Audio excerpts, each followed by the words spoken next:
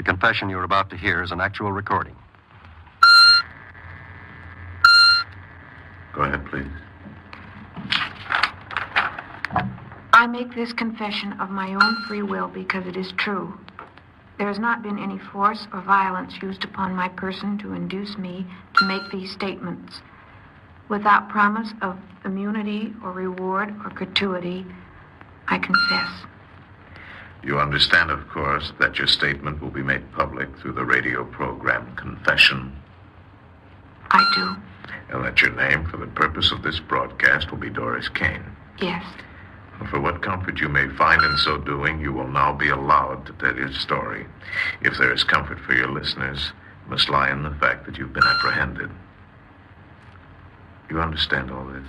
Yes, sir, I understand. In the hope that someone somewhere may benefit from my mistakes, I confess.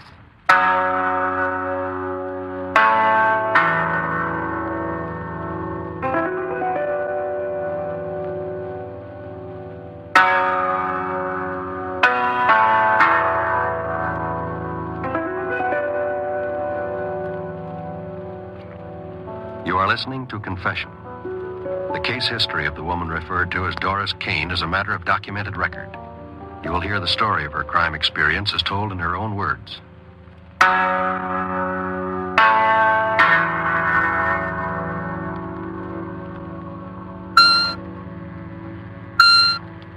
Doris Kane, please state your age. I'm 15 years old. And you're pregnant? Yes, I expect my baby in 3 months. Now go ahead with your story.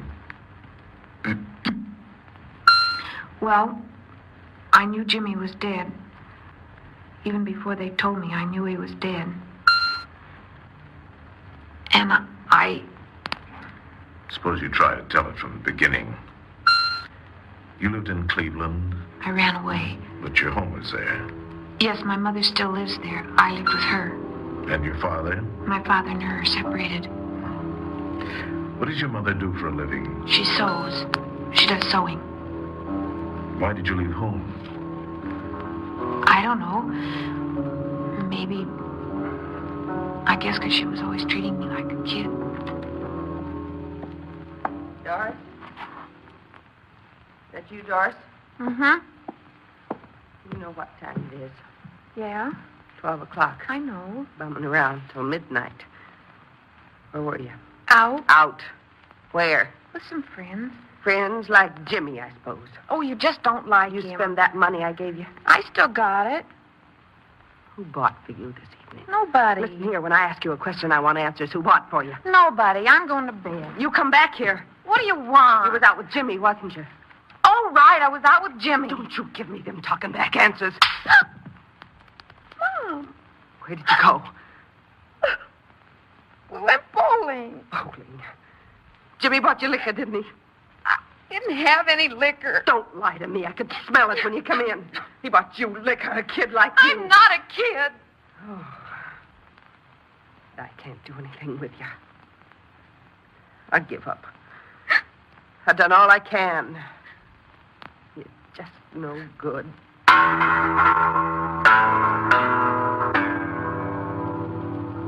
It was like she said I was no good. Jimmy was at the bowling alley. He wanted me to meet him there after they closed up at 2 o'clock. To say goodbye, he said, because he was going away and I might never see him again. Then I got a crazy idea. Maybe I could go with him. I put my clothes in a box and sneaked out the back way. Jimmy was glad to see me. That was one thing about Jimmy. Always glad to see me. Dory, I thought you weren't coming. I wasn't. Your mom, huh? You know how she is. I'd have gone crazy if you hadn't come back to say goodbye. You never did tell me where you were going. Well, we don't really know ourselves, just west. I thought you were going alone. With Frankie. You know, my partner. What's in the box? Clothes. What for? I'm running away. From home? Gee, things must be rough. Yeah. Jimmy, take me along. Take you along with us? Please, Jimmy, I won't be any trouble. Honest, I won't. Gee, I don't know. Please, Jimmy. Please. But we might not come back. I don't care. Maybe we'll never come back. Please. Well, maybe. Okay, why not? Thanks, Jimmy. Sure, come on.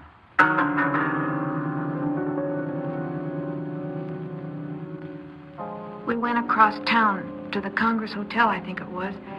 Jimmy said he had to meet Frankie there. He waited out on the sidewalk. And then about a half an hour, a car pulled up in front of the hotel. Jimmy opened the door for me. All right, hop in, Dory. Right. I'll put your stuff in the back. Doris, this is Frank, my partner. Hello. You didn't say anything about bringing a girl along. We just arranged it. I said the two of it. If you don't like it, let us out at the next corner. Oh, take it easy. Don't get blisters. It's just that you didn't say anything. Forget it, will you? Sure. Sure, if you say she's okay, only she looks kind of young. How old are you? 14. Your mother know what you're doing? No. What'll she do when she finds out? Nobody can make me go back if I don't want Well, to. let's not talk about it. We'll decide later. Come here, honey. Comfortable? Frank drove fast. Jimmy put his arm around me. I felt warm inside. After a while, I fell asleep. When I woke up, it was daylight. Jimmy was sleeping. We were somewhere out in the country. Frankie didn't seem sleepy at all. He just kept driving. When Jimmy woke up about an hour later, we stopped at a little gas station. There was just this gas station, no other buildings around. How's it look to you, Jimmy? Fine. It's pretty out of the way. There's no other customers. No waiting. Just what I was thinking. Yeah, I'll be right back.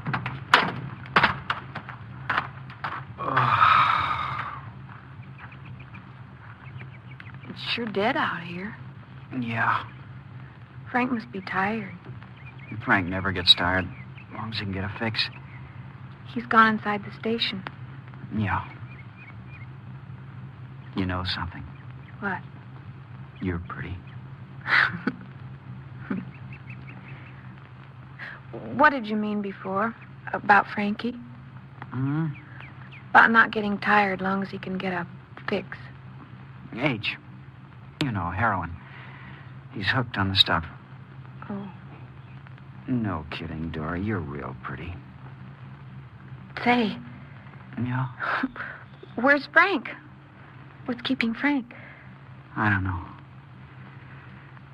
Oh, Dory. I love you, Dory. Jimmy. You love me? Yes. Yes, I do, Jimmy. Hey, I got a great idea. What? Why don't we get married? Married? Why not? Listen, honey.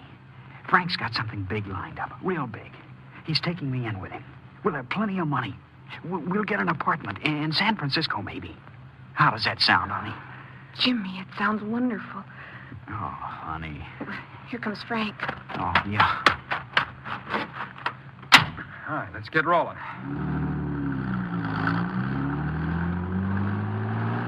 You didn't get any gas. No, How was it, Frank? not bad, not good. 50. That's all he had. 50. That's okay. Jimmy, what is it?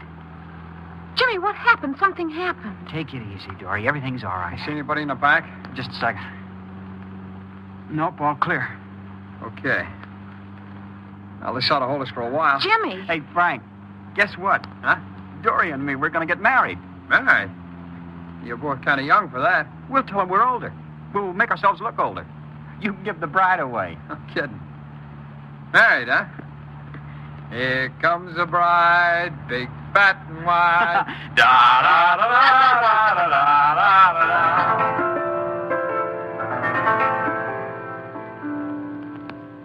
We got the license.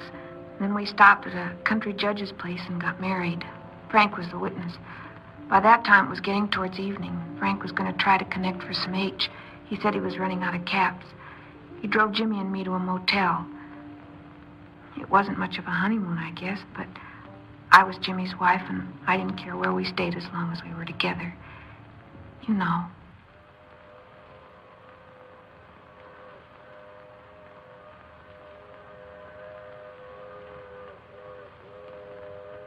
Wonder where they're going. Out west, too, maybe. Happy, honey? Jimmy, it's Old married people, huh? Yeah. Jimmy, what happened What happened when? at the gas station? The money Frank gave us, he got it at the gas station, didn't he? So what? But a holdup. Well, he did it. We didn't do it. He did it. I'm scared. Dory, you mad at me? No, I'm not mad. But Frank, he's a real dope addict, isn't he? Yeah, he's hooked bad. If he don't score, he goes crazy. Are you, Jimmy, What? hooked? Me hooked? Of course not. Do you use it? Maybe a joy pop once in a while, just for kicks. But I haven't got a habit, if that's what you mean. Just now and then. Who's that? Frank, probably. I'll get it. No, you wait here. Yes? State Police. You Mr. Kane? Yeah, that's me. A partner and I'd like to see you outside. What for? There's a gas station held up about 75 miles east of here. They're checking all late arrivals. Hold up. I didn't have anything to do with a hold up. Officer? Officer, he didn't have anything to do with any holdup. Stay out of this, Doris. Well, we just got married, see? Here's our marriage license. He's in with me all day. Let me see that. Huh. Just got married today, huh? Wow. Congratulations. Here you are. Thanks. Oh, say. Yeah? How old are you? 21. Yeah. Yeah, the man they described was much older. Well, good luck, kid. Thanks. Oh, Jimmy!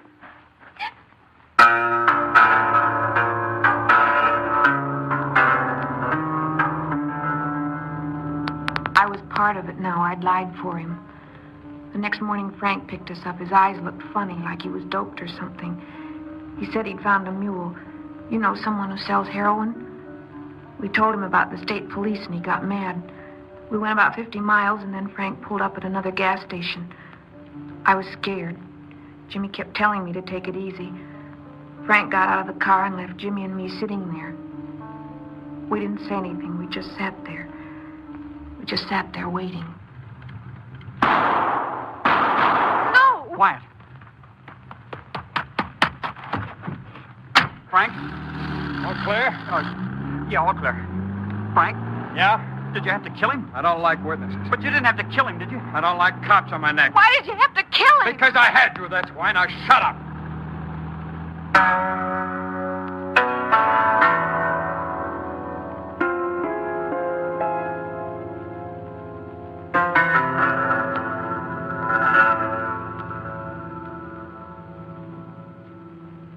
You are listening to Confession.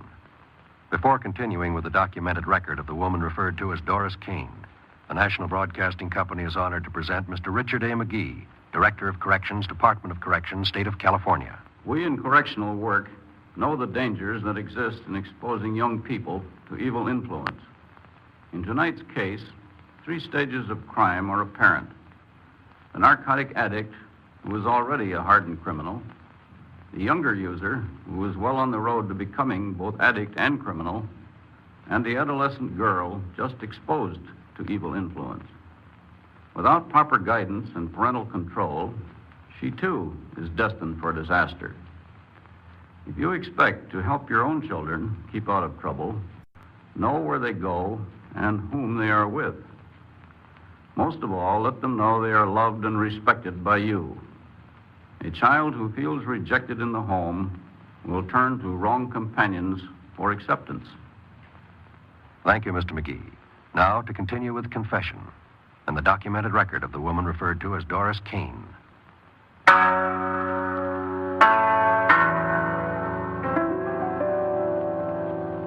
We kept driving west. We'd stop in different places on the way, sometimes a week, sometimes only a couple of days. We changed cars lots of times. Frank got them off parking lots. He always changed the license plates, putting on cold plates, he said. We kept on the move. It was almost 3 months now. And I guess the only reason I didn't run out was because I was married to Jimmy. Someplace near Denver, I got sick on the road and we had to stop. After I was all right, we went on again. I was afraid of Frank. He kept using more and more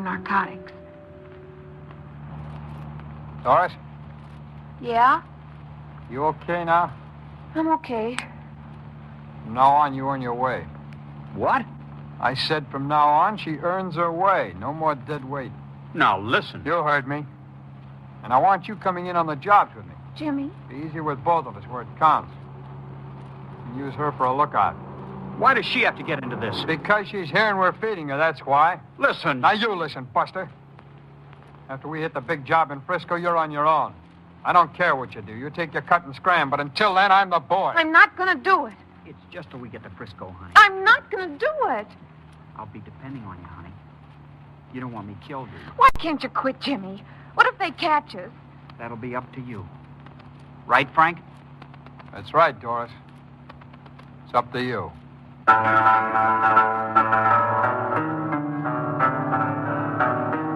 After that, I was the lookout.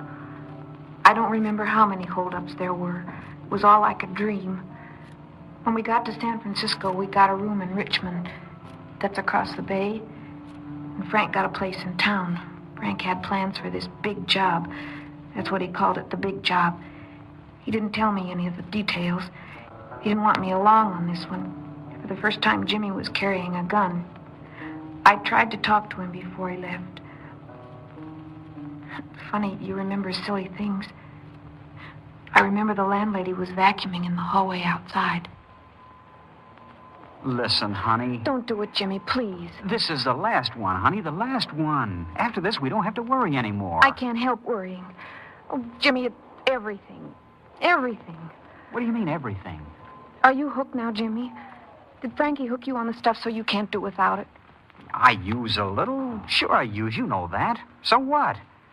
Let's not talk about it, you hear? Please, Jimmy. Please don't go today. It's all set, honey. Now listen to me. What if something goes wrong? Nothing's going wrong. Now listen to me, will you? It's 3 o'clock. Frank will get back here at 5 with the money. Are you listening? I'm listening. Okay. Frank and I are going to have to separate. I'll take the bus back here. It'll take longer, but it'll be safer. You'll be all packed and ready to go. I don't like it, Jimmy. The last job, honey. After that, we go south to where it's warm and find a place to settle down. After that, no more. Be careful. Please be careful. Now, don't worry. Everything's going to be fine. Goodbye, honey. Jimmy. I didn't have a radio or a newspaper or anything. I just sat there and waited. Then I began to feel sick, sicker than I ever felt before. I thought it was because I was nervous or something. I went out and saw the landlady, and she told me to lay down, and she went for a doctor. The doctor came and gave me something and went away. After 6 o'clock, Jimmy came in. He was all out of breath. I was so glad to see him, I cried. Bye, honey. Oh, Jimmy! No, honey, take it easy, honey. There's nothing to cry about. Everything was perfect, not a hitch. Oh, I thought I'd never see you again. Don't be silly. They can't hurt me. Where's Frank? Oh, he's not here. Not here. Well, I took the bus. He had the car. He should have been here long ago. Hey, maybe they picked him up. You think they did? Otherwise, he'd be here. Oh, boy, I hope not.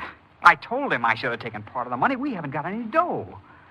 Jimmy, Yeah? remember? I felt sick that time. Well, I got sick again. I had to have a doctor. When? While you were gone just now. What was the trouble? The doctor was here. He says I'm going to have a baby. What? That's what he said. Honey, Jimmy, what are we going to do? a baby. What are we going to do? That's wonderful. When Frank gets here, we'll have a big celebration. That's what we're going to do. We'll celebrate all the way down to L.A. I wonder where he is. Frank's too smart for the cops. They never got him. Did they see you? I don't know. All I know is we can't stay here. What about Frank? He's got the money. He's got the car. I'll tell you what. We'll wait here till morning. Then I'll go down and get a paper. The paper will tell us whether they got him. Jimmy, I'm scared. Ah, don't worry, honey. Frank will be here. He's too smart for those dumb cops. He'll be here. Only, I'm getting the shakes. I sure could use a fix.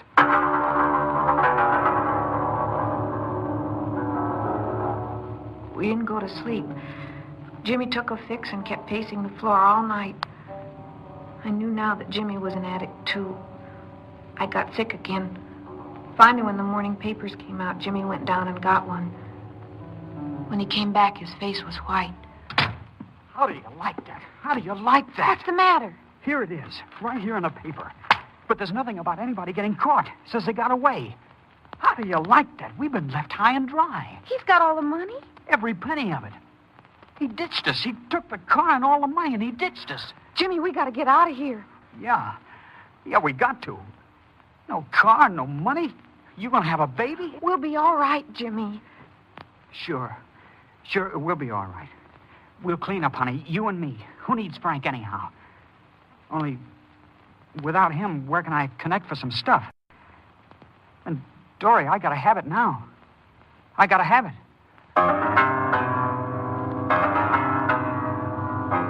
I packed our bag and we left. We were pretty lucky. We hitched a ride out of town, and then we got another ride. It was a small truck. The man was going all the way to Los Angeles. We rode a couple of hours, and then I got to feeling sick again. What's the matter, honey? I don't feel well. But you needed some coffee. If I didn't have my 3 cups in the morning, I wouldn't be fit to go out the door. That's what it means to me. My wife Mister. said... Yeah? This is a gun in my pocket. What? Don't get excited. Just turn down that side road. Hey, what is this? Don't talk. Just do as I say. This might go off. Okay, take it easy. That's fine. Now stop. Hand your wallet over here. Oh, wait a minute. Now, I got all my identification in there. Take the money, but for Pete's The sake... wallet, I said. Now get out. This is plain stupid of you, buddy. Get out. And walk around in front of the truck. Where are you going, Jimmy? Wait here. And hold this. Okay, mister. Turn around. What are you going to do? Just... Okay, honey. Jimmy! Jimmy, you killed him. He'll be okay. I just clunked him on the head. Gives us more time. You shouldn't have done that, Jimmy. Look in the wallet. How much is there in You it? shouldn't have done... Come on. How much is there? Let's see. $20. Just one $20 bill. $20? That's not bad. When we get to Merced, I'll make a connection and get a couple of caps. We'll ditch the truck, and we'll swipe a car someplace and pull a job that'll keep us a while. Please, Jimmy, no more. Are you crazy? We gotta have money. I gotta have it right away. I'll get a job, Jimmy. The cop's right behind us, and you're gonna get a job. Don't talk silly, honey. Our luck's hot. Besides, I know how to pull him now. Maybe you killed him. No, Jimmy, no. I didn't hit him that hard. Just hard enough to make him sleepy. I didn't kill him. Maybe you did. Jimmy, what are we going to do? I told you. I can't take it anymore. Running away. Always running away, and now you hooked. You hooked. What's the matter with you? Nothing. Only You scared or something? Yes, I'm scared. But not for myself. I'm scared for you. If you don't like the setup, why don't you just pull out? Go ahead. Grab the first bus back home to Mama, why don't you? Don't talk like that, Jimmy. I don't mean... Hey. What? Frank. He doesn't know it, but he did me a real favor. Just when we needed a break. Good old Frank. What is it, Jimmy? I just happened to remember. A couple of weeks ago, Frank was telling me about a place. Drugstore in Fresno. That's real close to here. A pushover, he says. They'll probably have a big narco supply, too. We'll break it tonight, you and me. I can't, Jimmy. They'll get us. I just can't. Quit saying you can't. Now be quiet. I gotta think.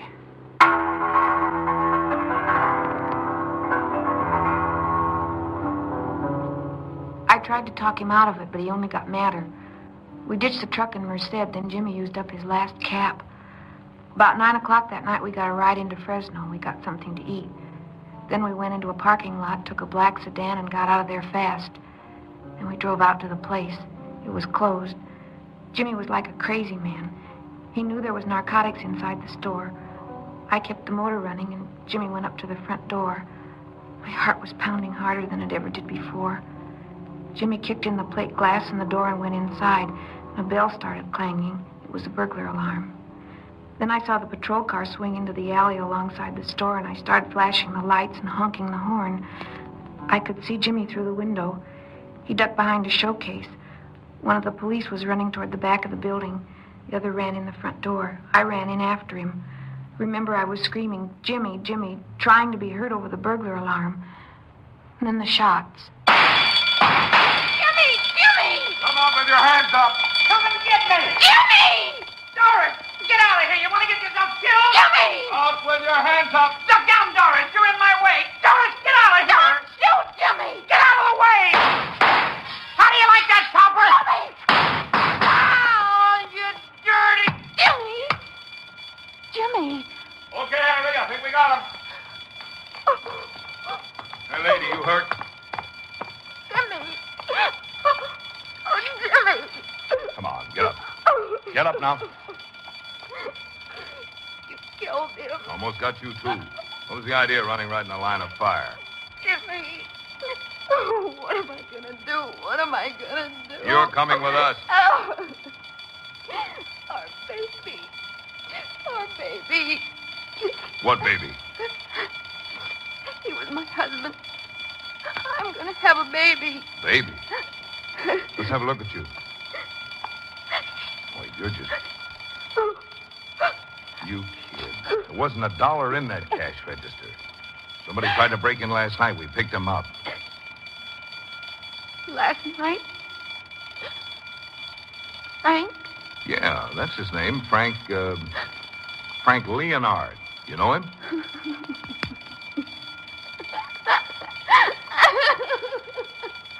Frank! Oh. Sure, I know him. Oh, he's the one you should have killed.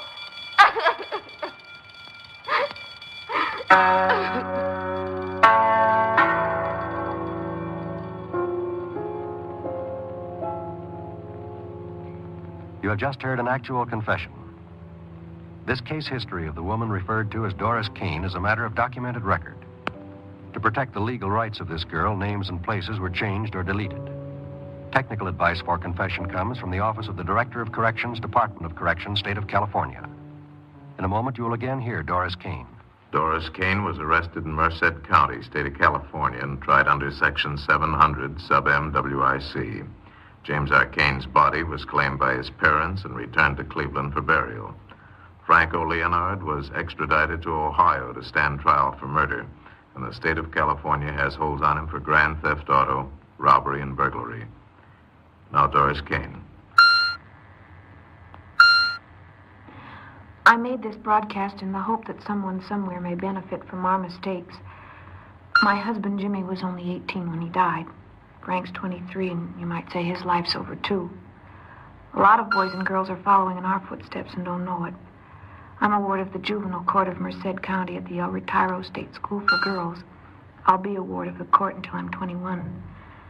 Because of my age, my baby will not have to be born in a prison, and I'm thankful for that.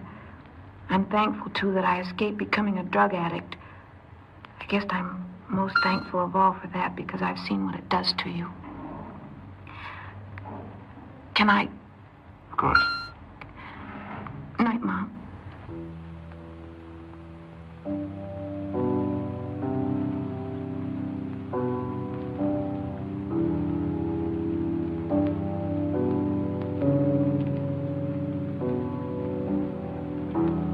This has been Confession, transcribed statements of actual crimes. These true tragedies are brought to you each week as an NBC Radio Network production in an effort to stem the nation's forward march of crime. Credit for this broadcast goes to our cast: Paul Frees, Joyce McCluskey, Virginia Gregg, Sam Edwards, Stacey Harris, Marvin Miller. Script supervision, Warren Lewis. Music, Michael Samogi. Direction, Homer Canfield. John Wall speaking. Confession, a Canfield Lewis creation, came to you from California.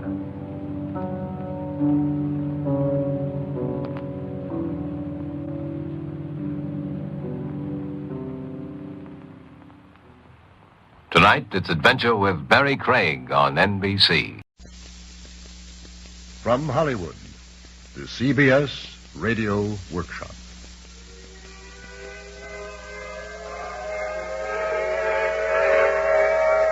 Air Raid by Archibald MacLeish.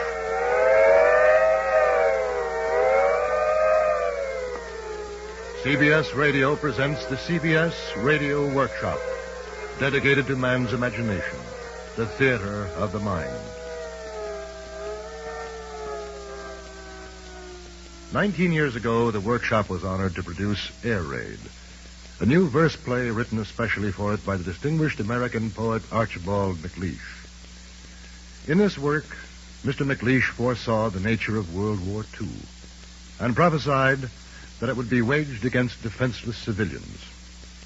Today, when the concern of every man of goodwill is for the safety and defense of his fellows, Mr. MacLeish's play seems even more stirringly true than it did nearly 2 decades ago. The workshop is once more proud to present William N. Robeson's production of Air Raid, a verse play for radio by Archibald MacLeish. When you hear the gong sound, the time will be 10 seconds past 2 a.m. precisely.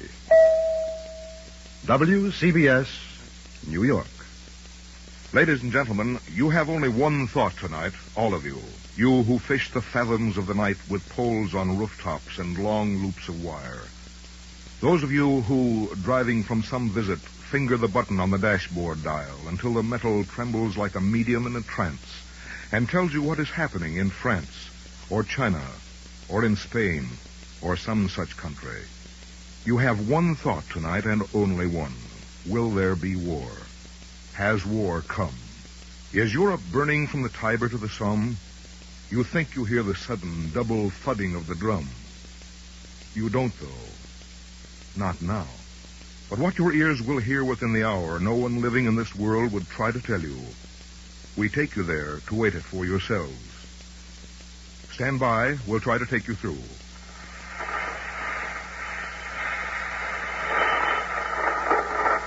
One moment now. We'll try to take you.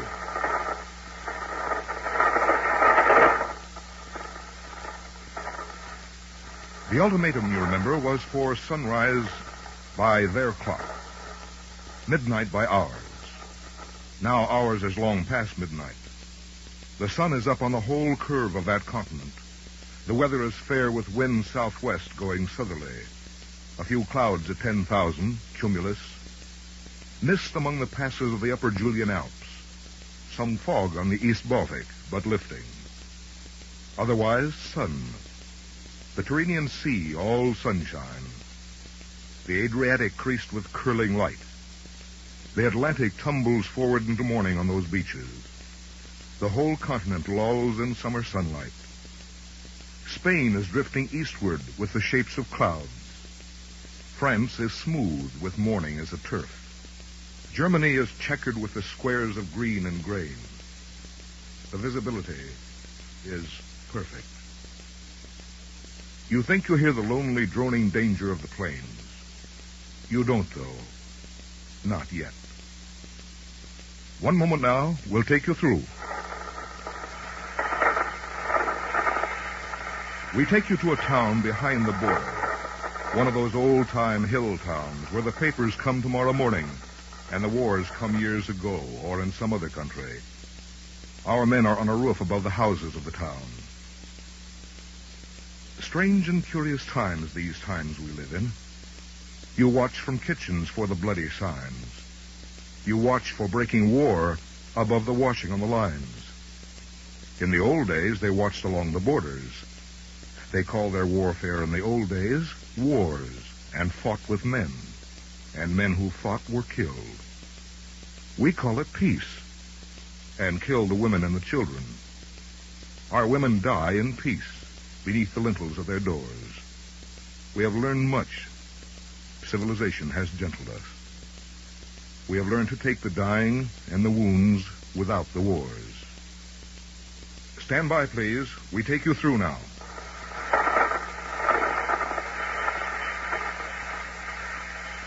We take you now across the traveler's sea, across the trawler's coast, the parson's orchard, across the merchant's villa with the vine above the porch, across the laborer's city with the flames above the forges, across the drover's plain, the planter's valley. The poplar trees in alleys are the roads. The linden trees in couples are the doors. The willows are the wandering water flowing. The pines in double lines are where the north wind burns the orchards. Those are the mountains where no meadow is squared, nor a stream straight, nor a road, nor water quiet. The town is in those mountains. You are there. You are 28 miles from the western border. You are up on top of a town on a kind of tenement. You are out the other side the night. The sun dazzles you, not the light bulb. You are staring out to eastward toward the sun. We have seen nothing and heard nothing. Before dawn, we thought we heard them.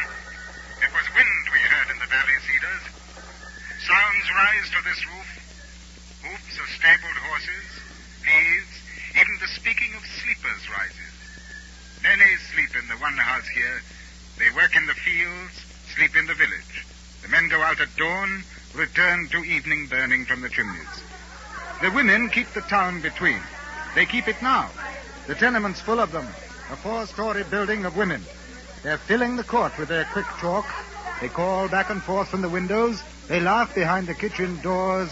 They rinse the shirts in the first real shine of the morning. They talk, their arms to elbows in the tubs. Look at it. Look at the cuff of his shirt. What's he been into? Black grease? What would you think he'd be into? A man like yours with an eye like his for wandering. And you to talk. You with that red-headed lollipop. Oh, hardly a day at dark, but his head's on the window. He's wearing his elbows out on the stone sill, looking us over from one floor to the next. Well. If it's only the eye with him that wanders, I wonder. It's war again. Have you heard them talking? How can we help but hear them blabbing about, cocking their feet on the kitchen table and talking? It's always war when they talk, and it's always talk. It's always talk when they get to the beer and tobacco. The beer comes out of the bottles. So does the talk, too. Yes, and the wars. Wasting their time on wars with the dishes to do and the children to chase. The wars. As though to make the wars was something wonderful. Mary! Oh, the petticoat. Look at the petticoat, Mom. We have seen nothing and heard nothing. If they left at dawn, we should have heard them. It's 2 hours now since dawn. They could make it in 2. They could make it in under 1.5 from their field to the border. 10 minutes more. The town is very quiet and orderly. They're flushing the cobblestones with water. The sidewalks are slippery with sun. It smells of a summer morning anywhere. It smells of 7 o'clock in the morning in any town they water dust in. Towns are all the same in summer. A man can remember the name of his own in any city after the water carts. And the last shutters are opening. The rooms where no one hopes. The rooms where all the hope's been had. And sleep covers it, folding it. How much longer must I wait? Have they told you? Wait for what, Mother? Wait to be well? Wait to be... Yes, I remember. Someone saying it will come. Don't fear it. Were you never afraid, Mother? Never. Of anything. There's nothing comes by day or night to fear. Not even war? Not even if they came here? They came when I was young once. I remember them. We smelled the smoke one morning in the alders. They had their tents by the stream in a water meadow. I'd never eat the sausages. I was the dainty one. I used to rinse my things in 7 waters. Well water, brook water, rain. I dried them on the gravel by the river. Even at night, late, they would smell the sun on them. I ate the watercress to make my mouth sweet. They had blue capes on their coats with scarlet linings. They spoke together in another tongue. They were slow and soft in their speech, with laughter and looking. Evenings coming home across the evening, seeing the constellations of the stars. They gave us milk to drink from jars of metal. You sit in the dark and drink. You don't say anything. They seem to want you not to speak or move. They seem to want you quiet, like the heifers. You sit in the dark and rest. You don't say anything. You don't say thank you even. Not good night. You sit in the dark and rest. You don't say anything. Listen. Motor throbbing. Probably one of their own. No one watching it anyway. There he is. We've got him. One of the home ships. He's combing the hills in circles, working heavily, laboring, leveling now. He's high enough. Spark in the sky when he hangs and the sun angles the fuselage. Gone when the sunlight loses him. Sound coming down out of nowhere. Eddying, floating down. No one noticing anyway. No one looking or listening. Only that late sleepers waken. Are you there? Are you still there? I dreamed you had gone. Never go. Say we're happy. Tell me that we're happy. Stay as you are. Do not move. Do not ever move. Stay there. Stay with this sunlight on your shoulders. Tell me we're happy. No, but say we are. How can I know we are unless you tell me? How can a woman know the world is good? Which is the world and which is her? And which is things she's known for sure that never happened? She can't tell. She can't and be a woman. Can a cup full of well water tell you the taste of the well water? Stay with this sunlight on your shoulders. Stay with this sunlight on your hair. We've lost him this time. No, wait. Wait, we've got him. He's doubled. He's doubling back into the sun. They've found something, or feared it. They've found it. Feared and found.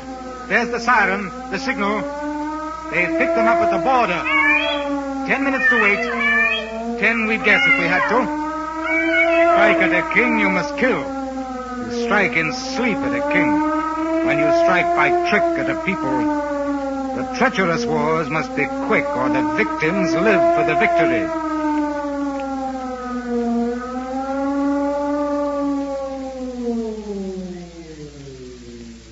Thank God that's all fit to death in a woman. Town quiet, waiting. Women's skirts in the court. Women's arms in the windows. Women's talk on the stairs. They lean there, careless and talking. Their shawls are bright in the doors. The morning airs in their aprons. They shape their hair with their hands. They stand there softly and simply. The women lean from the stairs. Can't they run the country decent and quiet till 8 in the morning even? The rest of the day they can rule as loud as they like and as long as they mind to. They can do what they want with the country from 8 on. Only till 8 if they'd wait for the difficult sleepers. Those that count their heartbeats every hour. A woman's got no time to watch the wars. Scrubbing the kitchens Tuesdays, marrying Mondays, bearing and burying, men to be born and to bury, people dying never died before. A police sergeant. He's shouting. He's marching down through the street. He's beating the shutters and shouting. He's calling them out. The cellars! Listen. Take to the cellars! Take to the church cellars! They only laugh. They lean from the open windows and laugh at him. You take the cellars. You can take them, Sergeant. Let the town policeman take the cellars. Maybe they'll catch them. The alarm has been given. 5 minutes have passed. In 5 minutes more, they must be here. They're coming in numbers. I do not know how many. The instructions are to occupy the vaults. These are the orders of persons of proper authority. You will march to the church by twos and at suitable intervals. Will we? And who'll be watching the pot while we're squatting there, counting the mother spiders? The police? There are frogs in the bowl. There are also people's relations, not the kinds of gossip either. And who will iron the underwear now that it's sprinkled? Oh, the police will. Listen to me, policeman. Perhaps it's true they're coming in their planes. Perhaps it isn't true. But if it is, it's not for housewives in this town they're coming. They're after the generals. They're after the cabinet ministers. They're coming to capture the square in the capital city. They always have. They always capture the city. Now, a fine sight we'd be, a parcel of housewives spinning with the spiders in a hole, while soldiers that don't know the hole is there, or we are there, or anything is there, go running through the wonderful great sky. 6 minutes hunting gone. before 4 more as we figured it. that. If they pick them up to the right, we'll sight them over the river, rising or seeming to rise as geese do coming inland. Blur of light on the fins. They're always marching past to capture something. It's all one if they march or they fly. They won't hurt us. It's all one to us if they wing or they walk. They've never troubled us yet. They've never harmed us. They never will. You are a new policeman. Less than 10 years you've been in this district. I do not mention this to shame you. Only you do not know the history of this neighborhood. We have seen such people in this place before. They come in uniforms, carrying elegant banners. They march up and down. They ruin roads. They interfere with the cattle. They rob the fruit trees. They frighten calving cows. They trample clover. No one would say they were likable people for visitors, making history over the corn and the cabbage, writing glorious pages in the beans, disturbing serious men in haying season. Nevertheless, it is true that few have suffered. Maybe a girl would be rumpled a little. Not many. I do not say the order was expedient. I say it was issued. I do not account for orders. It is not my duty to account for orders. Nevertheless, it was issued by men of experience, persons of sound sense. It may have been thought the wars have changed with the world, and not for the better. It may have been thought this enemy kills women.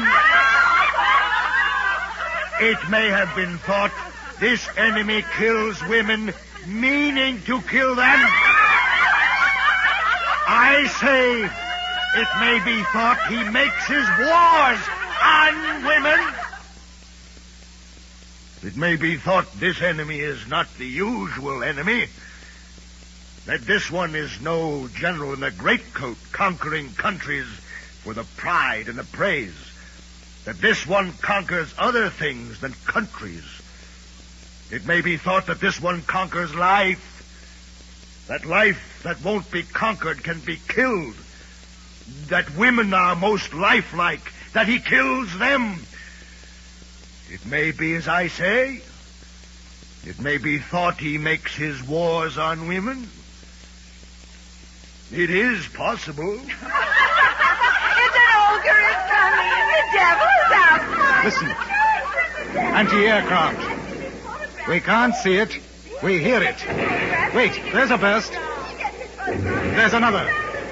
They follow each other like footsteps. The steel stamps on the sky. The heel hits. They hang like quills driven in the sky. The quarry invisible. You can hear for yourselves.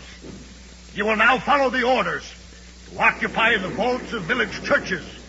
In any event, to descend from upper floors and scatter in streets avoiding visible gatherings. They're coming. I hear them. They're nearer. They're nearer. They're nearer. Oh, they'll go over. There's nothing to fear. They'll go over. They always do. They go over.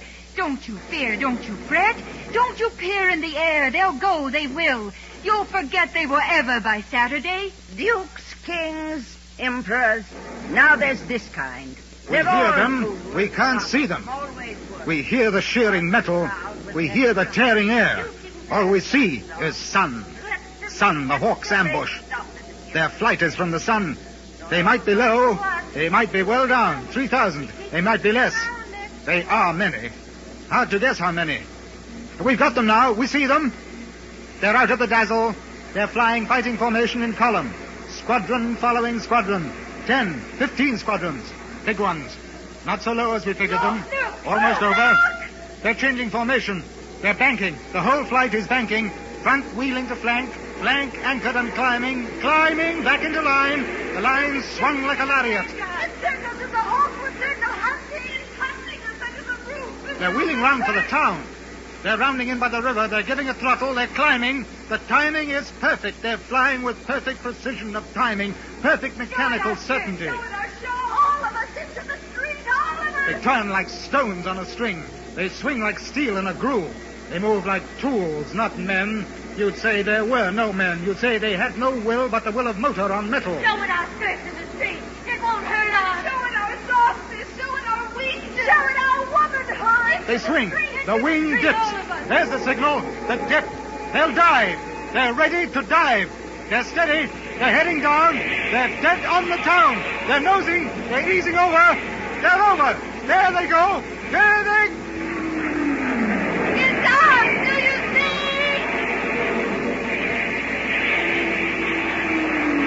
It's us. Don't you see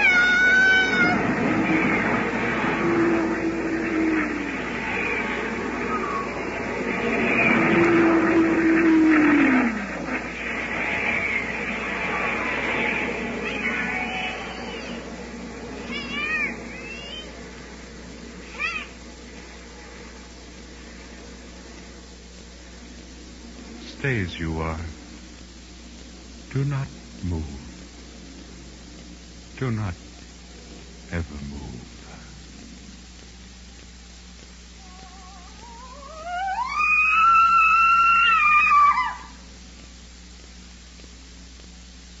The CBS Radio Workshop has brought you Air Raid, a verse play for radio by Archibald MacLeish. Frank Goss was heard as the studio announcer and Ben Wright as the remote announcer. Others in the cast included Lorene Tuttle, Virginia Gregg, Shirley Mitchell, Ellen Morgan, Norma Jean Nilsson, Ann Whitfield, Betty Noyes, John Daner, Richard Beals, and Shepard Mencken. Mr. MacLeish's prophecy of 19 years ago is grim reality today. Headlines tell of guided missiles whistling in from enemy submarines hundreds of miles at sea. They tell of Nike installations ringing our target cities in the hope that at least most of the missiles would be stopped before they loose their deadly nuclear destruction. Some will get through, some planes, some missiles. Learn what you can do to increase your chances of survival. Contact your Civil Defense Office. Next week, the workshop will present The Road to Nowhere by Henry E. Fritsch, a story of a road that led to peace and prosperity until it linked to the outside world. The Cavalcade of America.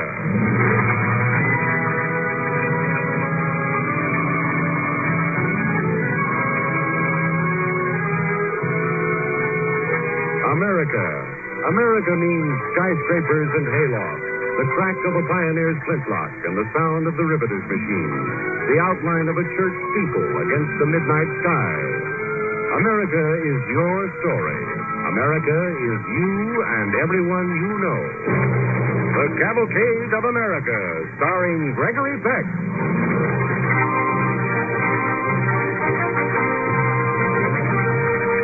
Tonight, School for Men, starring Gregory Peck on The Cavalcade of America.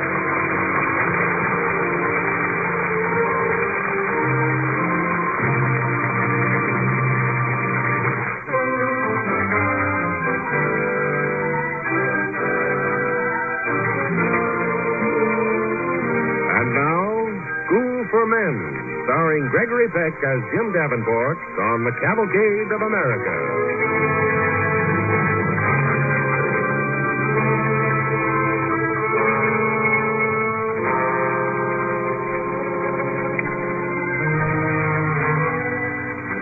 Don't let the title of tonight's play fool you. This is a mystery.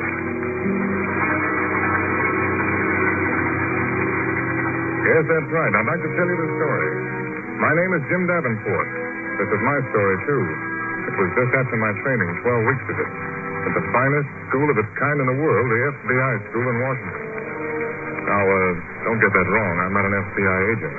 Just a member of the Brook City Police Force, a detective, sent by my chief to take the training the FBI offers any police officer who can go. And the facilities are, well, we'll let my story tell more about that. I wasn't assigned to this case because it was in Midvale where my brother Jerry lived and worked as a detective.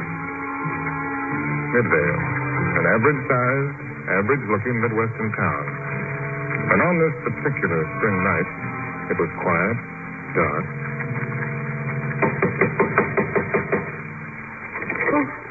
Who's that? Come on, open up.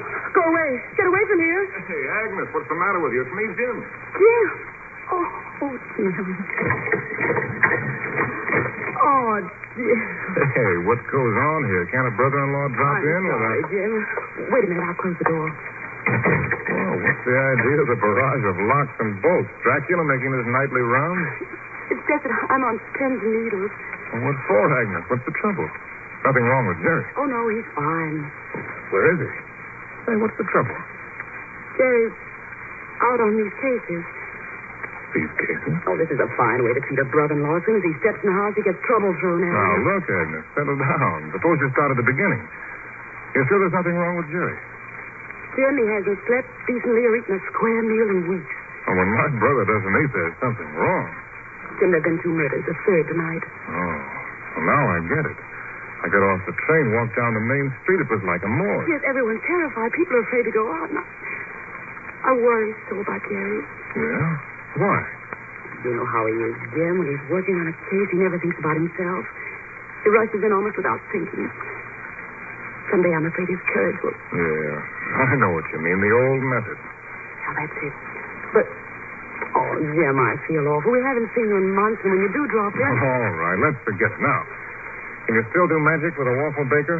I listen much better on a full stomach.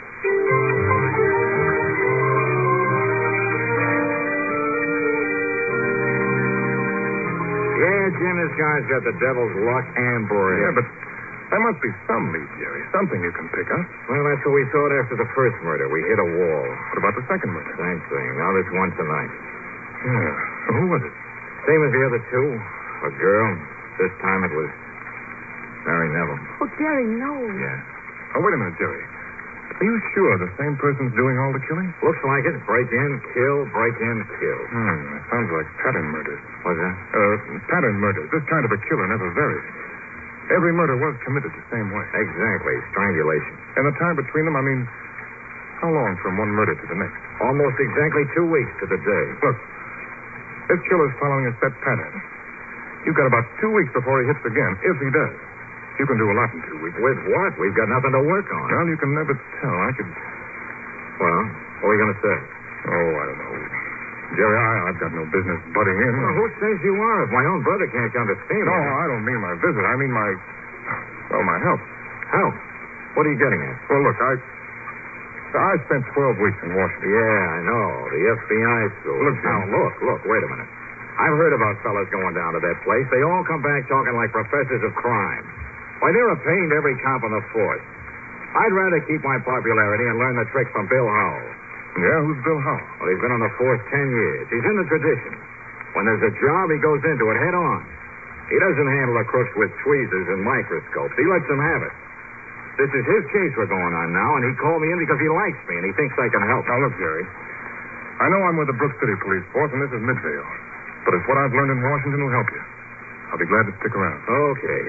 First thing tomorrow morning, we'll go to the Neville home.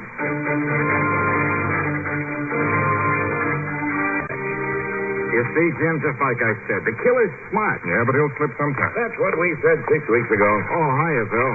Jim, this is Bill Howell, best detective on the force. Bill, my brother Jim. Hiya, Bill. Okay. I was on the carpet again this morning, Jerry. Uh-oh, bad. My ears are stinging. Look, we got to get something. Anything. Yeah, you tell me where to find it. Say, Jerry, you sealed this room after the murder last night, didn't you? Yeah. No one's been in or out since we left last night. What? Just asking.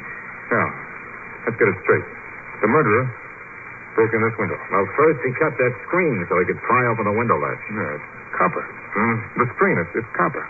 Yeah. He had to cut all around to get in. That's nothing new. We saw that last night. Now, wait a minute, Bill. What are you driving at, Jim? Well, This window's it's out of the way over here at this side of the house. Where you going? Look. There are 3 other windows towards the front of the house. Much easier to get at. But this killer picks the one that's the hardest to get at. Go ahead. Why? The window he broke into is almost covered with shrubbery from the outside. Yeah. What's on your mind, Jim? Well, this murder was committed while it was dark. This window would be tough to find, to see in the dark. But he picked it. Passed up those other 3. Sure, less chance of him being seen from the street. Yeah, that's all, Jim. Is it? I'll give you 10 to 1 that if there was no light in this window at night, you couldn't see it. But your murderer knew where and how to find it. You thinking about an inside job, Jim? I'm not thinking about anything until we ask the family some questions.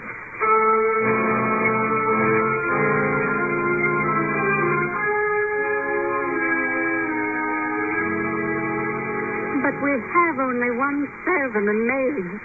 Surely you don't think that... No, we don't. But was anyone in the house who might have looked it over, who might have seen that window was the most protected from the street? I don't know. I can't be expected to remember something like that at a time like this. Of course not. Thank you, Mrs. Neville. Is that all you wanted? Well, for now, yes. What are you doing to find the man who killed my girl? What are you doing? Nothing, that's what, nothing. He killed 3 people already, and he'll do it again while you... Look, you better get some rest, Mrs. Neville. Sorry. It's okay, Mrs. Neville. We know. I'll be in my room if you want. What are we doing? Well, what are we doing? Banging our heads against the wall. That's what we're doing. Joe think it was an inside job, Jim? No, I didn't say that. I just thought that it might have been someone who knew that window was there. Look, a dozen strangers come into a house in a month, Jim. Milkman, gasman, waterman, grocery delivery, dry cleaners, laundryman. Yeah. We can't check all of them. What are you doing? Hey, did you see this? What have you got? The thread that was on the floor. Let me see it. Well, what about it? Well, was it here when you looked last night? I didn't see it. It would be easy to overlook against the carpet. Sure, but maybe it's just something you've been waiting for. A thread, not even an inch long. It could have come from anything. I know that. Well, do you want it? If you're thinking it might have come from the killer's coat, no dice. What? We examined the cut edges of the screen with a magnifying glass, thinking maybe he might have caught his coat, but he didn't. He came through clean as a whistle. Well, let me have this thread, will you? What are you going to do with it? I'd like to send it down to Washington. Washington? Yeah, to the FBI lab there. And they'll tell us what? All about it. The FBI lab in Washington gives every police force in the country the best laboratory of its kind in the world. Take advantage of it, Jerry. Bill. You're in a blind alley now. This thread might tell you something. What can you lose?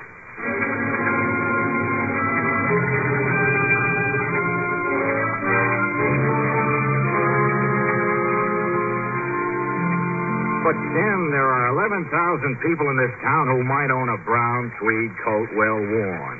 Why, that report from the FBI lab doesn't help. No, you didn't read all of it. They found traces of sodium thiosulfate on the thread. What's that? Well, they sent along a list of uses for the chemical. Look at these last 3 I checked. What's the matter with the rest of the list? There's a flock of uses. No, too unlikely. But it's used for paper bleaching. Anybody in Midvale manufacture paper? No. No, in the next ink manufacture. No dice there. No, third is photography. Photography. Yeah, sodium thiosulfate is commonly called hypo. Used in photography to fix prints and negatives after development.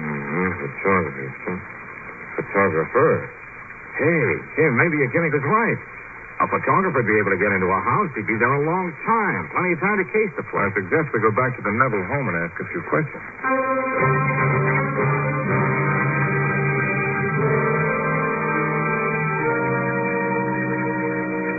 No. There's no one here who knows anything about photography. What's that got to do with my marriage? Well, it's just a check, Mrs. Neville. Now, did Mary have any recent photographs made? Photographs? Why, yes. Who took it? I don't know. I was away. When I came back, Mary had it already made. Gave it to me for my birthday. Is that it on the piano? Yes, that's it.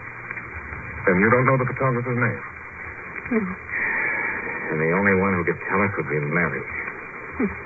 Mrs. Neville, we're going to take that photograph. We'll return it later.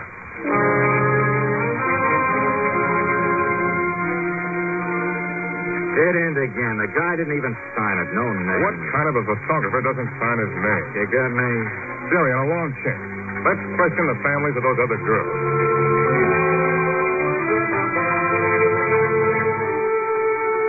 No, I don't remember who it was. But he did come to the house and take my sister's picture. And shortly after, your sister was killed. Yes, that's right. Now, think hard, please. What was his name? I can't remember. Oh, please, how was I to know it would be important? Well, you couldn't know. But we'd like to take that photograph.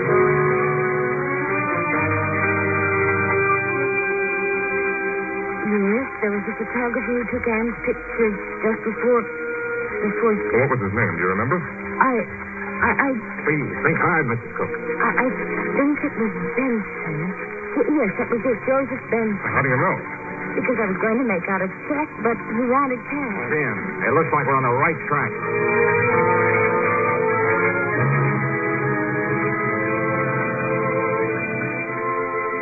11 photographers in the phone book and not one named Benson. Well, Mrs. Cook was wrong. Or maybe not, Jerry. It doesn't have to be his right name. Maybe he's not even a real photographer. Just use that excuse to get into the houses and look them over. I don't think so. Look at it this way. To take those photos, and they're good, he'd have to have equipment. Camera, lights, darkroom. Does that sound reasonable? Yeah, sure. Okay, let's pay a visit to these 11 photographers one by one. No, don't do that. Are you crazy, Jim? The one lead we've got, the first in 6 weeks, and you want to stop dead on it. No, it's not that. Listen, you said these were pattern murders. Spaced 2 weeks apart. All right. It's been 6 days, almost a week, since Mary Neville was killed. That gives us about 8 days to nail the murder before he gets somebody else. 8 short days. Yeah, but if you ask questions now, the one we're after among those 11 photographers will get suspicious. He's clever, Jerry. So clever that he didn't leave a clue until we found his thread. Give him one chance to suspect that we've got a lead on him, and he'll cover up fast. Then what's the answer? Well, I'm going to send these 3 photographs to the FBI lab in Washington. Have them checked for fingerprints and a few other things. But that'll take time, Jerry. Just a couple of days, and we've got 8. Let's hope we learn something. Something that'll put the finger on that killer before those 8 days are up.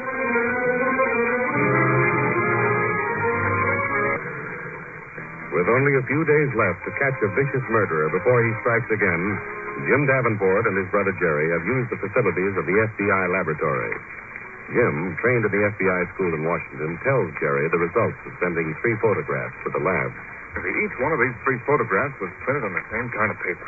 So, couldn't a lot of photographers use the same kind? Well, sure, but we've got 3 coincidences, Jerry. First, a photographer entered the 3 houses where the 3 girls were killed. Second, he left his photograph unsigned. Third, the same kind of paper was used to print each one. That's too much to ask, even of a long arm of chance. Yeah, sure it is. All right. Here's the list of the 11 photographers in Midvale. Now, which one do we want? And we've got only 3 days to jump him before he goes on the loose again. Get a list of photographic supply houses. We'll ask some questions.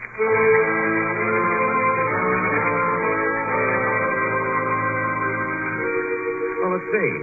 We supply all the shops with that paper. Well, do you ever supply directly to photographers? Very seldom. We're wholesale. Photographer usually gets his discount at the shops he deals with. All right, let's have a list of the shops you supplied in the last 3 or 4 months. Right here. There are only 4. The Acme Camera Shop, the Iris, Miller's Photo and Hobby Shop, and the Grand Central Camera Store. Address is right there.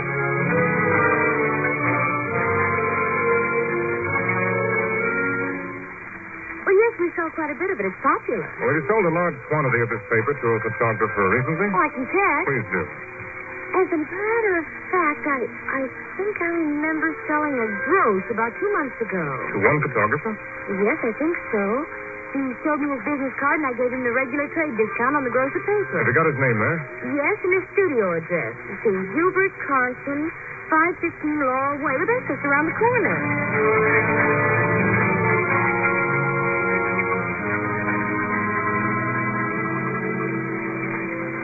Oh, it's a nice studio you've got here, Mr. Carson. Yes, I'm quite pleased with it. Can I help you, Mr. Davenport. Davenport. The name sound familiar? No, I don't think so. Well, you do very nice work. Thank you. Hey. Isn't that a photo of the Neville girl? Oh, yes, it is. I took her picture just about a week before the horrible tragedy. Poor girl. Lovely, too. About a week before. Yes. When I read about the terrible tragedy, I could hardly believe it. I imagine it was a shock. Dreadful. But you came to see me about... some work I want done. I'm not quite sure what I want. Perhaps you'd like to see some samples of my work. I mean, other than these hanging in here. Yes, I would very much. Well, if you'll step into the display room... I'll just bring a couple in here. I'd like to look at these color prints. Oh, certainly. I won't be a moment. No hurry, Mr. Carson. No hurry.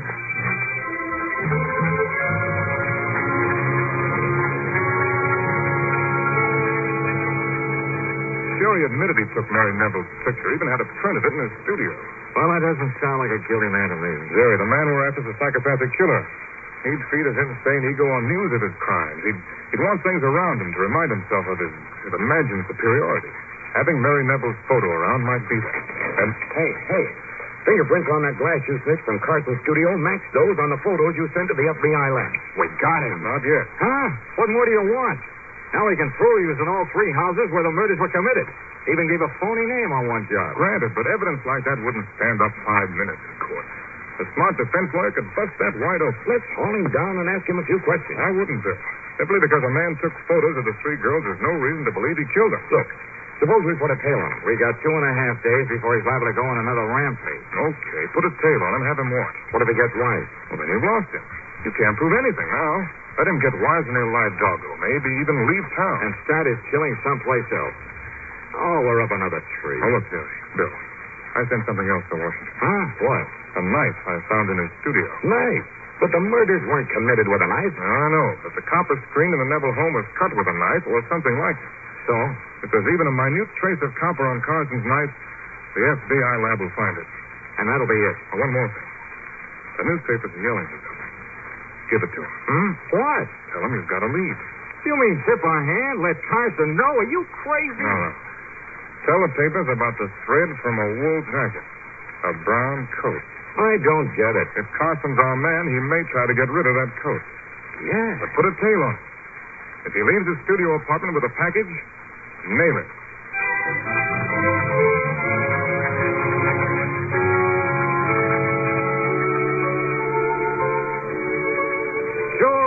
Sure. He left his studio apartment a dozen times. And no package. No. And the manager of the building swears nothing like a coat was burned in the incinerator. Yeah, but if Carson's our man, he must have read the papers. He must know about that thread. And he tried to get rid of that coat. Yeah, but he didn't. There was an eye on him every minute of the day and night. I'm telling you, the guy didn't take it out. All he should have done is get in his place while he was out and pick up the coat ourselves. Oh, that wouldn't have meant a thing, Jerry. Don't you see? He'd admit it was his coat. We could prove the thread came from it, but so what? He admits having been in the Neville house. Oh, but no thread could lay around for 4 weeks. Look, one of the things I learned at FBI school was that a case wants to be tight. So tight that there's no loophole. Sure, but Carson didn't try to get rid of the coat. We gave him 2 days. Well, that could mean he was wise. Spotted your man. And that could mean he'll lay off. Maybe leave town. Jim, we got to stop that. If we ever lose him, Lord knows how many more he'll kill. He'll be... Wait a minute, Jerry. Holy mackerel. What's the matter? Something you said at the Neville home. Jerry, you said dozens of people come into a house in a month. Yeah, what about it? Gas men, laundrymen, dry cleaners. Dry cleaners, pick up and delivery. Carson could have had the dry cleaner pick it up. Oh, what dumbbells we are. Find out what cleaners service that neighborhood.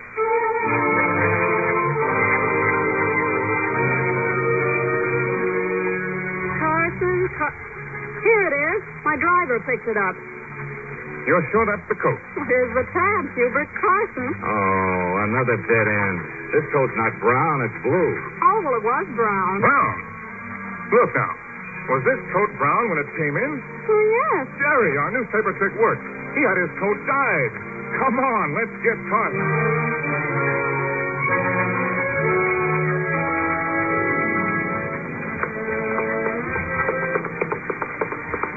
Take it easy, Jerry. Easy? What for? You said we've got all we need. Sure, but remember, Carson's killed 3 times.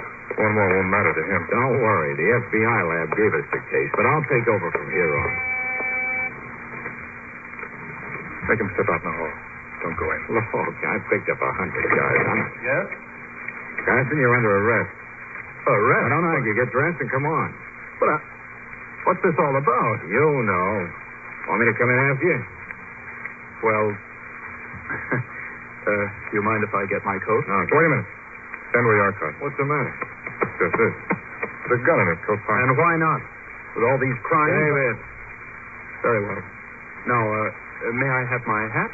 Or do you think I have a gun in that? Go ahead, Carson. Look out, Jerry! Oh. Hey, he did have a gun in that hat. You see, Jerry, it would have been much better if he'd been made to step out in the hall. You two are pretty smart. Yeah, and we're getting smarter. Get moving, Carson. Get out of here. Well, I've got him covered, Jerry. What's the rush? Brother, I'm in a hurry. With all these things I learned about the FBI on this case, and now that I find myself still alive, I'm going to pay a visit to dear old Washington. Come on, Carson. You're making me late for school.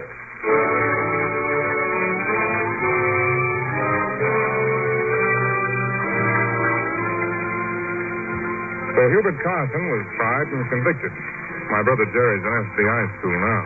But when his 12 weeks are over, he'll go back to Midvale and teach the others on the force. He'll know, like every other police officer, that the FBI laboratory stands ready at all times to aid local law enforcement by brilliant scientific methods. And the result, a more and more effective fight against crime by men equipped with the best training America has to offer. The best in the world.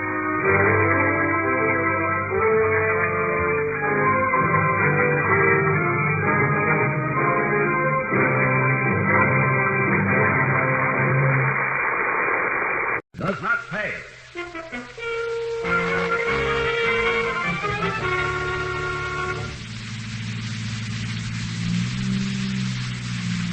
Sure, fellas, sure. But we still don't get half the dough we oughta for the chances we take. What do you want, Patsy? A 4-horse Harley that's a sure thing? There ain't no such animal. What do you want to do, beautiful? Knock off Green's jewelry store? Why not? Are you nuts, sister? What are you talking about? Shut up, a lot of you. Now, Rocky, watch your driving. I'm not nuts, and I said green. Look, Patsy, the joint's got the burglar alarm strung over every inch. It's wired. It's hot. Sure. Don't I know it? But why can't we make those things work for us?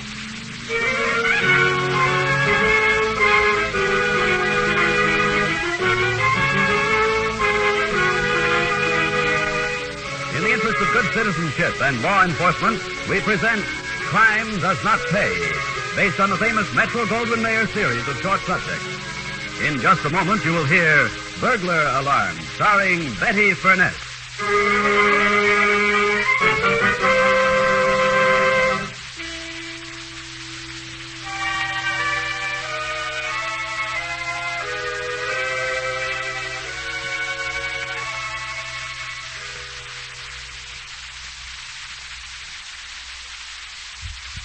Now, Crime Does Not Pay, starring Betty Furness as Patsy Rice in Burglar Alarm.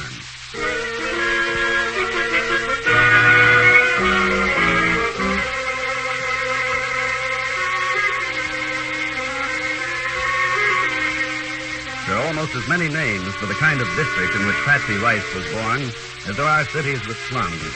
And no matter the name, it always looks the same. Dilapidated tenements, littered streets, washed, spluttering futilely, dirty again before it's dry. And the kids, racing in the streets, screaming across the gutters, bursting at the seams of their clothing and the seams of the slums they live in. Patsy Rice was one of those kids.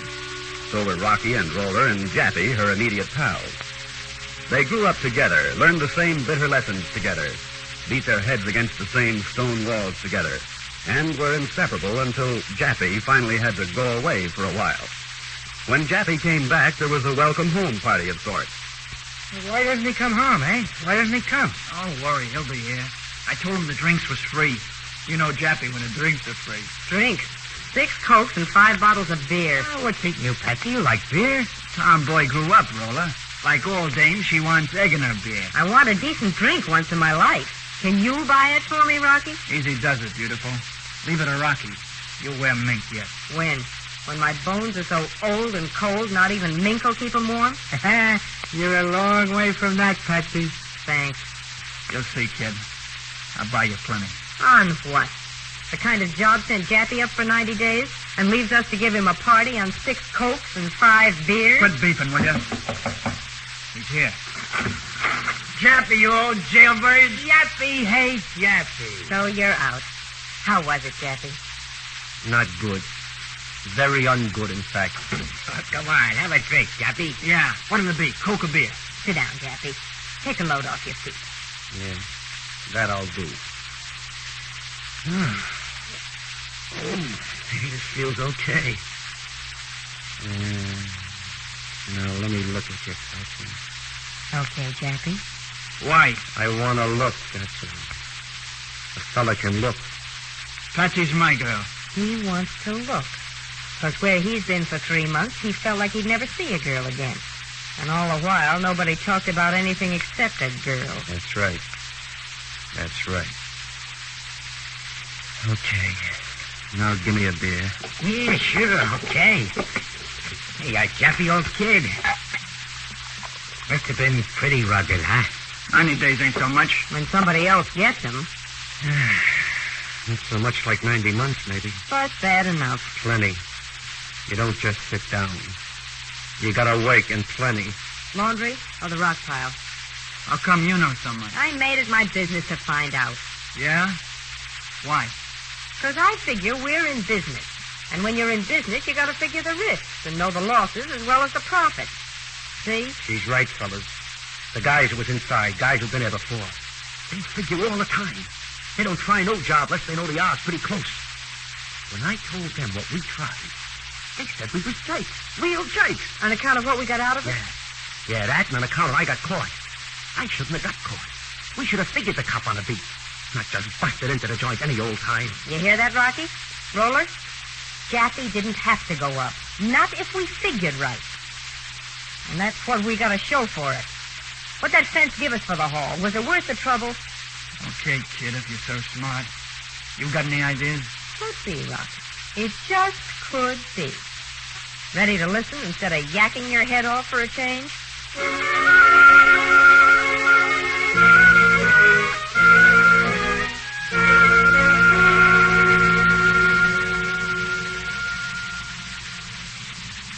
Looks like we're okay, beautiful.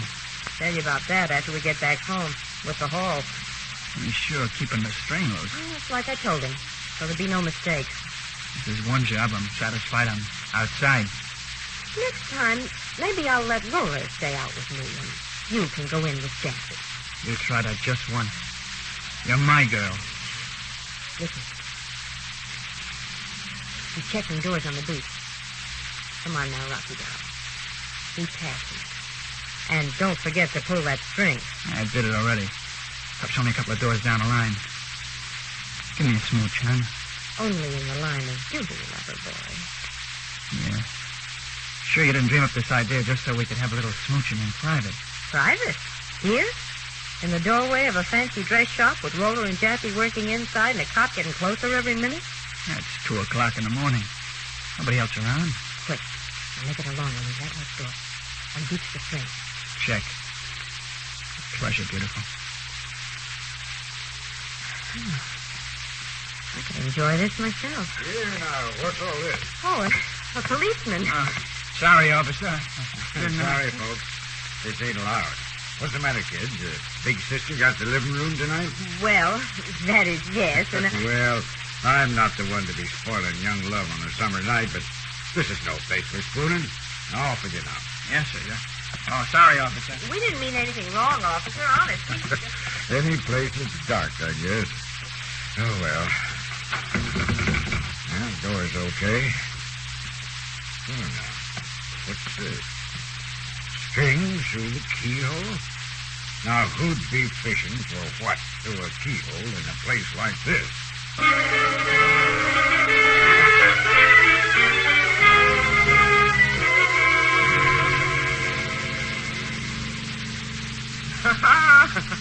Neat, I tell you, neat. Only next time, Rocky, don't take the string so hard. You almost took my finger off. I'm telling you, we had the joint almost clean. The back door was standing wide open. Rocky pulls on a cord through the keyhole. Jappy says the cop is coming. We beat it to the car, then you come strolling around a corner like it was nothing at all. And off we go. That's how it is when you plan, fellas. That cop is still scratching his head over that string. 5 will get you 10 on that. We sure dumped the loot in the back quick like. Good haul? Yeah. What you been doing? Sleeping at the wheel? No. I'm just thinking that maybe I got the best job in the whole setup. Never mind that, Rocky. You know, I wouldn't mind that department myself. Not with you, Patsy. I'll save it, Jackie. You didn't answer Rocky's question yet. Is it a good haul? Looks okay to me. A dozen dresses, 3 coats, 2 with fur on them. Is that all? Good enough. Oh, for a first try with the new system, sure. Spence ought to give us a couple of hundred. Good start. And that bag you lifted yesterday had 100 and a half in it, Patsy. How much you get on that heist job, Patsy? Only half a C. Oh, he's done 400 in a week, Patsy. Ain't bad. Yeah, that's pretty good.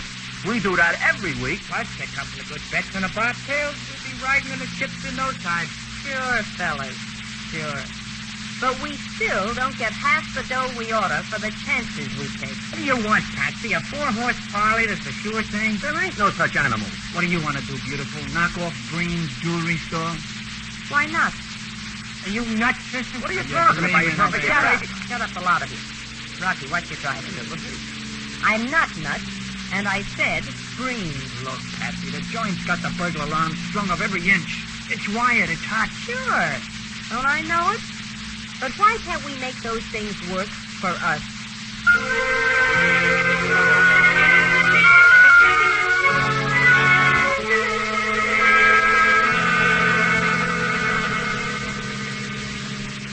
Two blocks, fellas. Got everything straight? Yeah. Oh, sister, what'll happen to my parole if we're caught on this one? We're not gonna be caught. If you do like you're told. Listen, who's giving orders? Okay, so I'm giving orders. And since you've been taking them, Roller, you haven't been rolling drunks for your room rent, have you? Okay. Ain't complaining. You don't have to rub it in. Take it easy, kid. I mean you, Patsy. I'm sorry. I didn't mean it like it sounded. Hey, it's awful empty. Streets around here. Traffic here on Sunday morning. Is that why you picked Sunday, Patsy? No traffic, I mean? Other reasons, too. Park here, Rocky. Sure.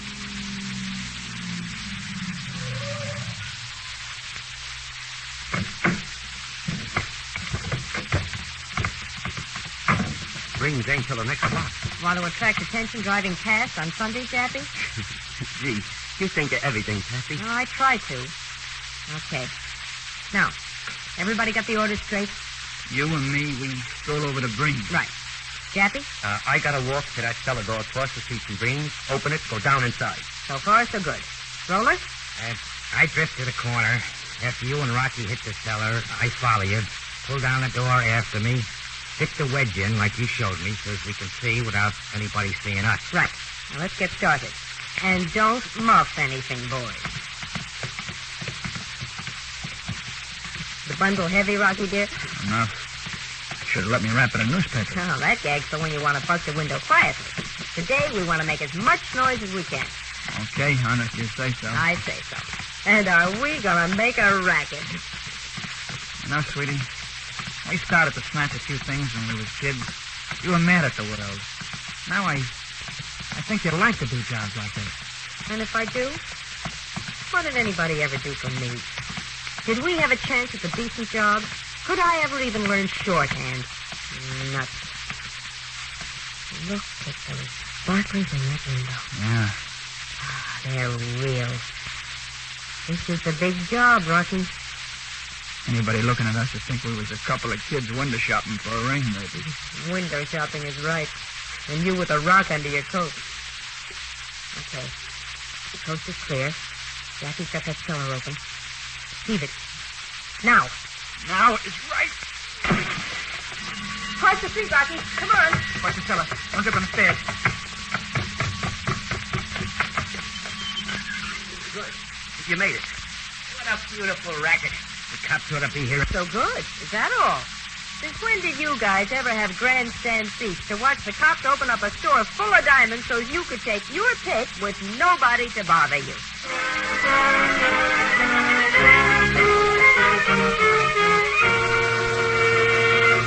In just a moment, Crime Does Not Pay will continue with Burglar Alarms.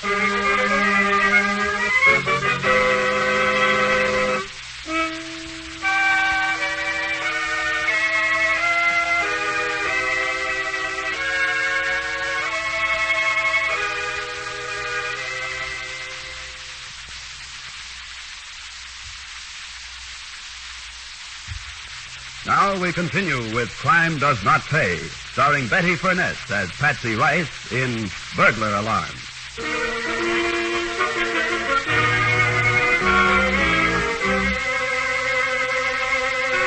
Patsy and the boys waited in their grandstand seats. The slightly open cellar door gave them a full view and almost full hearing of the events about to transpire across the street, where plate glass lay in shattered fragments on the sidewalk, and the burglar alarm shattered the Sunday quiet with its shrill ringing. Shortly, another sound was added.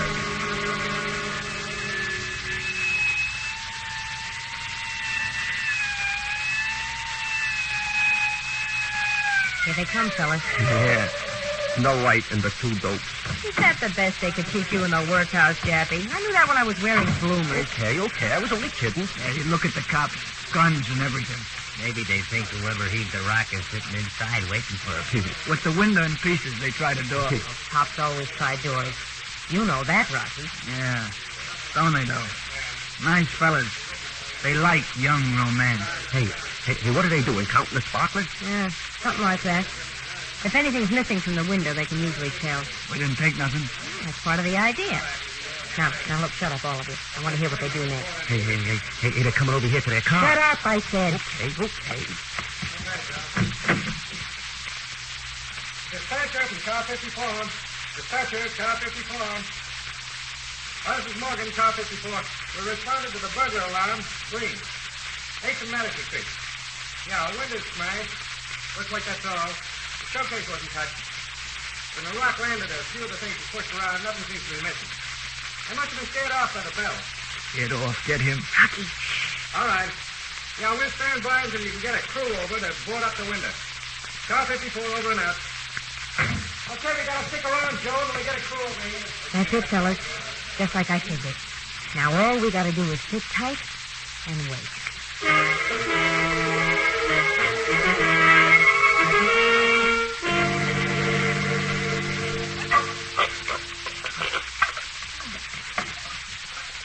Easy, I said, Rocky. They'll have every cop within a mile down on us. There ain't no cop in a mile.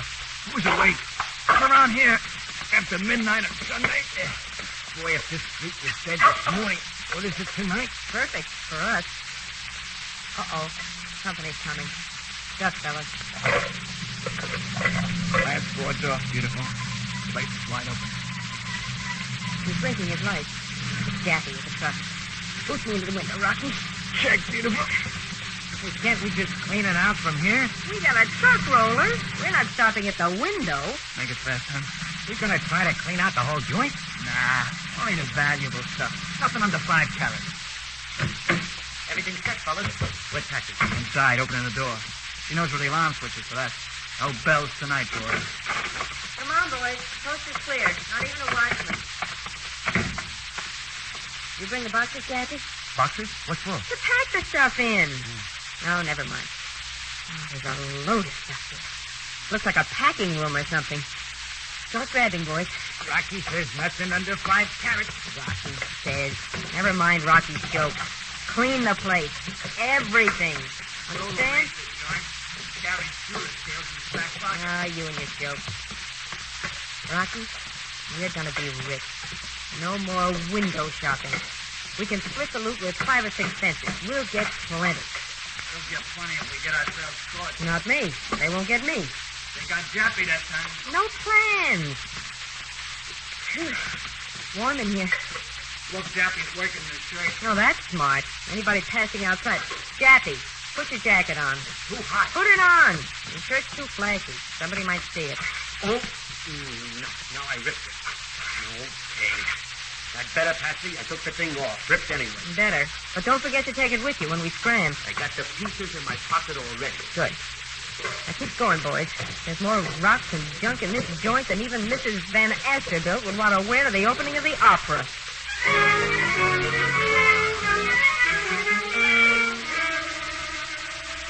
Wilson?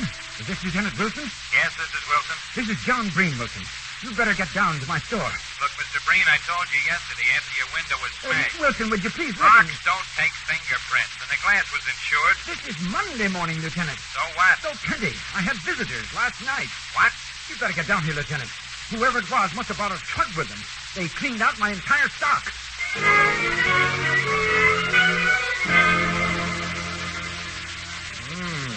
When you said clean, Mr. Breen, you weren't kidding. It was planned, Lieutenant. It must have been. Somebody even pulled the switch that controls the alarm on the door.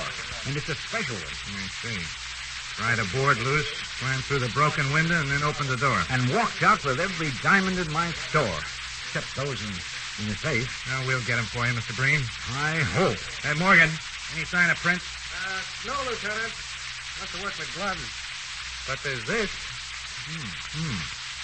I see. Do you or any of your clerks wear shirts this color, Mr. Breen? My employees and I wear only white shirts, Lieutenant. It's the rule of the store. I see. Interesting. Laundry mark and all. All right, Morgan, start a tracer on this mark, will you?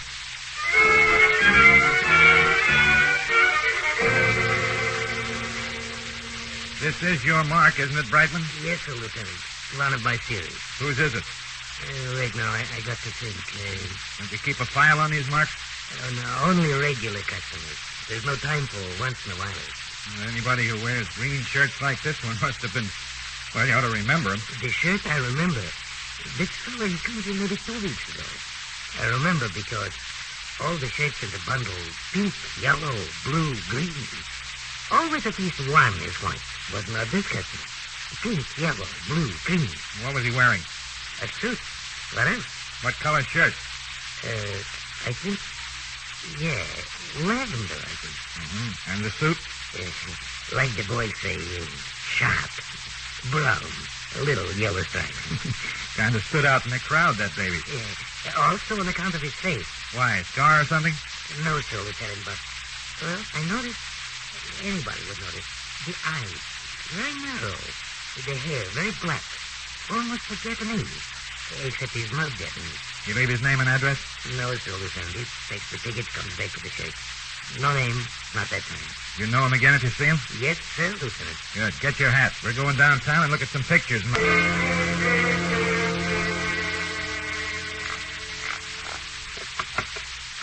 Give me 2. 2 for you, Rocky? Jappy?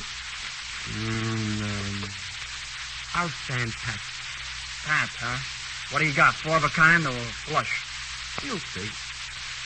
Yep. Think I'll take 3 myself. Patsy, sit down, will you? I don't feel like it. Oh, come on. Get in the game, Patsy. That's all you can think about. Cards and liquor. Well, I ain't the genius around here, maybe. But I sure ain't nervous like a cat, neither. That's because you haven't got the brains you were born with. Is that so? Says you. Now, take it easy. Nothing to get upset about. Look, when the fences clam up, there must be something to worry about. Fences are always jittery. Or the heat's on. Now, look, we gotta expect it. Strange must have had insurance, so they put the insurance sticks on the trail. What trail? We all wore gloves.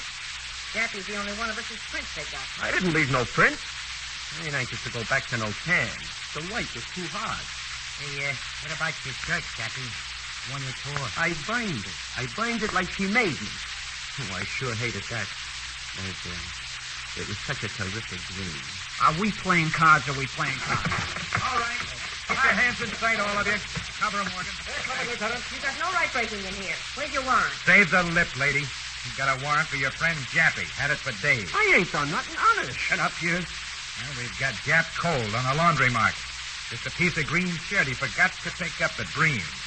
But we figured he didn't have the brains to plan this one, so we let him lead us to you. You can't prove anything on us.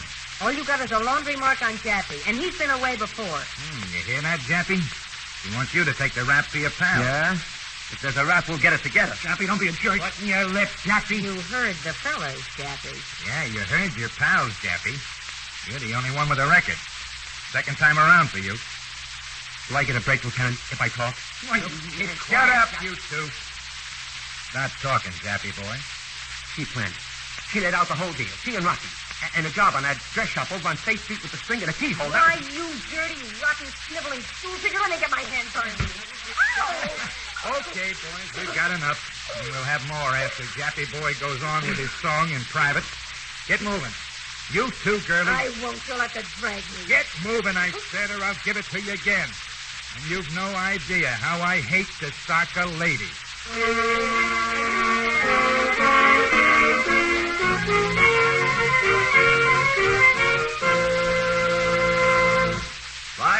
does not pay.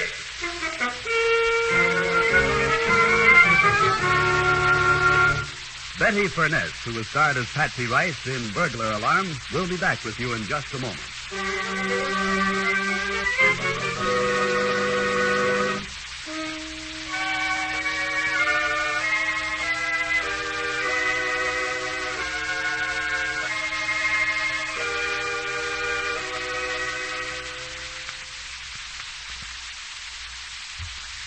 Now here in person is Betty Furness. Let me say first that ever since the capture of a gang which operated in a manner similar to Patsy's, windows which have to be boarded up are guarded outside of business hours by a specially assigned policeman. However, those policemen are symbols of more than just the vigilance over private property, which is their primary concern. They are symbols of the added cost in taxes and manpower which might be avoided if young people like Patsy found the proper training and right outlets for their abilities. If society's lost in more ways than taxes, when a mind like hers turns sour through no basic fault of its own. Yes, in more ways than one, crime does not pay. Thank you, Miss Furness.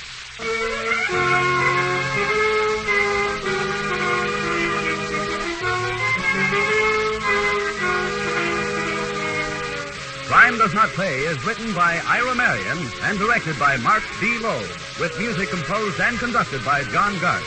Technical advisor is Burton B. Turkis. The events, characters, and names used in the story you've just heard are fictitious. Any similarity is purely coincidental.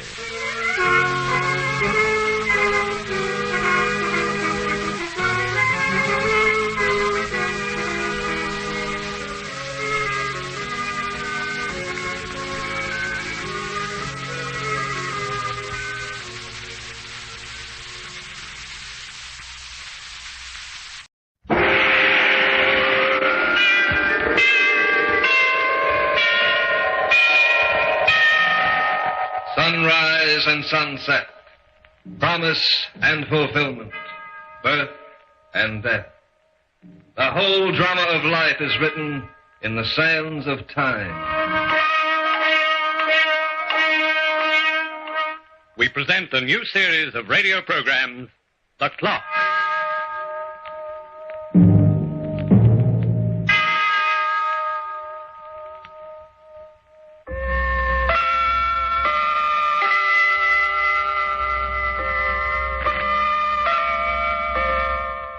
Hello, nice to see you again. Pleasant to be back. Got a little time to spare, 30 minutes maybe by the clock. Funny thing about time, to some it's priceless, to others it has no value. It's the most perishable commodity in the world, and yet it lasts forever. If we lose it, we're unhappy, but we don't mind giving it away. For instance, there was young Joey. Have you ever heard of Joey Harper? Well, perhaps you haven't. He's a likable young fellow, though, alert, ambitious, and cheerful. Well, usually cheerful, anyway. For even the best of dispositions can often change. I'd like to tell you about Joey. Will you listen? It might be worth your while. It's so amazing you may not believe it, although it could have happened to you. Oh, listen, Lois, listen. You gotta listen. It wasn't my fault. Oh, gee, honey, I love you. I wouldn't hurt you, Lois, for all the money in the world. All the money in the world. Joey used those words before, but in a different way. Joey felt that money made the clock go round, and that everyone had it but him. Joey? Yeah? What are you thinking about? Your old lady. What? I mean your mother. Oh. Gee, I'm sorry about what she said, Joey. It's not your fault. Maybe I'll never have any more dough than I got right now. Maybe she's right. I'm just a bust. Oh, don't say that, Joey. You gotta give yourself a little time. Time? How much time do you think I got? I'm 22, Lois, practically middle-aged. I'll be tripping over my beard before I get a nickel in the bank. Maybe it's your job, Joey. No, it's not my job, Lois. I done everything from selling insurance to driving a hack. But I always make the same amount, $35 a week. You can't expect to be successful overnight. Other guys can do it. Why can't I? You know, it's like a jinx. I work like a dog. I yell for a raise. I stick my nose to the grindstone until it hurts. But it always comes out the exact same way, Lois. 35 smackers a week. Everybody can't be rich, I guess. Everybody can't have $1 million. I wish I was so rich that $1 million was just like chicken feed. I wish I had all the money in the world. Joey? Yeah? Look at this window display. Oh, isn't that a lovely ring? I'll say it is. Which one are you looking at? The one with all those diamonds. Oh, that's not the one I mean, silly. I'm talking about the gold one. The plain one over there. The wedding ring. Oh. I guess it isn't really very expensive, is it? Well, who cares? We're not going to buy it. Joey! Oh, let's face it, Lois. You know your mother won't let you get married to me. She thinks I'm a lemon. She wants to settle low with cash. We just have to be patient. Barry Cannon's the guy for her. His old man's got dough. He'll own the business one of these days, and he'll be in solid. Me? I'm just a jerk. Joey, please don't spoil the evening by talking that way. Barry's the perfect son-in-law. He's got dough in his pocket and a new suit in his back. Even the fillings in his teeth are made of gold. And someday I'm going to knock him out one by one just to prove my point. Joey, if you dare get into a fist fight with Barry Cannon, why, there he is. That's Barry in that car. Hi there, sweetie. Hello, Barry. How goes it, Joe? Pretty good. Until you got here. How do you like the bus? Why, it's new, Barry. Yeah, still be back 1,500. It's got style. Oh, I think it's lovely. Don't you, Joey? It reminds me of a hearse. Joey. Still sore at the world, Joey? Why don't you take that over-polished kitty car and go right home? Joey, I wish you wouldn't be so rude. Oh, that's all right, Lois. I don't bruise easily. You coming to my party on Friday night? Well... We're dressing, you know. It's formal. Well, we're not going, Barry. Well, if you're worried about the clothes, I can lend you my dinner jacket. I'm wearing tails. You'd certainly look good with tails, Barry. Hanging from a tree. Joey! All right, all right. If this guy appeals to you so much, Lois, I'll bow out. I'm sick and tired of hearing him talk about himself. And I'm sick and tired of hearing your family talk about me. Hey, what is this? Lover's quarrel? Barry, you driving uptown? Sure. Would you drop me off at my home? Hop in. When you're ready to apologize, Joey Harper, you can let me know. Joey just stood there and watched Lois drive away. And he felt she didn't understand. The tragedies of youth can be painful things, mellowed only by time alone. If he could only have explained to Lois. If he could have only told her... You don't know what it means, Lois, when a guy can't afford to buy his girl an engagement ring. When I take you to the movies, we always sit in the cheapest seats. After a while, Lois, it gets so you begin to think that money's the most important thing on earth. And you can't live without it. Sometimes you even feel you don't want to live without it. Yes, if Joey could have told her that, the story might have been different. But he didn't. He had too much pride. So he merely watched the girl he loved drive away with another boy. Then he turned and walked slowly home. But every once in a while, he'd pause in front of a shop window and look hungrily inside. Beautiful, aren't they? What? Those ermine wraps. Huh. Yeah, cost a lot of dough. In the next shop, they have a cigarette case made of solid gold. You know, it'd take me a week to make enough money to even buy the boxes they come in. But money won't bring you happiness. That line was invented for laugh by the guys who got it. Really? And the laugh is on guys like me. You're wrong, my boy. Who says so? Who are you, anyway? I beg your pardon. I didn't mean to intrude. He was a little old man in a worn felt hat. And to Joey, he seemed as old as... well, time. He seemed to shuffle as he walked, as if his balance was bad, and Joey saw him start to cross the street. The light suddenly changed, and the heavy surge of traffic made the old man panicky. He started to run without looking around. And the driver in the bus turned the corner and didn't see him. And then Joey Harper bounded forward and made a flying dive. The two of them rolled over to the curb. What happened? You almost got killed, that's what. Here. Let me help you up. Thank you. Bus, I didn't see that bus. Look, mister, in New York, you watch where you go when you cross the street. Those 10-ton buses can make a permanent crease in your future. Yes, I guess I'm not used to all this traffic, but you saved my life, young man. Forget it. No, young man. You saved my life.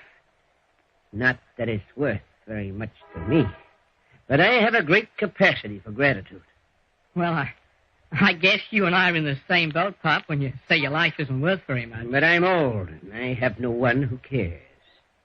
But you're young and strong. Why do you feel the way you do? It's simple, Pop.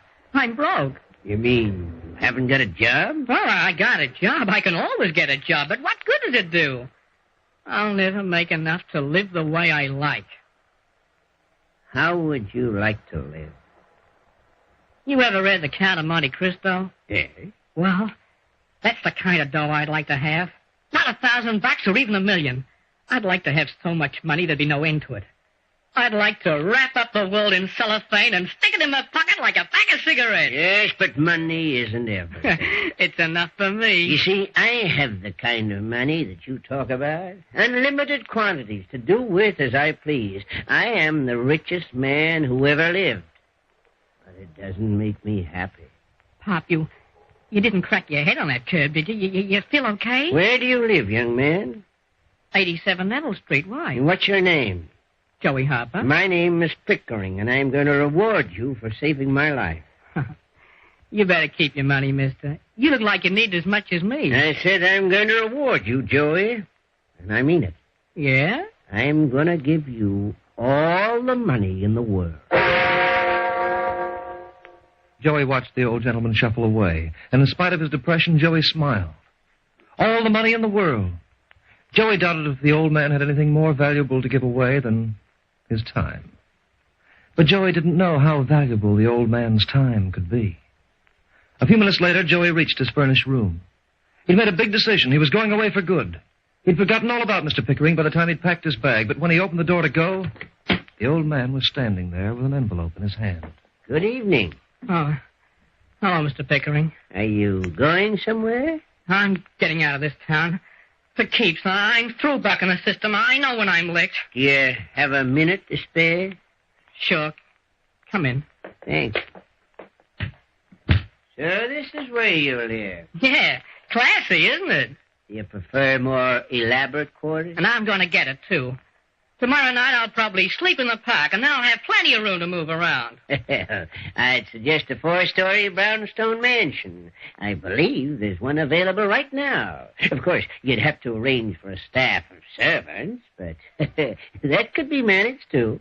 What are you trying to do? Give me a ride? You can give her to me, Joey, when you get your limousine. Well, right now I'm using the subway. Joey! Come back, Joey. Would you mind leaving me alone? Come back, Joey, and open this envelope. It may change your mind about many things. What's in that envelope?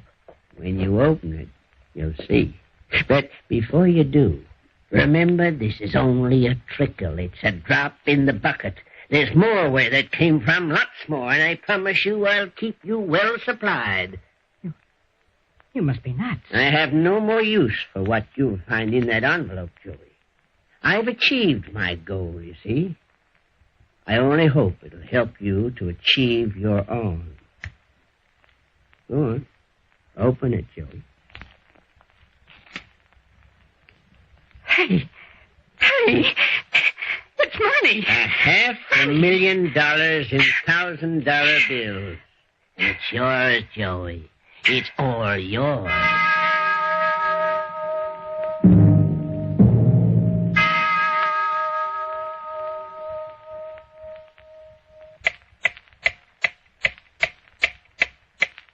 Have you ever wished upon a star and had that wish fulfilled? It's common among mortal men. Joey knew the meaning of wish fulfillment when he stared at all the money on that table. For 5 full minutes, and I timed him personally, he didn't move. $500,000. And Mr. Pickering had said it was only a drop in the bucket. What are you thinking of, Joey? I... Are you planning to do a lot with your money, or are you thinking of calling the police. I just can't talk. No, Joey. I didn't rob a bank or lift a payroll. But where'd you get the money? Are you asking questions, Joey? Are you going to waste time in quibbling, or are you going out to satisfy every dream and every ambition you've ever had? You're right, Mr. Pickering. I'm just a sap. I've been tearing my hair and beating my chest and praying for a break, and then when I get one, I'm scared. Scared? What's there to be frightened about? You didn't steal anything. There's everything you've ever wanted on that table, and there's more to come. So why bother with questions? Grab it, Joey. Stuff it in your pockets. Go out and spend it. You just watch my scene. There's a store downtown, Joey. An expensive establishment that deals in boats. They have a yacht in the sales. And that's the first on the list. I'll start with the expensive stuff and then work my way down the scale of the junk. Where's my hat? Oh, never mind. I'll buy a couple of dozen on my way down. Help you? That's a nice tub you got standing there, mister. Yes, it is, isn't it? And what's it cost? Well, that yacht is our largest model, 90 feet, accommodates 14 people. Its cabins are completely furnished. It requires a crew of 6. I asked what it cost. $145,000. F.O.B. I'll take it. You what? I said I'll take it. And how will you pay for it? In cash. $145,000. Any tax? You got that cash in your pocket? $145,000 on the nose. No tax? The tax is included, sir. Have it shipped to the Hudson River and let me know what pier. I'll give you my address and you just give me a receipt. And if you're a nice boy, I'll come around and buy another one. When the paint wears off the one I got. You've heard of King Midas? Well, he was a candidate for the poorhouse compared with Joey Harper.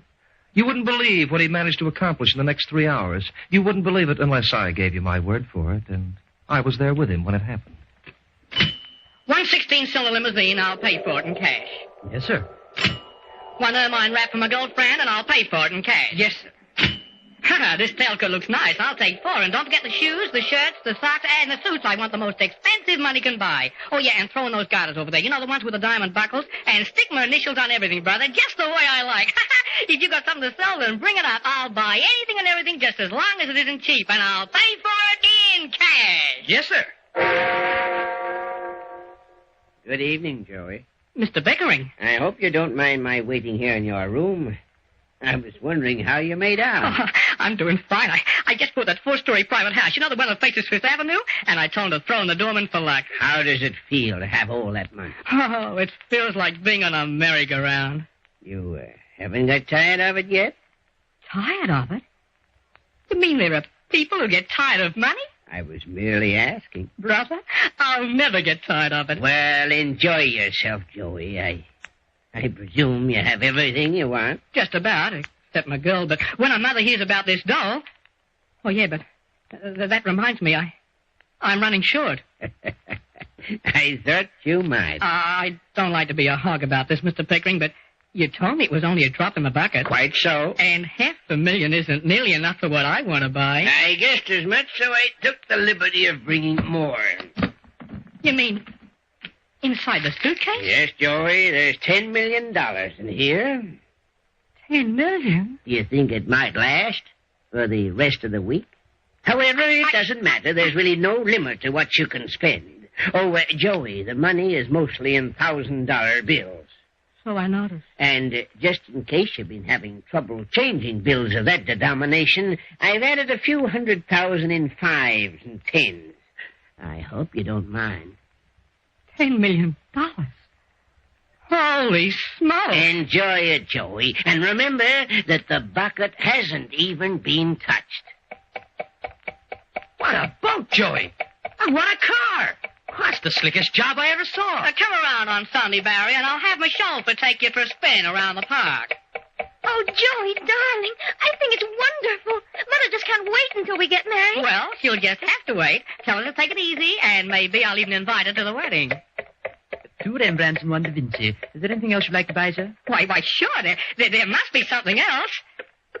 There must be.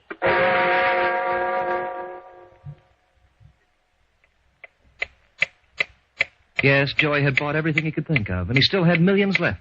He had all the money in the world, but he didn't have all the time in the world in which to spend it. Then something peculiar started to happen in Joey's mind.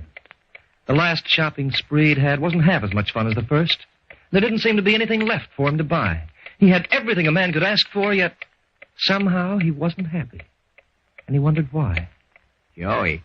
Oh, hello, Mr. Pickering. I thought I'd come up and see you again once more. Oh, now, look, Mr. Pickering, I don't need any more money. Honest, I don't. Look, I'm having a tough enough time right now spending what you gave me, so will you take it easy for a while, please? What's the matter, Joey? You sound unhappy. You have everything you want, everything you've ever wished for. Isn't that enough? Well, it should be. But it isn't. I know. I came to that conclusion myself. You see, Joey, you have nothing to look forward to, nothing to work for. When things come as easily as they've come to you, they lose their value. They become cheap, Joey, even though they're worth a fortune. Is that what happened to you, Mr. Pickering? Yeah, my fate was even worse. All my life I lived to achieve one goal, and then when I thought I'd accomplished an artistic triumph, I found that I'd failed. But one day I'll try again, Joey. Oh, yes, one day I'll try again. Try what? To make the perfect $1,000 bill. You mean you made that money you gave me yourself? I am a printer, Joey, and for 20 years I've printed nothing but handbills and dinner menus. But I also happen to be a genius, and I was going to prove it. My goal was to make money so perfect in every detail that the right thing would look like a counterfeit. No. You didn't make it, though. You didn't. Now, just a minute, Joey. No. Remember this. I didn't make that money to cheat the government. Oh, no. I never spent a cent of it. To me, it was an artistic goal, no more, no less. I am not a counterfeiter, Joey. I am an artist. Here, Joey, what are you doing? I'm calling the police. Don't bother. They're right outside your door. They followed me here. You got me into this, Mr. Pickering. You got me into this. You got to get me out. Joey, you're getting too excited. I didn't know that dough was bad. You gave it to me. You told me it was a reward, Mr. Pickering. And so it was a generous reward. Open up in the name of the law. No, they aren't going to take me. Stay out. Stay out of here. You can't escape, Joey. There's nothing you can do. And your time is running short. You and your money. Why'd you keep out of my life? Who wants your money? Who wants it? Who wants it? There's your man, officer. Do your duty. Why, it's the district attorney himself. $5 million. He passed $5 million in counterfeit money. And we'll give him a year in jail for every nickel. No. He told his chauffeur to take me for a ride. Huh. Now he'll take a little ride for himself. Keep away from me. Keep away from me, all of you. My mother was right. Joey Harvey, you've disgraced me. Lois, you gotta listen, Lois. I wouldn't hurt you, Lois. Honest, I wouldn't. 500 years in jail. In solitary confinement. And I get the girl. 500 years in jail. Hard labor. And I get the girl. No, don't touch me, Lois. You've got to live.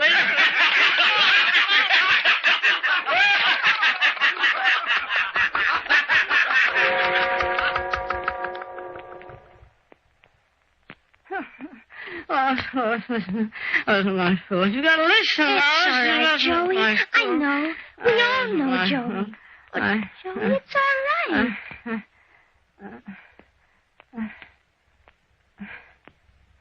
What? Joey, darling. Lois? Where are we? You're in a hospital, Joey. You've been delirious ever since you started to come out of the ether. Ether? Don't you remember? That old man you tried to save downtown. You pushed him out of the way and the bus hit you. The bus hit me? But the doctor said you'd be all right. Oh, Joey, I was so frightened, so scared I'd lose you. Then it was all in my mind? Just in my mind? You talked so much and said such funny things. The doctor told me that often happens to patients like you. Joey? Well? Haven't you noticed the flowers? Yeah.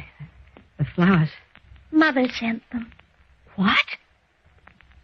Joey, you're a hero. You've saved somebody's life. You're going to be in the papers tomorrow and everything. But best of all, Mother thinks you're wonderful. And she's planning the wedding just as soon as you're well. Oh, I don't care if we have to struggle a while, because I know you'll make good if we work hard together.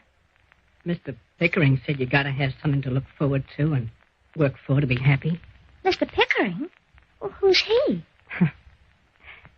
Just the guy I met under the ether. Lois, pinch me. Pinch you? What for? I just want to make sure I'm still not under the ether.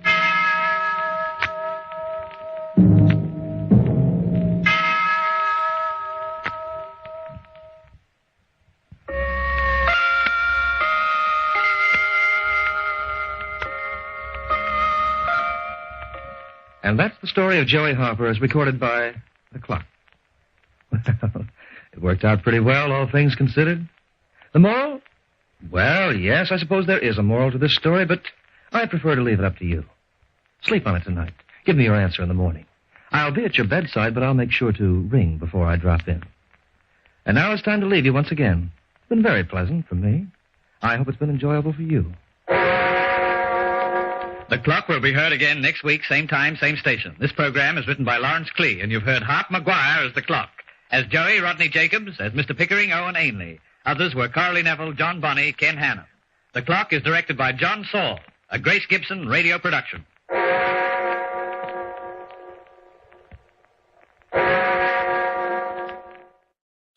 The following program is transcribed. And now, Dick Tracy!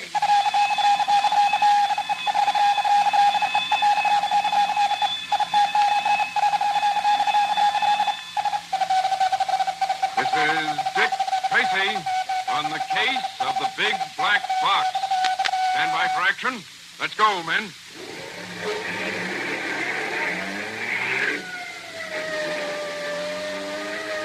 Yes, it's Dick Tracy, protector of law and order.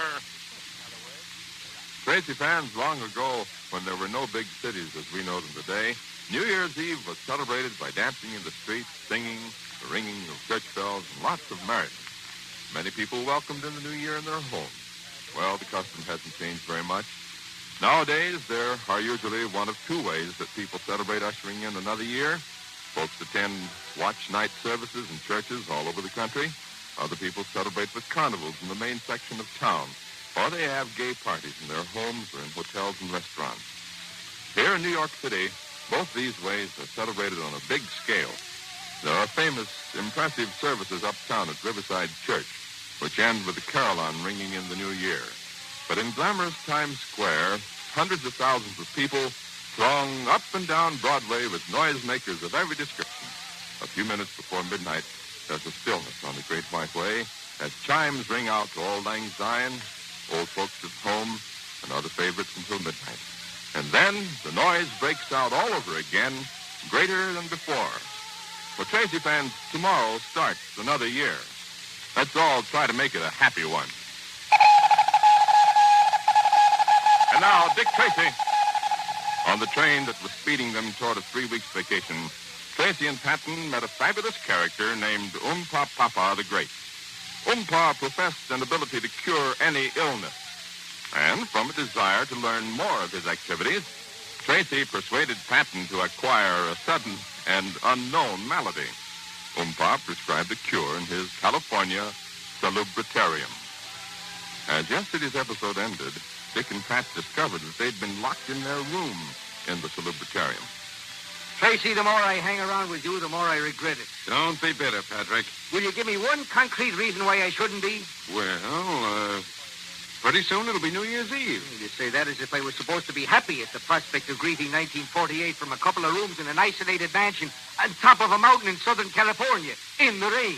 Well, aren't you? It's beneath my dignity to answer that. I'm anxious to see Oompa Papa the Great. Oh, yeah. He's a lot of laughs. He comes in here, I'm going to blast him. No, you're not, Pat.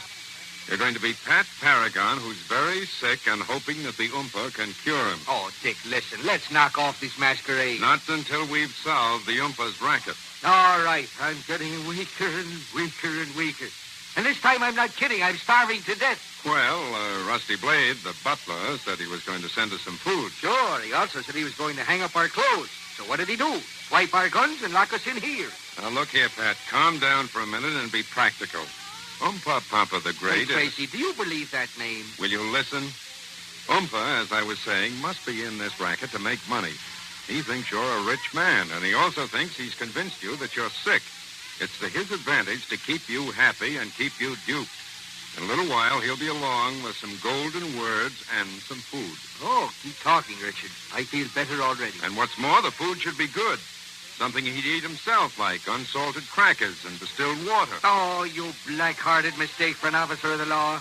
I believe you joined forces with the Oompa to drive me crazy. Honestly, I haven't, Pat. Then why am I the fall guy? Why do I have to pretend to be sick? Because you're such a good actor.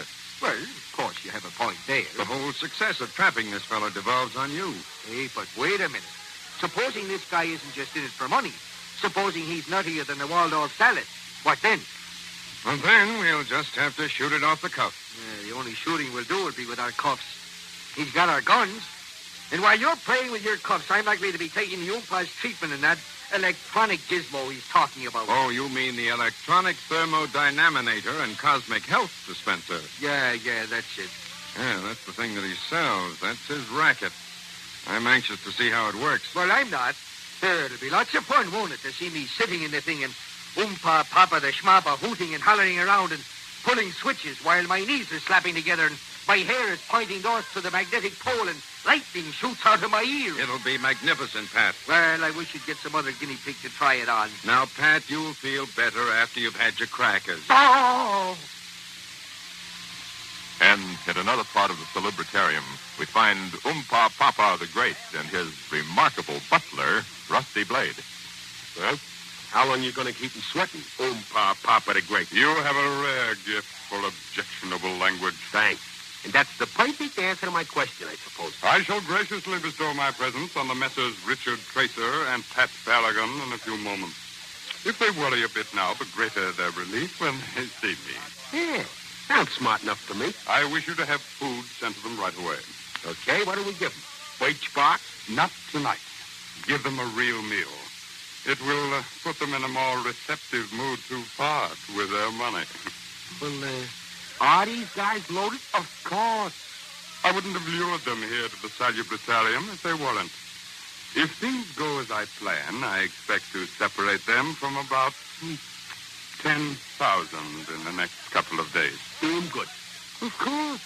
10,000 is cheap enough for a person to pay to regain his health. Hey, is that Irish one really sick? I have persuaded him that he is. I've played enough suckers to know the words they want to hear. Yeah, I know. Oompa Papa the Great knows everything. Oh, forgive me. Every once in a while I forget. Yes, you do. What's that? Search me. Who's guarding the gate? Fritz. If someone has broken in, I'll have Fritz flayed alive. Quick, hide behind that curtain. We'll see who comes. If I signal you, grab him. I got you. Who's there? It's me, Harris. Oompa Papa the fake. Mr. Harris, what is the meaning of this intrusion? I just thought I'd drop in to see you. I thought you might be interested in knowing how I was. You hardly seem in a condition to call on anyone, Harris. Really? Isn't that too bad? How did you get in here? I walked in. Your guard down at the gate seemed quite willing to let me pass. I don't believe you. Anyway, I shall have him investigated. Yes, why don't you do that, Oompa? Harris, I actually think you are ill. At least your mind seems to be somewhat unbalanced. That's always possible, Oompa. I am called Oompa Papa the Great. I do not tolerate contractions. That's a great pity, because you may have to listen to some this evening. I think you'd better go. I'll go when I'm ready. And I'm not ready. I have a few things to say to you first. Either leave or I'll have you thrown out. I don't think you will. I refuse to debate the point. You'll find out soon enough. I'm sure you'll excuse me now. I have much to do. Stay where you are, Oompa. I'm in no mood to humor you. Oh, so now we are going to play with guns, are we, Mr. Harris? Yes, we are. And I'm an excellent shot. That's very possible, but why do you want to make me a subject for your skill? Just possibly because you deserve it. You are a fool. Put your gun away and get out of here. I'm going to make a call to the Los Angeles General Hospital in a little while. And I may or may not have to use my gun on you, depending on the answer I You're get. talking in riddles. As I said before, I think your mind is deranged. You'll think differently when I tell you that my wife is a patient at the hospital. Oh, so that's it. Yes, that's it. Your wife's sickness has nothing to do with me. On the contrary, it has everything to do with you. Huh? Right now, she is dangerously, probably fatally ill. The doctors say that if she'd come to them several months ago, there'd be no question but that she'd be well. Ridiculous. But she didn't go to a doctor. You got to her instead and talked that phony line of yours. And heaven knows you're excellent enough. Your wife probably didn't follow my advice. She followed it all right. That's why she may be dying now. That's a lot of nonsense. There's one other little item. My wife is a charity patient at the hospital because my life savings went to buy that electronic gadget of yours. I told her not to get the thing, but you had her so duped that she thought it would cure anything. I have never made such claims for the electronic thermodynamator, nor have I ever attempted to diagnose a disease or prescribe for one. Just remember that. Oh, I know.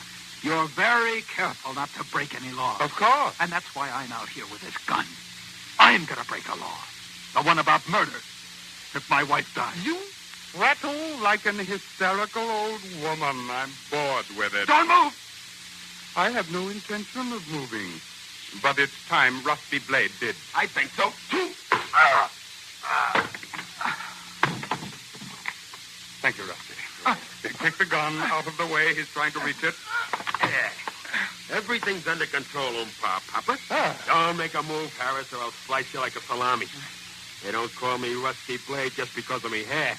Well, this makes my record for failure 100% perfect. I'm going up to the West Wing to see our guests. More suckers on the hook, eh? Rusty, you will come up as soon as you can and bring their dinner.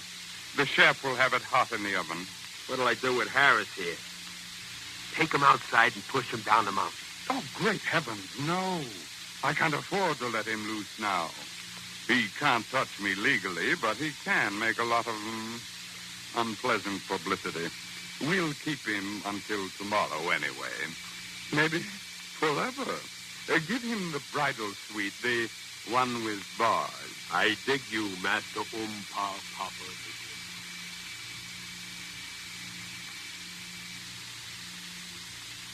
You know, I've heard of starving explorers eating their shoes, Richard.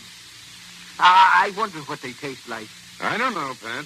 Well, we'll find out in a minute, because I've reached the point where a boot looks very tasty. If the shoe fits, put it in. Oh, even your bad puns can't distract me. You know something? I'm hungry.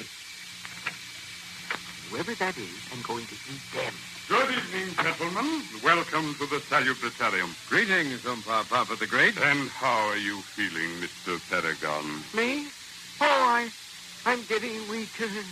We greatly appreciate your hospitality, but the truth of the matter is that, well, neither of us had a chance to eat before we came up here, and we're both quite hungry. Well, I had anticipated that, and I have ordered an excellent dinner for you.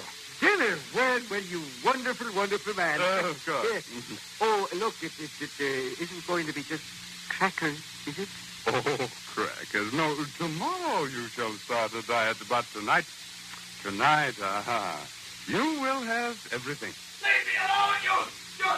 If I ever get out of here, I'll kill you and him both! Good heaven, what was that? Did you hear that? What was that? Just a dramatic record that I was playing for some guests. Oh. Yes, that's very interesting, don't you think? In a moment, we'll return to Dick Tracy. But first, what a wonderful addition to ABC's great lineup of Wednesday night hit shows. It's the star-studded Tony Martin Show. Yes, starting tonight and every Wednesday night, the lively melody and mirth-filled Tony Martin Show will follow the Bing Crosby Show over most ABC stations. For melody, there's the popular romantic voice of Tony Martin, and then, of course, there's the lass with the delicate air, lovely Evelyn Knight, who's famous for her special interpretations of beautiful folk ballads. But that's not all. You'll also hear the music of the Victor Young Orchestra and the Jeff Alexander Chorus. In the Tony Martin Show's last department, I think you'll roar over the hilarious antics of comedian Alan Young, who specializes in getting into riotous predicaments that would have anybody but Alan at his wit's end. But when you hear him, you'll agree that there's no end to Alan's wit. Well, here's a program that you're sure to enjoy, the Tony Martin Show. The Tony Martin Show features Alan Young with Evelyn Knight, the Victor Young Orchestra, the Jess Alexander Chorus, and Jimmy Wallington. So be on hand when it's on the air on most ABC stations tonight at 10:30 in the East and 9:30 elsewhere. And now back to Dick Tracy. You see, Mr. Harris, it don't do no good to go yelling around. I get so excited that I beat you up. First my wife, and now myself. Harris is not the only unfortunate to have been caught in the Umpa's grasp. And what of Dick and Pat? What can they do? Better be sure to tune in tomorrow for The Adventures of Dick Tracy, produced by Charles Powers. And this is George Gunn speaking. One farewell that won't be sad will be ABC's farewell to 1947, especially tonight's great Bing Crosby New Year's Eve show. Bing's welcoming two guest stars to help him celebrate, comedian Danny Thomas and Rudolph Schmohopper. Schmohopper was supposed to appear on a recent Crosby program, but he failed to show up. Just what he'll do on tonight's show is being kept a secret. But there's no mystery about the laughs you'll enjoy with Danny Thomas. After a battle of quips, Danny and Bing will enact a riotous musical sketch that we hope will keep you in stitches. So don't miss Bing Crosby's great New Year's Eve show when it's on most ABC stations tonight. The preceding was transcribed. This is ABC, the American Broadcasting Company. And now, Dick Tracy.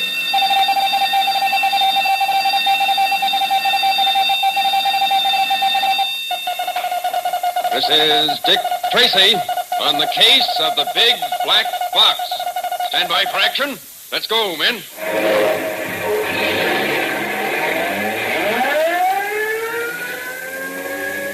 Yes, it's Dick Tracy, protector of law and order. Today is the anniversary of an event that took place in the life of Andrew Jackson, whose father died before Andrew was born. When Jackson was still a small boy, his mother died, and to top off his misfortunes, his two brothers were killed in war. And yet, this man who started life alone in the world became later the 7th president of the United States. The event that meant so much to Jackson's career was a battle fought after the end of a war, the War of 1812. In those days, there was no fast means of communication, no telephone, telegraph, or radio, of course, so people in America didn't know that peace had been signed in Europe until long afterward. But about the time of the signing of the treaty, 7,000 British soldiers landed near New Orleans, and General Jackson, known as Old Hickory, attacked them but was driven back. He had his men set up fortifications. On January 8, 1814, 134 years ago today, the British assaulted the American position. But within a half hour, they lost 2,000 men and were thrown back. This amazing victory made Andrew Jackson a national hero, and it laid the foundation for political strength, which later made Jackson president. And now, Dick Tracy. Yesterday, Dick Tracy and Pat Patton, under the assumed names of Dick Tracer and Pat Paragon, began in earnest their investigation of Oompa Papa's activities. With an armed guard outside their door, they chose the window as a means of exit. Using bed sheets for ropes, they entered a room some 30 feet below, which turned out to be Oompa Papa's study. And as yesterday's episode ended, they could hear ominous footsteps slowly approaching the tapestry-laden room. You sat behind the desk, Pat? Yeah. If he comes in, make a disturbance to attract his attention, but don't be seen. I'll nail him from behind the door. Roger. What art thou that usurpest this time of night, together with that fair and warlike form? Hey, get off the now. majesty of Hey, shut up, Pat. Oh, hey, wasn't that magnificent, Dick? And all in one breath, too. I didn't know you were a Shakespearean scholar, Pat. Oh, I'm real deep, kid, real deep. Say, you certainly cooled this character, whoever he is. Did you hurt your hand? Nope. We've got to move fast now, Pat. This fellow ought to be out for a couple of minutes. We've got to go through this desk. Well, you take the desk, Dick, while I give Cutie Pie here a quick frisk. Okay. Ah, an automatic. Shall we keep saying? By all means. Yeah, that's how I feel about it. Find anything in that desk, Dick? No. Oompa Papa seems to be a cagey boy. He doesn't leave things lying around. Well, we've done well enough to get the newspaper telling us about their attempt to murder John Harris. Now all we have to do is to find out who in this macabre household is responsible. Oh, I'll have the data for you in no time. he's coming around. No, Pat. Shall I sap him again, do you think? No, it might cause a serious injury. We don't want to be responsible for that. Yeah, but he's a thug. And he'll be arrested with the rest of this gang when we get the evidence we need. I'd better tie him up, huh? No good, Pat. I don't want him to see us. For us to get anywhere at all, we've got to hope that Papa doesn't learn that we got out of our rooms. Yeah, I see what you mean. I'll just take this newspaper along. Right. I want to read the Harris story right through. Let's go, Pat. Lights out. And we'll close the door. Shall I recite some more Shakespeare? Get moving, you lug. Well, where to now? Back to the room that we broke into. Or should I say that you broke into. Then we shinny up the sheet and we're there. Oh, you make it sound so simple. Why don't we forget about that sheet and the 1,000-foot drop under it and go in the front way? We could slug the guard at our door and walk in like we own the joint. Yeah, with half a dozen Tommy gun slugs in us. And Papa finding out just what we've been up to. Now we turn down this corridor. Ah, you're a great man. How you can remember anything about this crazy house beats me. Papa, impatient when Mike didn't return with his newspaper, is now on his way with the bodyguard Rusty Blade to the study that Dick and Pat have just vacated. Apparently, I am about to witness the complete disintegration of my entire empire. I suppose I have no one but myself to blame. If I insist upon surrounding myself with submorons, I should expect them to bungle even the simplest tasks. Oh, hey, Papa. I try to do my best for you. That only makes the results more pitiful. I send you out with explicit instructions to kill a man. Not only do you do everything backwards, but the man is still alive. Yeah, but not very much alive with 3 slugs in his back. I do not recognize degrees of inefficiency. Either a job is done or it isn't. Yeah, but... And just a little while ago, I sent Mike to bring me that newspaper in which your blunder was so thoroughly written up. And he doesn't return. One would think that a little thing like carrying a newspaper wouldn't overtax his brain. Well, maybe he stopped to read it. Let us confine our speculating to the realms of possibility. Yeah, leave us do that. Here we are, my study. You will go in first. Oh, yeah, sure. Hey, Papa. The lights is out. Well, switch them on, you blockhead. Oh, yeah, that's a good idea. Hey, did you hear that? Of course I heard it. Will you turn on the lights? Yeah. Hey, it's Mike. He's laying on the floor. Hey, come on, get up, Mike. You don't look dignified. Slap his face and wrists. Bring him around. Yeah. Mike, I want you to know that I'm doing this in just the spirit of friendship. More. Oh, no. Okay. You can stop the massage. Yeah. How do you feel? Oh, like somebody dropped a safe on me. For heaven's sake, what happened? I don't know. I come walking in here to get the paper you sent me for. My heart was light and gay. I was whistling a happy tune. My spirits felt... For dear great Caesar's sake, will you stop that dribble? I don't care about your heart, spirits, liver, or anything else. What happened to you? I'm telling you, Papa. I walked into the study. I turned on a light. Yeah? And I heard a verse. Oh, like Joan of Arc, huh? Are you... Someday, I am going to do myself the great good favor of choking you to death while a chorus of 1,000 mixed voices sings Happy Days Are Here Again. Go on, Mike. That's all. I heard a verse, and the next thing I know, this here ape is slapping me around. Any bumps on your head? I don't feel nothing. I must have got a rabbit punch from somebody standing behind the door. You didn't see anybody? No. I hope you two gentlemen don't have a tangle with anyone really tough, like Margaret O'Brien, for instance. Who's guarding the gate? Red. Hello, Red. Has anyone been in or out of the gate today? No one. Well, keep alert. If you see anyone but me, Harry, Rusty Blade, or Mike, shoot them. No, sir. What? Did you pick up the paper, Mike? I never got that far. I left it right here on the desk. It's gone. Hey, maybe we got spooks. You men are armed, aren't you? Oh, yeah, of course. Sure. Right here's... Uh-oh. What is it now? My gun's been swiped. My only comment is that I hope whoever has it does me the extreme kindness of shooting you with it. Oh. Get your gun out and search the house, Rusty. I'm going upstairs to talk to Tracer and Paragon. Oh, they couldn't have done it. Harry's been guarding them with a Tommy gun. From now on, I forbid you to have an opinion about anything.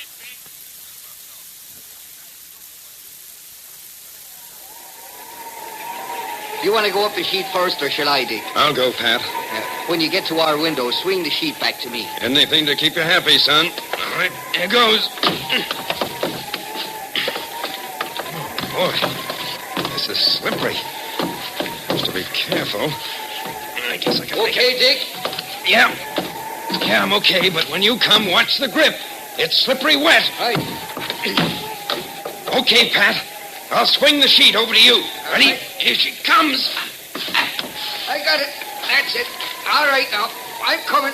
All right, hurry it up, Pat. Oh, you're right. It sure is slippery, all right. Almost there now. Who's that? Oh, great. That was the sacred 9 knocks of Oompa Papa. Get in here quick, Pat. Shut the window. Get fast, Dick. We can't let him see us soaking wet. No, I'll strip and put my robe on. Uh-huh. Would you mind coming back? It is I, Oompa Papa the Great. I would talk with you. Just a minute, Oompa Papa. Pat, get in there and turn the shower on. Okay. Come in, Oompa Papa. Well, thank you very much. What? You're dripping wet. Well, that's why I asked you to wait. I was in the shower when you knocked. I had to get my robe. Why so out of breath? Well, I was doing my setting up exercises. Oh, yes, of course. I see you. You were doing what? Oh, there's Pat taking his shower. Well, I trust that he doesn't do setting up exercises, too. Oh, no. He's in too weak a condition for that. Yes, well, tomorrow he will be strong, for I shall place him in my electronic dynaminator. And I will... I gotta see you, Papa. I have told you never to interrupt me. Yeah, but look, this ain't gonna wait. Now, look, just for this once, take my word and come with me. Come. I shall return, Mr. Tracer, when I see what this...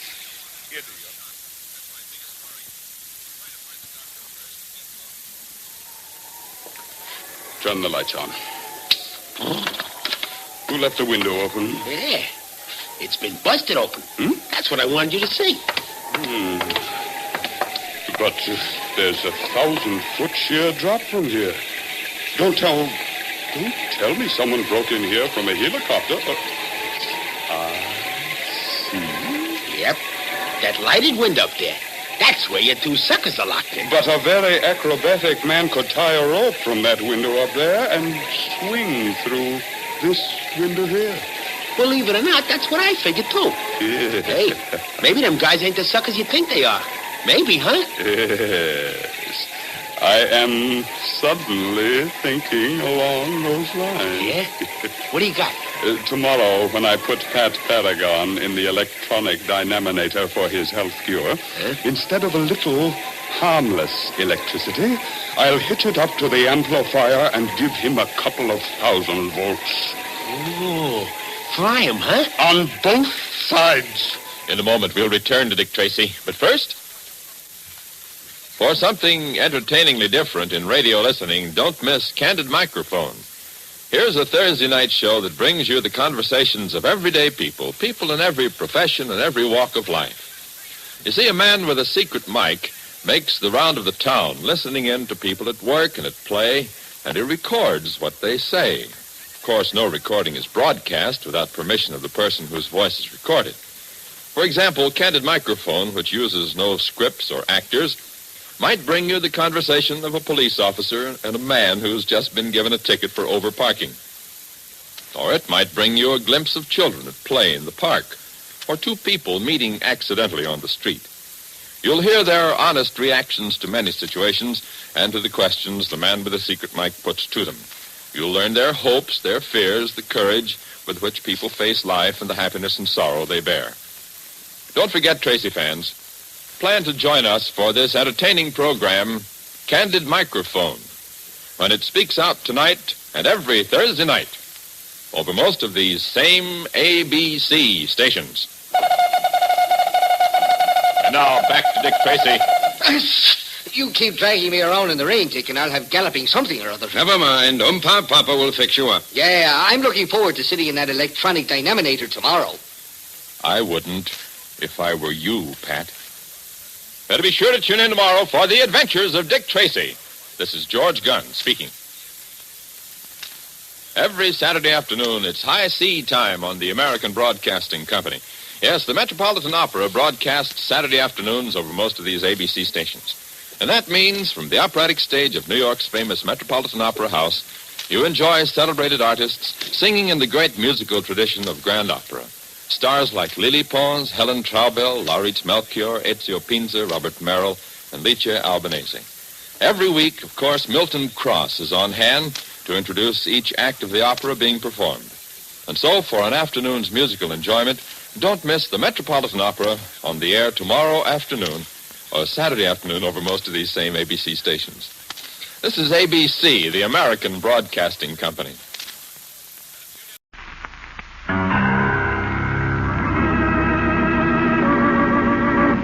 The Diary of Fate.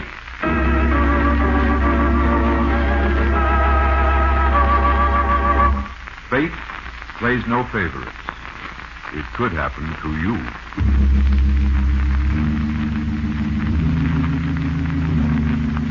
Book 83, page 227. In the Diary of Fate. Yes, here it is.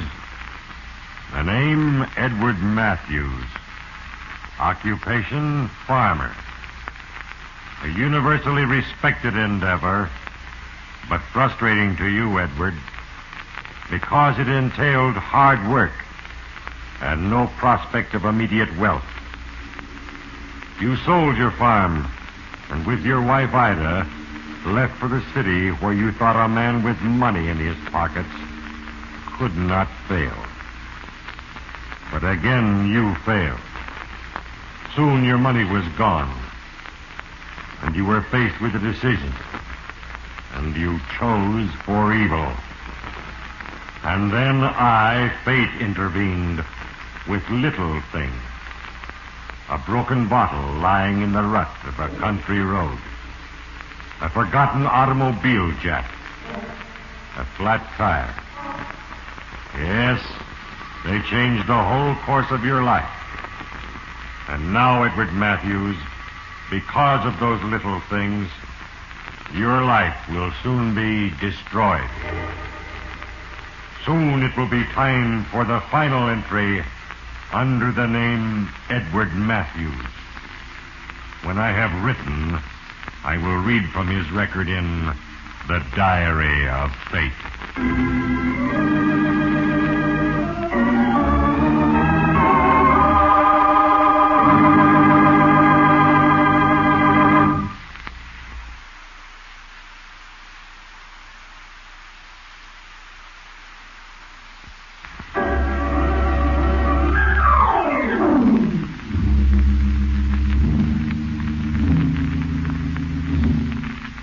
Record of Edward Matthews now lies open before me.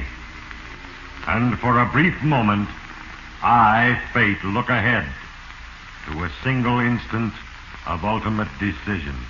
Oh, Ed, I'm afraid. Well, don't be. Nothing can go wrong. Now, here's what we'll do. Tonight, after the old man goes to bed, I'll sneak into his room, take care of him, and get the money. Then we'll hide it outside under that big rock by the spring house. He'll recognize you, Ed. No, Ida. He won't recognize me. He'll be dead. Yes, in the life of Edward Matthews, a grim and ruthless decision was made. A decision for evil. It was then that I, Fate, again began to employ the trivial, seemingly unimportant things that determine the inevitable outcome. It is ever thus. Trifles? Yes. Remember how it all started, Edward?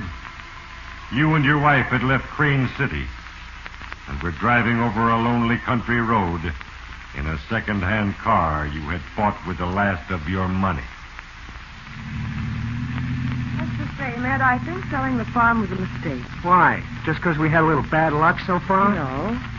With the farm, we had a home and a roof over our heads. Look, Ida, a farm spells work and more work and nothing more. And what about you in Crane City? You worked every day and most of every night, seeing people, talking business, worrying. That's another story. I made a mistake in Crane City. I trusted the wrong man, that's all. Well, I'm not crying for calico and a butter churn. I just think that farming's the thing you know best. Ida, when we get to St. Louis and I'm underway with Roberts and his friends, you'll see things differently. I thought you needed money before you could go into business with Mr. Roberts. I do. I need a decent stake, but that won't be hard to raise. Look, I'm no fool, Ida. I know a good thing. Ed, look out. That broken bottle. Ed, watch out! Flat. Yes, Edward. A broken bottle in your path. It was a little thing. And now you were stopped on a country road with a flat tire. Who would be stupid enough to throw a broken bottle into a wagon rut? Oh, the world's full of stupid people. Hey. Ida, did you move the tools? I have the jack right here alongside the spare tire. Oh, I'm sorry, dear. In the confusion of packing, I must have taken it out and left it in the garage. Oh, you're constantly forgetting things. Darling, I do try to be careful. Oh, look, at a farmhouse. Maybe we can get help there. Well, it's our only hope.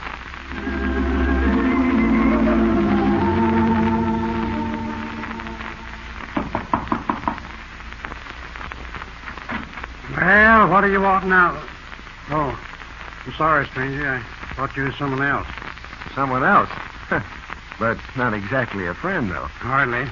A no account named Luke Huggins. But my hired hand till yesterday had to run him off the place. Now, sir, what can I do for you? Well, I got a flat tire and I don't have a jack in my car. Well, I guess I can help you out all right. You're alone? No, my wife's with me in the car. Well, touch her. You might as well be comfortable in here.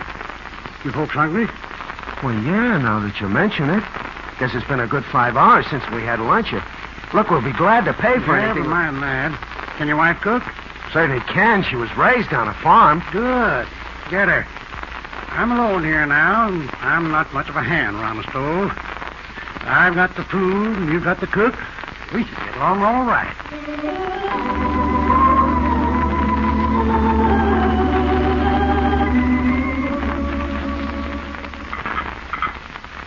So you see, Mr. Blake, that was the last I had to do with farming. And you, Mrs. Mathers, how do you feel about your husband leaving the land? I don't know, Mr. Blake. It's up to Ed. Well, I'll admit, you'll never be a millionaire tilling the land, even the tractors and the like. But I don't know of many hungry farmers either. You see, Ed, we may not get rich at it, but it's... Don't mind that. Mr. Blake isn't interested in our personal problems. You're wrong, young man. I am interested. What do you mean? Well, you see, I need help. I need a man in the field, and Mrs. Matthews can take care of the house for me. And I can pay well. All right. All right. It's a deal.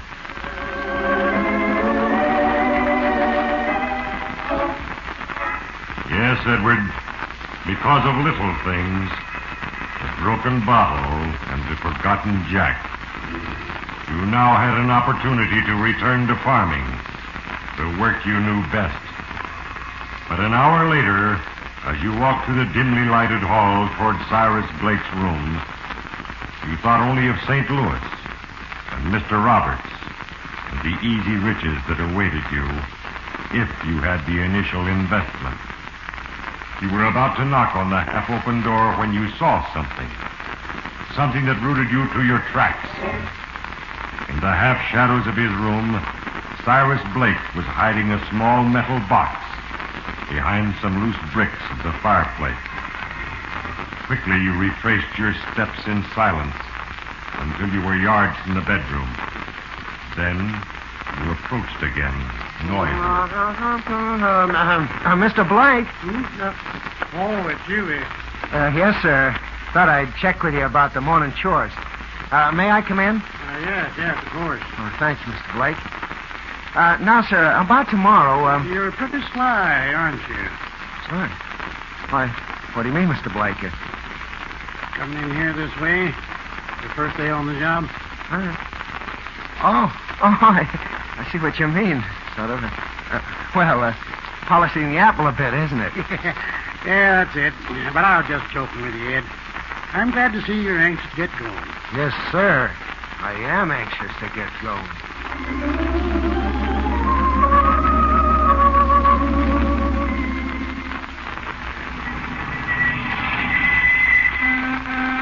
Hello there. Good morning. Hello. Morning, folks. My name's Tuttle. Oh, Mr. Tuttle, the sheriff. Mr. Blake mentioned that you'd be here early. Yeah, rain or shine, I missed the call 10 years. See, I'm sort of postman, too. Well, glad to know you, Mr. Tuttle. I'm Eddie Matthews, and this is my wife, Ida. We've gone to work for Mr. Blake. Yeah, I'm glad to hear that. I'm certain you're going to work out better than that there Luke Huggins. What was he like, Sheriff? He was bad, mister. Young, strong enough to do the work of 3 men. But he's a bad one. Where is he now? Yeah, it's hard to say. Probably up the hill someplace. Oh, do you think he'll come back here to make trouble for Mr. Blake, Mr. Huck? It's hard to say, ma'am. He and Cyrus argued something fierce before Luke left. Well, I'll keep my eyes open, Sheriff. Oh, is that the mail from Mr. Blake? Yeah, just some papers and magazines. Here you are. Thanks, Sheriff. Yeah, see you folks tomorrow, I reckon. I'm glad you're going to be with us. Bye now. Bye, Sheriff. Ed, I'm frightened of that Luke fellow. No worry, Ida. I don't think we'll be around here too long. What? Why, Ed, only a minute ago you said things were all right, that we wouldn't be running off. And we won't be, Ida. Not for a while, anyway. Not before I can get my hands on Cyrus Blake's strongbox.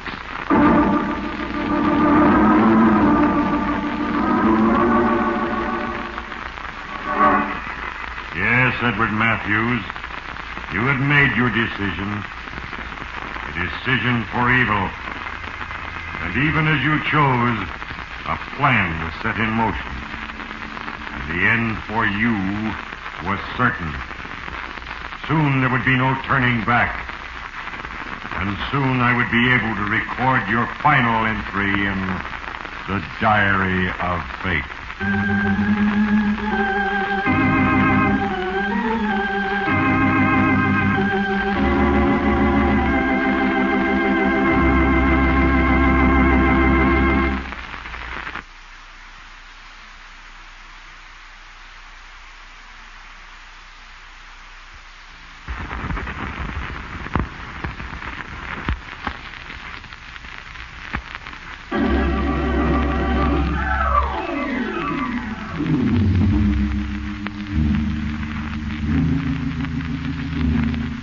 Yes, Edward, because of a broken bottle in your path, you stopped at the farm of Cyrus Blake. And now it was transformed into a place of golden opportunity. For you had caught sight of a black metal box. A box being hidden by old Cyrus behind the bricks of the fireplace in his bedroom. And you decided then and there to have that box and its contents. Even 2 days later, as Ida chattered about an invitation she had received, you could think of nothing else. Mrs. Todd and Mrs. Molson seem like very nice ladies, don't you think so, Ed? Huh? Oh, yeah. They told me all about the church activities and made me promise to come and bring you to the social next week. Do you think we can go, Ed? Huh? Go where? To the church social in town next week. We've been Now, invited. Listen, Ida, I don't want you to have anything to do with the people around here. But, Ed, they're so nice and friendly. Yeah, well, we don't need any friends here. I don't want anybody finding out too much about us. Now, what do you mean by that? Look, when you and the old man were out in the chicken yard this morning, I sneaked a look in that tin box of his. And just like I figured, it's full of money. Big bills. I'm going to get that money, Ida. Oh, Ed, please, we'd be caught, sure. No, we won't. I'll take care of that. What are you going to do? I don't know yet, but I'll figure it out. Something will happen and give us a chance. You'll see. We'll just keep waiting until the right time.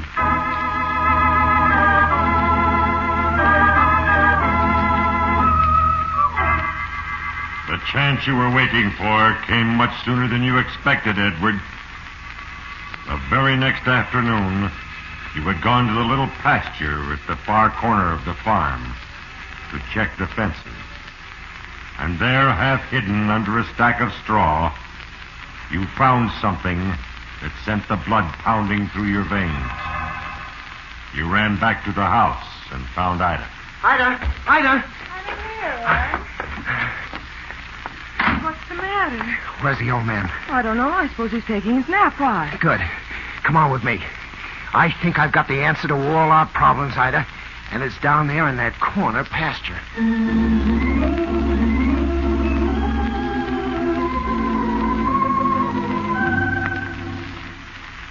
What did you find down here that's so important? You'll see. Now, wait till I move back this straw. There. Oh, it's a man. He's dead. Oh, Ed, who is it? It's Luke Huggins. That's who it is. Look, he was kicked by one of the horses, see? There's the print of the horseshoe, right in the head. He probably tried to steal one after the old man fired him, and that's what happened. But you said it was the Yes, answer. it's the answer to our problems, and it is. We gotta hide Luke's body so it'll never be found. Hide it? But why, Ed? Why? Look, no one knows he's dead. They all think he's up in the mountains. We're gonna bury him in the ground under this straw pile, and we gotta do it before the old man wakes up. Now, come on. Wait, Ed, I still don't see what you mean. Ida, look. Nobody knows Luke is dead, but everybody knows he's a little off. Strong, hot-tempered, and he hated old Cyrus Blake. Now Hey, who's that? Where? There in the car on the road.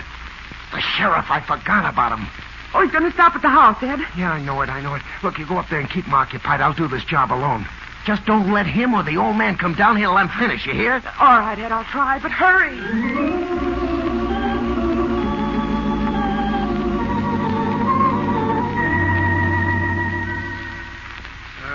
More coffee, Sheriff?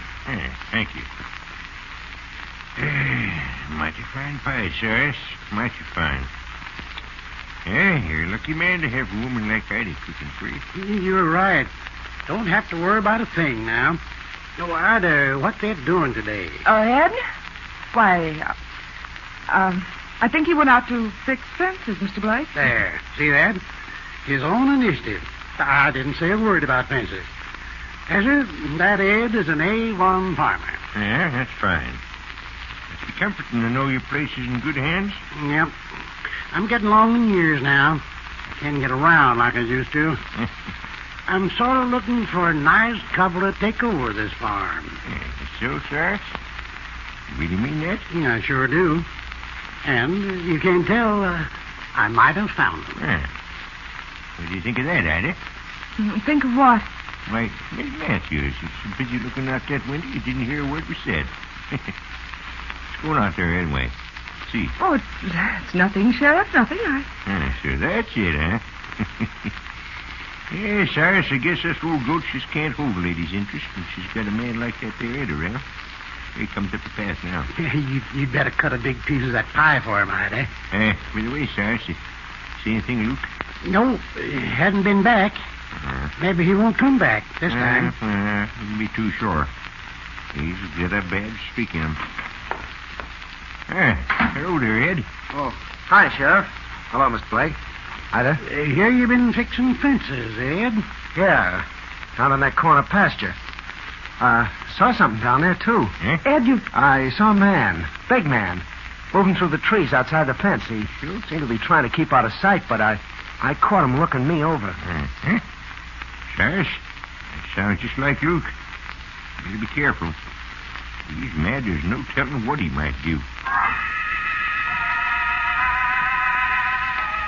Yes, Edward. It was working out even better than you had hoped. Your story of seeing a man lurking in the trees convinced Sheriff Tuttle beyond doubt that Luke had come back. Now you were ready. After the sheriff left, old Mr. Blake went to the barn, leaving you and Ida alone in the house. That was your chance. You spoke swiftly, urgently, as you outlined your plan. Now, you listen to me, Ida. The sheriff is positive now that Luke is back. Anything that happens will be blamed on him. But Luke is dead. Yes, but only you and I know that. Don't you see what a perfect alibi it is? Ed, I'm afraid. Well, don't be. Nothing can go wrong. Now, here's what we'll do. Tonight, after the old man goes to bed, I'll sneak into his room, take care of him, and get the money. Then we'll hide it outside under the big rock by that spring house. He'll recognize you, Ed. No, Ida. He won't recognize me. He'll be dead. Dead? You mean you're going to kill him? Oh, no, Ed. Oh, It's no. the only sure way. He'll be dead in a year or two anyway. Murder, Ed. Listen to me. Listen to me now. Come here to the front room. Here. Now, this closet's got a heavy oak door. You wouldn't have a chance of breaking it down, now, would you? No, of course not. And look inside here. See this little hole in the wall? Well, a key will fit just right in there. Now, get this. After we've hidden the money, you tie me up in that chair real tight so I can't even move. And you lock yourself in this closet and drop the key down inside the wall through that hole. You get it? You see, when Sheriff Tuttle comes by tomorrow, he finds the old man dead, the money gone, and us helpless. And we blame the whole thing on Luke.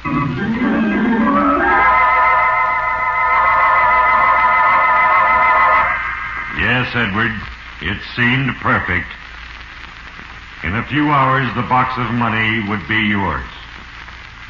After dinner, Mr. Blake retired and soon fell asleep. But there was no sleep for you, Edward Matthews. No. You had work to do. And now, at last, the time had come. You picked up the heavy iron stove poker and went to his room.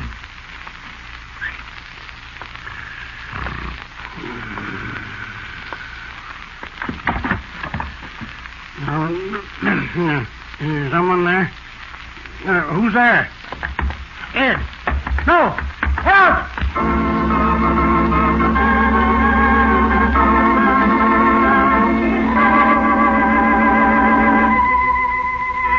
In that instant, Edward, you committed murder. You dropped the poker and went at once to the hiding place of the money. You ripped away the bricks, tore open the box, and gathered up the bundles of bills. Then you hurried out to the spring house. In a matter of moments, the money was safely hidden under the big rock, and you were back. Ida, come on. We gotta move quickly now. Get hold of yourself. You're trembling. I'm all right, Ed. Come on, then. Now put down that cigarette and tie me up. Here's the cord. There. That's enough. I'll tie my own legs. You better get some more for my hands. Yeah, this big chair's perfect. Heavy and easy to tie to. That's one leg. Come on, Ida. Come on. Start tying the cord to the back of the chair. Now, hurry up. Right, I'm hurrying. Tie it now so it can't slip. Everything depends on this. If it looks like I could work loose, we'll be in real trouble. I'll be careful. Now, here are my hands. Loop the cord around my wrists. Tighter, Ida, tighter. There. This has got to look authentic. That's it. Now tie it and pull the knots hard. There. Got it? Yes. Well, that's it, Ed. You'd never get loose by yourself. Oh, good girl. Now get into that closet and lock the door. And you know what to do with the key.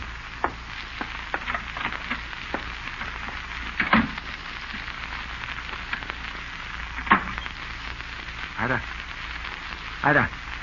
Are you all set? Ida. Yeah, sure. Just drop the key inside the wall. Oh, it's fine. Well, now we got nothing to do but wait. And tomorrow we'll be rich, Ida. Very rich.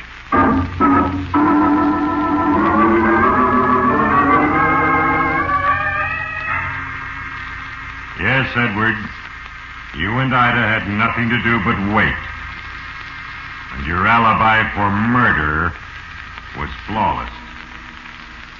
But you who listen, lest you think fate unjust, a conspirator in evil, mark well the final entry. For in a few moments, I, Fate, will write for the last time in the record of Edward Matthews. When I have written, I will read from the Diary of Fate.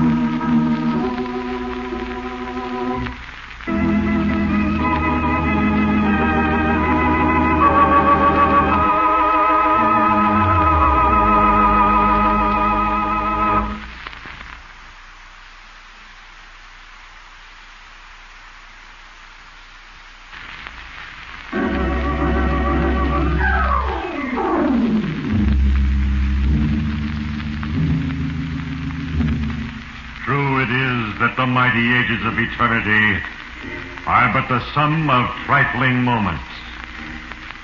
And also it is true that destiny is shaped by seemingly inconsequential happenings. Little things.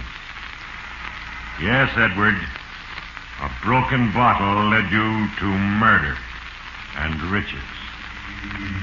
And now you sit quietly in a chair, completely confident that nothing can happen to disrupt your plan, for your alibi is perfect. Luke Huggins, a man already dead, will be blamed for your crime. All you have to do is wait. And then, suddenly, panic grips you, Edward. For the first time you see it. Another little thing. What was that? Something fell off the table. It... No. Ida! Yes. Ed, what's the matter? Ida, the key. Can you get it back? Can you get it out? No, I can't. The key's way down inside the wall. What's the matter? Your cigarette. Ida, you left it burning. It fell off the table. Cigarette? Oh, no, Ed. Where is it? Can you see it? Yes, it's on the old man's sweater. The one he left on his chair. It's burning. Ida, it's smoking. Can't you do something? Can't you get through it? No, I can't even move. These cords, the chair is so heavy, Ida. It's spreading.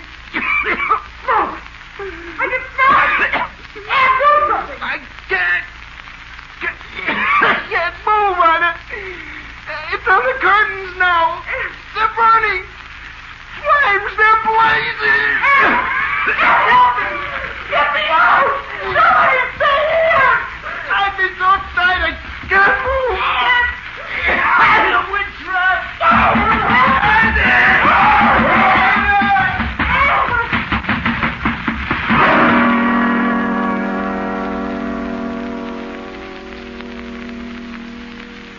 Yes, Edward. The essential in your evil scheme was that both you and your wife were helpless. That was to have been your alibi. And instead, it was your death trap. And now it is time to close the book. Another entry has been duly noted on the pages of eternity. And again, justice has been served. In the case of Edward Matthews, as in the cases of all mortals, I, fate, am but the instrument of a plan. And the little things in life are the tools with which I work. A broken bottle lying in the road brought a man to murder. A smoldering cigarette brought him death. Ponder well the moral, you who listen, and remember, there is a page for you in the Diary of Fate. The cast included Herbert Lytton, Virginia Gregg, Horace Murphy, Ray Erlenborn, Ivan Ditmars, and Hal Sawyer. Diary of Fate is a Larry Finley transcription, brought to you from Hollywood.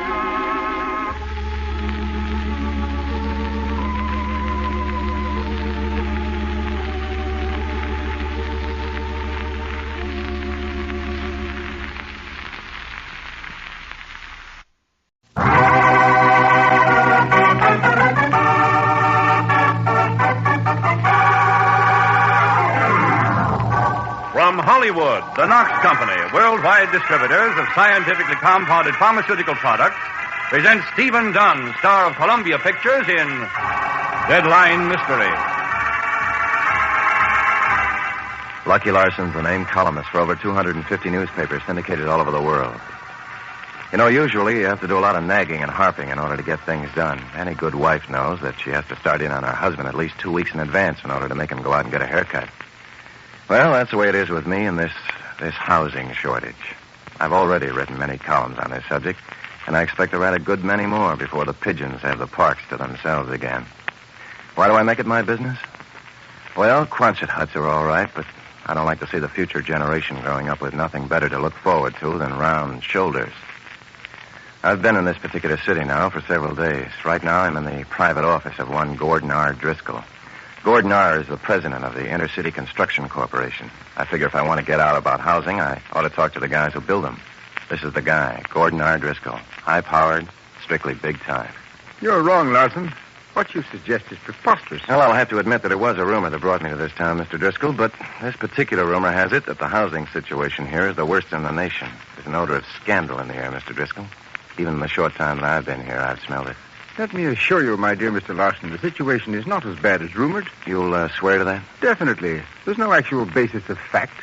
These stories are simply the work of calamity howlers, malcontents. Oh, hello, baby doll. Oh, who is he, Sugar? Who is he? Calm yourself, sweetie. Just a reporter. Columnist. Columnist? Yeah. Mr. Larson, meet my wife, Phyllis. Mr. Larson? Mr. Larson is getting information on the housing shortage, honey lamb. Short houses? Oh, isn't that silly? Not to a guy who has to fit a wife and 3 kids to a park bench. Gordy will build your house.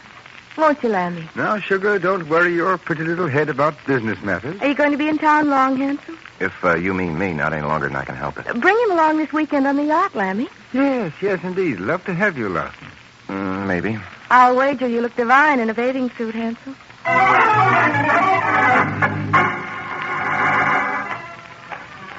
I'm walking back to my hotel now. I'm not the least bit happy or satisfied. Aside from honey blonde Phyllis, nothing else stacks up. My interview was flatter than a Saturday newspaper.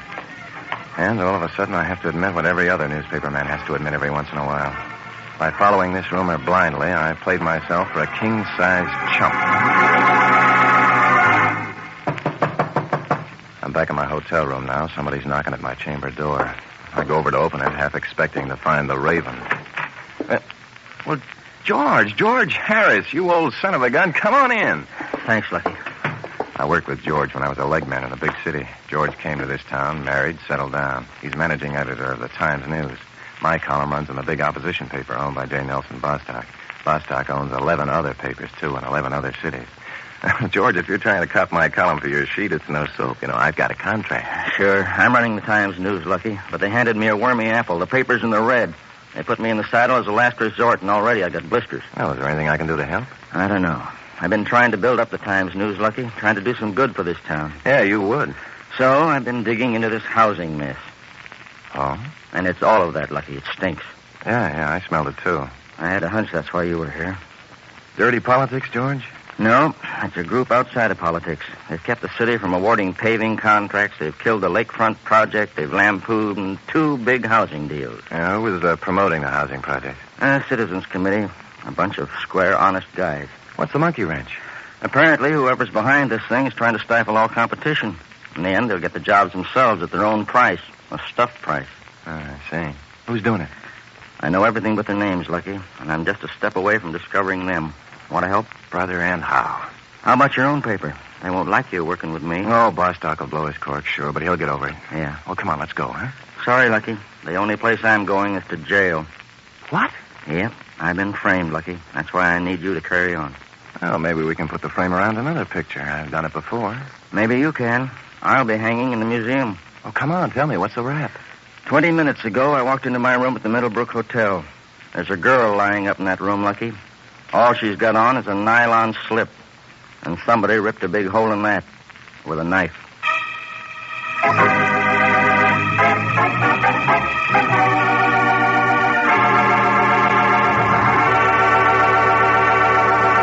Now, here is a message of special importance to men and women who suffer from backache, to people who feel nervous and jumpy, people who are losing their pep because of restless sleep, people who get up in the morning as tired as when they went to bed, to people who suffer from muscular aches and pains and feel a lot older than their years. If these conditions arise from an accumulation of excess acids due to a non-organic and non-systemic disorder of kidney function, the very first dose of the diuretic formula called Cystex, Cystex, usually goes right to work helping nature clear away irritating excess acids and poisons. And this natural action may quickly bring an almost amazing increase in pep, a delightful easing of backache, nervousness, and a handicapping muscular pains.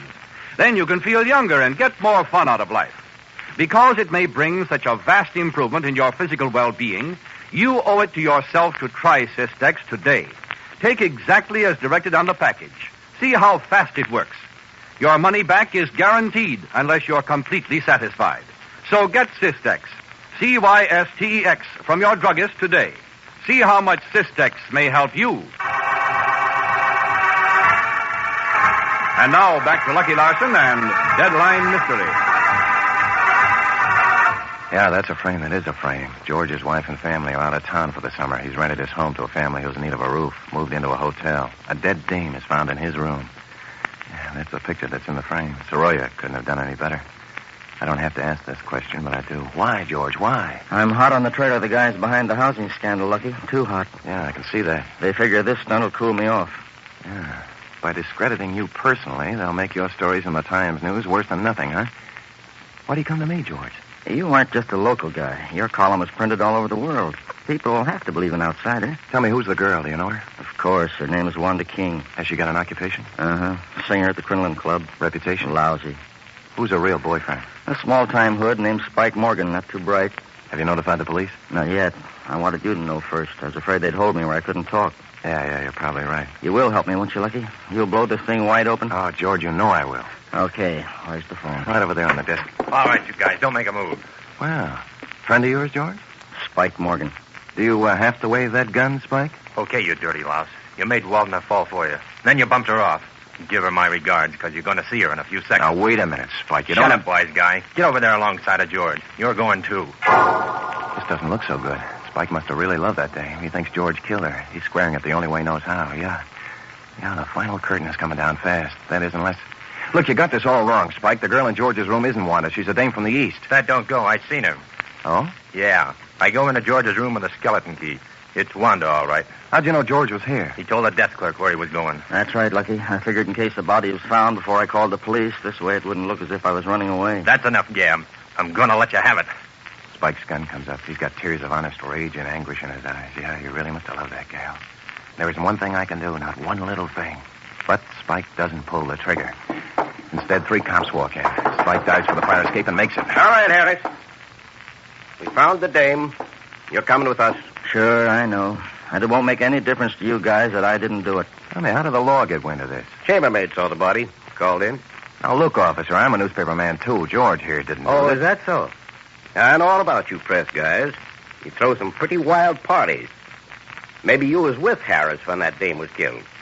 Maybe you killed her yourself. I know better than to argue with a cop in the performance of his duty, so I go along. Watch the sergeant book both George and me on suspicion of murder. A couple of hours later now, I finally managed to get myself unbooked. George is hooked solid. He knew he would be. I leave the local pokey in anger in a taxi, head for the Sentinel. The Sentinel's the local paper that carries my column.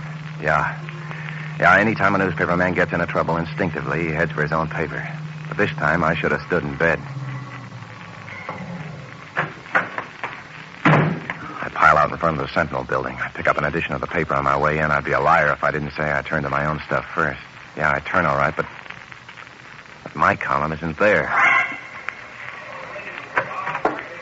I walk into the office of the managing editor. I ask why my column is missing. I'm told my copy got in late. I ask to see the Sentinel's owner, J. Nelson Bostock. I'm told that nobody sees the great white father. Not ever.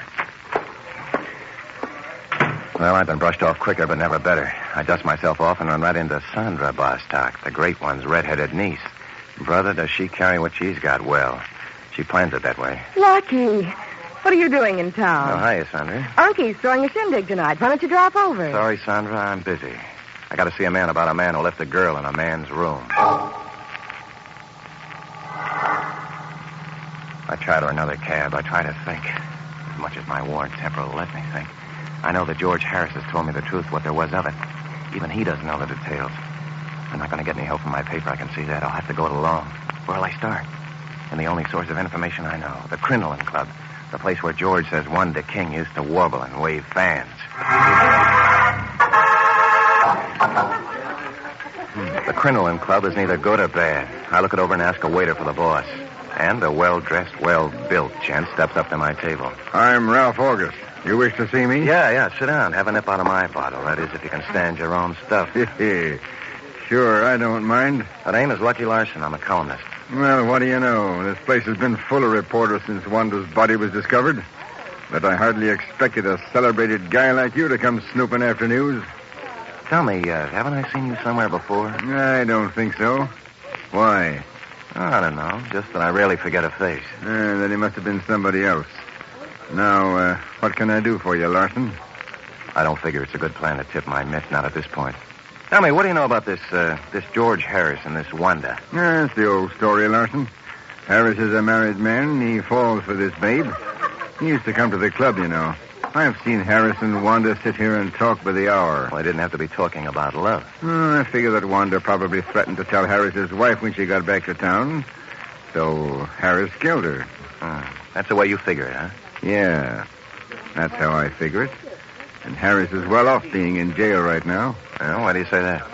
He'd be dead if Spike Morgan got to him before the cops did. Suddenly, I want to ask George some more questions. At the jailhouse, I meet my copper friend again. You back? Yeah. What do you want this time? Little talk with Harris. Harris isn't receiving this evening. Why? Orders. Whose orders? Just orders from way up. What would I have to do, say, if I really wanted to talk to George? Nothing at all. There's nothing you can do. In other words, the no visitors sign has my name tacked all over it, huh? Well, now, you can jump at conclusions or you can jump out the window for all I care, but you don't get to see Harris. So what? I can't knock down the county jail. On the street, I pick up tonight's edition of tomorrow's Sentinel. George Harris is plastered all over the front page. Bostock must have really gotten out the whip, and he's whipping Harris to a pulp. No guy can be that bad. I start to pitch the paper away before I retch, and on second thought, I turn to my page. It isn't my page. No column. I get it. The Sentinel is crucifying George. Somebody framed George because he was working on a housing scandal. Both of my columns are on the same subject. Bostock doesn't want to print them. Yeah, I think I'll go to a party. J. Nelson Bostock's butler is shocked. I'm not in tails. His nose scrapes plaster off the ceiling when I fail to present a gold-plated invitation. I'm going to get the bounce, it looks like, but the round and fully packed Sandra rescues me. I knew you'd come, Lucky. You couldn't resist little Sandra, could you? Well, my resistance is low tonight. Let's go out on the side porch. There's a lot of things I want to talk to you about. I'll look at the side porch. It's dark out there. I'm only human. Right now I'm pressed for time. Some other time, honey. Right now I want to see your uncle. He's in the study with some friends. I'm going in. Unky won't see you. He never sees you. I know, but this time it's different. I'm going to see him. I push into the study. Jay Nelson is here, all right. Also, Gordon R. Driscoll, president of the Intercity Construction Corporation. They're having sherry and chess. Bostock looks up coolly as Driscoll allows himself to be checkmated. What is it you want, my man? I want to see you. No one ever sees me. Yeah, I know. What are you sent for? This guy's seen me 50 times. What the heck? I'm Lucky Larson. Larson? Oh, yes, Larson. I didn't realize you'd been invited. I was. However, this time I'm here on business. I never discuss business with my employees, even in my office. Look, I'm not one of your employees, Jay Nelson. It just so happens that my syndicate supplies your paper with my column. I'll probably correct that. My 12 newspapers. Okay, your 12 newspapers. What I want to know is why my column was dropped from the Sentinel for the last 2 days. If this is a personal matter, Nelson, perhaps I'd better leave. Sit where you are, Gordon. If anybody leaves, it'll be this young upstart. I'm not leaving until I get an answer, J. Nelson Bostock. Then you shall have it, sir. Your column was dropped because the Sentinel is my newspaper. As a publisher, it is my duty to the people to print the things that they should know. Such as? Your column, sir, contains scandalous untruths. It was designed to stir up the people, to play on their credulity over this so-called housing difficulty. The Citizens Committee's projects were misguided from the very first. They were impractical. And they definitely interfered with that most sacred of all American institutions, that of free enterprise. If you don't mind, Nelson, I'd better go. You stay where you are. Why is the Sentinel crucifying George Harris? It isn't doing anything of the sort. The Sentinel prints only the truth. The truth? Is that why you convicted Harris this evening in your headlines? The only evidence you could have possibly had was that George had been arrested. Is this the way newspapermen treat other newspapermen in this town? How would you like to be in Harris's shoes, Mr. J. Nelson Bostock? How would you like to be hanged for telling people what you think the people should know? I should never allow myself to be in that position, Mr. Larson. A Bostock is not a murderer of hunky-tonk women. J. Nelson presses a button. Two big 6'2" clamp right on me. There are no rough words, no plebeian scuffles. I'm not thrown out. That'd be vulgar. I'm carried out, daintily, and dumped on my face in the street.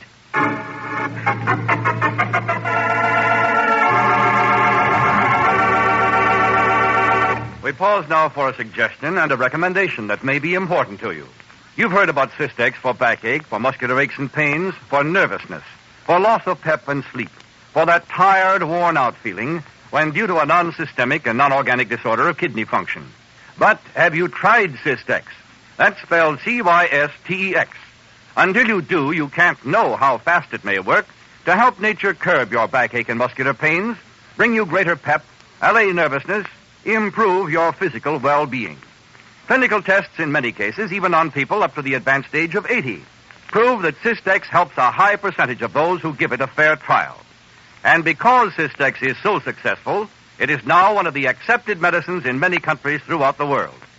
For over 20 years, Systex has brought joyous help to millions of men and women.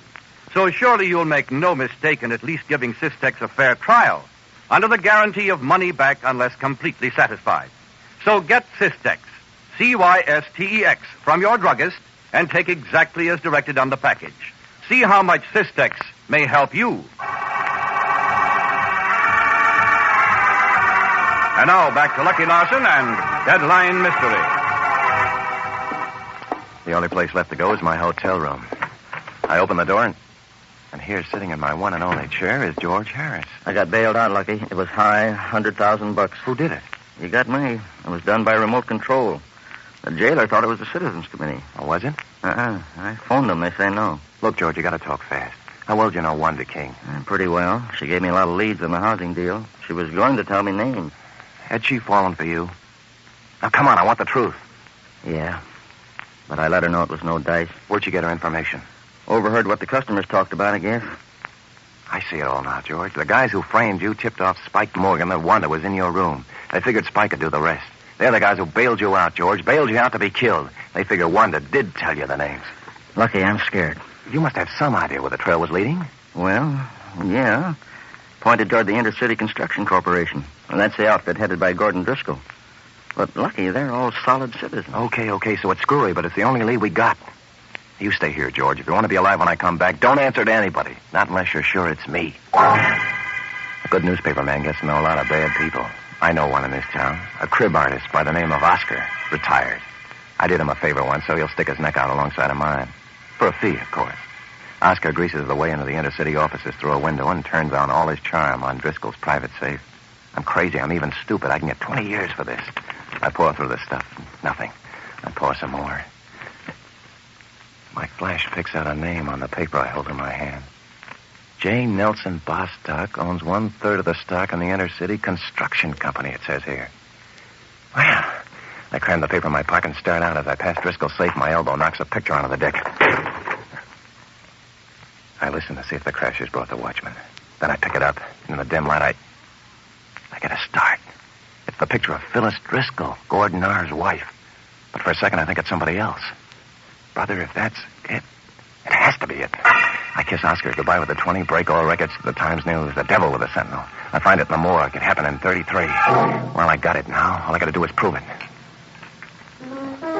Right now, I'm back in the Crinoline Club. The boss, Ralph August, greets me warmly. Back again, Larson. Have a drink on me this time. Sorry, August, haven't time. Where's your phone? Phone? Yeah, I got something so hot it'll blow this town wide open. On the housing scandal? Yeah. Where's the phone? Well, here, use the one in my office, old man.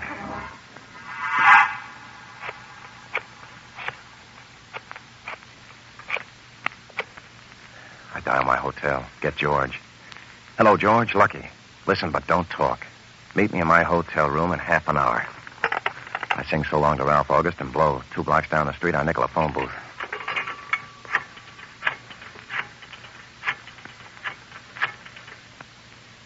Hello? J. Nelson Bostock?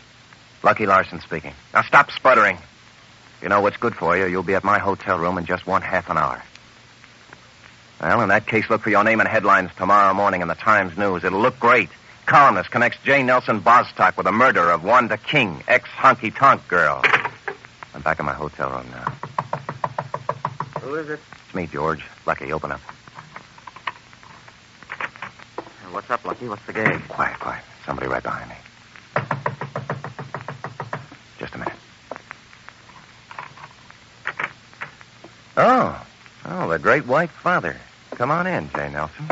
Young man, I've canceled your column from every one of my papers. I'll run you out of the newspaper business. Hey, I'll look at see this big stuff. The notes on tomorrow's column. Wait, I'll read it to you. J. Nelson Bostock, the man who thinks he and he only should tell the people what he thinks they ought to know, is deliberately railroading a fellow newspaper man. That's a deliberate lie, sir. Why? Because it's just playing pals eluding the people. And Bostock, by suppressing the truth, is protecting their right to loot. At the same time, Bostock is lining his already overstepped Now, pocket. you look here. I've never stooped to graft in my life. Oh, no? Then look at this, my opinionated friend. What? I pulled out the legal-looking document that names Bostock as the third owner in Intercity. Where did you get that?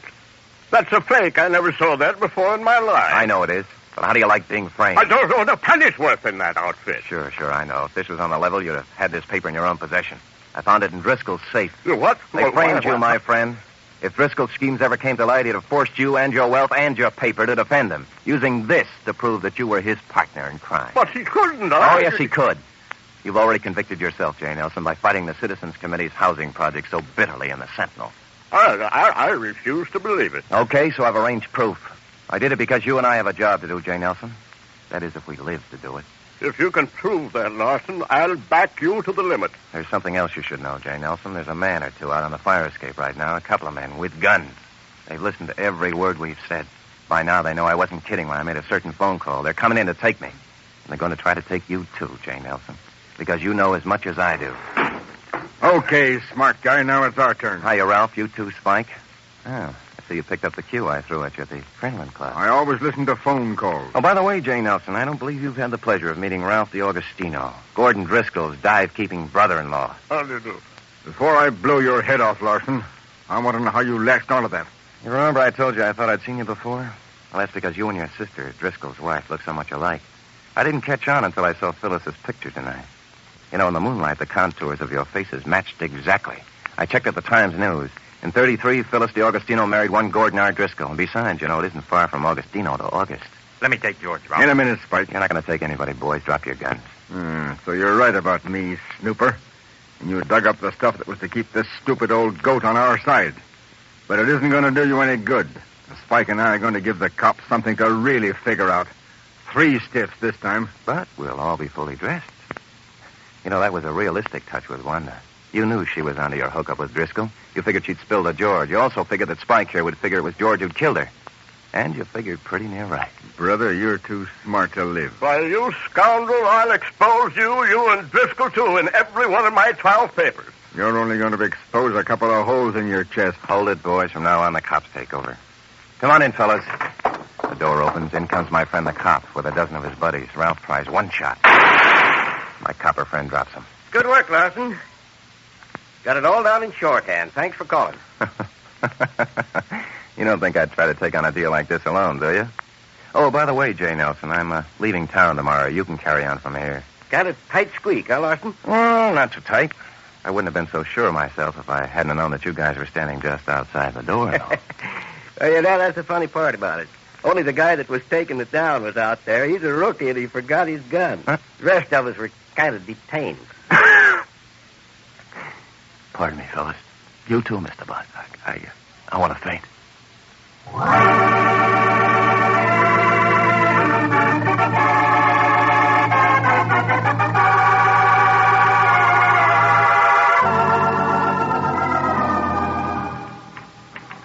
Column for today, Sunday, August the 24th, 1947.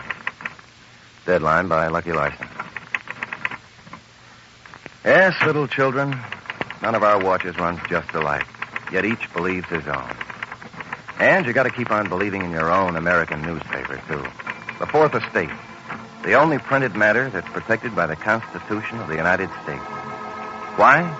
Because our country allows people to say what they think. Right or wrong, you can spit it out in the good old American press. But the newspaper must remember that it has a duty to tell the truth as it sees it.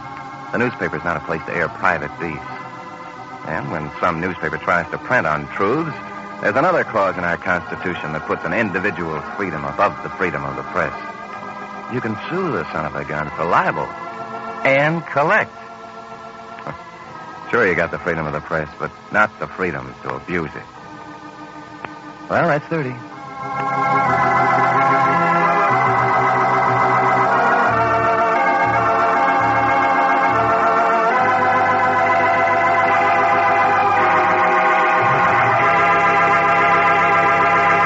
Here's a vitally important message to those who suffer from recurring attacks of bronchial asthma. Most people who suffer from the coughing and struggle to breathe, who can't sleep at night and thus lose strength and energy, have had these recurring attacks a long time. They've tried a lot of things, and still they cough, wheeze, and struggle to breathe. Naturally, they become skeptical and think nothing will help them. But I firmly believe there is hope for even the most pessimistic, because I've seen letters from all over the world, from grateful men and women, telling how thankful they were that they got up enough courage to try Mendaco. That's spelled Mendaco. And I have seen a large number of clinical reports, which convince me that Mendaco has been a blessing to sufferers from recurring attacks of bronchial asthma. There are certain scientific reasons why Mendaco works the way it does. And the producers of this great medicine are so confident it will help most sufferers from recurring attacks of bronchial asthma that they say, get Mendaco from your druggist and take exactly as directed on the package. If you're not completely satisfied, your money back is guaranteed immediately. For coughing, recurring attacks of bronchial asthma, get Mendaco. Mendaco. Ask your druggist for Mendaco today.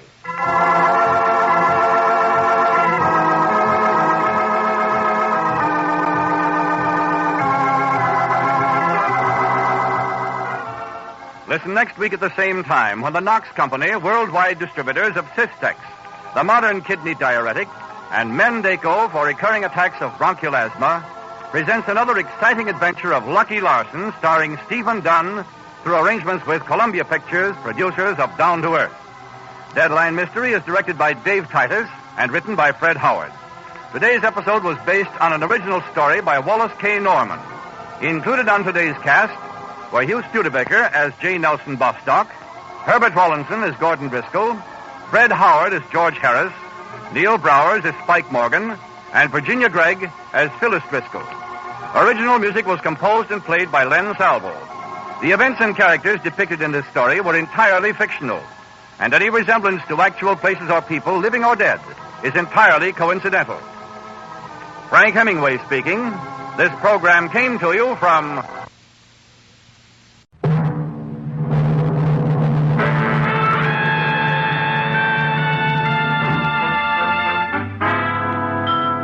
Dangerous Assignment, starring Brian Donlevy as Steve Mitchell.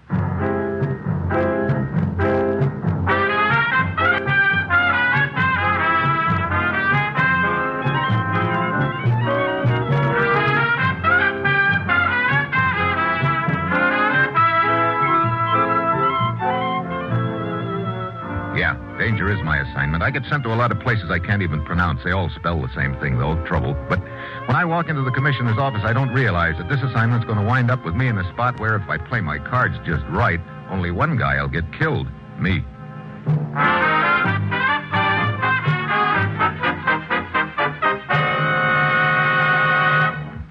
Morning, Commissioner. Steve, welcome back. Your vacation last long enough? Do they ever? Well, your plane leaves for Japan in 1 hour. Brother, you just don't waste a minute. Japan.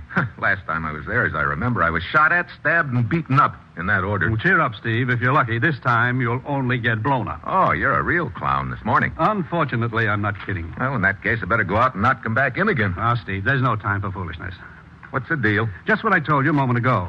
You mean getting blown up? Exactly. Steve, as you know, negotiations for a just peace treaty with Japan have dragged on for a long time now. What's holding them up?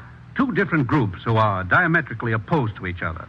One of them is the same set of interests which seem to be bucking us all over the world. But the other is a small but rabid nationalist sect, actually an organization of fanatics. And we're right in the middle, huh? Fine. But I still don't see what this has got to do with getting blown up. Well, Steve, during the last week, 3 explosions have taken place in Tokyo. Each time a man was killed, and each time that man was connected in some way with the negotiations. What? That's right. It looks very much like somebody has chosen a very effective method of sabotaging the negotiations. Have we any idea which outfit is behind the explosion? That's what you're going over there to find out. And as of right now, you're racing the clock, Steve. How so? In just 3 days, we're playing our trump card at the final conference in Tokyo. We're going to produce a surprise visitor. Oh? The very presence of this man in that area will, we hope, go a long way toward restoring the situation and paving the way for a lasting peace in the Orient. Sounds like a pretty important guy. He is indeed, and for that reason, his trip to Tokyo and presence there must be kept an absolute secret until the time of his surprise appearance at the conference. I see. Who is he, Commissioner? His code name for the mission is Mr. Big. As for his real name, here it is on this piece of paper. It's been classified for sight only. Take a look. Hey. Yeah. Now you see why it's vital we find out who's responsible for those bombings and stop them in a hurry. Get over to Tokyo, Steve, and go to work on it fast. Well, that's it. You've got your assignment. Good luck.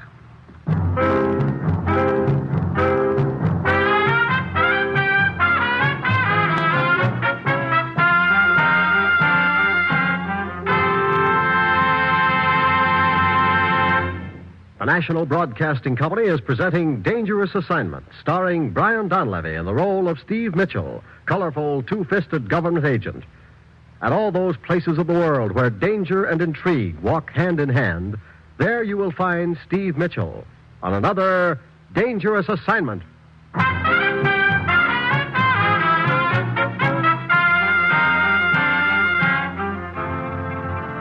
Well, I've been handed some rough ones in my time, but never one like this. Fly to Tokyo and find out who's blowing up people. Stop them before our Mr. Big arrives on the scene and incidentally try to keep likewise from happening to me. It's Wednesday when my plane lands in Tokyo and I head for Army Intelligence and Major Ferguson. Well, looks like we've got a real deal on our hands, Mitchell. Yeah. As I understand it, Major, the explosions seem to be intended for people who have some connection with the treaty negotiations. That's right. But unfortunately, the explosions have killed a lot of other people, too. Whatever they're using, it's plenty powerful. You think they're time bombs? No, definitely not. How can you be sure? Well, at the start, we figured they were. But after we switched the times of a couple of meetings at the last moment and the explosion still took place, why, then we knew better. Mm-hmm.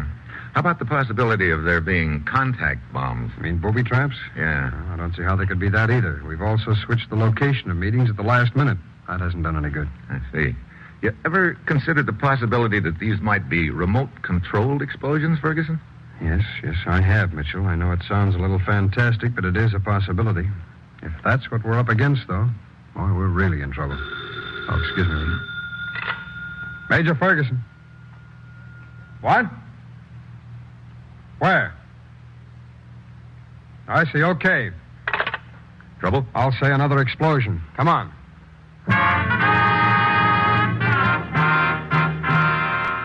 10 minutes later, Ferguson and I arrive at the scene. It's a government office building. The explosion apparently took place in an elevator on its way up. Ferguson questions the building guard, and I nose around a little.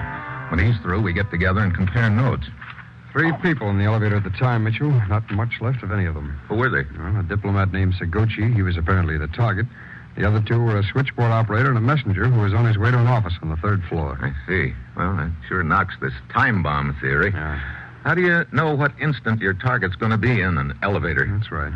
There's no way the bomb could have been dropped from the top of the elevator shaft either. I checked on the roof. There's a radar installation up there, heavily guarded. And there's another thing. The guard told me the entire building had been searched only yesterday, so I don't see how the explosive could have been hidden anywhere around. Wait a minute. What? I just thought of something. We've established that the bomb couldn't have been dropped from the top of the elevator shaft, but that still leaves the doors on the various floors. You think somebody could have shoved the bomb into the shaft from one of the doors? I don't know. That's what I'm going to try and find out right now. I'll check with you later.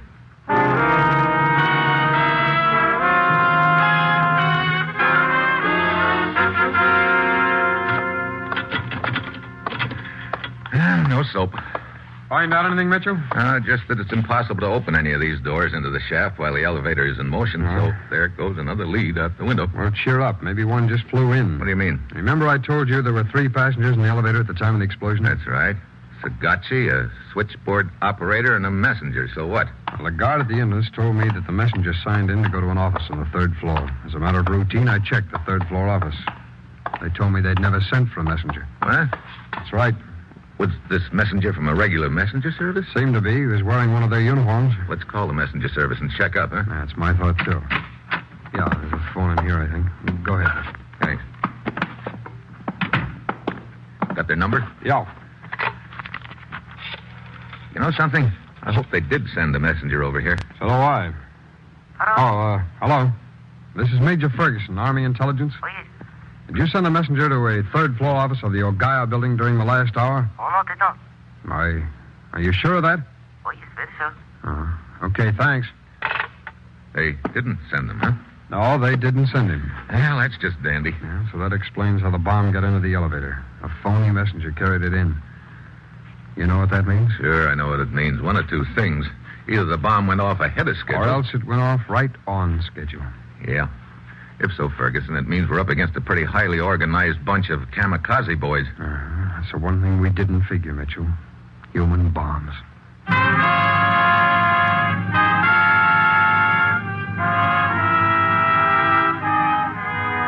walk to the window and stand there looking out over Tokyo. Pretty soon, Major Ferguson comes up beside me. There's a lot of people down there, Mitchell. Yeah, how many? About 5 million, I guess. And we're supposed to reach out into that 5 million and put our finger on a few gents who are walking around with dynamite up their sleeves. A real breeze, huh? Sure.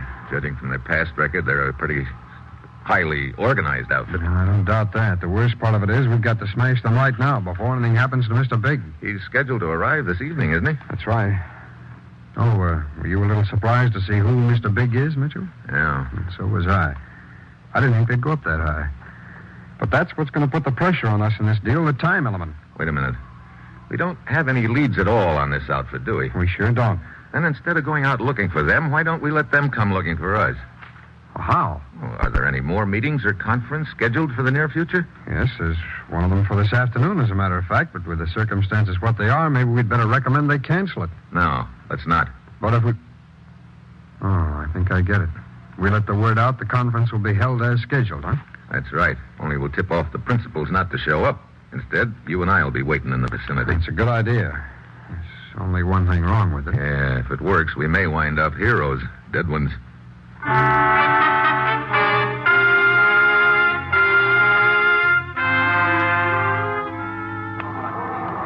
Looks like our idea wasn't so hot, Steve. Meeting was scheduled for that building across the street. We've been watching entrance for an hour now. Yeah, there's no chance anybody could slip in any of the other entrances, is there? No, they're all locked up tight. You think these buzz bomb boys would have found out we tipped off the delegates to this meeting not to show up? Well, I don't see how. We tipped them off personally. So far as anybody else knows, the delegates should be arriving any minute now. Hold it. What is it? Looks like somebody else is arriving. And that little guy coming on the sidewalk this side of the street? Yeah. Look at him. Pretty fidgety. Yeah, he's trying to look in every direction at once. Stop. Look, he's staring at the entrance to the building. Let's close in. Real easy. Right. Think he's our boy? I don't know. Look at the way he's sweating, wouldn't it? I'd sweat, too, if I was about to blow myself up.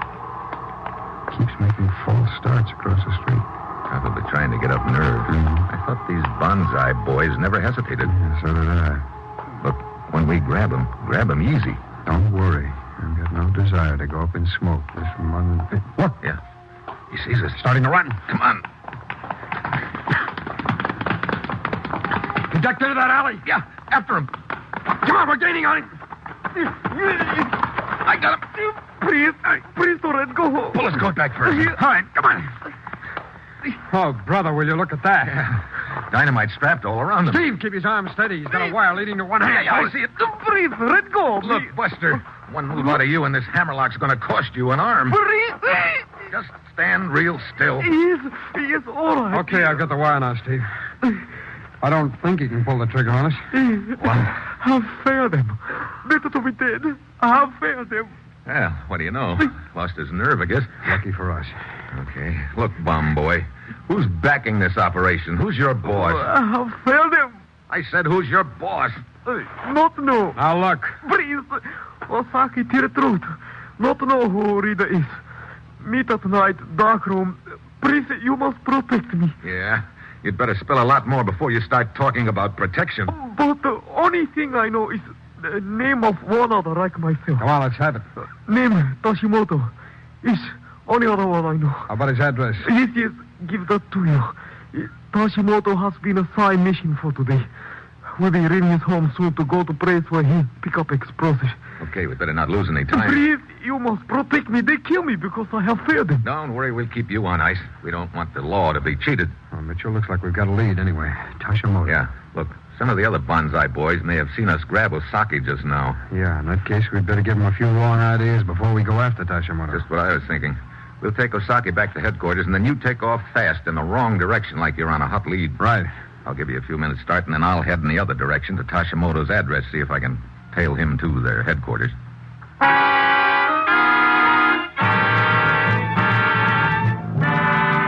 We go back to headquarters, and Ferguson takes off. I wait a while and then head for Tashimoto's house. I stay across the street under cover, and about 20 minutes later, out comes Tashimoto. I recognize him from the description Osaki had given us.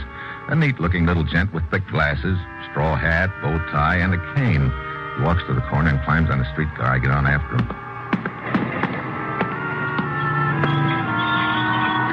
Streetcar's loaded with kids. Tashimoto finds a seat near the front of the car, and I slip onto one across the aisle and a few seats down. Next to me sits a plump little character with a big grin. Also, you American. Huh? Oh, yeah. You fan. What? You fan. Fan? Oh, yes. Strike 3, out. A baseball fan. Yeah, Oh, yes. sure. You go to ball game? No.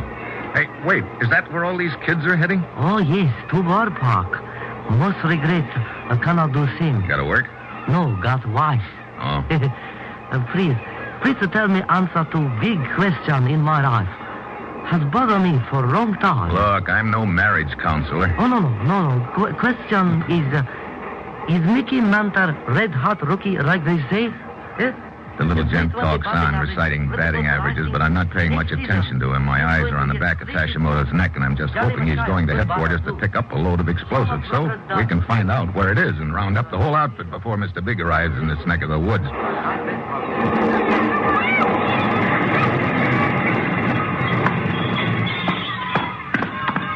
Finally, the little baseball fan gets off, and then I stiffen as the car starts up again. Tashimoto stands up, turns around, walks in my direction. He stops beside my seat, gives me a deep bow and a polite smile. Good afternoon, Mr. Mitchell. Well, please, may I sit beside you? Hey, Thank you so much.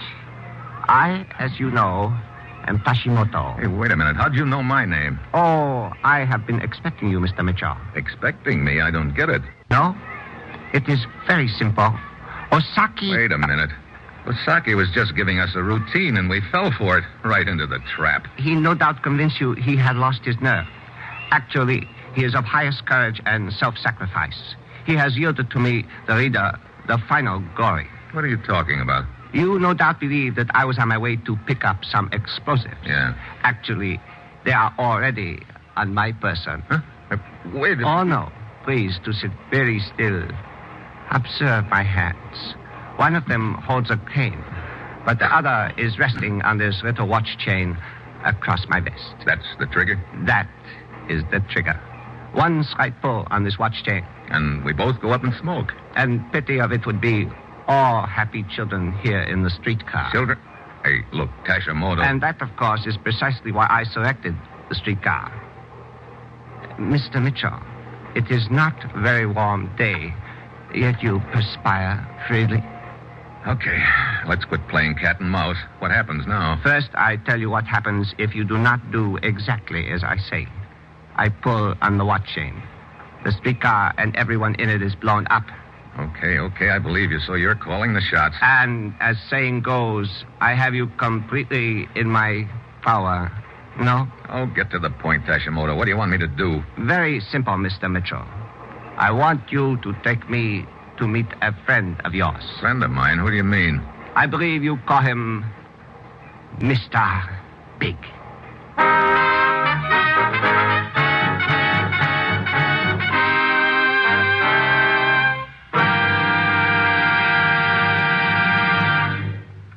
And now, back to Dangerous Assignment and Brian Donlevy as Steve Mitchell.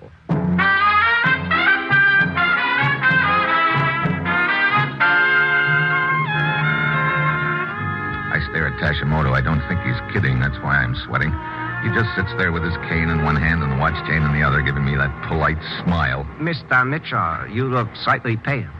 I'm so sorry to cause you discomfort. Yeah, I'll bet. Look, Tashimoto, you can't get away with this. Oh, but you misunderstand, Mr. Mitchell. I am not trying to get away with anything. What do you mean? I merely wish to be brought face to face with your Mr. Big. Then sight pull on watch chain, and my mission accomplished. Glory is mine. Of all the weird... Please, Mr. Mitchell, let us keep our voices at polite level. Our conversation might prove very puzzling to some. Look, if you think I'm going to go along with your insane... I regret deeply to realize I have failed to convince you of my sincerity. Really well. I must admit failure and bring this to completion. I regret children's loss of life, but not my own. I deserve it. So little pull on watch chain and... Wait, hold it. Oh, so?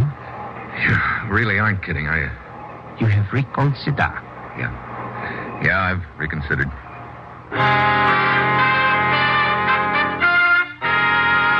Yeah, he sold me. 6 others have blown themselves to bits. I stall for time while I figure out some way to jump Tashimoto without setting off the bomb. But whatever I do, I've got to do it before we get to Mr. Big. At the next stop, Tashimoto ushers me off and into a crowded cafe where he orders tea for both of us. I thought a cup of tea might restore your spirit somewhat, Mr. Mitchell. Thanks. In any event, we have certain amount of time to kill, if I may be excused for expression. Time? Yes. Your Mr. Big should be landing at airport within next 5 minutes.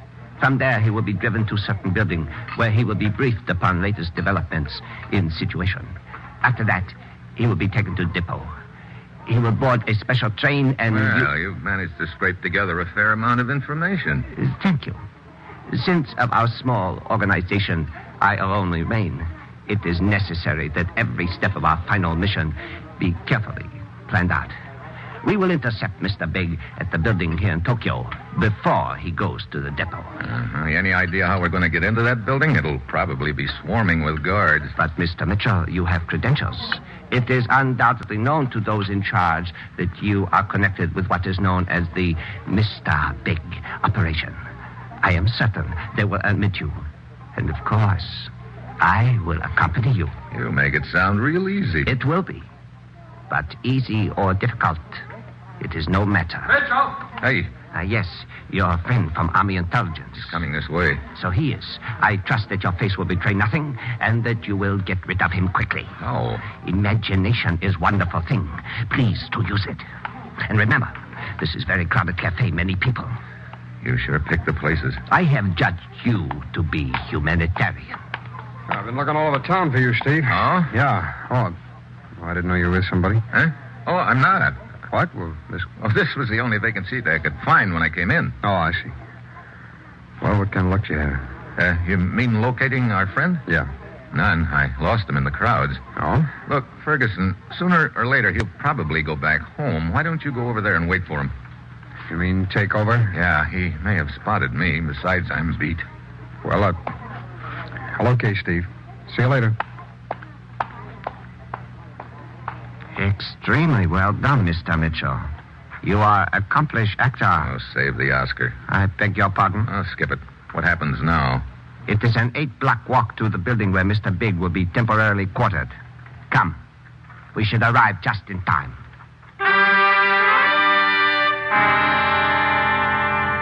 We start start a leisurely walk along the crowded street. Tashimoto just loves crowds. I'm wondering if Ferguson realized there was anything wrong. If so, he sure didn't tip it. Probably he didn't. I study Tashimoto, trying to find a weak spot, some way of catching him with his guard down, and then an idea hits me. He's got his right hand on the watch chain. The left hand's holding his cane. If I were to offer him something suddenly, he couldn't very well reach for it with a hand holding the cane. He might, just might, take his hand off the watch chain for a second before he realized it's worth a try. What is matter, Mitchell? Why do you stop suddenly?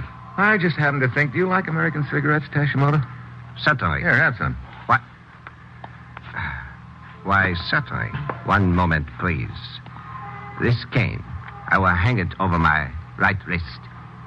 So now, cigarette, please. Oh, here, take the pack. Thank you. Shall we proceed? I must give you credit for a good try, Mr. Mitchell. Ah, thanks. Indeed, I find you most worthy opponent. I should be flattered, but a compliment doesn't mean much when it comes from a guy with a worm in his brain. Mr. Mitchell, you have a most sharp tongue. What's the matter, Tashimoto? It sort of bother you that I think you're nuts? Your opinion, inaccurate as it is, does not matter. There is a mission to be performed. Otherwise, I assure you, it will give me great pleasure to... I see now. You want me lose my temper, lose control, and you almost succeed. But unfortunately, almost is not quite good enough. Huh? So, there is building. Okay, what now? Don't tell me we just barge in the front door. Exactly. You will show your credentials to the guard. Wait, come quickly. So, a black sedan slipping down the alley from side entrance. The merest glimpse of face. Mr. Big. Are you kidding? If they were taking Mr. Big anywhere in a car, they'd have guards swarming all over the place. Mr. Mitchell, I believe you are the one who, as you say, is kidding. One car alone attracts much less attention. And there were guards in car. So they are undoubtedly proceeding to depot, but ahead of schedule. Maybe your information was wrong. Or perhaps they moved the time up for security reason. No matter, however. They undoubtedly take roundabout route to depot to throw possible pursuers off trail. Come, we will beat them there in taxicab.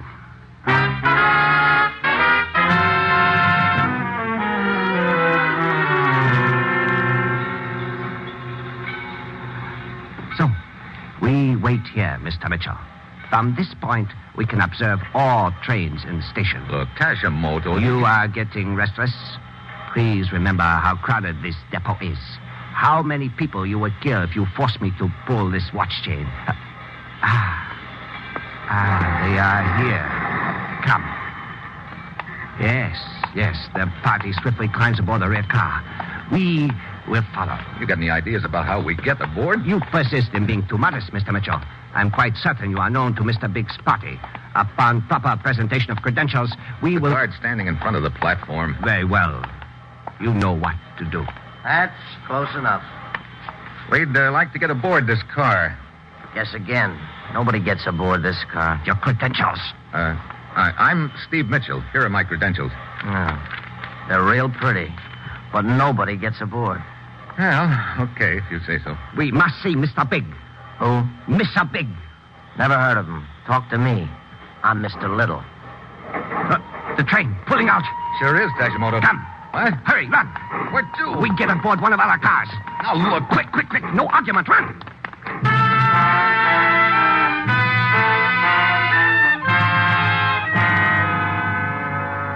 We jump aboard the train about 3 cars away from Mr. Big's private car. Tashimoto has me write a note asking permission to talk to Mr. Big. He makes me enclose my credentials. Then he has the conductor deliver it to Mr. Big's car. So, we not have much longer to wait, Mr. Mitchell. Conductor, be back any moment. Look, Tashimoto, that gag's not going to work. If they wouldn't let us aboard the car in the first place, they sure won't let us walk in now. Here is answer to your message. Thank you, conductor. Very well. So, let us read.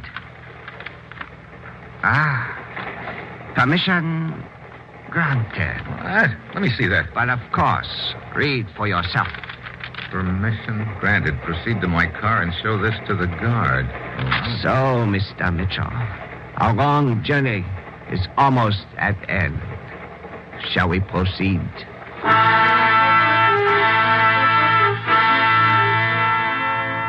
We start heading for Mr. Big's car, and I know it's now or never. We get to the platform between our car and the next.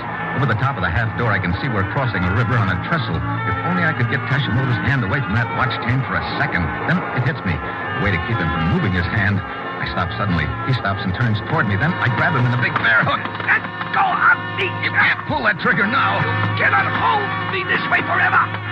He's so right. I'm slipping little by little. I know as soon as he can get a hand free, just an inch, it's curtains. I start working him toward the half door. I bend him over it. Then I give a big shove, and we both fly out.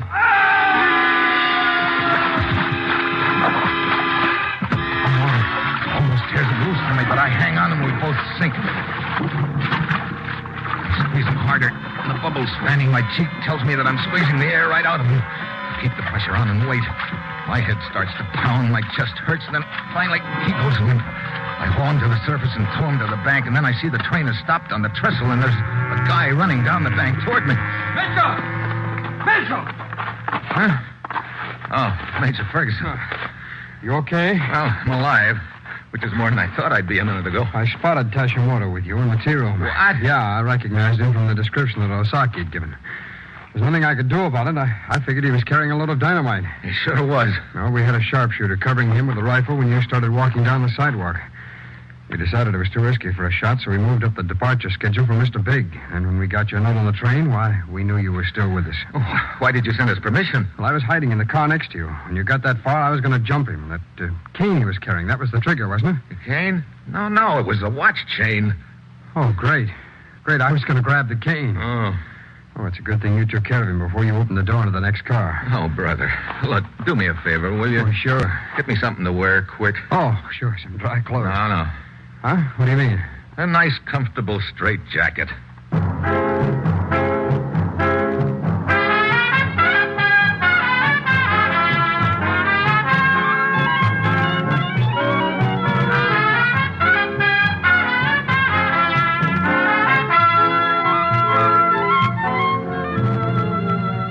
Dangerous Assignment, starring Brian Donlevy as Steve Mitchell, with Herb Butterfield as the commissioner, is written by Bob Reif and Adrian Jondo, with music by Robert Armbruster, and is produced and directed by Bill Karn. Be with us again next week at this time, when Brian Donlevy, starring in the role of Steve Mitchell, will embark on another dangerous assignment.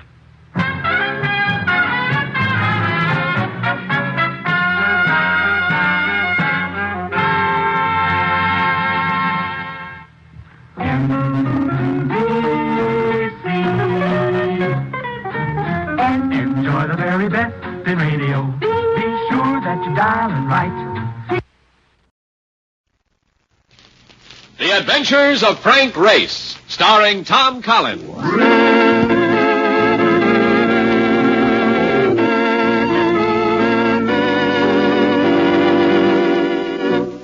The war changed many things, the face of the earth and the people on it.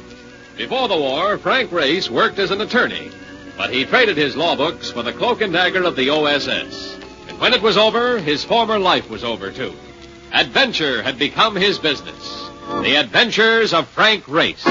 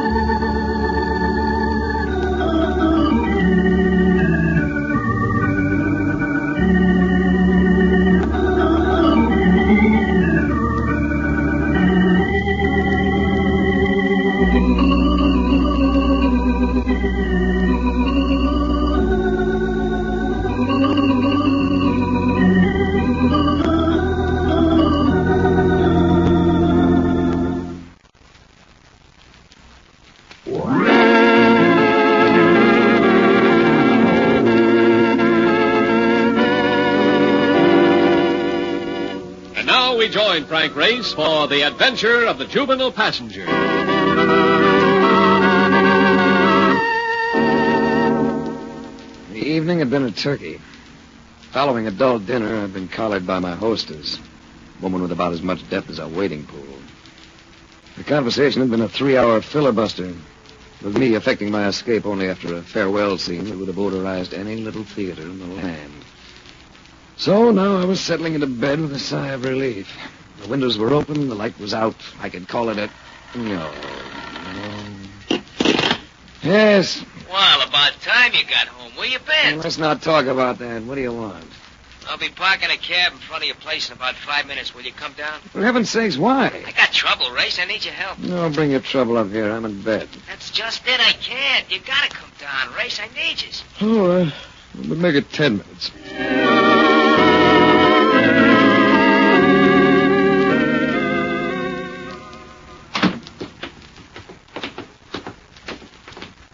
This had better be good. So take a gander back there.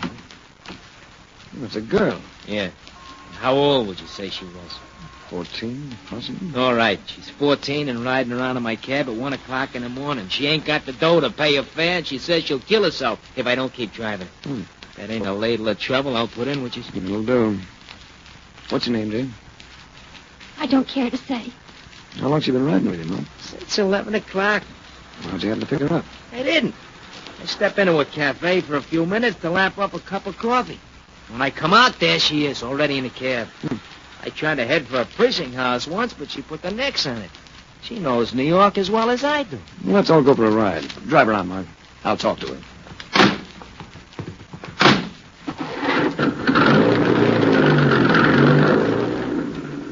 You could tell me your first name. That wouldn't give anything away. It's Mary. Look, you're just being mad at me. I'm a stranger. I'm not mad. It's... Trouble at home? I don't live at home. Relatives? I stay at an orphanage. Nothing wrong with that. No, there's nothing wrong with it except... Well, how would you like it if someone were trying to send you to jail? Someone at the orphanage? Just the head of it, that's all. No one can send you to jail if you haven't done anything wrong. She claims I steal things. I don't, but... What's the use? You won't believe me either. I believe you. I'd like to help you. You can't do anything. Nobody can do anything. What are you supposed to have stolen? Some jewelry. You like jewelry? Sure I like it. All girls do. But I didn't take any, even if they did find it in my mattress. Well, then tell them so. Well, let me take you back. No. You can't keep riding around in this cab all night. Nobody wants to help me. Nobody. I said I'll help you, and I will. Don't forget about going back to the orphanage. But you must have friends, someone with whom you can spend the night. Then, tomorrow... I don't know anyone. Except Farrell Gillis. I'm afraid a man won't do. Oh, Farrell Gillis is a lady. She's swell. She came to the orphanage a couple of times and told me to come and see her anytime I wanted to. You know where she lives? We could find it in the phone book.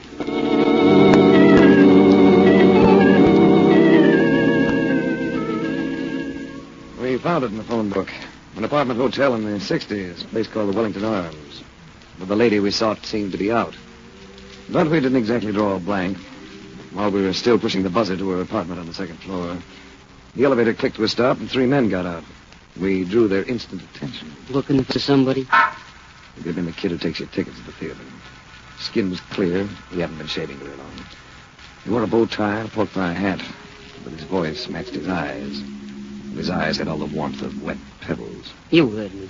You can turn off that look of inspection. I ain't liking it. We came to see Farrell Gillis. Who's a kid? Her name's Mary. Mary what?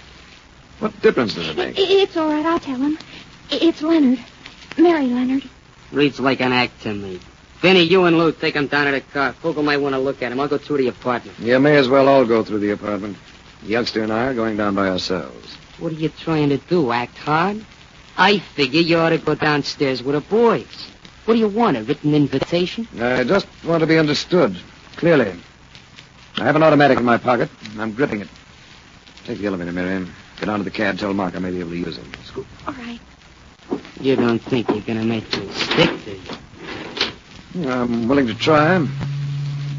What's the matter, Vinny? Need a smoke? Keep your hands where they are. You can wait. You know, I figure you do have an iron in that pocket. Clever of you. But I'm figuring something else, too. You didn't expect to run into us either. Who'd want to? So I'm betting the iron ain't loaded. You go to a lot of trouble, don't you? Why don't you relax, boy? We're strangers. We've never seen each other before. We just nod, go our respective ways. We'll both stay happy. Now I'm sure you ain't got that gun loaded. He had me. And here was a boy who plainly liked violence for its own sake. There's nothing left for me but the stairwell, so I vaulted the banister and got a decent fall. Hey, what goes? I was just coming up. Come in. Let's go. Where to? That's that orphanage. Justice taken up enough of our time tonight.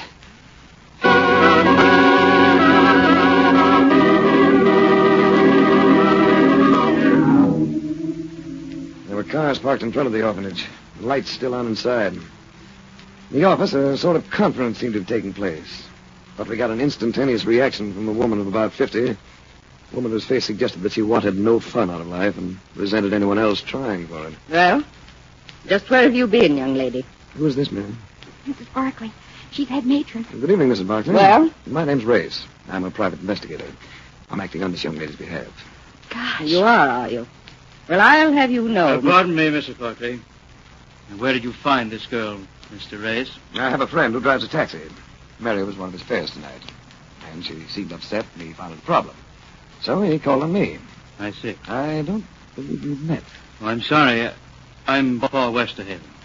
This is Miss Doris Sanford. Possibly you know Winthrop Grable. Everyone does. Paul Westerhaven. Plays polo the way Stan Musial plays baseball.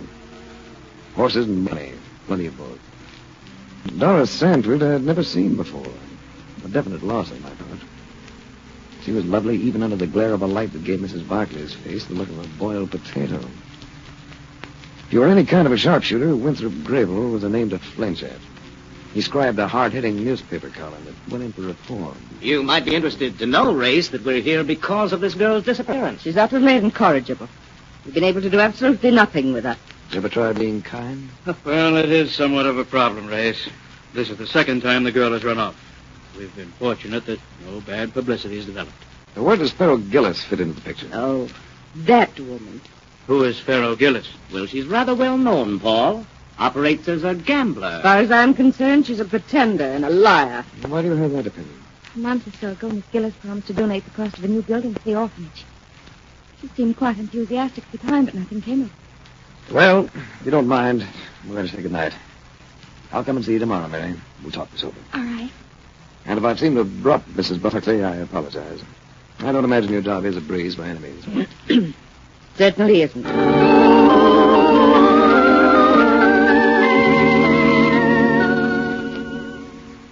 Next morning, I went back to the apartment hotel that housed Farrell Gillis.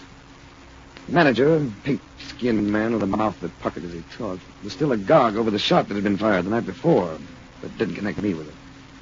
When I mentioned Farrell Gillis, he puckered and shook his head. No, she hasn't been here for a week. She often goes away like that, but never tells us where. Know anyone else who might know where she is? No one. She's a very strange woman. Gambles, you know. How about her lawyer? I don't believe she has one. Know where she banks? She doesn't. I know that for a fact. Everything in cash with Miss Gillis.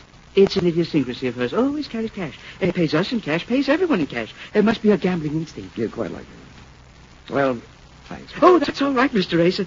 Didn't you say you were an investigator? Yes. Well, I'm always willing to help investigators. Always.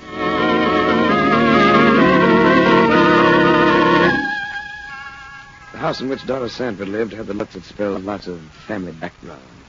The size that spells money. I was curious to know if Miss Sanford would appear as lovely by daylight as she had the night before.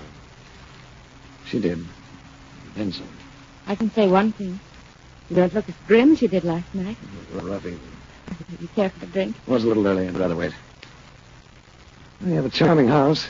Makes a nice frame for you.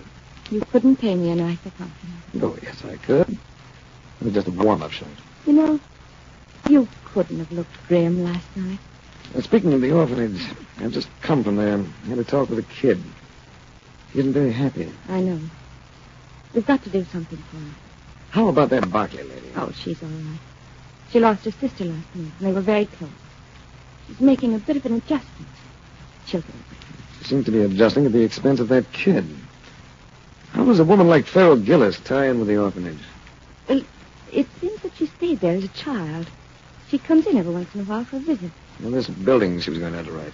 How much was it going to cost? $50,000. Nice bundle of money. It's big. You can see Mrs. Barclay's side of it. She was pretty excited at the prospect. That drink you mentioned, couldn't we have it somewhere in the mess?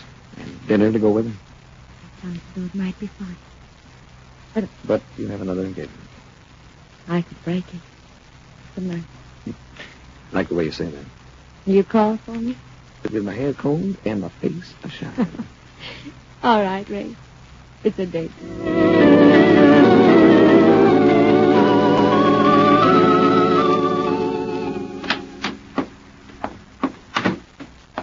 What have you been doing, shopping? Oh, hello, Mark. I didn't know you were here. Well, after last night, I thought you'd be home early, so I came up. What'd you buy? A black felt hat for evening wear. I thought you had one of them. I do. But when I pulled it out today, I found a bullet hole in it. Huh? Wonder where you got that. Hey, a guy called about 15 minutes ago. A fellow by the name of Tully. Tully? Yeah. Oh, he's the manager of the Wellington Arms. Yeah, that's the one. Said to tell you Pharaoh Gillis is back. Does that sound important? Might be. I've still got a couple of free hours, Mark. Drive me over there, will you?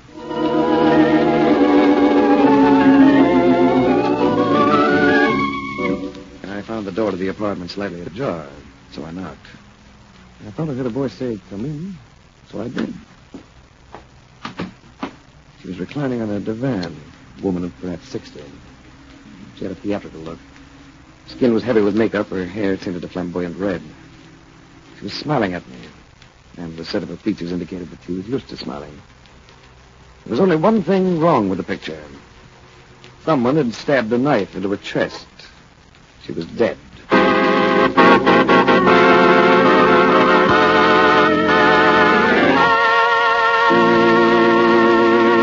We'll return to the adventures of Frank Race in just about 1 minute.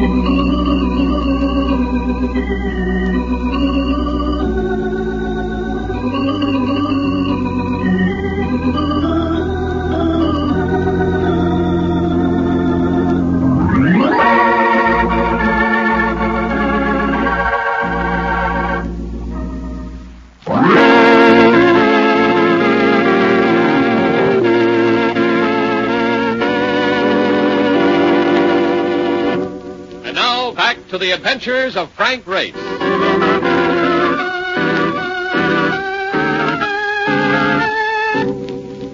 Finding someone murdered always presents one serious problem. Should you notify the police? If you do, you're going to find yourself involved. If you don't, you may find yourself even more involved. But this time, I didn't have to carry out my decision. Just as I picked up the phone, a voice spoke to me in the same soft tones that had invited me into the room. I wouldn't do that if I were you. He stepped out from behind a bookcase partition. And dapper serves as a one-word description. He could have been something from a style page in Esquire. He even had the leer to go with it. With him was Slate, the lad who had caused me to vault into the stairwell. The hood called Vinny was also along. I'm Johnny Fogel. The lady is a friend of mine. Well, for that to discuss the lady, we may as well get into the past tense, don't you think? Yeah, you see, Johnny, you're sugar cookie, like I told you. You ain't gonna get nowhere with him unless you raise a few lumps on him first. Were you a friend of the lady? To my knowledge, this is the first time I've ever laid eyes on her. Maybe I should have said the lady was a partner of mine. Yeah, I understand she was in an interesting business. The most interesting business there is. A few weeks ago, she made a killing, a real big killing. Yes? I gave her the tip that clicked for her, so I sort of figure that now she's gone, Lord rest her soul, I'm straight in line to be the heir to what she left behind. Now, I suppose that's a logical pattern of reasoning for a person of your temperament. Talk so Johnny can get what you mean. Never mind, Slate. I get what he means. And I think he gets what I mean. Let's not waste each other's time, Don't reach for that phone, pal. You ain't gonna call nobody. Frisk him, Slate. I wouldn't worry none, Johnny. He's got a gun, but it's never loaded. I'd take it just the same. Keep it for you, chum. You see, Race? It's like this. You coming in here made it kind of embarrassing. A little embarrassing for us, more embarrassing for you. Because it ain't gonna be sensible for me to let you go walking out, is it? You want something, Fogel. What is it? Pharaoh's better than 50 grand. And by the way every drawer in the apartment seems to have been so neatly emptied, I'd say you've been looking for it. Pharaoh wouldn't have been keeping the dough here. She wasn't that kind. I haven't the slightest idea what Pharaoh Gillis was like. You may as well know that I can't tell you a thing about her mother. That's the trouble with you guys. You always want to play a lone hand. Let's get him out of here, Slate. Start moving, Race. And this time you ain't getting away with no phony moves. As Slate pushed me past the door, Fogel lingered for a last look at Pharaoh Gillis, which meant that Slate and I started downstairs by ourselves. He insisted on walking right behind me, so after about 6 steps, I simply sat down in front of him. He instantly went over me and crashed on the landing below. I leaped after him, but there was only time to regain my pistol before Fogel appeared at the top of the stairs. Drop that gun, Race! I went the rest of the way on the run, past a gaping manager in the foyer, up to a gaping Mark Donovan at curbside. Oh, not again. Every time you go in that place, you get chased out by bullets. Get me home in a hurry, Mark. I'm due to pick up a most attractive girl in less than 30 minutes.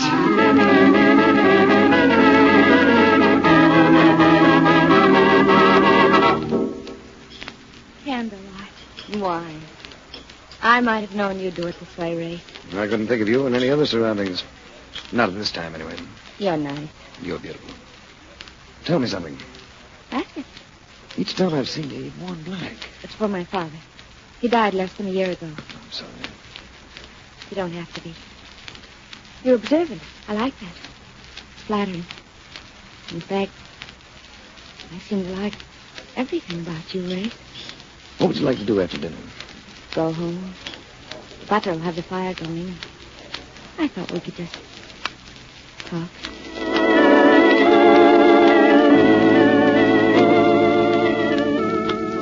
The fire was going, as she'd promised.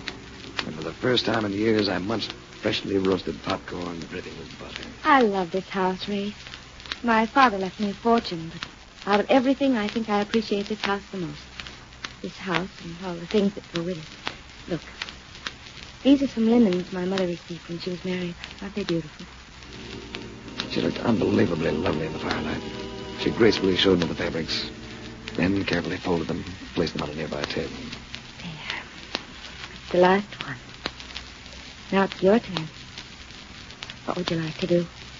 Take you in my arms. You think that's going to be hard? Might lead to complications. You know, you show signs of being a very domestic young lady. Why don't you kiss me? You'll find I have other qualities, too. Beg pardon, Mr. Drader will see you. I'm just going to barge in, Doris. Oh, I didn't know you had company. But it's Mr. Race. You remember Winthrop? You met him last night. Oh, yes, of course I remember. I came to see you about that youngster. She's been arrested, Doris. Arrested? Mary Leonard? Well, it seems that Mrs. Barkley made a report to the police about the missing jewelry. Oh, no. We'll have to run down and get the child out. Well, I'm afraid they don't grant bail on a murder charge. Murder? Murder? One of the items the police recovered from the girl was a diamond earring. The mate to it was found today in the apartment of Pharaoh Gillis, along with Miss Gillis's body. So it seems that the orphanage has been harboring a juvenile murderess.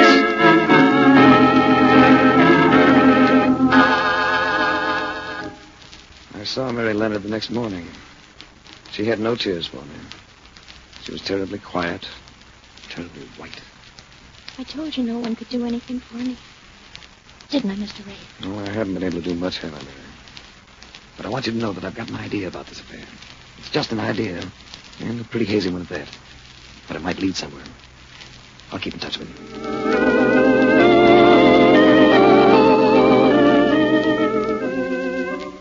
For the rest of the day, I had Mark out gathering information while I busied myself doing the same thing. We got together at 5 o'clock. Hey, you know something? You were right about that Gillis thing. She flipped Bill around like nothing. And the moolah she give away. I should have known that lady. Did you visit Mary Leonard? Yeah, I saw the kid. Yeah, Ray, she's scared. She's really scared. They're going to have to let the newspapers in on a deal unless you turn up some.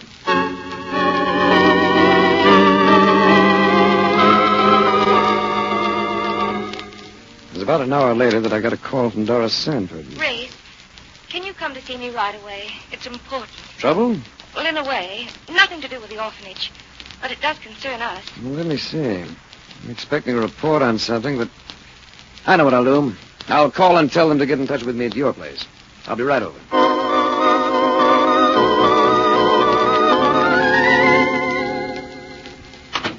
It's Winthrop Grable, Race. He thinks he's in love with me. And he's become insanely jealous of you. Can't help that, can we? After all, he's a big boy now. But he can hurt you with that column of his. There's a phone call from Mr. Race or something. I took it from the library. It was the report I'd been waiting for. When I got back to Doris, I found Winthrop Grable with her. He greeted me with a frigid nod. His face was flushed, and his eyes had a too bright look. Was it the call you've been expecting, Race? Yes.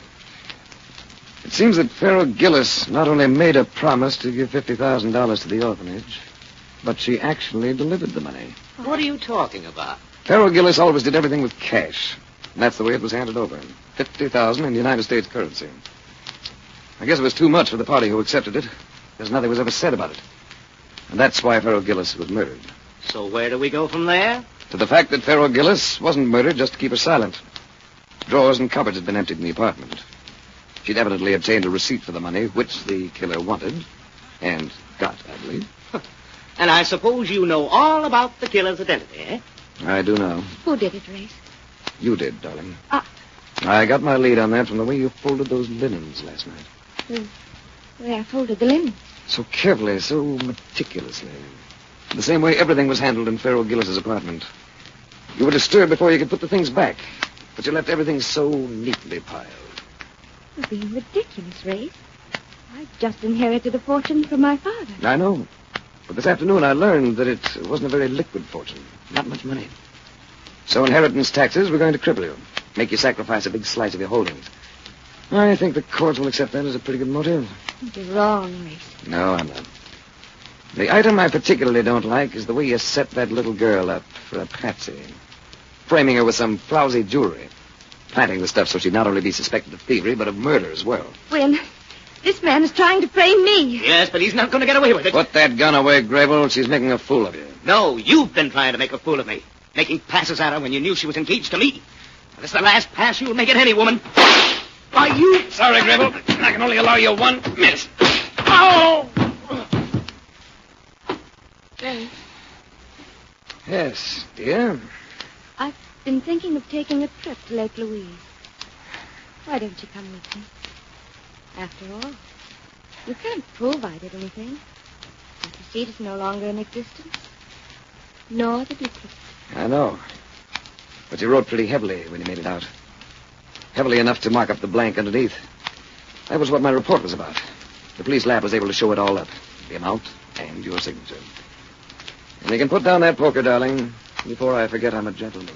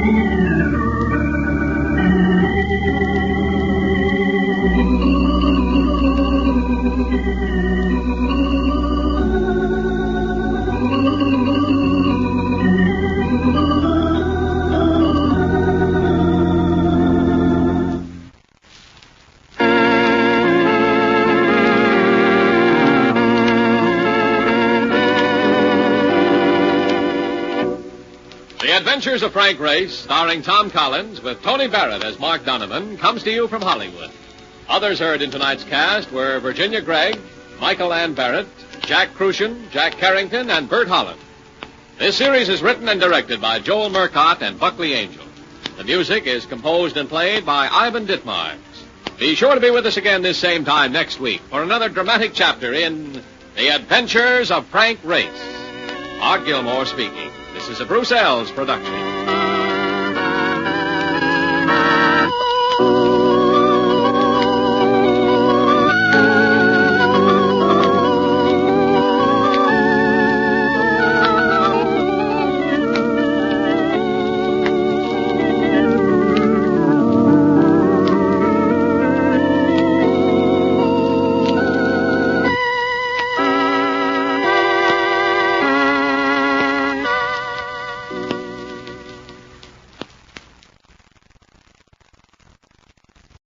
Now we bring you a thrilling crime detective story taken from the pages of the leading detective publication, True Detective Mysteries Magazine.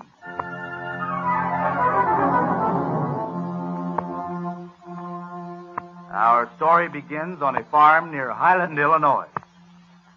Well, Harry, we'll plant these 30 acres along the road in alfalfa. All right, Mr. Figger. And I want a new post and wire fence here along the road. All right.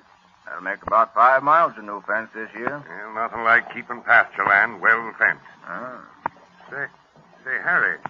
What do you make of that team coming up the road? Looks like them horses are feeling their oats. Well, that's a runaway team. Hey, you're right, Mr. Figger. Now, whose team is that? Well, that big bay horse looks like John Nunguess's. Come on.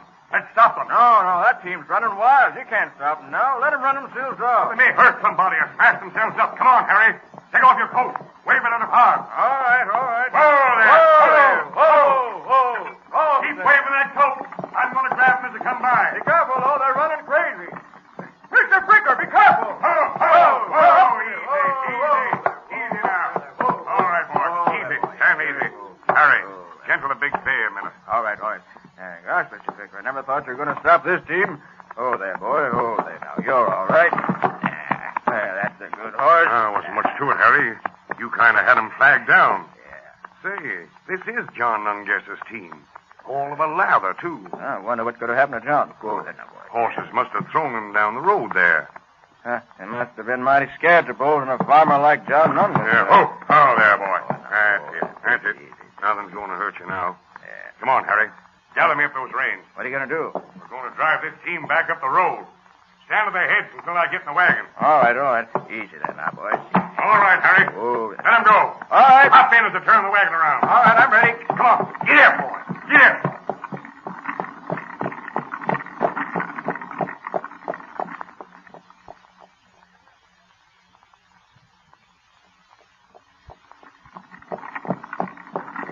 Harry, you look along that side of the road, and I'll watch this.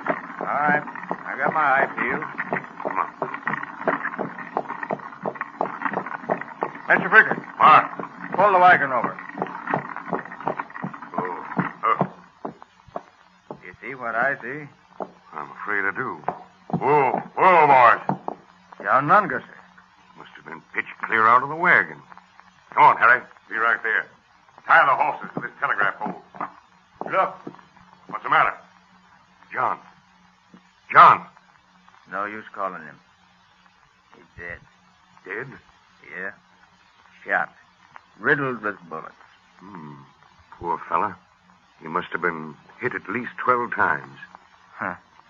Do you think some gang could have killed him? What gang have we around here?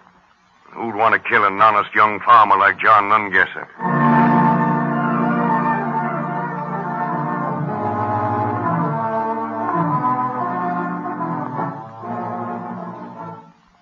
What's that? You say you were expecting this, Mrs. Nunguesser?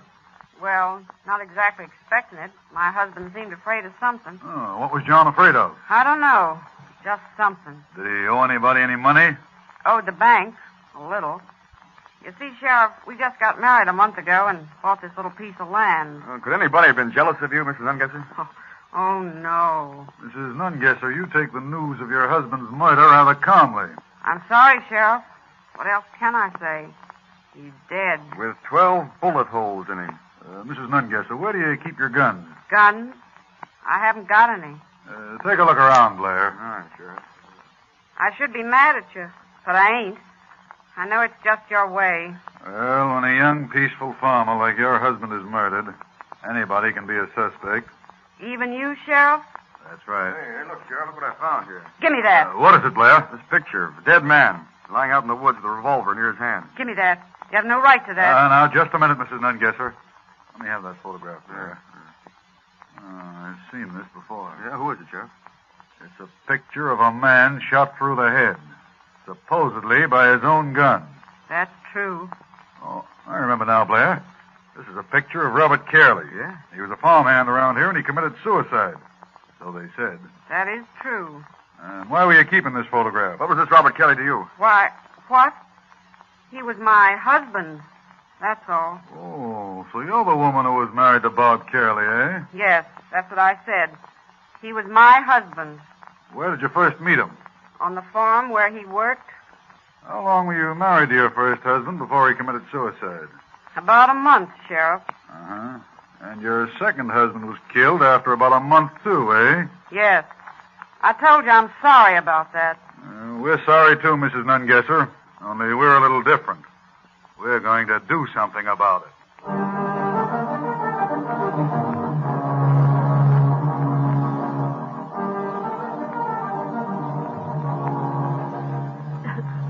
John was a fine boy. A good son. Mrs. Nungesser, your grief as a mother is hard to watch, but I'd rather see a woman's eyes wet than dry in a case like this. Oh, a good, hard-working boy. He loved that little bit of land he bought for himself and Minnie. Mrs. Nungesser, did anybody ever come to your son before he was married to threaten him in any way? No, Sheriff. He just went his own way. A happy young farmer. And now he's gone. Murdered. No, Mrs. Nungesser, it's sad indeed, but remember, we have work to do. Now, tell me. Yes? Was John happy with his wife? Oh, yes. Yes, he was proud of her, too. Such a fine-looking girl. And such a strong woman to help him work the land. Minnie said that John was expecting something to happen to him. Did you have that feeling about your son? Oh, no. I never saw anything but the sunshine in him. Think now, Mrs. Nungesser. Did he ever mention anyone who might be jealous of him? Anyone who meant danger for him? I don't know. There was that day about dynamite and the fish. What's that? Oh, they came here that afternoon and asked my son to go with them. Dynamite and fish. Oh, I'm sorry. That's against the law, isn't it? Yes, but so is murder. What about this dynamite business? Who was it wanted John to go with them? Oh, just a couple of farmhands. Who? Jake Landert and Eldo Wernley. Oh, Jake and Eldo, eh? They work around here, don't they? Yeah, over on the Fricker farm. Well, why didn't John go with them that afternoon? He was uneasy. Yes, I remember now. He was uneasy.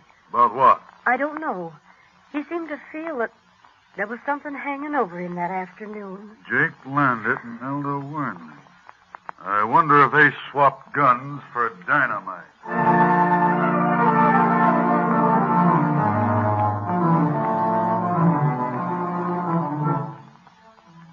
You can't hang a man for dynamite and fish. No, Jake, but a landlocked salmon and a man are two different things. Well, why should I kill John Nungesser?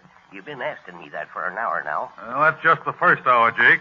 I'm going to keep you here in jail until you tell me what you know about this murder. I told you I don't know nothing. And why'd you want John Nungesser to help you dynamite fish? Because we wanted to catch some fish. That's why. You wanted to you're either a very shrewd guy or you're the dumbest cow I ever saw. Yeah, that reminds me.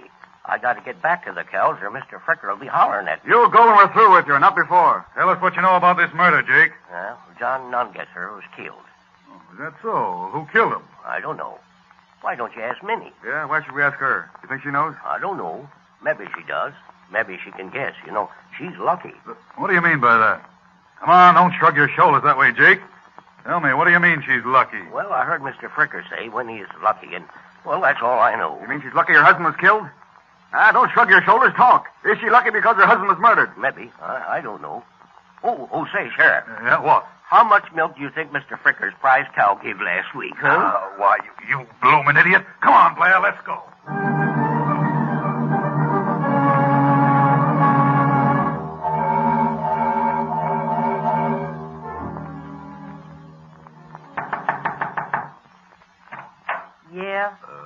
Fricker? Yes, I'm Sheriff Winters. This is Deputy Blair. Mr. Fricker at home? yes. Come right in. Just have a seat here in the sitting room. I'll call my husband. Thank you. Emo? Oh, Emo. Yeah? It's Mr. Winters, the sheriff, and another man. Oh, all right, I'll be right there. Tom, give that new calf a full bucket of milk tonight. All right, Mr. Fricker. Well, what can I do for you, gentlemen? Mr. Fricker, we've come to talk with you about this nun-guesser case. Why don't you call it murder and be done with it? Jenny, you keep out of this. I guess I got as much right to talk as anybody. Go on, get out now. Body can't say a word around here no more. Listen, mind, Mrs. Fricker, gentlemen.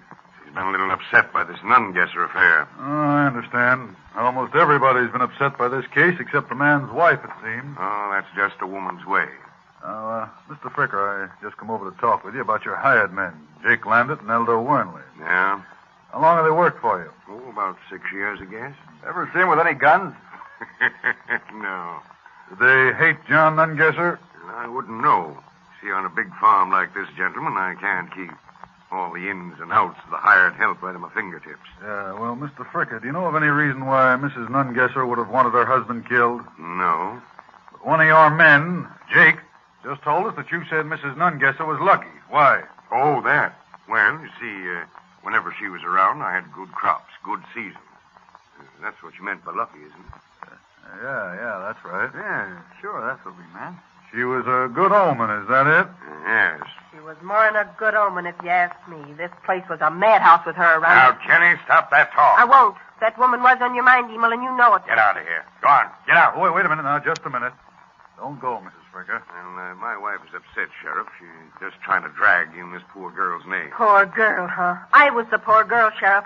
You don't know what I had to put up with year after year with that girl around Jenny! here. She used to work here, too, huh, Fricker? Yes, of course. Why, what do you think? Well, we knew her first husband worked for you, but we weren't sure Mrs. Nungesser worked, too. Yes, she did. A very able girl she was. And lucky, too, eh, Mr. Fricker? Yes, she was. Mr. Fricker, you have a reputation for being a scientific farmer, haven't you? Well, I guess I have. Then why did you have to depend upon a woman for luck? Yeah, why'd you have to employ a charm? A good luck omen. That ain't part of scientific farming, is it? Go on, Emil, answer that one, if you can. Answer it. Yeah, what's the answer, Mr. Fricker? The answer is goodbye. I'm not answering any more questions. Oh, I see. You're kicking the sheriff and deputy out of your house, is that it? Goodbye, gentlemen. All right, Fricker. Well, goodbye, Fricker. But I've got a hunch we're coming back. Come on, Blair. Minnie brought us good luck. Good luck, Minnie. What do you make of it?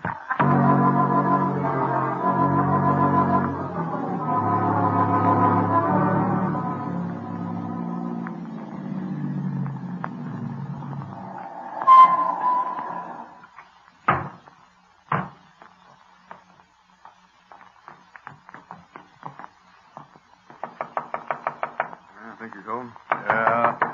She ain't the type to be running around after her. Oh, you. Yeah, Mrs. Nungesser, it's us. I'd like to come inside. I want to talk to you.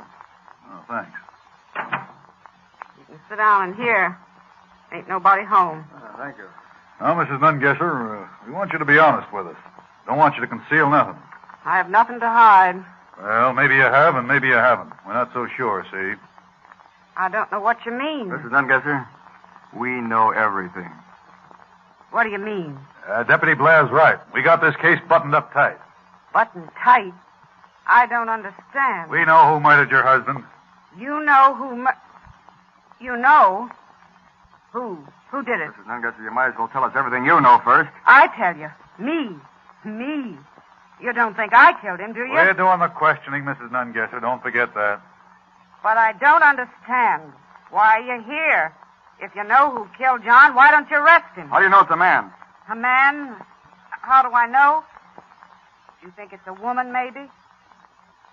Sure, I was right. You think I killed my husband. Tell me the truth. You think I killed him, don't you? We're not answering any questions yet. We want you to tell us everything you know first.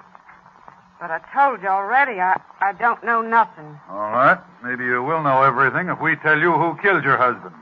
If we tell you that Emil Fricker murdered your husband. Well, why don't you say something? What should I say? Well, we told you who killed your husband. Ain't you got nothing to say? No, nothing. Fricker told us you wanted him killed. He said you wanted to go back to him. I wanted... I go back to him? No. No, he didn't say that. Mrs. Nungesser, you're not calling my deputy a liar, are you? No. But Emil didn't say that. He couldn't say that. Why couldn't he? Why? Because he knows how I feel about him. He knows. I told him. Many times I told him. Well, if you don't tell us everything, you're going to have a mighty tough time convincing the jury that Fricker's lying. He said you loved him. You were crazy about him. I loved him. Me. I loved Emil Fricker. That pig. I would rather die than go back to him. You think he's a big farmer, a gentleman, don't you? I'll tell you what he is. Get this down, Blair. I'll show you what kind of a gentleman he really is. Sure, I heard you. Go on, write it down. I don't care. I'll tell you everything. Everything. I used to work for Emil Fricker. Hard work, too. Milk cows, clean the house, everything he had me do for $8 a month. I was a slave there. One day I came back to the house tired. He was home alone. He called me upstairs. Minnie? Yes? Where were you? In the barn. There's something wrong with Bessie, I think. Well, never mind Bessie now. I want to talk to you. Her milk is thin. I think maybe she ought to graze up. The devil with the cows, I said. Come up here. I want to talk to you about something. All right, I'll come.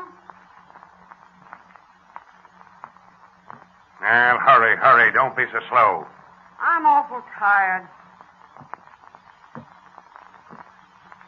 What do you want to talk to me about? Come in here. Why'd you lock the door? Sit down, Minnie. I want to talk to you. Oh, don't be afraid. I'm your friend. What do you want? Minnie, you've been pretty lucky for me. Lucky for you. Yeah. Since you've been with me, I've had good, profitable seasons. You're just lucky. I haven't been lucky for myself. I work hard. Yes, of course. I was coming to that. From now on, you're going to be lucky for yourself. What do you mean? I'm going to raise your wages. Thank you. Thank you. Is that all I get? Won't you give me a kiss? A kiss? You're a married man. Well, what difference does that make? Maybe it doesn't make any difference to you. To me, it does. Minnie, I'm a rich man. Richest in the county. Be good to me and, well, you'll be happy. I don't want that kind of happiness. Don't talk to me that way. I'm Emil Fricker. What I want, I get. Yes, I know. I know how your wife is frightened when you talk to her. I know how your daughter's afraid. Oh. It's none of your business what I do with my family. Sorry, Minnie. Forgive me. Just forgot myself. Now, you and I can be friends. Good friends, I mean. I need you. Because you're lucky. And because I love you. Who's there? That you, Emil? Yeah. What do you want? Why'd you lock the door? Because I wanted it locked. Now, go on. Go away. Emil, there's someone in there with you. Who is it? Mind your own business and get away from that door. It's Minnie, ain't it? No. Yes, it is, Mrs. Fricker. Get me out of here, please. Please. He won't let me out. Shut up. And you out there. Get away from that door or I'll break every bone in your body. Now, go on. Get away. Yeah. Went away, all right. That ought to convince you, Minnie. I'm still boss around here. People do as I say. Now, come here. Oh, don't be afraid. What happened after that, Mrs. Nungesser? One day I told him I would leave. You can't do that to me, Minnie. No, I will do it. I'm leaving. I'm going to get married. You're going to get married. You're leaving me? You won't dare. Minnie, if you leave me, if you marry, I'm going to kill your husband. Do you hear that? I'm going to kill your husband. You're coming back to me. I want you, understand? I want you. And nobody else is going to take you from me. Then you quit? Yes. You know what happened after that. Robert was found shot. Suicide, they called it. Suicide. Oh, you don't think he took his own life, huh? What does it matter what I think? But you wouldn't say that you think Fricker shot your husband, is that it? I can't prove it. He's too smart for that. Emil Fricker is a very smart man.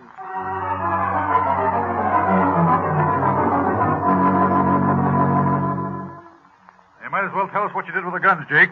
We know you shot John Ungesser. Your boss, Emil Fricker, said you killed him. He said I killed him. Yeah, he said you wanted to rob Nungesser. And you borrowed Fricker's guns. What'd you do with them? Fricker said that I borrowed his guns. Yeah, you know what that means, don't you? Death, Jake. Death by hanging in this state. He said that I wanted to rob Nungesser. That's what Fricker said, and he's got plenty of witnesses, too. Witnesses? He sure has. You might as well confess, Jake. You're not going to leave jail anyhow. I'll tell you something else Fricker told us. He said you killed Nungesser because you were in love with his wife. He said that I was in love with... Fricker said I was in love, that I killed John. He's a liar, darn him. Emil Fricker's a liar. He made me kill him. What? I didn't do it. He'd have killed me. He gave me them guns. He made me kill him. How are you going to prove it at the trial, Jake? Now, if you tell us what happened, maybe we can help you. Sure, I'll tell you everything. But it's not our fault. Fricker made us. Who's the other man? Eldon Wernley. Both of us shot him. All right, now give us the story from the beginning. Well, in the morning, Fricker called us to the barn. He looked madder and told... Yeah, you've got nothing to worry about. Anybody in this town will take my word. But why should we kill him? I told you why. I want Minnie. I want Nungesser's wife. While he's alive, she'll never come back to me. You've got to kill John Nungesser. Yeah, but we... Oh, shut up. There are no buts. Nungesser will be coming down the side road in a few minutes. Now, here are 3 guns. Use all of them so the dumb police will think a gang killed him. And remember, if you don't do what I say, I'll kill both of you myself. Now, go on now. I'm going back to the field with Harry. And don't forget, I'm boss, and I get what I want. Then what happened? Well, a little while after, we were standing in the road, and we heard John's wagon a-coming. Here he comes. Now, what would she shot? What would we do? Well, let's wave to him, and he'll stop. Hey, John! John! Whoa! Whoa! Steady there. Hello. What's up, Jake? Going down? Yeah, will you give us a hitch? Sure, jump in. I'm going to town. So are we. Hey, look. What's the matter? Your rear wheel, it's loose. Loose? Wait till I get down.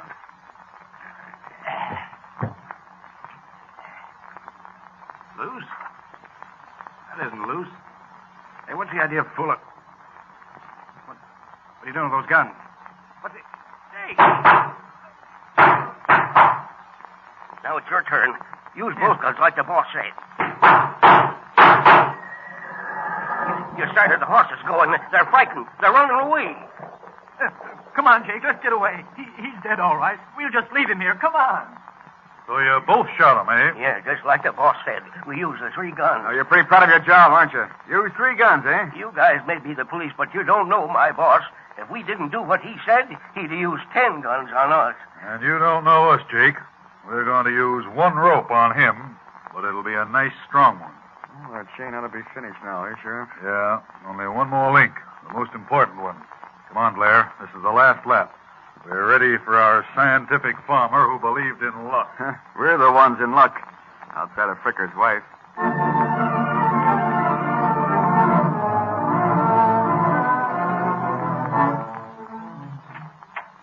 Well, what do you want? I told you not to come back here again. Hold on there, Fricker. We don't frighten so easily, like Minnie or your wife. Or Jake. What are you talking about? You don't know, eh? Well, we'll tell you then. We're talking about the murder of one John Nungesser, shot to death 12 times. With 3 guns. Yeah, guns supplied by Emil Fricker. You're crazy. You can't arrest me for that murder. Oh, no? You hear that, Blair? Said we can't arrest him for Nungesser's murder. Well, come on, Fricker. You're coming with us. We don't want a peep out of you, understand? I know who I am. Sure, you're the guy who's guilty of murder. You're the guy who wanted Minnie Nungesser and made your 2 hired men murder for you. You're the guy who's going to hang. No jury will ever convict me. I'll get the best lawyer in town. I'll spend more money than the county will. I'll be acquitted in 5 minutes.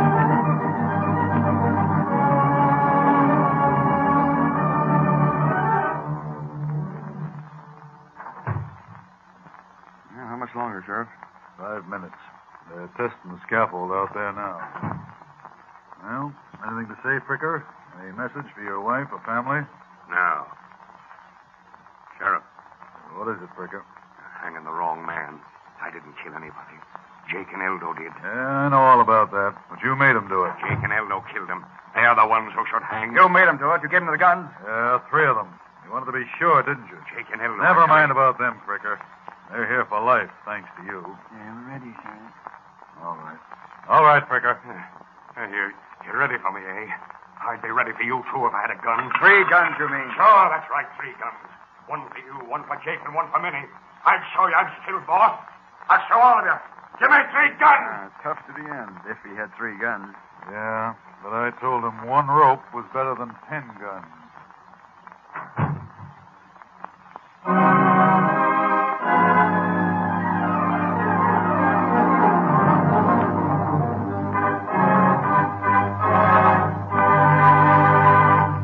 You have just heard a thrilling story taken from the pages of True Detective Mysteries magazine, a McFadden publication.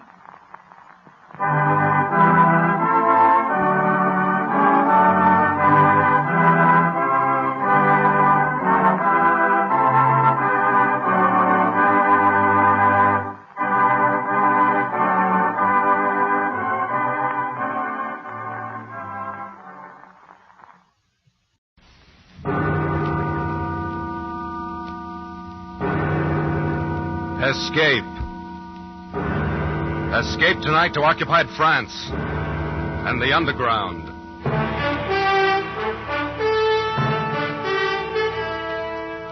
The Columbia Broadcasting System and its affiliated stations presents Escape, a new series of programs of which this, the second, is Operation Fleur-de-Lis, written and directed by William N. Robeson.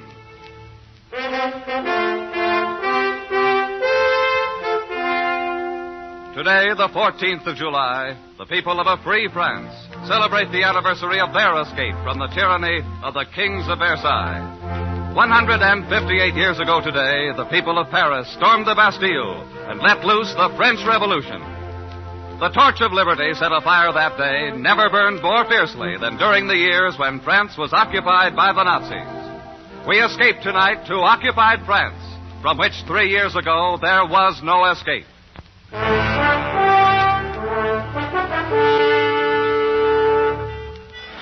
You can call me Duke, but don't use my right name. I might want to go back to France someday. And there are a lot of people in the world that wouldn't understand that what I did was justified in the war. No, I don't have any regrets. Moral ones, that is. It isn't what I did to Renee that keeps me awake at nights. It's just the memory of her. There isn't much about her in my official report on Operation Fleur-de-Lis. But then it isn't customary to include descriptions of slim, sunburned legs and wide, deep brown eyes in a military document. And anyway, she was only an incident in the operation, even if she became somewhat more important to me. Operation Fleur-de-Lis began, like all the others, in the grubby, undistinguished house in London, which was the headquarters of the OSS, the Office of Strategic Services, otherwise known in various parts of the world as screwballs, cutthroats, spies, cloak and dagger boys, and American underground agents. Gentlemen, Operation Fleur-de-Lis is planned to assist the advance of our forces once they've secured a beachhead in Normandy. Is that where we're going in, Major? That is one of the possibilities, Lieutenant. Yes, sir. You will jump over Grandmont in northern France, here on the map. You're to set up roadblocks on these 3 state highways. Here, here, and here. There is an underground contact near Grandma's? Yes, Alcine Dutton. He's leader of the local maquis. He's expecting him. In addition, you're to block these railroad lines entering and leaving Grandmont. These operations are to coincide with the advance of our ground forces. If they land in Normandy. If they land in Normandy. You will enplane tonight at 2100 hours and will drop over your objective at, I should think, approximately 2230. Any questions? No, I don't think so, sir. Well, yes, sir, I have a question. Yes, Lieutenant? How many of us are going on this mission? Just the 2 of you. Just the 2 of us. And all we had to do was organize an underground army, disrupt the supply lines of a half a dozen Nazi divisions, and give support to the entire Allied invasion. Just the 2 of us. But that's the way the OSS worked. And nobody ordered Hill and me into it. We'd volunteered. I don't know why. Maybe for moments like this one, when you get a B-24 assigned to you as a personal taxi, and there's lots of room to sprawl around aft in the bomb bay. How do you feel? Fine. Scared? Of course I'm scared, aren't you? Me? No. This is a walk. You forget how tough it was when we were at paratroop school at Benning. Yeah, that was real rugged. If the wind wasn't right, you might land in the Chattahoochee and get all wet. And there was always the chance that you'd sprain your ankle coming down too hard. And the sun was so bright on some of those daylight jumps. Whereas we got none of those things to worry about here. A nice pitch-black night over France, no sun to blind us, no Chattahoochee River to fall into. Hey, Lieutenant. Yes, Sergeant. skipper wants to talk to you on the intercom. Thanks. Here, use my cans. Thank you. Duke here. Lieutenant, I'm over your objective. Any signal from the ground? Yes, the one arranged. 4 dots, 2 dashes. Green. Very well. You and Lieutenant Hill move into the bomb bay catwalk. I'll open bomb bay doors in 30 seconds. Roger. Good luck. Thanks. Sergeant, stand by to dump those supplies as soon as we're clear. Yes, sir. Come on, Ed. This, as someone has said, is it. So soon? Just as I was settling down to a good book. Bomb bay doors are opening, sir. Okay, Sergeant. All right, Ed, let's check your harness. It's a frightful mess. I just can't seem to do a thing with it. I know, but this is the last party you'll have to wear it on. Okay. How am I? Well, don't look now, but your chute's showing. Tuck it in. Let's get out on that catwalk. Wow,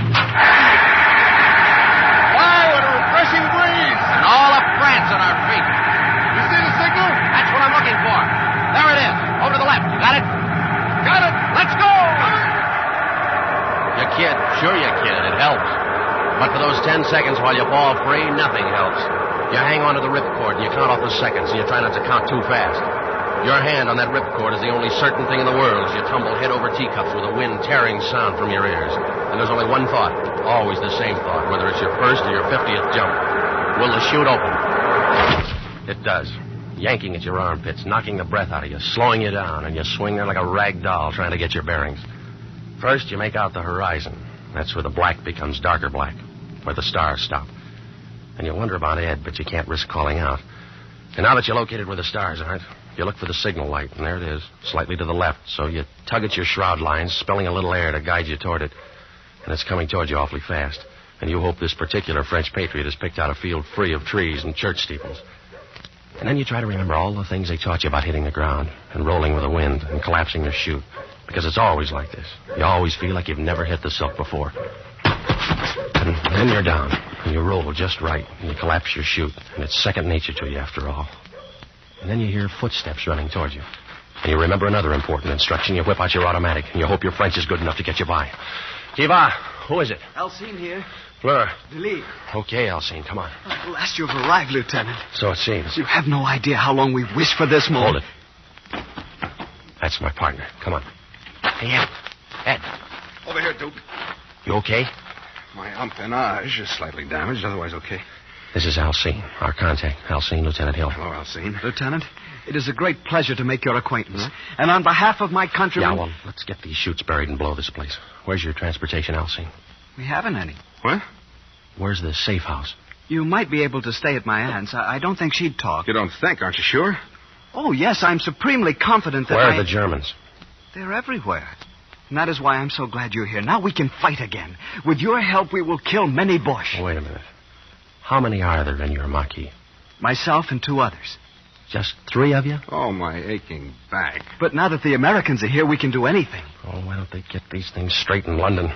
How could we block roads with a 3-man Maquis? 3 men and an aunt who perhaps will not talk. Well, let's get cracking. Duke, you're not going through with this mad venture, are you? What would you suggest? Well, as for me, I'm all for taking the next plane back to London.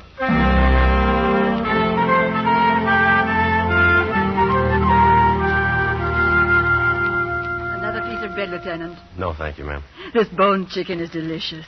How do you call it? K-ration. Supreme. We've had nothing like it since the Boche came. Yeah, well, you get used to it. And cigarettes, Tante Marie. Cigarettes made of real tobacco. Ah, you Americans have everything. Madame, Alcine, you are kind, you are hospitable. But the comforts of K-ration will not block roads. We need men. We must form a Maquis. But we have a Maquis. Look, Alcine, there are 3 of you and 2 of us. Sure, we've got guns and we've got ammunition and supply chutes somewhere out in that field where we landed. We've got arms for 50 men. But if we had those men, we still couldn't go to war against the German division. Now, you said yourself there's at least a division garrisoned in Grammont. What must we do? First, we must organize a Maquis. We need men.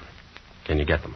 I can go into the village and talk to my friends. You should have done that a long time ago. Faustine, that would be most unwise. Why? Didn't you know? Faustine is a patriot. He's a deserter from the Vichy army, so he's wanted by the Gestapo. Oh, great. And there's a Gestapo headquarters in Grammont, of course. Of course. Faustine is not one to run from danger. Oh, quite the contrary. I can get Renee to help. Who's Renee? Alcine's sweetheart, a lovely girl from Paris. Poor thing, she had to come down to the country because her house was bombed out. Let's leave her out of this. But, Lieutenant, she would be most happy to help. Alcine, you got a lot to learn about guerrilla warfare. You might as well study your first lesson right now. It's short and to the point. No dames.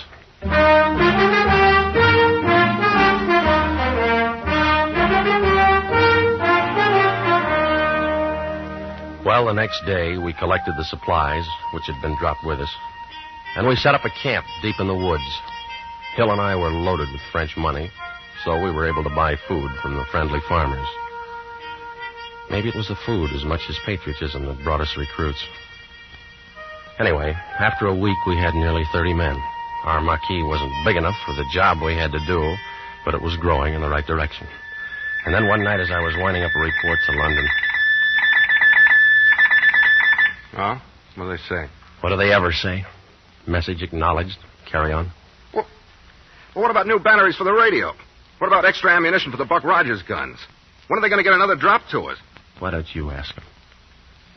Yeah, I know. They do the best they can, I guess. After all, we're not the only Boy Scouts in this jamboree. Mm-hmm. Hey, Duke. Yeah? There goes Alcine again, off toward the road. What the... Hey, Alcine! Yes? Come here a minute. Yes, Lieutenant. Where are you going? I was just taking a stroll. You on night guard? Not tonight.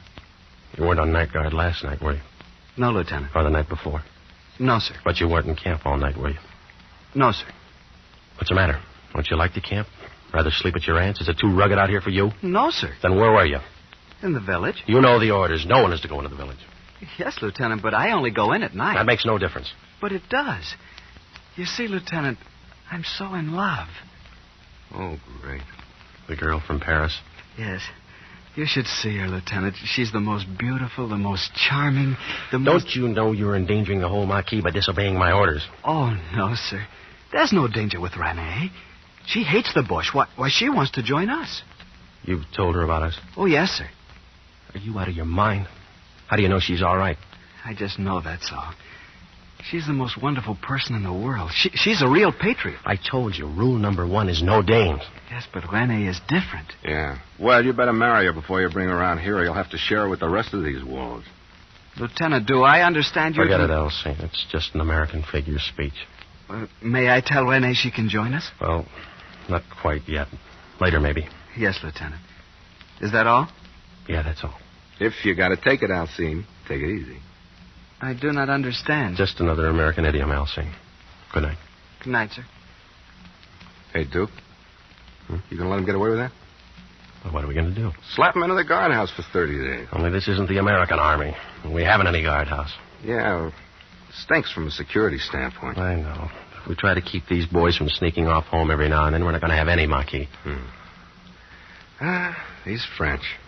An immoral race. I don't know about that. Remember Phoenix City, Alabama? Yeah. Oh, yeah, I see what you mean.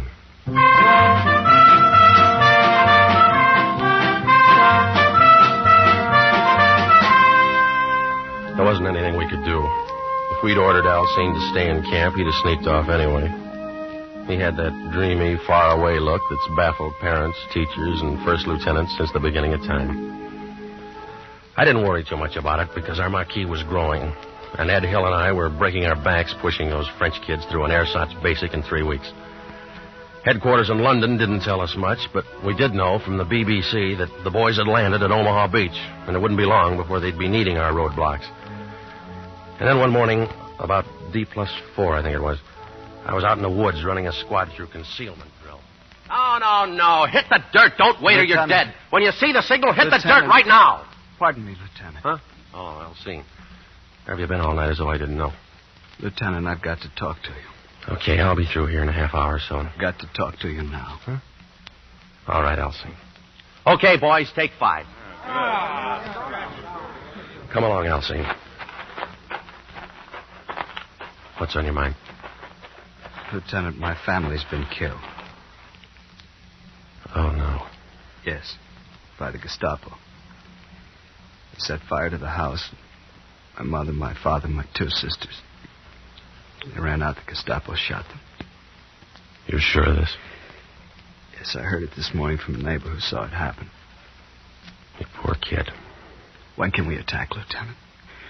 When can we stop this endless training and fight the Boche? No, I want only to kill and kill and kill until I paid them back for my father, my mother, my 2 sisters. Yeah, I know. You'll get your chance, Alcine, but not yet. We gotta wait. We're not ready yet. I'm ready. Before I wanted to fight the Boche for my country. Now I want to kill him again and again. For them. I know, but you gotta be patient. It should happen to me now.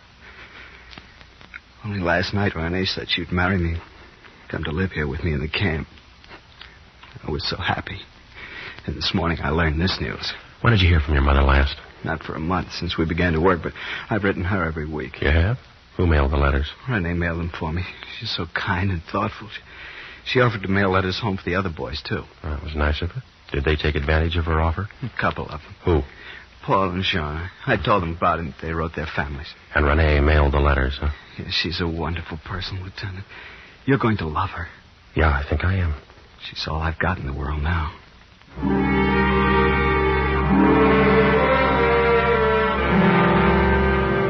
2 and 2 make 4 in occupied France, just the same as anywhere else. And sometimes it's just as hard to prove. But one thing was sure. Now I wanted to meet Renee in the worst way.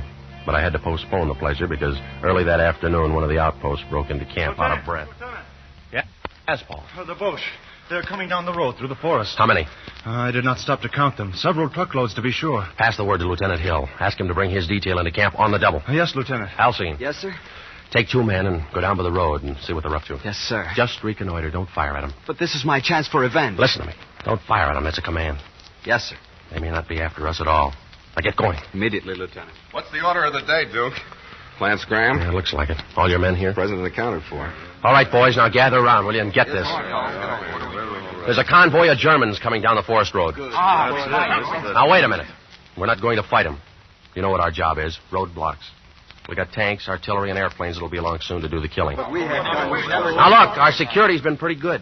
And those Krauts may be on a routine patrol. Chances are they don't even know we're here. They do now. Listen. Yeah. Well, that does it. All right, you men got your weapons? Yes, sir. Good. Now, you know the procedure. Get lost. Before you leave the forest, bury your weapons, ammunition, and equipment. Rendezvous at the home of Alcine's aunt at 2200 hours tonight. Good luck. Come on, Ed, let's scram. Well, he who doesn't fight and runs away lives to fight another day. Or something like that. Who tipped them off? I'm not sure, but I got a pretty good idea. Who's down there at the road? Alcine. He's fighting a private war, the poor jerk.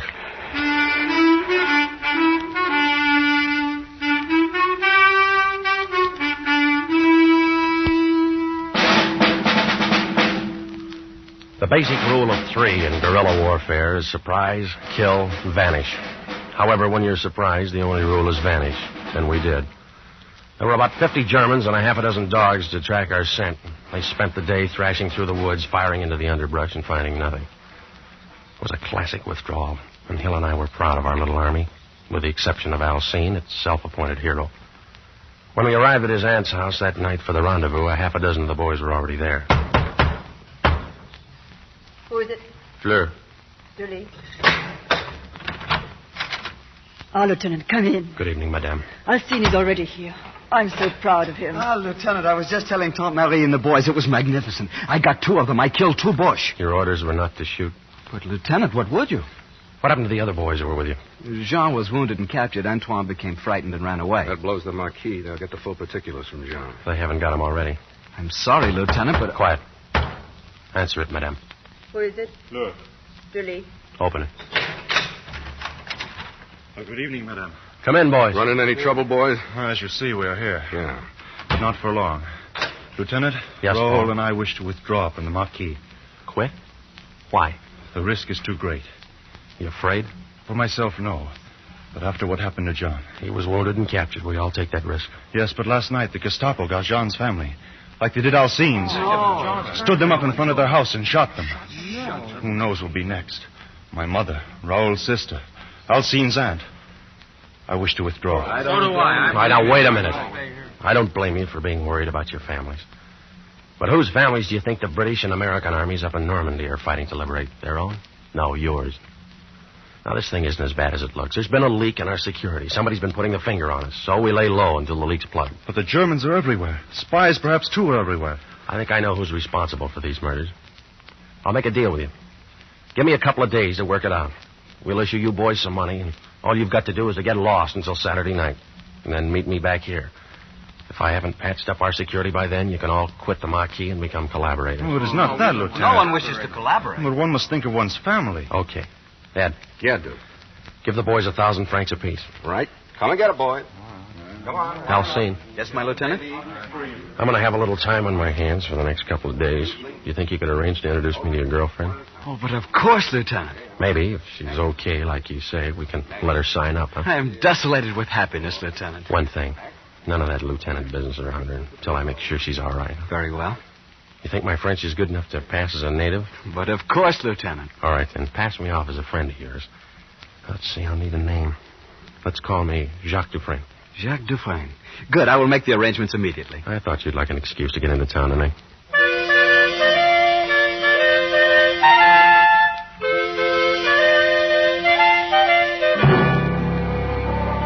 The next afternoon, Alcine brought the girl out to the woods near his aunt's house. I stood behind a tree to watch and make sure they weren't being followed. She was all right. Tall, long, sunburned legs, her hair caught in a blue ribbon like a little girl's. I let them walk by, and then I stepped from behind my tree. Oh, there you are, Jacques. Hello, Alcine. René, this is my good friend Jacques Dufresne. He's from Paris, too. Jacques, this is René de Cibourg. Glad to meet you, mademoiselle. And I'm honored to meet you, monsieur. Where do you live in Paris? Near the Porte du Lilas. But my home is no longer there. It was bombed out. Alas, so was mine. My family remain with friends, but I've come out into the country to fight with the resistance. Jacques has much influence with the commander of our Marquis. Oh, I hope you will be able to persuade him to let me join you, monsieur. I shall do what I can. It would be a privilege and an honor to work with a patriot like you. See, Jacques, I told you René was all right. You didn't tell me the half of it. Mademoiselle, you understand that we must be cautious. There are questions I must ask of a confidential nature. Why don't we meet again? Alone. Why not? Say, tonight? I have a little car. But... We might take a drive. Fine. But, René, you promised me that... I can see you some other time, ma chère. Remember, France comes first.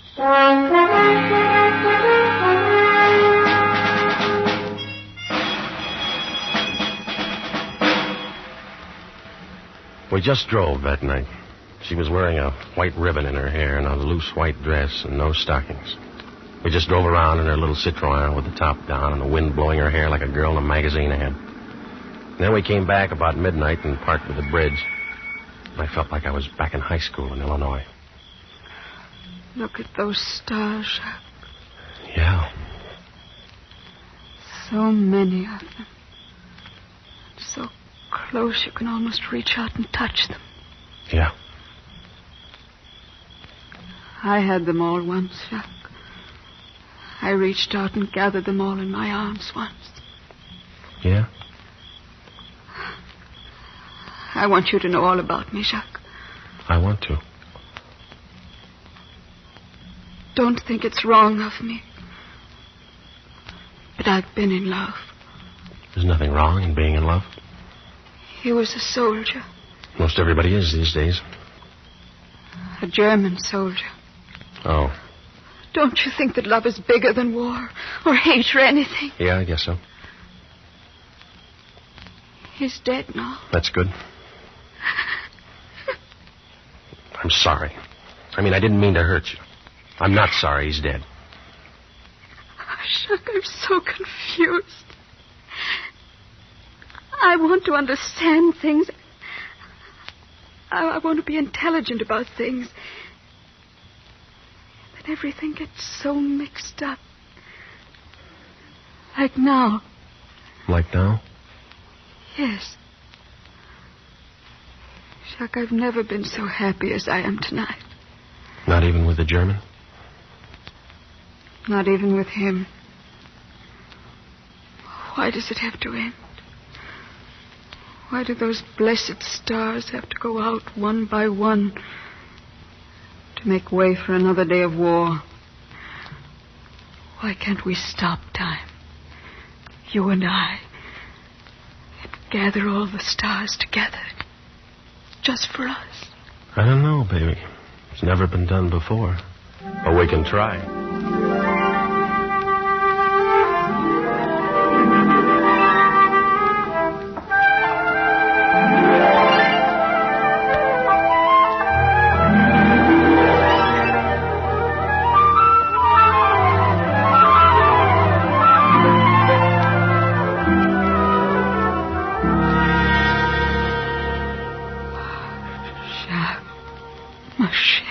little shop. Yeah. Tomorrow night. Same time, same place. Forever, if you say the word. Forever. Sure, why not? Who knows how long forever is in this crazy world? Why not have it together? Why not get married? Why not, my most beloved?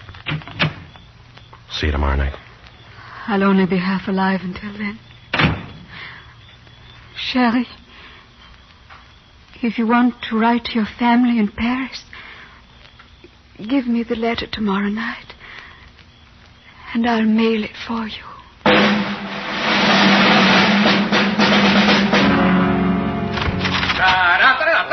No.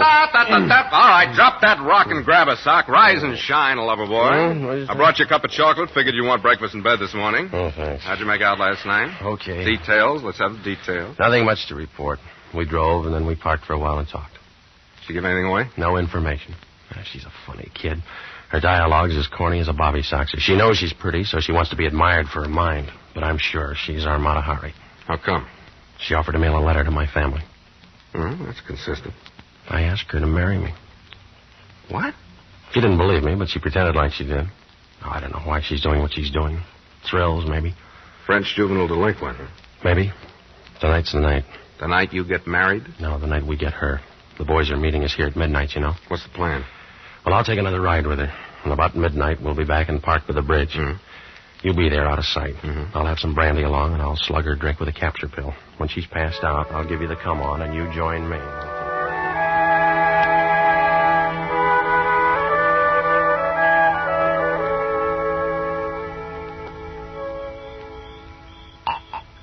Here, baby, have another drink, huh? I shouldn't, Jack. Brandy always makes me sleepy. Well, what of it? This is a celebration of our engagement. Oh, kiss me, Jack. Again and again. Sure. Jack, the stars are nearer. Nearer than they've ever been. Nearer than you think, baby. I love you, Jack. I do love you. Kiss me again. Do it again. And again. Renee. Baby. Are you asleep? You collaborationist pig, can you hear me? Okay, Ed. Is she out? Like a red light in an air raid. Here's her purse. Start through it while I untangle myself, will you? Now, take a look at this. What is it? A letter from Gestapo headquarters confirming receipt of 3 addresses. Let me see that. Well, that one's Alcine's family, and that one's Jean's. And here's a Gestapo identification card. Flash your light over there. Look at her. What a dish. Look at that kisser. She's responsible for the death of 6 people whose only crime was being born French. She'd have wrecked our marquee, snafu'd our mission, and turned me over to the Gestapo with her lipstick still on my collar. That gorgeous hunk of double cross. Well, we got the proof. Let's get on with it. Okay. I guess you'd rather I... No, this is my job. Gee, she's gorgeous. Yeah. So long, honey. Thanks. She ain't so gorgeous now. Release that handbrake. Got it. Come on, shove. Not yet. Keep that steering wheel straight. The river's deepest right at the center of the bridge. Yeah. Now, hard right on the wheel.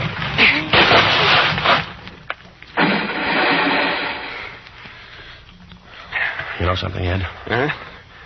I think she finally did gather that armful of stars.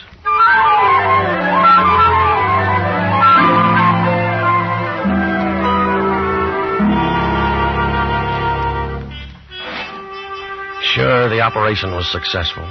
When the time came, our roadblocks tied up 3 German divisions while Patton rolled on to the east. But I still lie awake at night thinking I should have married that dame. Yeah, the operation was successful, but the patient died.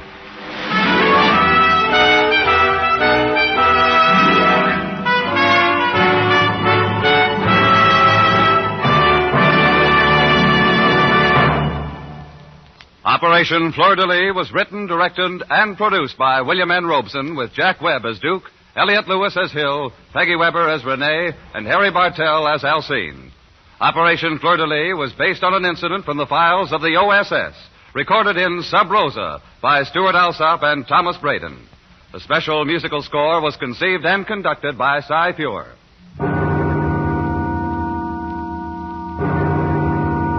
Escape is presented by CBS and its affiliated stations each week at this time. Next week, we invite you to escape with F. Scott Fitzgerald in his unforgettable story, The Diamond as Big as the Ritz. And so, good night, until next week, when again it will be time to escape. This is CBS, the Columbia Broadcasting System.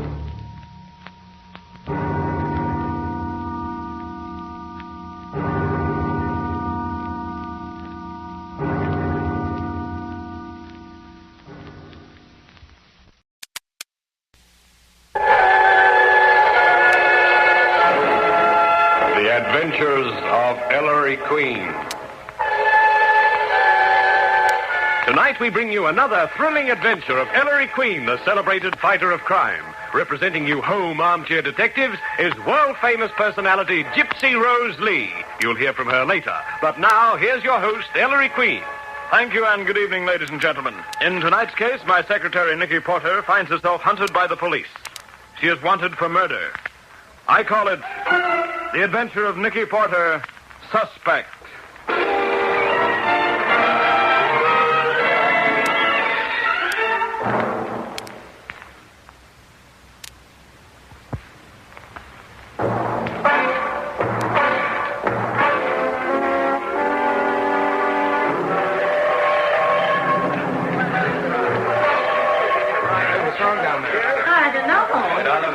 Excuse me. Would you mind letting me through? Now, here you. Oh, hello, Ellery. What's going on here to warrant the attention of Inspector Queen of the New York Police? No, just a thing. Aren't you up pretty early, son? Early? I overslept. I was supposed to meet this train. Somebody you know coming in? Nicky Porter. She's been visiting her family, and now I've missed her. All the passengers are out. Not all, Ellery. Here, down here. To the train? Huh. What happened here, anyway? Oh, guy just down here with half his head blown off. He's in a compartment.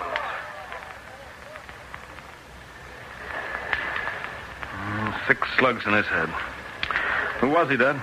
Ernie Buffle, Midwest bank robber. Gun taken away, I suppose? But we found these 3 $1,000 bills, Ellery, on the floor of this compartment. Let me see those bills, Dad. Yeah, I thought so. Look at these serial numbers. These $1,000 bills are part of the money. Yeah, stolen from the Second Commercial Bank of Chicago night before last. Correct. So it was Buffalo who pulled that bank top, huh? On the line with his loot. How much did he get away with, Dad? $258,000. Wow. That leaves only $255,000 we've still got to recover. Yep, looks like it. Was this Buffalo's compartment C in car 103? No, this compartment was occupied by a lady. The porter noticed her get off before he and the conductor found Buffalo's body. Buffalo had a lower in the next car. A woman, huh? Young? About 5'3", in her 20s, and pretty. Red hair, wore a muskrat coat, carried a dark blue suitcase, and the compartment is full of her fingerprints. No. Don't touch that compact, Ellery. Oh. The compact belonged to the girl, Dad? Yes, sir. Well, it's easy enough to figure. With this compact of hers, her prints, the description we've got, it's only a matter of time, Ellery. Yeah. Where are you going? Well, you don't need me in on this, Dad. Going to Nicky's place to take your medicine for missing her, huh?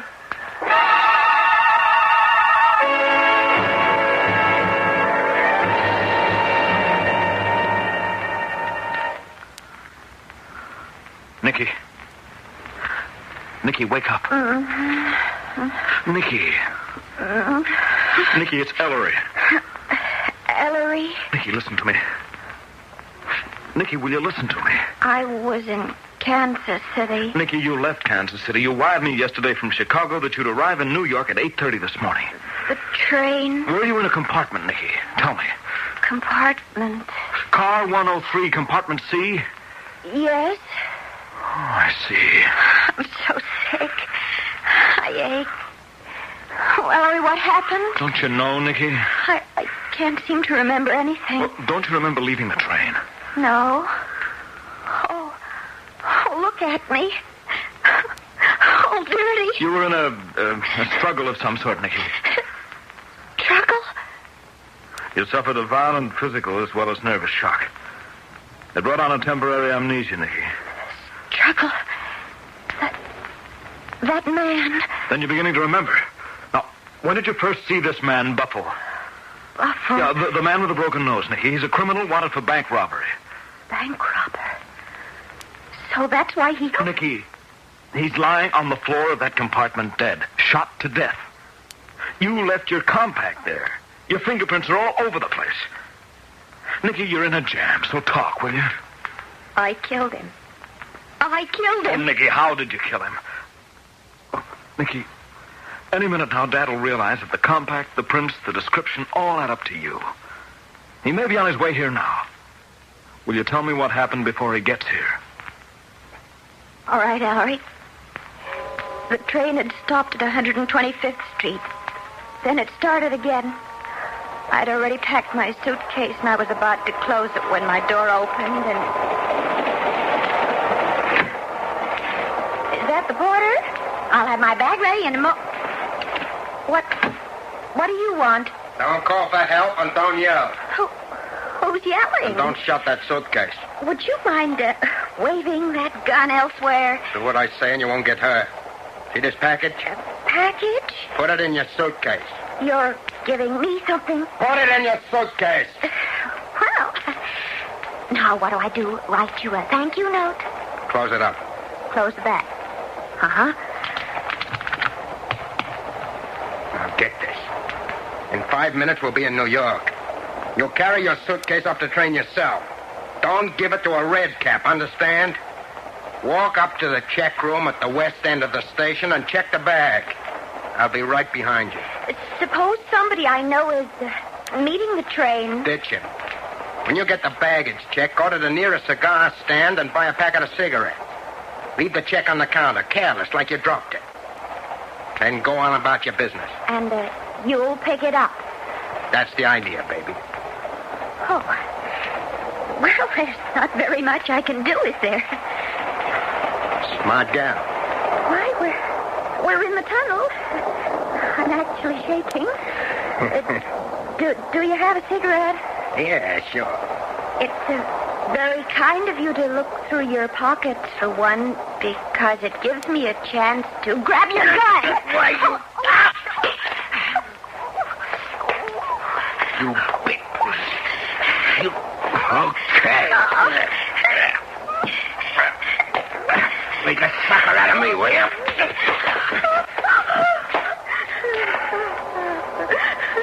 Now, get up off that floor. We're almost in. Get up or I...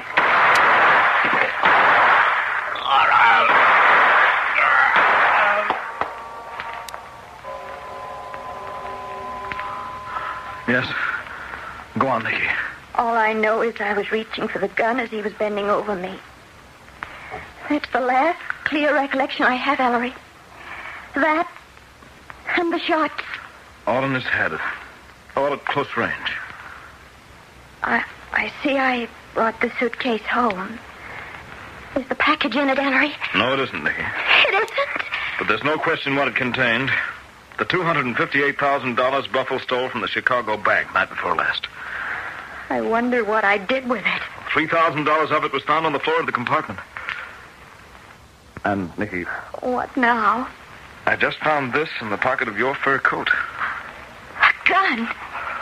All 6 shots fired. I'm afraid, Nicky, this was the gun that killed Buffalo. His own gun. Oh, Ellery. Can't you remember anything? What you might have done with the rest of the money? Or... I only could before the inspector and... Oh, Ellery. The door. The police. The police after me. Now, look, you're to tell Dad the truth. Meanwhile, I'll be backtracking, trying to find the money. Don't give up, understand? Just hang on. All right, Ellery. That's the stuff. I'm coming. Coming, Dad. I'll come right in. Drop the rod. Ellery? You heard him, Mud. Drop the rod. Sure. It's not loaded anyway. I got it, Reader. Yeah, it's Ernie's gun, all right. That was a good hunch, Frank. Following this guy from the station. Jupe, shut the door. Ellery, I don't understand. Who are they? You followed me here from Grand Central? Yeah. We're three friends of Ernie Buffalo's. We came in on the same train from Chicago. We hung around the station when Ernie didn't get off the train. You, the baby doll. Come here. Me? What do you want? I spotted you on the train. You were in that compartment. How'd you get Ernie in there? Huh? I didn't. You knocked off my Ernie. Nicky. Steady, bud. Tie him up. Yeah. Stand still, will you? Baby doll, before I go to work on you, tell me, what did you do with the dough? I don't know. You're lying. Can't you see she's telling the truth? Steady, pal. Ain't quite finished tying you. Girlfriend, I'm going to give you one more chance. Just tell us where you hid that dough from the bank. Okay. Stop it. Can't you see she's fainted? Nuts. Frank, you sure it ain't here? It ain't in the room. It ain't on either of them. Fine. Wake up. Wait a minute. Look, I'm Ellery Queen. The detective? And this is my secretary, Nicky Porter. I give you my word, Nicky doesn't know where that money is. Amnesia. She can't remember a thing since she left that compartment. What do we do, Rita? Ah, let's knock out these two and blow. We'll find the dough ourselves. Where, Frank? But you just gave me an idea, Mr. Queen. You got quite a rep. You're pretty good at finding out stuff. Okay. You find that dough for us. Wait a minute, you nuts. Shut up, Frank. How's it figure, Rita? Why, Jupe, he'll find the dough for us because we're going to be keeping this doll of his company in a nice, safe place. Get it, Mr. Queen? I get it. If you don't, Nicky gets what she gave Ernie Buffalo, but slower. I'm thoroughly convinced, Rita. And you don't get all the time in the world. 12 hours, Queen. That's all. I understand, Frank. How do I get in touch with you? You'll get a phone call at midnight tonight. Cops! Rita, let's scram. Grab the doll, Jupe. Carry her to the car. Come on, baby. Out the way. Frank, you cover us. Jupe, step on it. Oh, she ain't no 20 pounds. Out the back way, Jupe. Come on, Frank. I'm coming. But before I go, Mr. Queen, I'm going to give you something to remember us by. So you'll know we're not kidding. I wish my hands were free. Wait. So here's the midnight.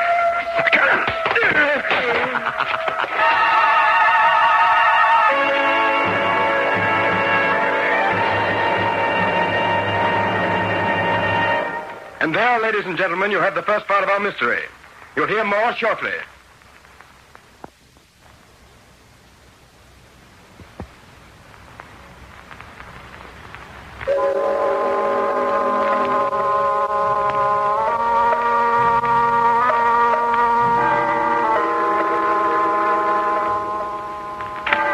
Dad? Have they phoned yet? It's midnight. No, son, no call yet. But I wouldn't get back in time. How's your head, son? Oh, never mind my head. Now, listen, I found the cab driver who drove Nicky from the station. Just a minute, son. Dad, what's the matter? Just 30 seconds ago, look what I found in the suit you were wearing this morning. What? Oh, that. It's a $1,000 bill. One of the missing bills from Buffalo's Hall.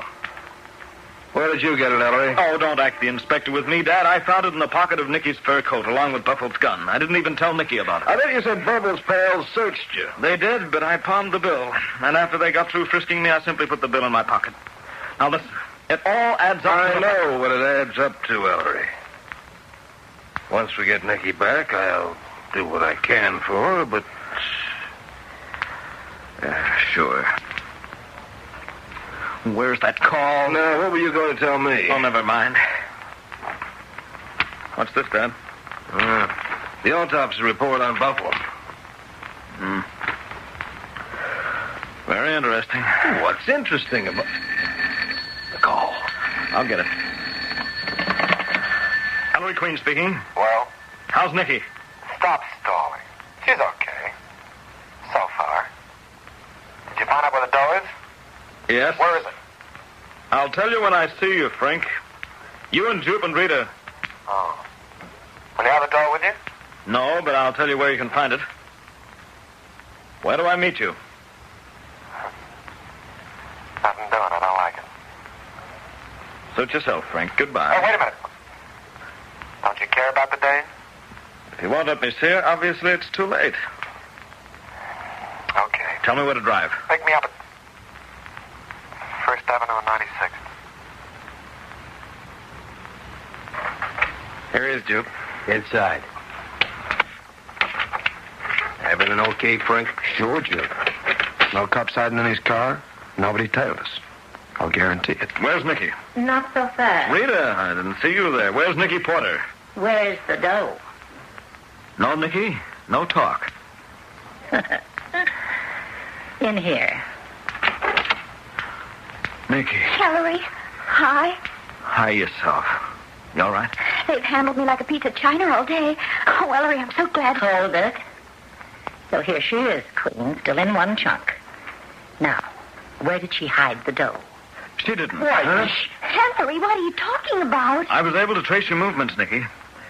You carried your suitcase right from the train to a station cab. You spoke to no one. No one came near you. You gave the cab driver your home address.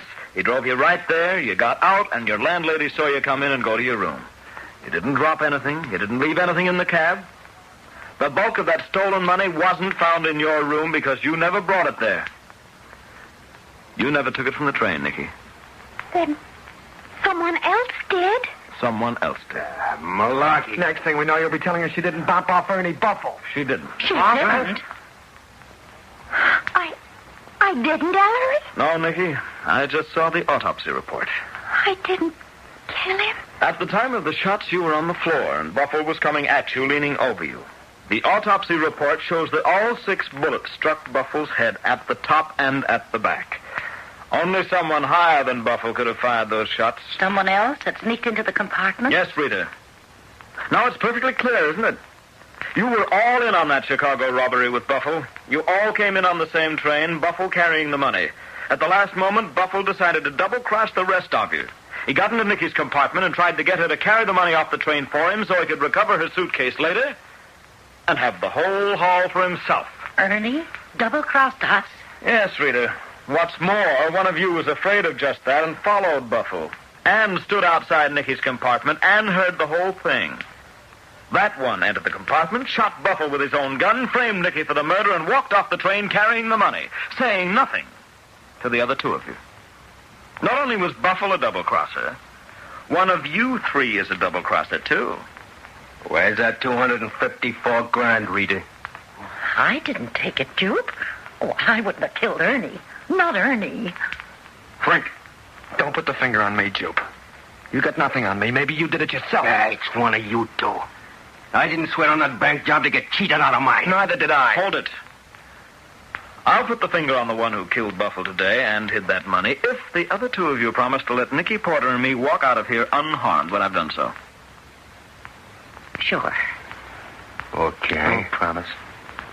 No, that's too easy. Suppose you all put your guns on the table first as a guarantee of good faith. Then I've got as good a chance as any of you to grab just in case you, forget your promise. Here's mine. Jupe. Okay. Come on, Frank. I got a clear conscience. One of us is a cockeyed liar. Okay, Queen, talk. Who killed Ernie?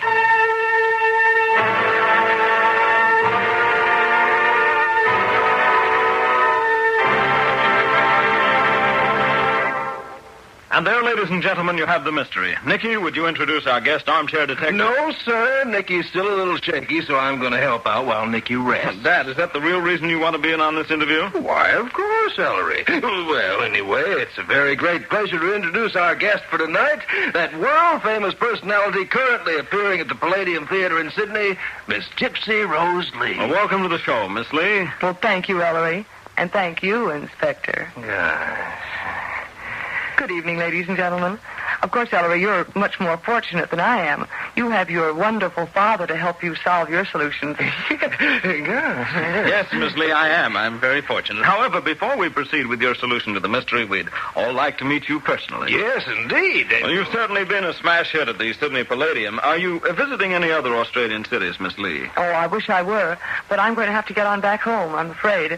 Although we'd like to play Adelaide and Melbourne, and particularly Perth. Uh-huh. I'd love to see Perth. People have told me it's so beautiful.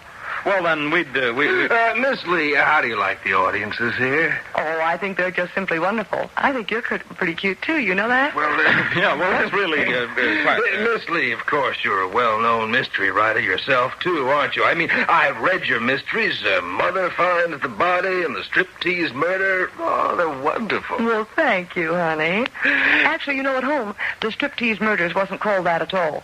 It was called the G-string murders. But they figured that in Australia they wouldn't know what a G-string is, so they'd probably think it was something to do with a violin. So they changed it to striptease murders. I see. Well, you're quite a... Yes, I think that's marvelous, Miss Lee. And do you have any particular hobbies outside the theater and writing? Well, yes, I have. What is your favorite hobby? Well, I could sort of match it, maybe, and we could compare hobbies. Indoors or outdoors? Well, wherever you like. I like to collect stamps.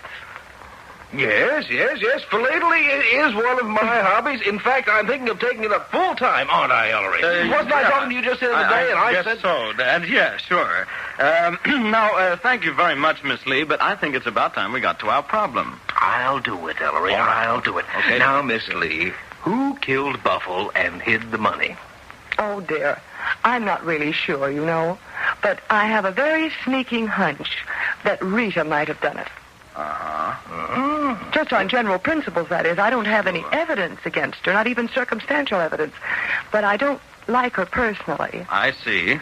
And, of course, I do think that whoever got rid of Buffle was doing an awfully good deed anyway. Yes. Well, thank you, Miss Lee. And in just a moment, we'll learn if your solution is the correct one. I'm on your side, Miss Lee. If there's anything I can do, you can be sure that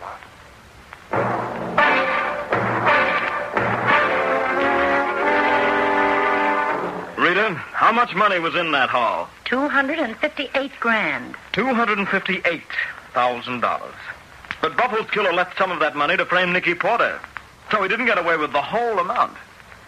Jupe, how much did the killer actually get away with? I just said a minute ago. $254,000. $254,000. Frank, is that right? Huh? No. It ought to be $255. The papers today said 3 $1,000 bills were left on the floor of the train. The papers were wrong, Frank, because the papers didn't know that the killer left an additional $1,000 bill in Nicky Porter's coat pocket where I found it. So that does make 4, and 4 from 258 is 254, as Jupe correctly stated. See, Frank? He sees, Jupe, but apparently you don't. Because only 3 people in the universe know that the exact amount in the killer's possession is $254,000, Jupe. I'm one of them. My father, Inspector Queen, is number 2. And he didn't know till 30 seconds before Frank's phone call to me tonight. And Buffle's killer is the 3rd. Then how did you know, Jupe? Well, Miss Damie, it's Nicky. She spelled it today. Impossible, Jupe. Nicky herself didn't know. I never told her. No, Jupe, there's only one way you could have known. And that's if you planted that bill in Nicky's pocket. Don't move. Dirty double-crosser had another gun. Get to the other side of the room, all of you. I'm going to take these rods, I'm going to get that door, and I'm going to scram out of here. First one that comes after me gets... Don't move, Jupe. Go on, get him, man. Oh, come right in, Dad. Yeah, you hear what he said, Ellery? He's going to get the door and scram out of here. That means he's hidden it in this house. Man, search the house. Okay, come on, Jupe. Take these 2 cuties in, too. Come on. Nicky, I can't tell you how I feel thinking all day today that you... Oh, Nicky, will you forgive me? Why, Ellery, it's the inspector. When did he get here? Huh? Good grief, Dad, it's another attack of amnesia. Oh, nonsense, son. She's just out on her feet. Come on, honey. We'll take you home. Grab her under the other arm, Ellery. Easy does it, Dad.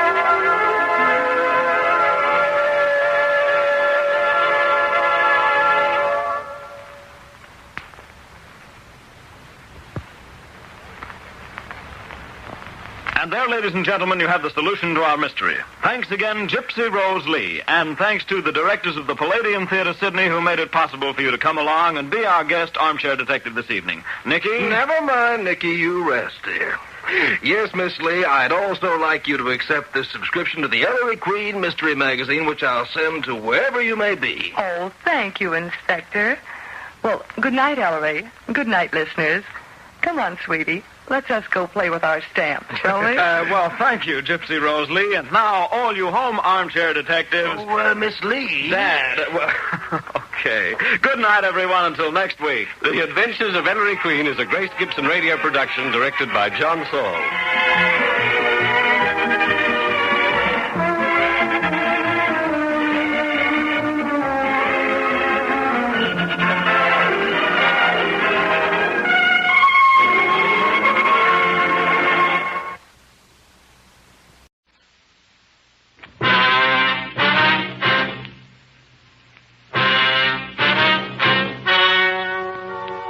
The story you are about to hear is true. The names have been changed to protect the innocent. Fatima Cigarettes, best of all king-size cigarettes, brings you Dragnet on both radio and television.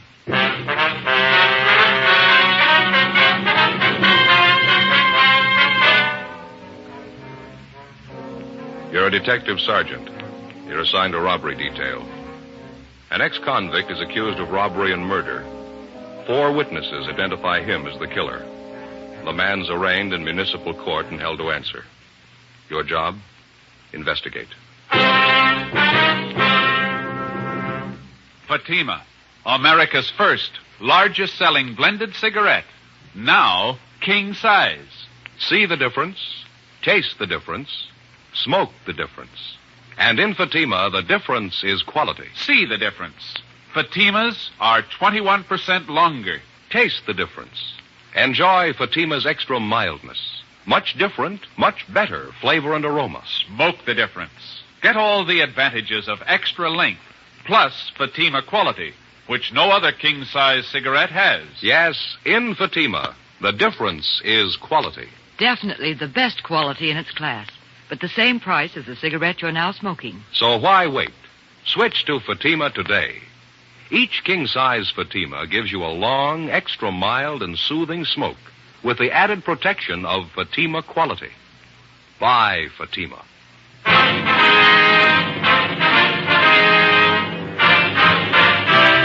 Dragnet, the documented drama of an actual crime. For the next 30 minutes, in cooperation with the Los Angeles Police Department, you will travel step by step on the side of the law through an actual case transcribed from official police files. From beginning to end, from crime to punishment, Dragnet is the story of your police force in action. It was Wednesday, March 12th. It was cold in Los Angeles. We were working the day watch out of robbery detail. My partner's Ed Jacobs. The boss is Captain Didion. My name's Friday. We were on the way over from the office, and it was 10:43 a.m. when we got to the 3rd floor at the Hall of Justice. Municipal Court, Department 82. You see him, Joe? I think so, yeah. That's him up front behind the DA's table. Oh, yeah. Come on. Mm-hmm.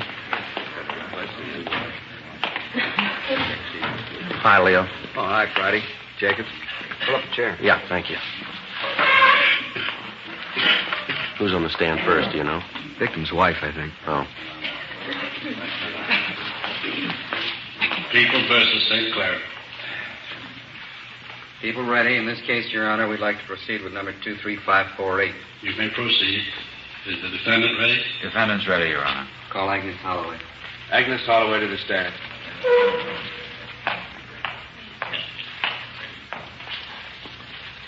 Do you solemnly swear that the testimony you are about to give in the matter now pending before this court will be the truth, the whole truth, and nothing but the truth, so help you God? I do. State your name, please. Agnes Holloway.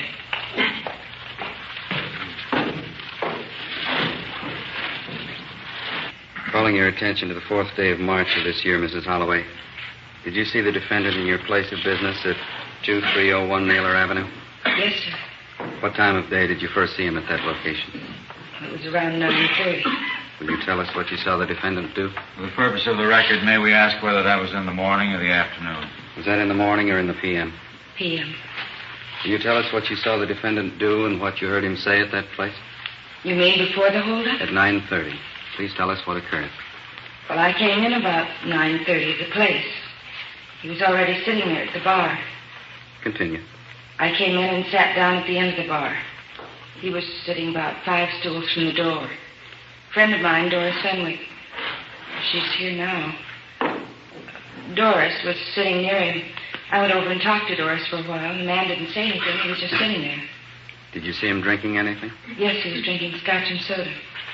You're the wife of George Holloway, deceased. Is that correct? Yes. Was he present then? Beg your pardon? Was your husband, George Holloway, present at that time? Yes, he was tending the bar.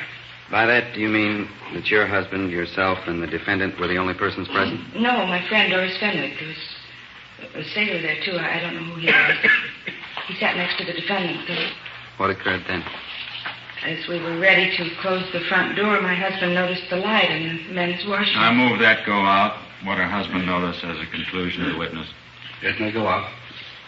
Well, anyway, my husband went back in to put the light out. And Doris Fenwick and I went out to the sidewalk, and so did the sailor. And the fellow did, too. The defendant did? Yes. In a minute, I went back inside to see what my husband was doing, and the defendant followed me back in.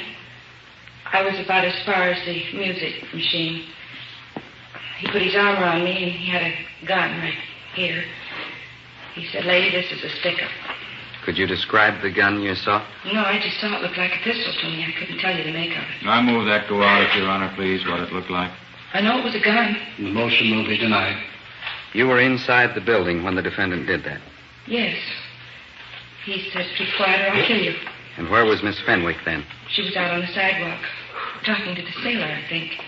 Doris was expecting her husband to come on the streetcar. I move that go out. Miss Fenwick was out on the sidewalk, may stay in, and the balance may go out. What did the defendant do after that, Mrs. Holloway? He said, "I will shoot you if you don't keep quiet." He made me walk backwards to where my husband was, and I said, "Johnny, this man has a gun, and he says this is a stick-up." And the man said, "Shut up," and he made my husband put his hands up. Were you in fear of the gun at that time? No, I didn't have any fear. Did you believe the defendant would injure you with the gun?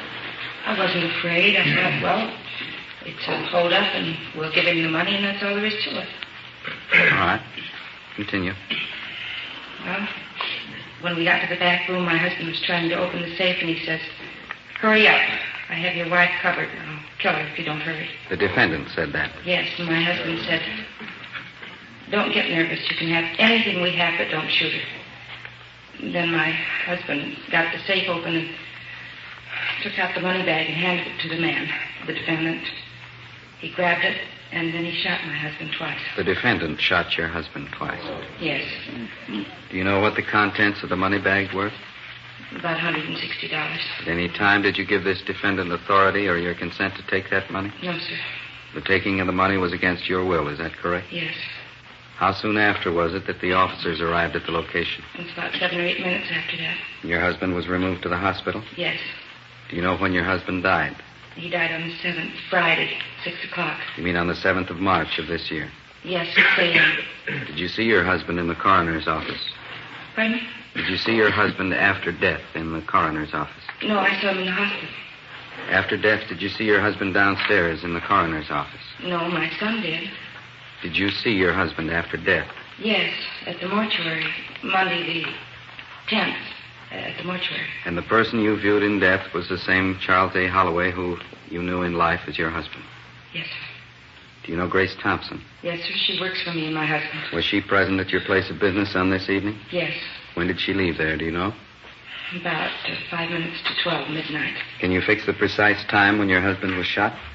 About 5 minutes after 12. 5 minutes after 12. How many times was the gun fired? Twice. How close was the gun to your husband, Charles Holloway? It must have been about 2 feet. Do you know Marion Shaw? Yes. Was she present on the premises that evening? She was present that evening. Do you know Mrs. Sam Garber? Yes. Was she present on the premises that evening? Yes, sir. And that sailor was there, too. I didn't know him, though. All that you've related occurred in the county of Los Angeles, state of California? Yes, sir. Cross-examine. May I have a drink of water, please? Bill? Would you like to rest a while, Mrs. Holloway? Yes, please. We'll have a short recess before the cross-examination.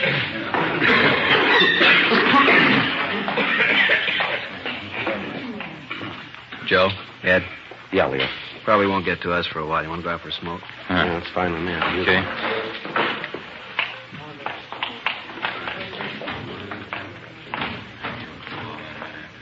What's your idea on it, Leo? I don't know. Enough to have him bound over to Superior Court. No, I mean, you think St. Clair's the right man? You got me. Yeah, just one good piece of physical evidence, I'd feel a lot better about it. Go ahead. Yeah, thanks. Here you go. Light? Yeah, thanks. Thank you. How about St. Clair's alibi?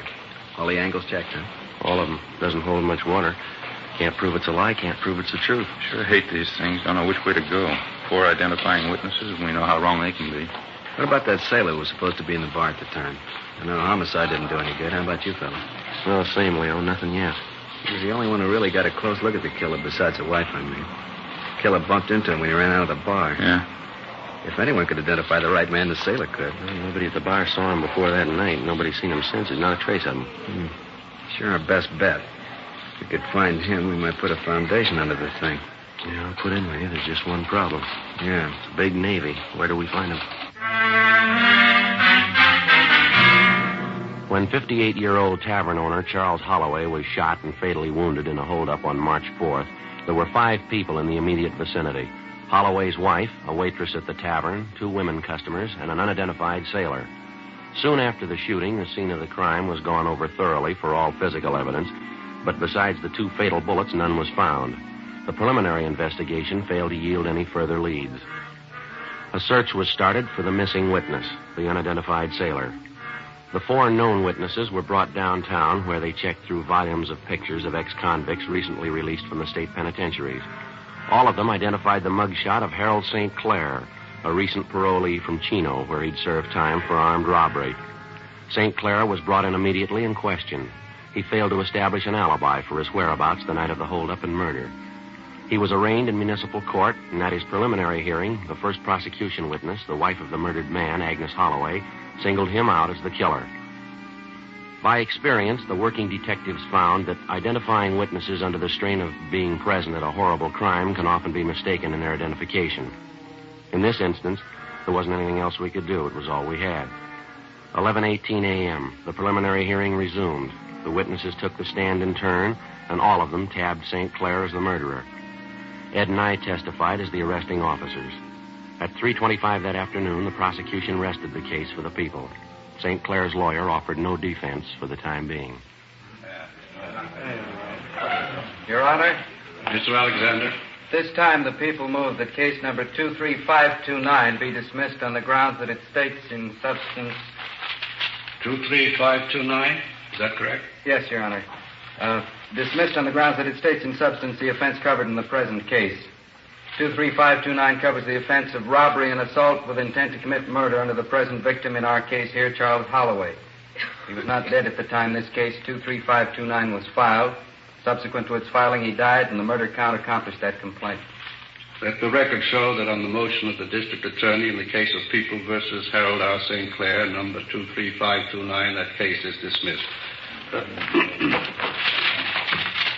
Declaring to me that the offenses in the within deposition mentioned, to wit, count 1, murder, a felony, and count 2, robbery, a felony, have been committed, and that there is sufficient cause to believe the within named defendant, Harold R. St. Clair, guilty thereof, I order that he be held to answer to the same, and that he be committed to the custody of the sheriff of Los Angeles County without bail.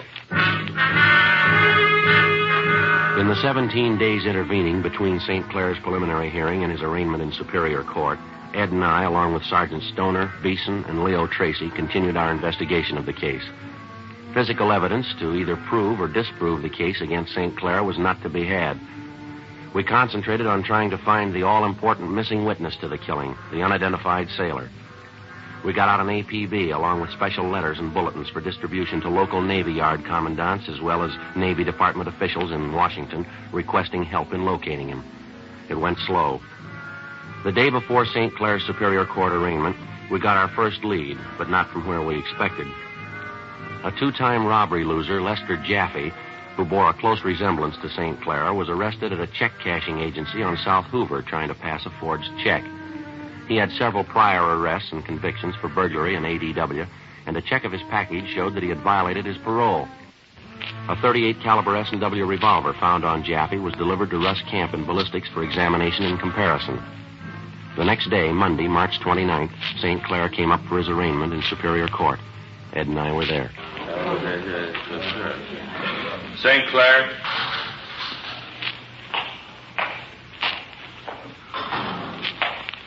Defendant is present and ready, Your Honor. Arraign the prisoner. Harold R. St. Clair, is that your true name? That's right. Harold R. St. Clair, by information number 23549, you're charged in count 1 with the crime of murder, in that on or about March 4th of this year, you did willfully, unlawfully, and feloniously, and with malice aforethought, murder one Charles A. Holloway, a human being. To this charge, how do you now plead, guilty or not guilty? Not guilty.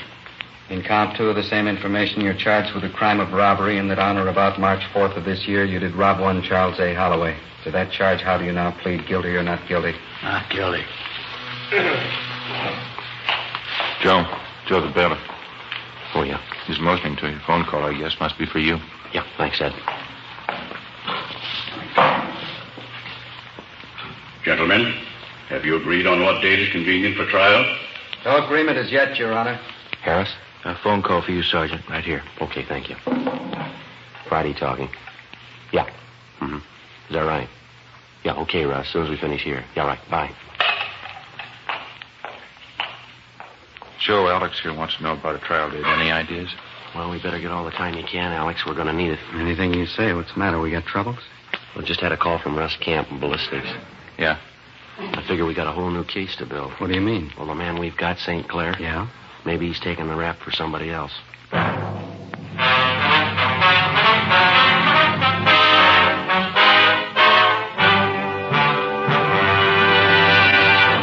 You are listening to Dragnet, authentic stories of your police force in action. Fatima, America's first largest selling blended cigarette, now king size. See the difference. Fatima, 21% longer. Taste the difference. Smoke the difference. And in Fatima, the difference is quality. Yes, you get all the advantages of extra length, plus Fatima quality, which no other king-size cigarette has. Friends, to show our confidence in Fatima, to convince you quickly, dramatically, that Fatima is the best of all king-size cigarettes, we make this money-back guarantee. Buy a pack of Fatimas. Enjoy Fatima quality, extra mildness, and superbly blended tobaccos. If you're not convinced Fatima is better than the king-size cigarette you're now smoking, just return the pack and the unsmoked Fatimas before April 1st, and we'll give you your money back plus postage. Fatima, Box 37, New York 1. Remember, each king-size Fatima gives you a long, extra mild, and soothing smoke with the added protection of Fatima quality. Buy Fatima in the bright, sunny yellow pack. Best of all king-size cigarettes.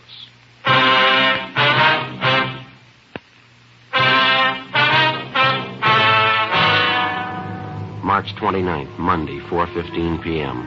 After the arraignment of Harold St. Clair in Superior Court, Ed and I checked with Russ Camp in ballistics. He said he'd run tests on the .38 S&W revolver taken from robbery forgery suspect Lester Jaffe the day before. Comparison microscopic examinations of test bullets fired from the gun taken from Jaffe and the 2 slugs which had been removed from the body of tavern owner Charles Holloway matched. After checking with Brereton at the CII Bureau in Sacramento, we discovered new additions to Jaffe's long criminal record. We also found out his known M.O. corresponded closely to that of the man who robbed and murdered Mr. Holloway. At a special show-up of both St. Clair and Jaffe, the close resemblance of the two became apparent to the 4 identifying witnesses. They frankly admitted their mistake and positively identified Jaffe as the killer. Intensive investigation during the next 3 weeks uncovered enough evidence and testimony against Jaffe by associates and informers to give us a good foundation for a murder conviction. But we were still without a lead to one of our most essential witnesses, the unidentified sailor. The first suspect, Harold St. Clair, was cleared of the charge, but detained on a warrant from the Denver Police Department. After arraignment and preliminary hearing in municipal court, the arraignment in Superior Court, Lester Jaffe went on trial for the Holloway killing on June 2nd. Dr. West, the autopsy surgeon, was first to be called by Assistant District Attorney Adolph Alexander. He stated the results of the autopsy on Mr. Holloway and testified as to the cause of death. John Maurer, the police surveyor, was next. He produced the various diagrammatic drawings of the murder scene. The third day of the trial, June 5th. Garber woman's coming back on. Friend of Miss Holloway? Oh, yeah. Mrs. Samuel Garber.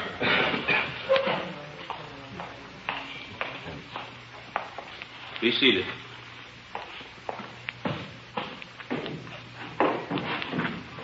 Proceed with cross-examination. Mrs. Garber, at the time you testified against the former suspect, Harold St. Clair, you were just as positive then, were you not, that the hold-up man who killed Mr. Holloway was Harold St. Clair? Yes, I was, but I also said he didn't have the same type eyes. You were absolutely sure about Harold St. Clair then, weren't you? Yes, I guess I was. And you identified St. Clair and testified a number of times during that examination that St. Clair was the man. Is that right? I said he resembled the man. You said he was the man, didn't you? I said I thought he resembled the man. You also said there was no doubt of it, didn't you? That the hold-up man was Mr. St. Clair. Well, I guess so. I don't know. You don't know? No, I guess I don't. I don't remember. I'm not sure. Mrs. Garber, are you sure you remember the man you saw sitting in the bar that night? Well, I don't know. I've got them both mixed up. I guess I'm not sure. During the next 2 days, the other three identifying witnesses were called to testify and, like Mrs. Garber, were badgered by the defense attorney unmercifully. Despite the efforts of Alexander, the prosecuting attorney, it was apparent the jury was being swayed heavily in favor of the defendant. Even the full day and a half Ray Pinker from the crime lab spent on the stand seemed to have little effect in counteracting the damage done by the confused testimony. To prepare the jury for Russ Camp's expert report and for the presentation of scientific facts about the lethal bullets in the murder gun found on Jaffe at the time of his arrest, Pinker and Assistant District Attorney Alexander gave the jury a thorough briefing on the fundamentals of ballistics. They also pointed out the scientific value of ballistics in determining the guilt or innocence of a defendant. On Thursday, June 12th, Russ Camp took the stand as a prosecution witness and, under questioning, presented the findings of the various tests he'd run on the alleged murder weapon. Mr. Camp, sometime after you had obtained People's Exhibit 13, did you fire a test bullet or several test bullets from it in the crime laboratory? I did. Did you make a comparison of any of those test bullets with Exhibits 3 and 3A, the bullets which killed Charles Holloway? Yes, I did.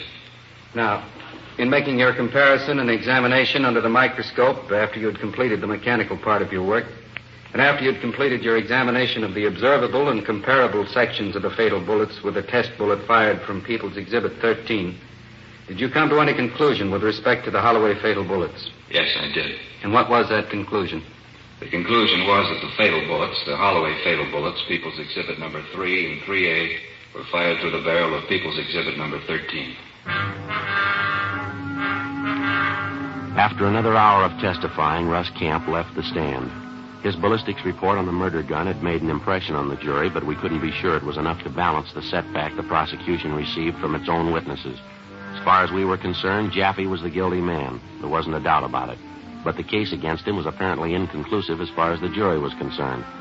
The defense attorney obviously had heard about the unidentified sailor who was also present at the scene of the killing.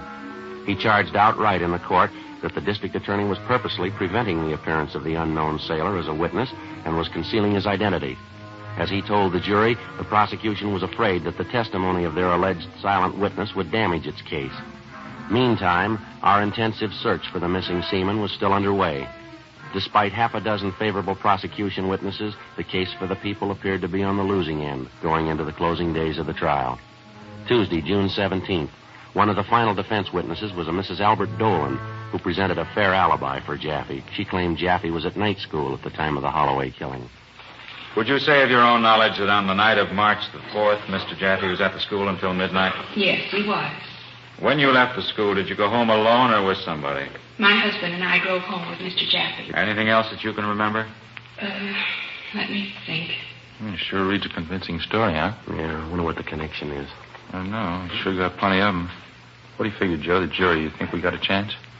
I don't know. Don't bet on it. Ed, Joe. Oh, hi, Leo. Hi. Going bad? Could be a lot better. It's getting that way. Just got a call from Wilmington over at the squadron. Oh, what about? Sailor we've been looking for. We found him. Before we left the courtroom, Ed and I briefed the Assistant District Attorney Alexander on the latest development. He put in a special order to the county jail for Harold St. Clair. Ed and I went across the street and met with a long-missing murder witness in the homicide squad room. The sailor identified himself as Seaman First Class Roy Maslin.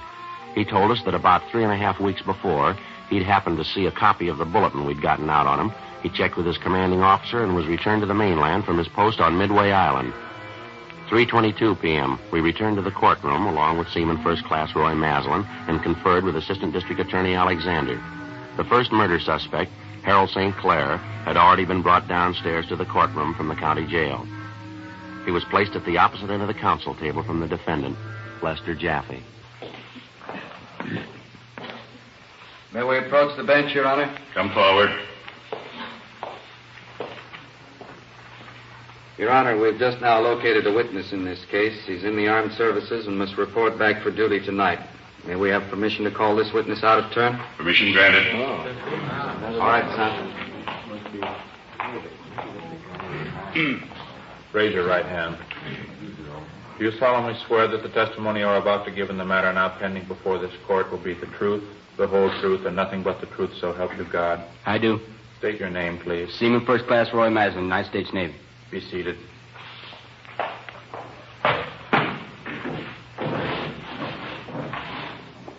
Are you acquainted with the Tavern Cafe at 2301 Naylor Avenue? Yes, I am. Were you there on the evening of March 4th of this year? Yes, I was there a few minutes before midnight. Will you tell the court in your own words what happened on the premises that night? Well, it was just a couple of minutes before midnight. People who ran the place said they were closing up, so I had a nightcap. Shot dice for the drinks with this guy next to me. I won. Who was this man? I didn't know who he was. After you had your drinks, did you leave the bar? Yes, I did. The other guy stayed there. I went out to the sidewalk and stood there talking with one of the gals I saw in the bar, and then heard a couple of shots fired. Someone inside the joint screamed or hollered or something. I was just going for the door to get inside, and this man came rushing out. He hit me square on and went down. I remember seeing him run down the street, the same guy I was thinking of. Would you recognize this man if you saw him again? Yes, sir, I would. Is that man in this courtroom now? Yes, sir. Will Your Honor please direct the defendant to stand alongside of Mr. St. Clair so that this witness may properly identify the man involved? Mr. Jaffe, will you stand up, please? Stand to the right of Mr. Sinclair. Will you step down from the stand, please, Mr. Maslin, and place your hand on the shoulder of the man who was in the bar with you the night of March 4th? Yes, sir.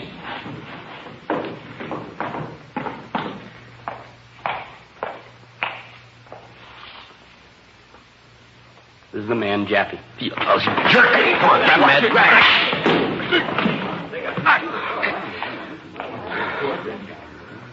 Fast work, sailor. Really burned up. Guess he'd like to kill me, huh? Well, you're not the only one, son. What? Wait till they read him the verdict. The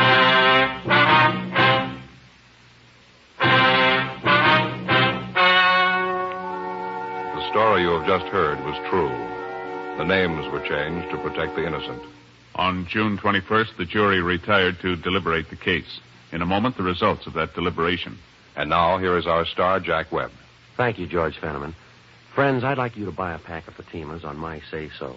I'm convinced that once you see the difference, taste the difference, smoke the difference, you'll switch to Fatima for good. Because in Fatima, the difference is quality. Each king-size Fatima gives you a long, extra mild and soothing smoke with the added protection of Fatima quality.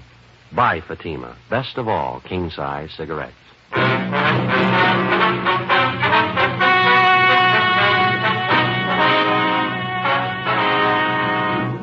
Lester Carl Jaffe was found guilty of murder in the first degree.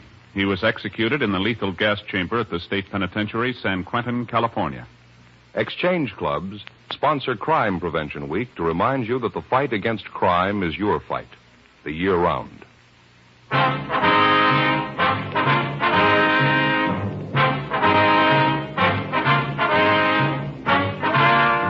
You have just heard Dragnet, a series of authentic cases from official files.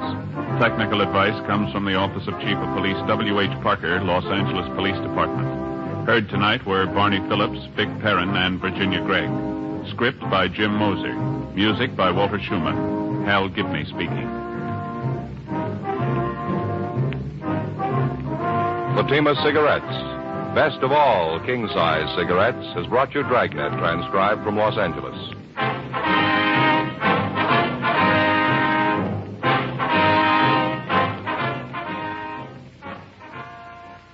Next, it's David Harding and Counter Spy on NBC.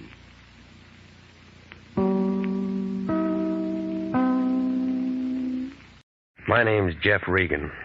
I get 10 a day in expenses from a detective bureau run by a guy named Lyon, Anthony J. Lyon. I'm the Lion's Eye.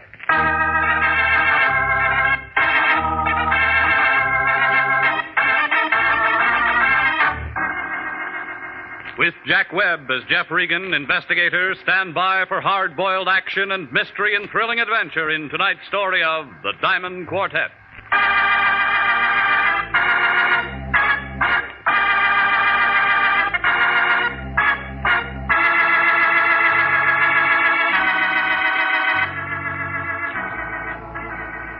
Well, this is the way it started. Melody called about 6 o'clock that night. She gave me the name of a restaurant out on the strip and said that Lyon was waiting for me. I drove out there and found him squatting at one of the corner tables. He had a big white napkin tucked under all of his chins, and he was working on a plate of crab louis and a bottle of beer. A tall peroxide blonde in slacks and dark glasses was sitting across from him, watching him eat. And a couple of bald-headed waiters were just sort of standing around looking at the ceiling. Well, Regan, I see you got my message. You're right on time. Sit down. I want you to meet Miss, what did you say your name was, young lady? Madge will do. Just plain Madge, fatso. Regan, this is Madge. I hate gumshoes. They all stink. Okay, where'd you find her? Madge? Madge works for Mr. Daly, Mr. Pete Daly.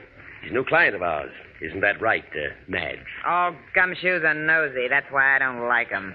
Madge is going to drive you out to Mr. Daly's residence, Regan. Who's Daly? Very nice chap. I spoke with him on the phone. What's the job? Well, it's a rather delicate matter, and I think Mr. Daly himself can explain it better than I. Come on, all this gassing ain't getting us nowhere. The boss is waiting. Gumshoes talk too much. Yes, Regan, yes. I told Mr. Daly you'd be there by 7 o'clock.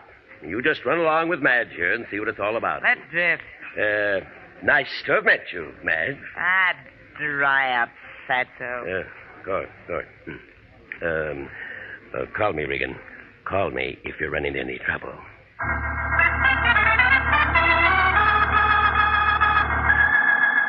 Just plain Madge, who was carrying a .25 automatic in her purse. When we got into a Cadillac, we went out the pass, turned off a hill, and back of Burbank.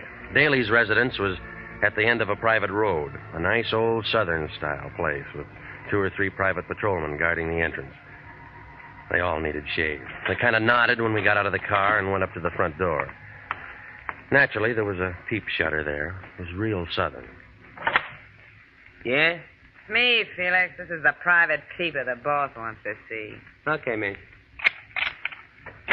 Come on this way. Who is it? Madge, I got your peeper. Inside. Here he is, Pete. Flat feet and all. His name's Regan. Okay, Madge, that's all. Beat it. Sit down, Regan, sit down. Don't mind Madge. She's kind of antisocial. Nice place you got. How's the gross? No, I do all right. 2 crap tables, 2 faro games, a little roulette in the living room, but I have to be careful. I noticed that driving up. There's lots of money thrown around here every night. Somebody might get some ideas. You know how it is.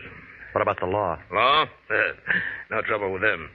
I just don't let them know I'm in operation. Mm-hmm. In my business, I haven't much use for private detectives. I don't generally like them. Neither does Madge. But I happen to need one right now. I want you to do a little job for me. You seem to have plenty of help around here. Wasn't that Felix Frazier at the door there? Last time I saw him, he was shadowing a banker up in Sacramento. Yes, that was Felix, all right, but it's a little different. Never see this before? No? Well, it's a little bit of necklace called the Diamond Quartet. It's worth quite a chunk of cash. These 4 diamonds are good stuff. So? Dame named Annabella Callender left it here a week ago. She was in kind of deep at the roulette table and was wearing this. She left it for security. How much did she lose? About 5 G's, I guess. Kind of screwy little dame. She's a widow with a lot of money and a boyfriend named Teddy Silco. He paints or something. They come here. And she loses steady. Every time. Well, she sent me a check today for the full amount of what she lost. Yeah? And I want you to take this thing back to her tonight. That it? That's it. I got my dough. She gets a little diamond necklace back. Just business. Well, it sounds simple. It's simple. You're a licensed investigator, bonded, insured. Don't want any fuss about this. You just take it back. Very simple. Okay. Now, you told me how simple it all is. Suppose you give me the hook. Did her check bounce?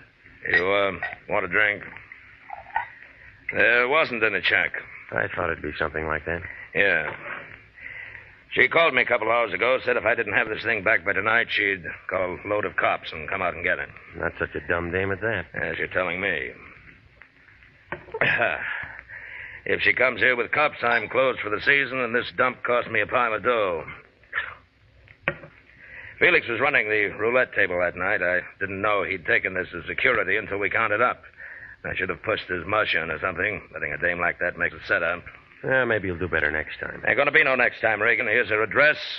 Here's the ice. Just take it to her, and I'll chalk it up to experience. You better get yourself a new boy at that table. Yes, you're telling me. You're telling me.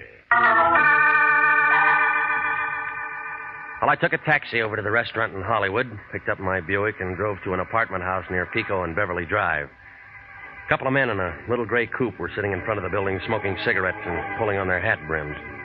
I figured Daly was making sure I got the right address. Upstairs on the 5th floor, I leaned into the buzzer and waited to see what Mrs. Annabella Callender looked like.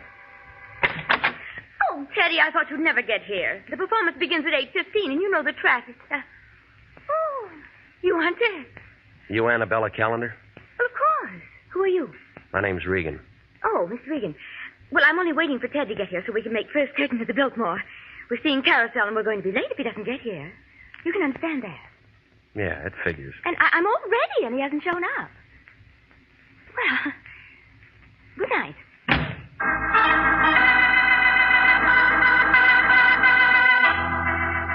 Yeah. Her white ermine cape and the black strapless thing needed a touch. But she had it. That necklace I had in my pocket, or a very good copy, was hanging around her neck, and it looked like 4 Klieg lights at a Hollywood premiere.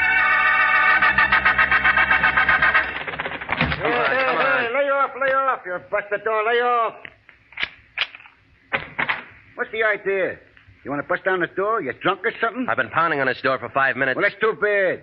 Can't you read the signs? This building's closed. The scram, drift, push off, blow. You got a jeweler in this building named Tartaglia? Yeah, we got a jeweler named Tartaglia. Only don't want to see nobody because it's 9 o'clock at night. The joint's closing, ain't here. All right, slow down. He lives someplace, don't he? Sure. There's a lot of houses that way. Why don't you try knocking on doors? There wasn't any residence listed in the phone book. I thought maybe if I came down here to his office, you could tell me where I might see him. I ain't going to tell you nothing.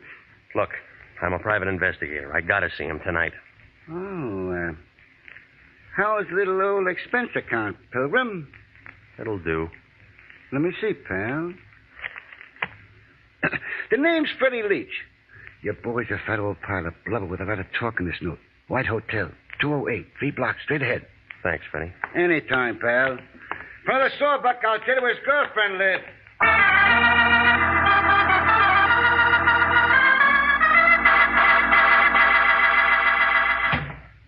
Well, come in, Mr. Regan. Come in. You find me a bit indisposed at this hour. I was preparing to retire, but you said it was a matter of jewelry. Therefore, Bert Tartaglia is at your service. Now then, sir, what is so urgent? I came to see you about a diamond necklace. I found your name stamped on the inside. House of Tartaglia, most respected name in diamonds as in all the lapidary arts. Most respected. I'm the last of 4 sons. All of... Continue, Mr. Regan. Take a look at this. And how do you come into possession of the diamond quartet, sir? A man named Daly, who runs a gambling club, hired me to take it back to a lady named Callender. Gambling house? And how did Mr. Daly acquire it? She lost it at the roulette table. She left it so she could raise the cash. Deplorable conduct on her part.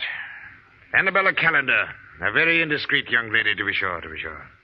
Lovely body, propelled by a ridiculous mind. I tried to take it back to her tonight. It's beautiful. Isn't it, Mr. Regan? Beautiful. I want to know if it's real or not. Real. Of course it's real. You sure? Mr. Regan, do you doubt my ability as a gemologist? Once in a lifetime, sir, only once in a lifetime does an artisan have the opportunity to create the perfect necklace. How much will it pull? Priceless in the amount of work. Roughly $65,000. See, here, under the light. See how carefully each stone is mounted.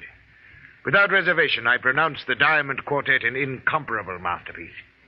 Well, I saw one just like it tonight. Huh? I don't quite follow you, sir. No one could create another Diamond Quartet except Bert Tartaglia. Well, and somebody made up a pretty good imitation. The finest workman at best would create only a crude resemblance. This kind of work demands an artist, Mr. Regan, an artist.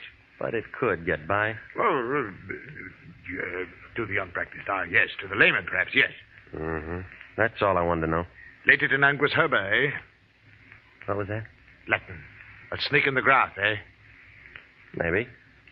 Your expression tells me you are concerned for the safety of this piece. I have a safe here in my room if you'd care No, to... it'll be all right. Well, then, you leave satisfied, I trust. Yeah, thanks. Think nothing of it, Mr. Regan. Think nothing of it. Just remember the House of Tartaglia when you want fine jewels. Good evening, sir.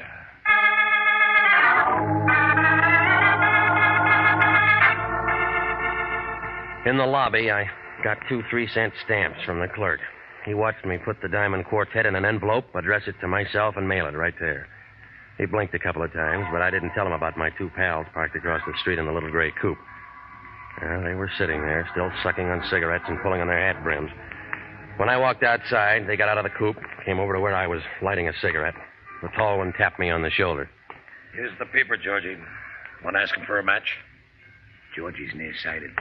That's too bad. That's him, Danny. Got a match, Peeper? Georgie asks if you got a match, Peeper. He's a dummy, Georgie. Don't talk. Got a match, Peeper? What'd I tell you? He's a dummy. He don't look like no dummy. Why, he's a dummy, all right, ain't you, Peeper? See, he's a dummy, Georgie. I told him about you being nearsighted, and he said it was too bad. Didn't you, Peeper? He still don't talk. Go on, Peeper. Tell Georgie how sorry you are about him being nearsighted. I told you he was a dummy, Georgie. How private eyes like you? Georgie asked you a question. He wants to know if all private eyes is like you. Danny boy says you're a dummy. You a dummy? Georgie asked you another question. He wants to know if you're a dummy. See, he don't answer. I don't like dummies. We asked 3 questions already, and he ain't said nothing. That makes him a dummy. Maybe we'd find something if we went through the dummy's pockets. Yeah, even a dummy's got pockets. Ain't that right, dummy? Hold him, Georgie. Hey, move just like a dummy. What do you want? Hey, talk. Yeah. Make him talk again, Georgie. Oh. Make him talk bigger, Georgie. Oh. Talks real nice, but he don't say much. Maybe he's tough, Georgie. He might think he's tough. But then again... You see? He ain't so tough. Now it's my turn.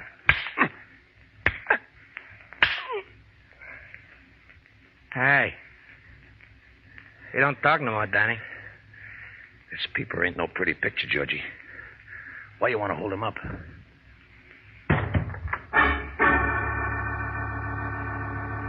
You are listening to the story of the Diamond Quartet. Tonight's adventure with Jeff Regan, investigator.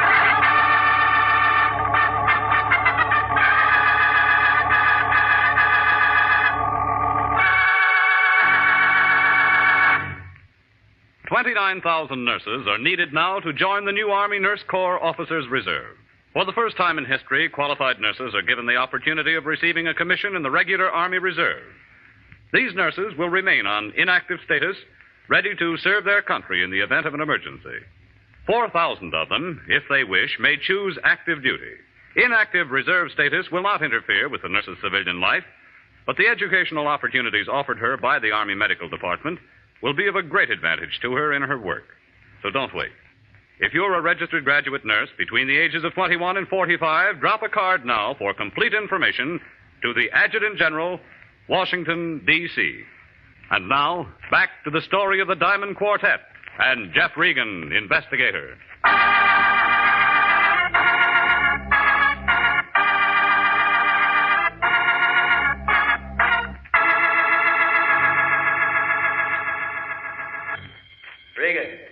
Regan, can you hear me, Regan? Nurse, are you sure he's coming too? He had quite a beating, Mr. Lyon, but he's coming around. Regan, can you hear me? Can you hear me? Regan, can you hear me? I think he's with us now. It's me, Regan. What happened to you? Why didn't you call? Regan, do you understand me? What's this? That's your head. It isn't very pretty, let me tell you that. I'll be at my desk, Mr. Lyon. All right. Come on, give it to me. What happened? An hour ago, the receiving hospital telephones me that they picked you up in some gutter. I come down to see what's what, and you lay there and ask me what's this. Well, it's a wrong job. Another punk client. As long as they've got the dough, we love them all. Who are you fighting with? A couple of boys named Danny and Georgie. A couple of boys named Danny and Georgie. Well, would you mind telling me just where you've been while you should have been doing what you were hired to do? I was out with Danny and Georgie. Sure. You were out with Danny and Georgie. But what did you do before that? And what did you do with the necklace? That diamond quartet or whatever it is. I mailed it. You mailed it? You were hired to deliver that thing personally, and you mail it. Where's my clothes? Regan, I'll never understand you. I'll never understand you or the way you do things. I send you out on a simple little job. All you have to do is take a necklace back, and what do? You wind up bleeding all over the city streets. Here's your pants. What time you got? 3 o'clock in the morning. It's always 3 o'clock in the morning when somebody telephones me that you're in trouble somewhere. Well, why don't you go home and go back to bed? I haven't been to bed. I haven't had one wink of sleep tonight. You know why? Because on top of all my other troubles, some dame who sounds like she has a snoot full of hooch has been calling my place every half hour asking for you. My place. Why didn't you tell her to call my place? I did tell her to call your place. I told her a couple of 100 times to call your place. Then I told her to shut up. Coat. Here. You look terrible. Terrible. She give you a name? Annabella something or other. I don't know. But what I want to know is... Hey, where are you going? Who's going to pay this hospital bill? Where are you going?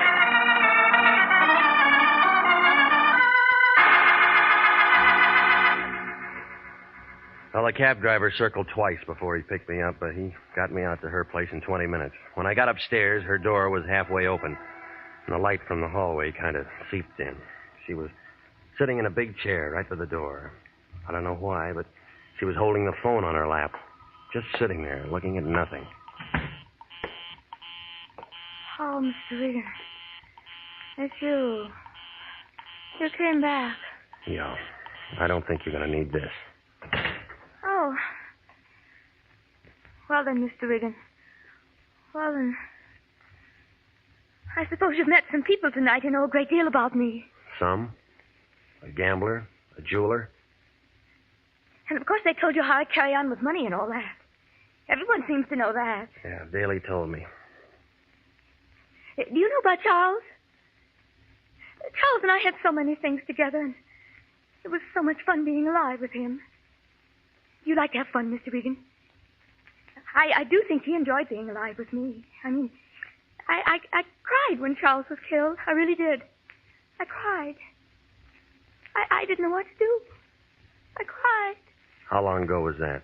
Oh, Charles was killed 3 years ago. But now I have Teddy. He's really a dear. You should meet him. We should all have a drink together or something. Teddy's a fine artist. Very fine artist. I think you'll be very prominent someday. I do. I really do think Teddy will be very prominent someday. Of course, it wouldn't make any difference now. Did they tell you that did they tell you? It's funny. I can't seem to get my tongue adjusted to my mouth. Does that ever happen to you, Mr. Regan? Sometimes. Teddy asked me to marry him tonight. He did? Yes, I've been very lonely since Charles died, and it isn't my money that Teddy's interested in, I'm certain. Teddy has some money of his own, although many people don't know it. And what is money, Mr. Regan? What would you say, money? Oh, dear, there I go again with that business about my tongue. You think I should see a correctionist? Why did you call me tonight? You're the only detective I know. And I really don't know you. It's just that Mr. Daly said you were a detective. Why did you want to see me? I really can't understand money. I know it must sound strange to you, but some people live for it, and some people die for it, and some people... Samir, what's wrong? What is it? Come on. Oh, they do look so funny. So very funny. I've seen them count money. Oh, so much money, and I really believe that's all they live for. They handle it and caress it now. Come on, tell me, what's wrong? What is it? What is it?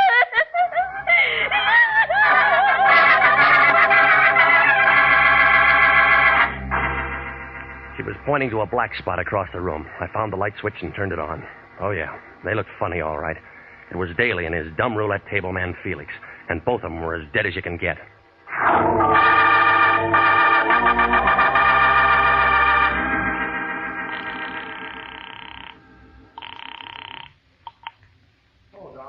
Darling. I've been waiting up all night. I knew you'd telephone and say you'd marry me. Yeah. Your name's Silko? Oh, yes, I was expecting... My name's Regan. I'm a private investigator. I'm calling from her apartment. Annabella's? Now, listen. There's been a couple of murders here. What? She's had quite a jolt. She's going to need you and all the help she can get. I called homicide, and, well, it might be kind of rough for her. I'll bring a doctor. And a lawyer. I've got a good one. I'll be there in 10 minutes. Thank you.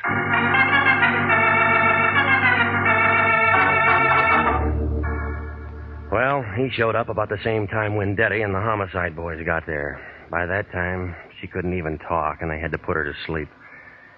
I told Wendetti what I knew about it, and he said we'd get it straightened around as soon as she had something to say. It was about 8 o'clock in the morning when I got home. I didn't expect my boy to show up so soon. He was already there. Regan. I've been expecting you. Come in, sir. Come in. I've been amusing myself with your chessboard. So we meet again. Sit down. You've had rather a hectic night, I'll wager. Your boys were pretty rough. Georgie and Danny. Two men of another world, Regan. Not our world. Allow me to apologize for their actions. And so unnecessary, too. I underestimated you, Regan. Such an ingenious method of protecting the Diamond Quartet. Why, sir, by the simple expedient of placing a 3-cent stamp on an envelope and mailing it to you yourself, you hired as guardians the entire United States Postal Service, not to mention the Army, Navy, and Marine Corps. You want one of these? No, thank you, Regan. Much too early in the day. But go ahead. You give me cause to admire you again, sir. I am one of those faint-hearted persons who cannot abide liquor until 5 o'clock in the afternoon. All right. What happens now? By gad, I admire your directness, Mr. Regan. When I met you last night, I promised myself you'd give me trouble, and you have. Who's in on it? Such directness. In answer, sir, that is a matter to be explained. Double cross. If you can bear my vanity, I have invented a new word. Triple cross. It does have a ring to it, doesn't it? Sounds familiar. By gad, sir, I like you. Daly in on this? Daly? No, of course not. A mere instigator. But when Madge explained to me that he was returning the Diamond Quartet, I first conceived the plan. Just plain Madge. She and her friends have been very valuable to me. They knocked off Daly and Felix and planted them in the girl's apartment. Right. With 2 cadavers in her living room, Mrs. Callender was very unlikely to discuss missing jewelry with the police. Then it was a phony she was wearing, and she didn't even know it, huh? And it caused all of this. If you had merely returned it, it would have been simple to remove it from her. But then... And you just sit here and wait for the mail. We wait for the mail, Mr. Regan. What about your playmates? You do act your role, don't you? And I like you for it, Mr. Regan. I wish you and I could have worked out something together. An unbeatable team. In answer, sir, I'm afraid I shall be sought for murder for 2 this night. Danny and Georgie? And Madge. Does that name bother you as much as it bothers me? Give me a woman with a name like Celeste or Josephine or Roxanne. Those, sir, are proper names for the creatures. But Madge... Huh? Where are the police going to find all these bodies? In my hotel room, which I departed hastily. I know a man down at Central Homicide named Wendetti. Do you? Mm-hmm. He's the best cop I've ever seen. You'll never get away with it. Allow me to correct you, sir. I don't intend to get away with it. Observe me well. You see before you a man advanced in years, attached to a destitute and bankrupt jewelry firm, with nothing more to look forward to than a grim few years, and finally the end. Now an opportunity to live like a king, and by God, sir, I've taken it. They'll pick you up before you can pack a bag. I'll risk that. I shall turn the diamond quartet into cash, and with a well-laden purse, I shall be satisfied to elude the police over half the world. Oh, yes, they'll get me. In 2 years, 3 years, perhaps. By that time, I shall have spent the money. And what more could a man ask than a perfect fulfillment of all his wishes? Huh? I ask you, sir, as one gentleman to another, what more could a man ask? You have company, and I have a gun. Answer it. Tell him to go away. I'll be right beside you. All right. Open it. One side, Shamus. I got a gun. Madge. Thought I'd find you here, blubber boy. You didn't do such a good job on me. Caution, my dear. I have a gun, too. I can last long enough to let you have it. Get out of my way, people. Oh!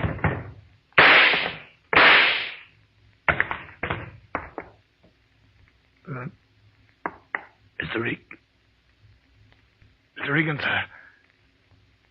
I believe I've been shot. I'll need a little assistance. I can't seem to hold my feet, sir. Can't seem to hold my feet.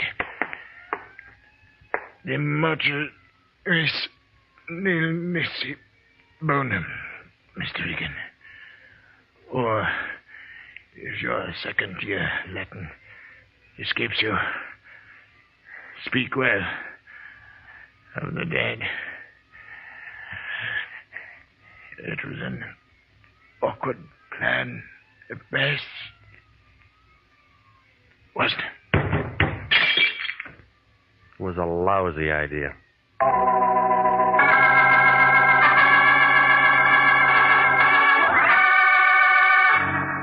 Well, there wasn't anybody left for Wendetti to arrest, so we sat around and looked at each other. Wendetti agreed that Madge double-crossed Daly. Tartaglia double-crossed Madge and her boys. Yeah, triple-crossed. Well, the Lion had something on his mind. He wanted to know, was I satisfied with what I got out of this case? I didn't answer him. I need the job.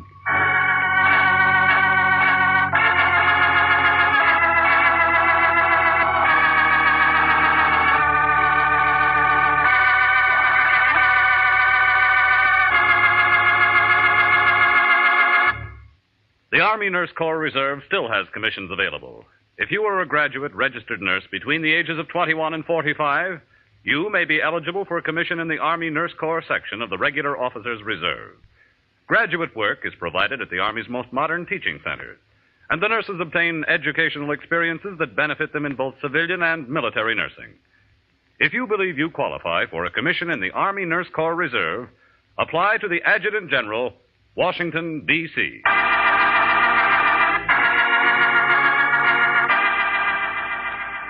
Jack Webb is featured as Jeff Regan, with Wilms Herbert as Anthony J. Lyon. The role of Bert Tartaglia was played by Barry Kruger. Lorene Tuttle was Annabella Callender. It's CBS same time next week for Trouble, Suspense, and Thrilling Adventure with Jeff Regan, Investigator. Written by E. Jack Newman, produced by Gordon T. Hughes, directed tonight by Cliff Howell. This is CBS, the Columbia Broadcasting System.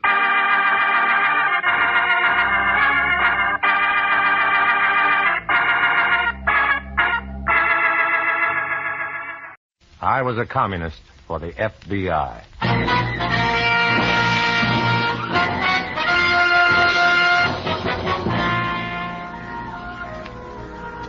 Starring Dana Andrews in an exciting tale of danger and espionage. I was a communist for the FBI.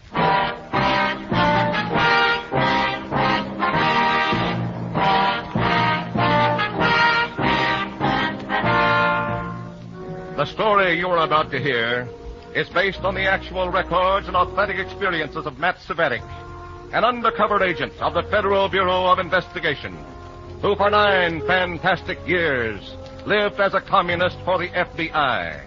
Here is our star, Dana Andrews, as Matt Savetic, undercover agent. Communists, as I learned over a period of 9 miserable years, are particularly fond of children. Young minds are so susceptible to red poison. But some kids don't know what they're supposed to be susceptible to. And, as in this story, even the Reds can't convince them. In a moment, listen to Dana Andrews as Matt Savetic, undercover man.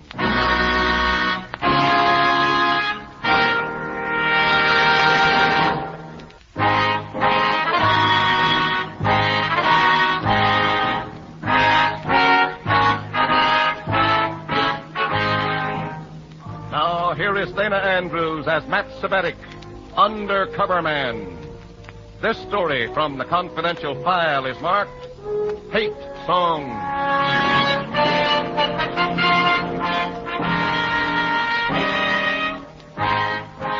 I was alone for a change. Comrade Kettner and my other commie playmates were marking time. No new projects on the red agenda. The next cell meeting, 2 days away. I was even up to date on my reports to the FBI. Quiet hour. Sweet and blissful. Time to insulate the nerve endings. Time to forget the future. Enjoy the present. End of quiet hour. Nerves twanging like guitar strings again. Time for my past to explode in my face. Hello? Mr. Savetic, please. Speaking. Who is this? Matt? Yes. Who is this? Matt, it's great to hear your voice again, son. Who is this? Dr. Norcott, Matt, remember? Dr. Norcott. Now, the years haven't changed me that much, have they? Well, Doctor. Well, this is wonderful. What in the world are you doing so far from home? Same old thing. Plugging away for Boys Incorporated, the best kids organization in America. Still its guiding light, huh? Yes, sir. I'm in a rut. Well, it's a good rut to be in. Oh, that's agreed. I've been sent here to whip the local chapter into shape. How'd you like to help me? Me? Why not? You were an active recruiter back home, you know. One of the best supervisors Boys Incorporated ever had. Well, that was years ago, Doctor. Years haven't changed you, have they, Matt? Have dinner with me tonight, Matt. Let me tell you about our plans. Well, tonight Tomorrow, then, and no arguments. And I want to hear all about your life and time since I saw you last. Dr. Norcott, #1 booster for Boys Incorporated, a nationwide organization dedicated to the welfare and cultural and physical development of American kids. Years ago, I'd helped the doctor organize our hometown chapter. Years ago, when red was just a color, and undercover meant a good night's sleep. Yes, sir, Matthew. You were an eager beaver in those days, all right. I confess I enjoyed every minute of it, too. Now, tell me, what are you doing with yourself these days? Oh, same old thing. Well, never mind about me. Boys Incorporated is much more important. What are all these big plans of yours?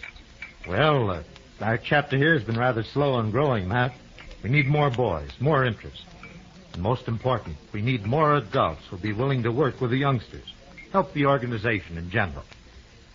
We sure could use you, Matt. I'd love to do it, Doctor, but the way my time is split up now, Oh, nonsense. There's always some time. I'm afraid not, Doctor. Come on. Where? I'm going to convince you that it's worth your time. Well, Dr. Norcott... Come along and no arguments, Matthew.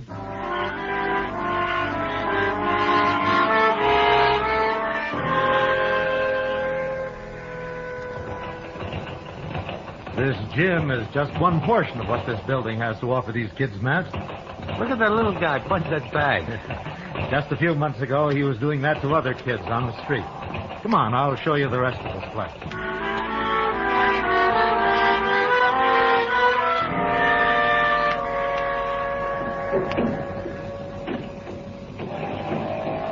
Say, I wouldn't mind having a shop like this myself. And every bit of it's free to these youngsters. Those kids, by the way, are making furniture to be used in other rooms around the building.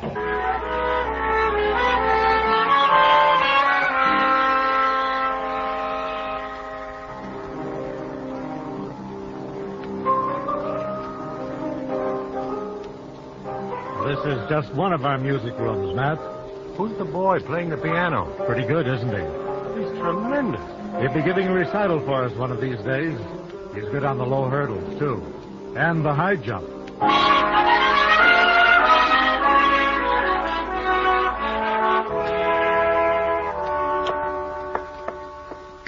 Art, music, athletics, outdoor activities. The kids share interest in everything, Matt. If not as participants, they enjoy themselves as spectators. It sounds like a sensible plan, all right. It is, and it seems to work. Things sure have progressed since I was... But we can sure use you, Matt. We need more boys to enjoy these activities. We need adults, interested parents, men and women who will work for the organization.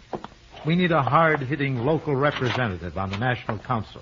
We need... Easy, Doctor. Slow down. I'm sorry. I guess this project is somewhat of an obsession with me. It's so big in other parts of the country. It deserves to be big here, too. Well, Dr. Norcutt, I wish I could help. Don't worry. There's plenty for you to do. I can't. What? I can't help you, Doctor. I just can't do it. My time is so limited. My work is... But, Matt, you must have some time. No. No time at all. Oh, Doctor, it's getting late, and I have a company meeting to attend. If you'll excuse me. All right, Matt. Don't let me keep you from your work.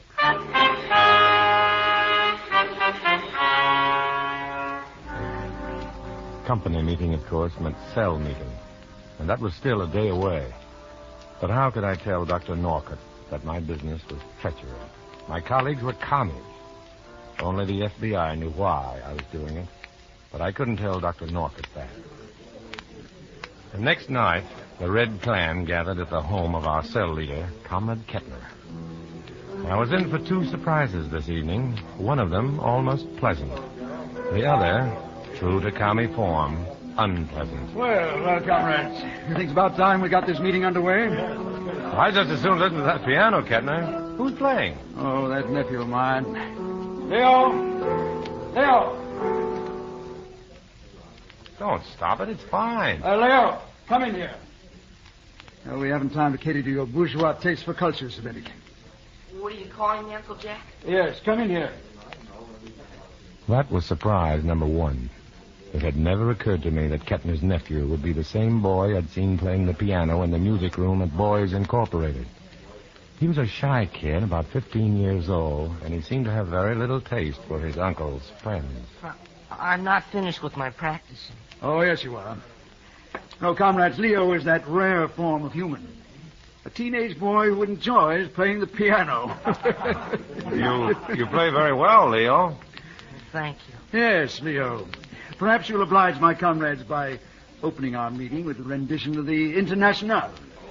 I don't know it. Of course you know it. Play it. I don't know all of it. Honest. Play it, I said. We can hear the piano in the next room.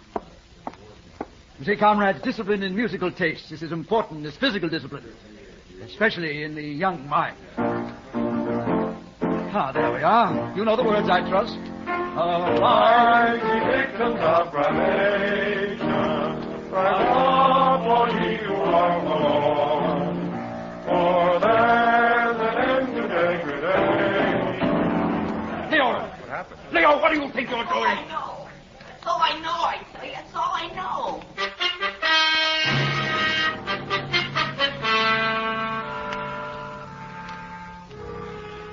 It wasn't a pretty scene, but it takes more than that to embarrass communists.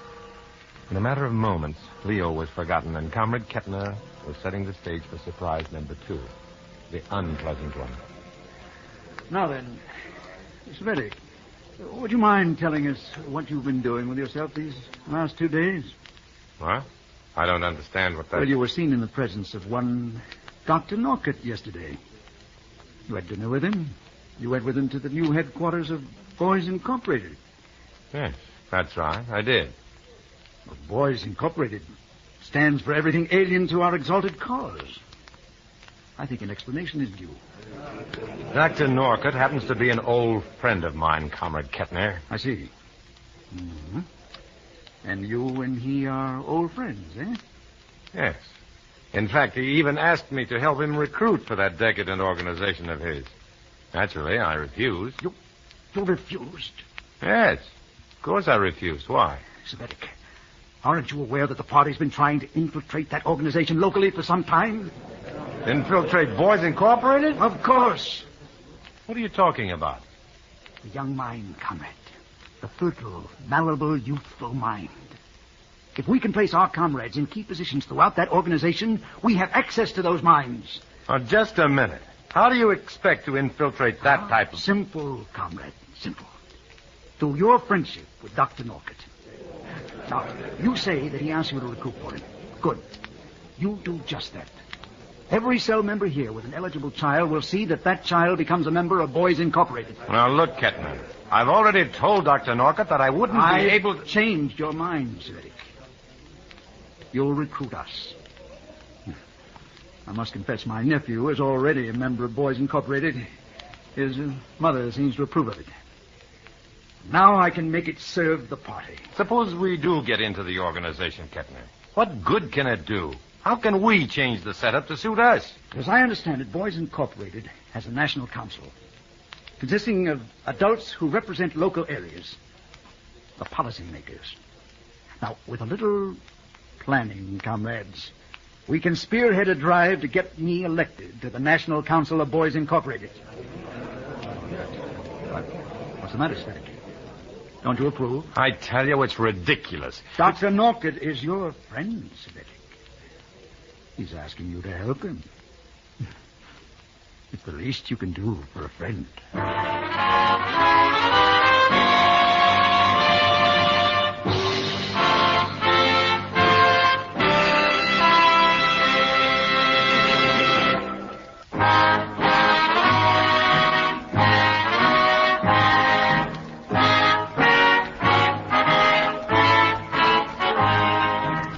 Now back to Dana Andrews, starring as Matt Savetic in I Was a Communist for the FBI, and the second act of our story.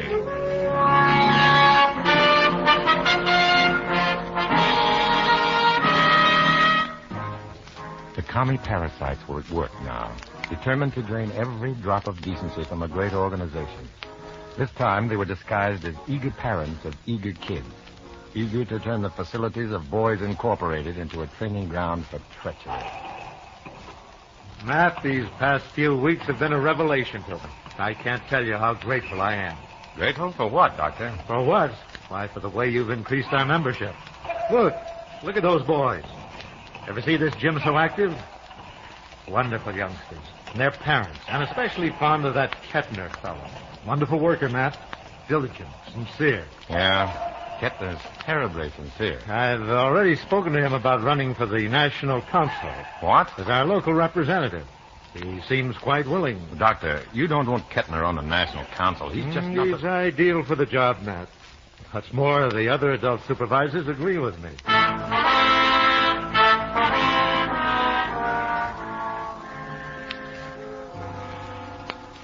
I couldn't tell Dr. Norcott about Kettner or the other diligent, sincere workers.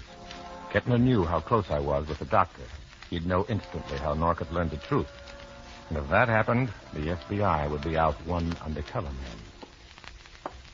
I left the doctor in the gym and wandered through the halls of the building, trying to figure some way to get the truth across to Norcott. I passed the woodworking rooms, buzzing with activity, the art department, pungent with the aroma of oils and the sweet smell of crayon. The music rooms were dark as I approached them, but one of them was occupied. I paused at the open door and squinted through the gloom. Seated at the piano, alone, pecking dispiritedly at the keys, was Leo Kettner. Well, it's all right, Leo. I was just wondering who was in here. I was just going home, Eddie. No, stay. It's all right. Wasn't that the Internationale you were playing? You ought to know. You're one of them. One of what? My uncle's comrades. I'll see you later.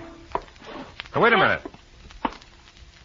You don't like your uncle's comrades, do you? No. Mom doesn't either. There's nothing we can do about it. Uncle Jack is supporting us. I see.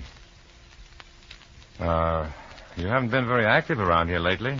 I haven't seen you working out on the track. Or on the piano either, for that matter. Why should I? Why shouldn't you?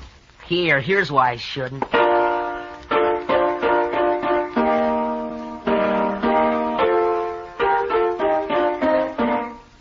That's why. You and Uncle Jack and your comrades all over the place. Dr. Norca doesn't seem to mind. I know.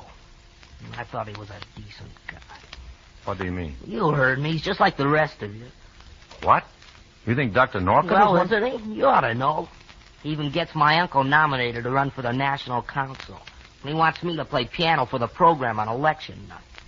It seems to me all you'd have to do is tell the other supervisors what you know about your uncle and... Oh, sure. Where would Mom and I go after that? Oh, excuse me, it's late. Mom will be home from work soon. Oh, Leo. Now, look, son, maybe if you... Listen, Mr. Svetic. The official boys' code tells us we gotta respect our elders. But it doesn't tell us how to respect communists. So leave me alone.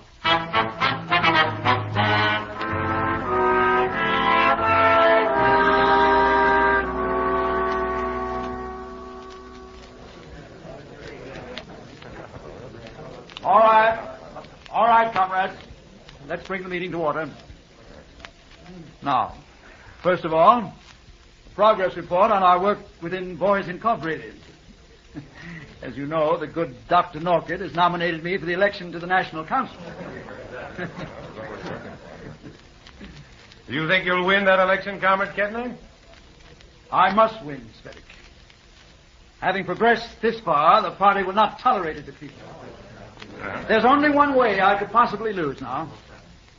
If Dr. Norcott or any of the other voters should learn our true purpose, if they were to discover that I were working for our exalted red cause...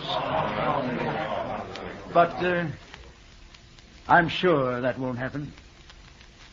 Will it, Comrade Svetic? No, Comrade Kettner, it probably won't.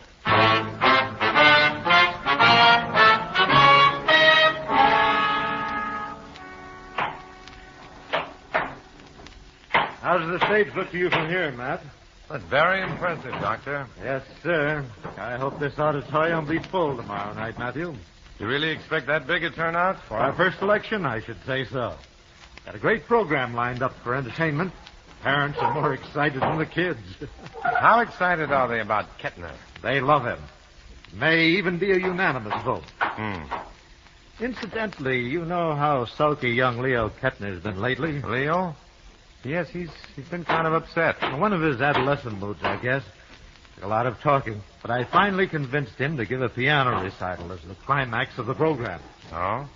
Well, that's fine. He didn't give you any clue to his moodiness, did he? Oh, he'll be all right. Between him and his uncle, it'll be an all-Kettner show. The Kettner steamroller was the red steamroller. But Norcott and the voters were colorblind. There had to be some way I could throw the commies off their course. Some way to prevent them from ramming their man into the policy-making body of Boys Incorporated. But the big night came too soon. The auditorium filled with beaming parents. The kids put on a wonderful show. Even as young Leo Kettner finished his first encore, I've not found a way to stop the race.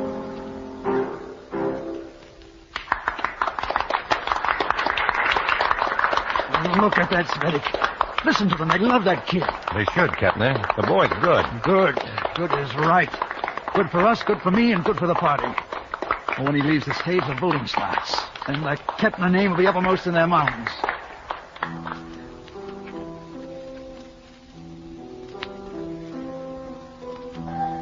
Well, that's his second encore. I didn't think he'd be willing to play this well, considering his attitude. Oh, he's not doing it for my benefit. Typical of his bourgeois training. He's playing to please that mother of his.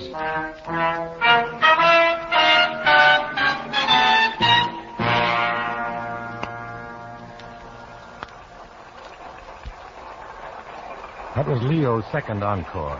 Now the balloting was certain to begin. Too late for me to block the calming advance. Too late for me to... Wait. They won't let the boy leave the stage. He's bowed 3 times, 4 times, but they insist on another encore.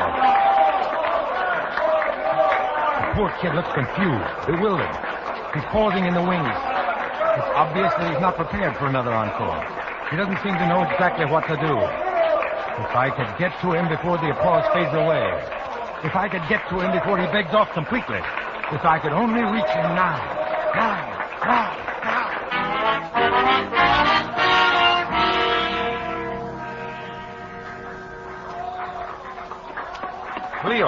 Leo, wait. Mr. Spadek, listen to him. What do I do? I don't know what to play. Play a request, Leo.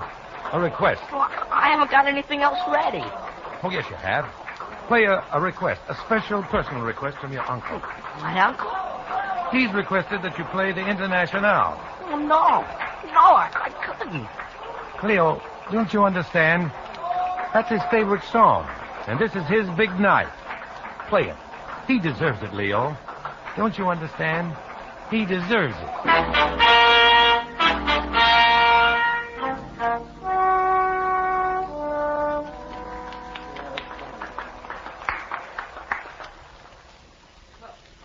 Ladies and gentlemen, I sure am grateful for all that applause. For my final selection tonight, I'd like to play, well, it's a special request from my Uncle Jack. This number is Uncle Jack's own personal favorite. The song he likes best of all. I'm playing it for you and for him.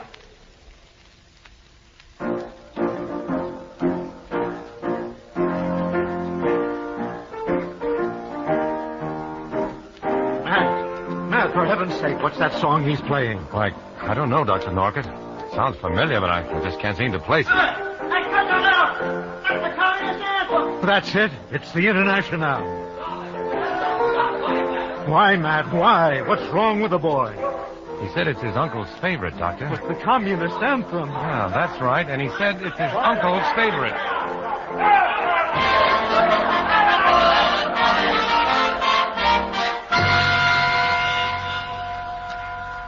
It worked all right. Young Leo took his cue and played it to the hilt. When the excitement died down, Comrade Kettner had vanished from the hall. Other seats were empty, too. Seats that had been occupied by other commies. The Reds didn't stay to witness their denouncement and defeat. But Leo didn't stay either. I found him outside the building, huddled on the steps of the fire exit, sobbing bitterly. I tried to comfort him, but I wasn't very good at it. What can I do now, Mr. Spadek? I can't go back inside and there. I can't go back to my uncle's house. Where can I go? What can I do? Leo, listen to me. Dr. Norcott knew nothing about the Reds. Nothing. You're a Red. How can I believe you? Sure, I'm a Red. But the doctor isn't. You saw how he reacted to that scene inside. Leo, is that you? Oh, he's right here, Doctor. Come inside, son. There's an auditorium full of people waiting to thank you for what you've done. Thank me? Of course. Come on. You too? You want to thank me too? Attaboy, Leo. Coming, Matt? Oh, no, Doctor. I'll be in later. As you wish.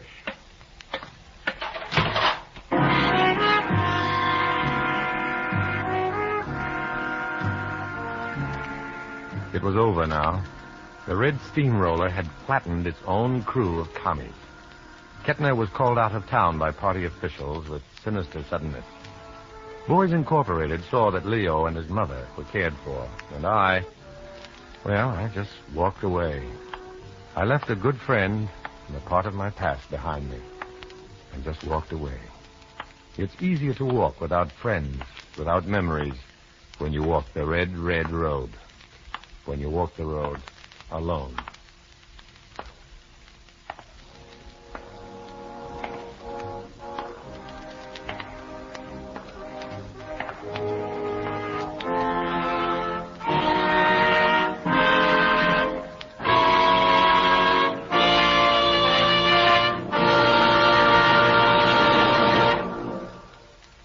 Dana Andrews will return in just a moment.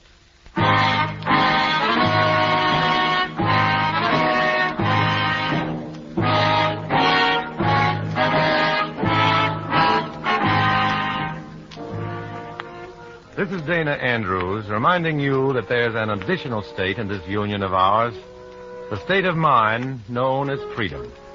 Its borders extend as far as the mind of man. Its constitution is the Bill of Rights. Its chief executive, you. In the story you just heard, names, dates, and places are fictitious to protect innocent persons. Many of these stories are based on incidents in the life of Matt Savetic, who worked undercover for the FBI. Next week, another fantastic adventure. Join us then, won't you?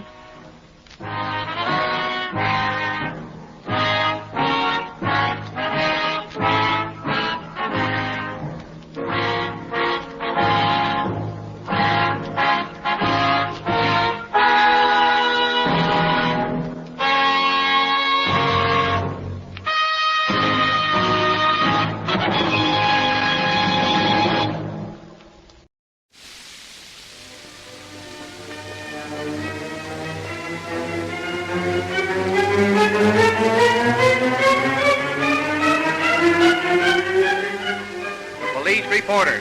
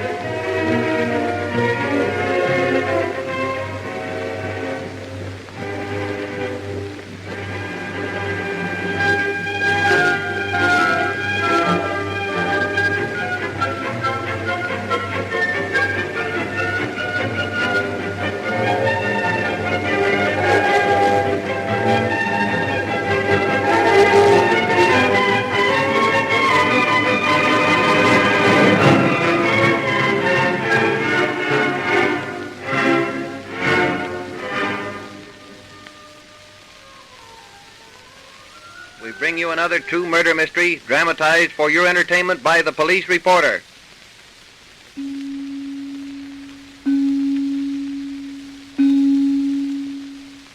On July 1st, 1927, we find Mrs. Ada LeBoeuf consulting Dr. Thomas E. Dreyer. The consultation, however, is not of a professional nature. The scene is the doctor's office in Morgan City, Louisiana. But, Tommy, we've got to take some action about my husband. I can't stand him any longer. Why don't you get a divorce? Oh, you know he won't agree to that. He's still crazy about me. Maybe if you told him that we're in love with each other, he might give you up. No, not him. He'd never give me up if he could prevent it. Well, I don't see what we can do except go on the way we are. Well, I won't do, Tommy. Can't you see the position it puts me in? Well, what else is there to do? We can get rid of him. Are you starting on that again? Oh, I'm just as sick of talking about it as you are listening. Then why say anything? Because Jimmy's getting suspicious. Suspicious? He's been throwing hints at me for the past 2 weeks. Has he said anything definite? How can he? He doesn't know anything. Well, I've thought the whole thing over, Ada, and I don't see what I can do. You're a doctor, aren't you? You could give me something to put in his food, couldn't you? You mean poison? It's as simple as anything I can think of. It's no good, Ada. Poisoning a man isn't as easy as most people think. You're a doctor and should know something about such things. Something that would make it look as if he died a natural death. Listen, Ada, I do know something about poison, and that's why I'm against it. It's almost impossible to do it successfully. Well, we've got to do something. I'm not going on like this. I can't stand him any longer. I can't. We've got to be patient, Ada. Oh, I've been patient long enough. You promise and promise we'll never do anything. Oh, what can I do? Oh, I don't know. But sometimes I don't think you want to do anything. You're getting tired of me. That's what it is. You're trying to get rid of me. How can you say that, Ada? Oh, I don't hear you denying it. Oh, it's just too silly. Now, don't work yourself into a temper, darling. Don't touch me. Please, Ada. Oh, I've come here this afternoon for a showdown. I won't live like this any longer. You've got to help me get rid of my husband. But how? What's the matter with the lake? You mean drown him? It's as good a way as any. Oh, it's a silly way. Well, then shoot him. And after we've shot him, then what? We can't leave him lying around, you know. We can bury him or tie some rocks to him and sink him in the lake, can't we? And after we've done that, how do we account for his absence? Well, you know he goes off and stays for weeks at a time. We could say I had a fight with him and that he went away and then never came back. It might be done. It can be done. Successfully, too. We use our heads. What's your idea? I just told you. But we must have some definite plan. Well, how does this one sound? I'll get him to take me out on the lake at night. While we're rowing around, we'll see another boat. And I'll ask him to take me over to it. Then when we get close, why, we discover that you're in the other boat. You wait your chance and shoot him. The rest should be easy. How will you find me at the lake at night? About every 5 minutes, shoot your gun as if you were hunting alligators. And then I'll know just where you are. It sounds as though it might be successful. If you had the courage of a rabbit, we could make it successful. You're afraid of your own shadow. That's what's the trouble with you. After all, it's murder, Ada. Oh, he'd be better off dead. He's no good to anyone, not even himself.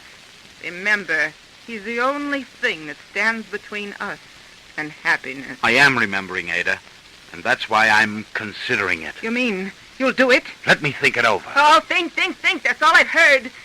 Thought it over getting rid of him for months and haven't done a thing. From now on, I'm doing the thinking. Either you'll do it or you won't. But, Ada... Make up your mind now. I'll do it. When? Whenever you say. Then I say tonight. So soon? Why not? The sooner, the better. I suppose you're right. Tonight, then. Yes, tonight. And tomorrow, I'll be free. Does that make you a happy Ada? Happier than anything has made me since I met you. Ada, darling. Tommy.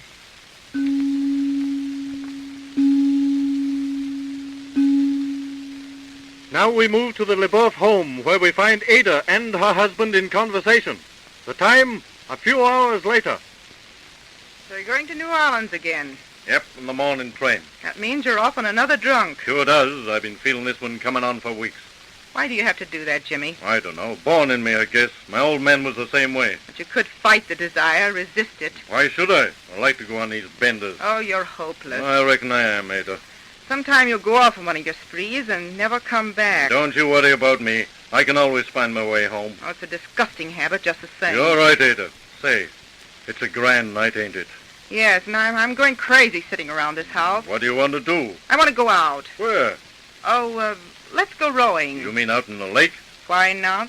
No, why not about it? But it's the first time you wanted to go rowing at night for years. What's the idea? Maybe I'm trying to keep you from going to New Orleans tomorrow. You're a funny duck, Ada. What are you going to do while I'm gone, huh? Usual thing, sit around and wait until you get back. You expect me to believe that, do you? You can believe what you want. I don't care. I've been hearing plenty about what you're doing while I'm gone. It's not serious enough to keep you at home. What's all this I hear about you and Doc Dreyer, huh? Morgan City's a small town, Jimmy, and people will gossip.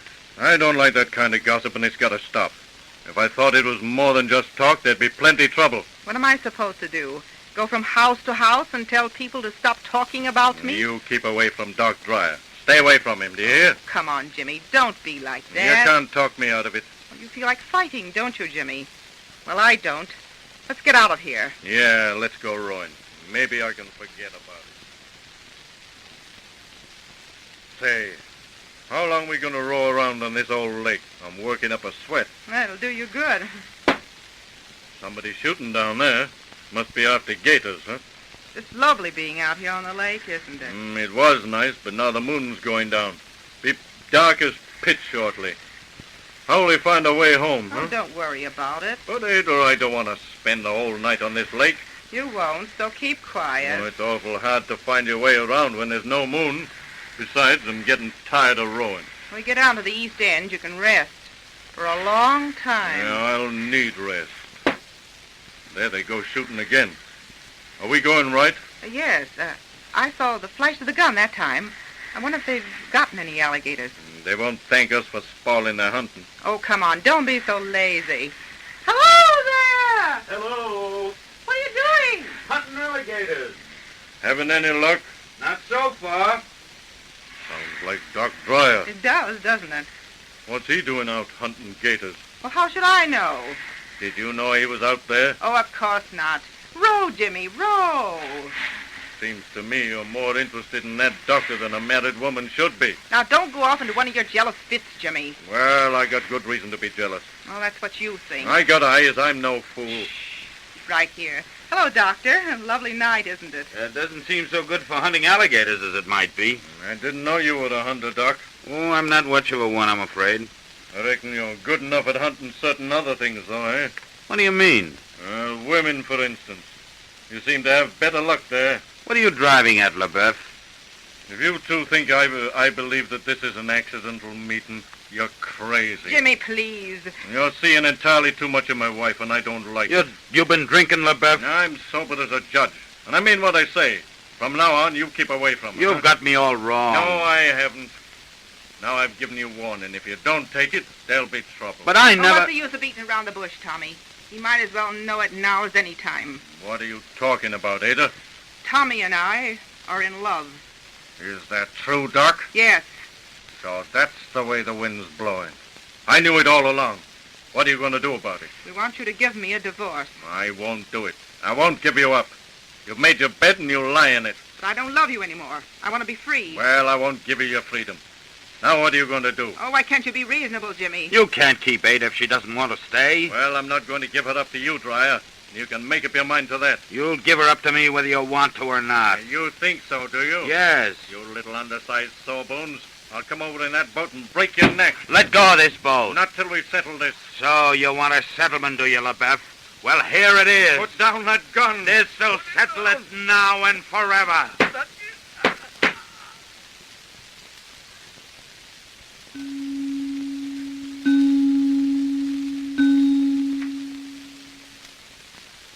A few weeks later, two men were out hunting alligators on the same lake.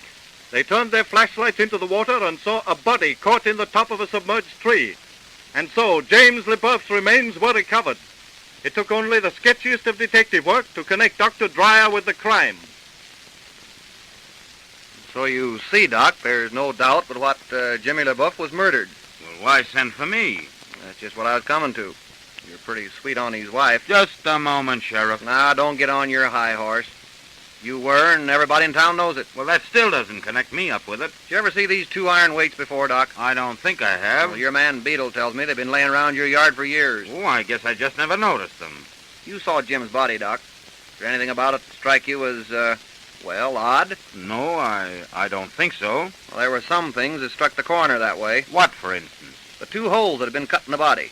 One across the breastbone and the other across the stomach. What's odd about them? Whoever cut those holes knew a lot about surgery in the human body. The cutting itself was done in a professional manner. The locations show that they were put there to let the natural gases out so the body would never float. I don't see what you're getting at, Sheriff. A doctor made those incisions. Well?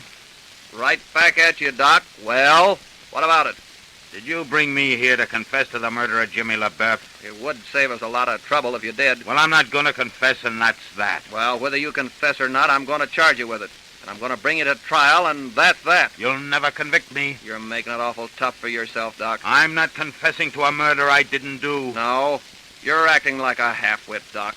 You're running around with Mrs. LeBeouf has been the talk of the town for months. Jimmy's body is found in the lake, weighted down with iron taken from your yard, and he's cut in a way that only a doctor could cut him. That's all I need to hang you. And I'll bet $100 against a square nickel that you'll be dangling from the gallows in less than a year.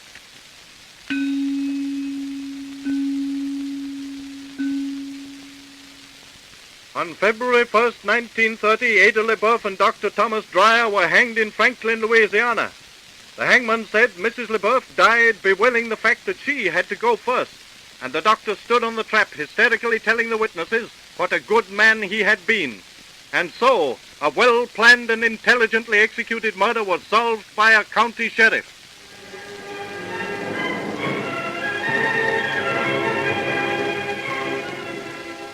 You have just heard another story brought to you by the police reporter. Listen for him again over this same station. This is a radio release production.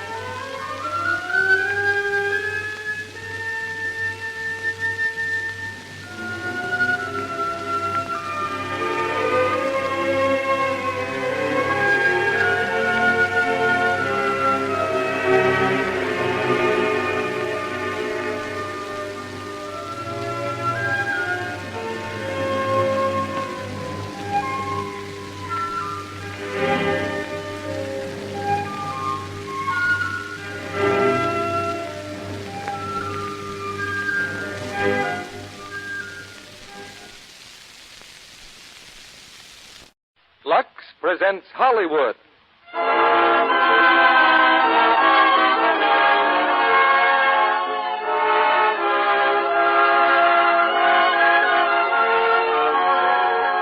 The Lux Radio Theater brings you Brian Ahern, Ella Raines, and Alan Curtis in the Universal screenplay, The Phantom Lady.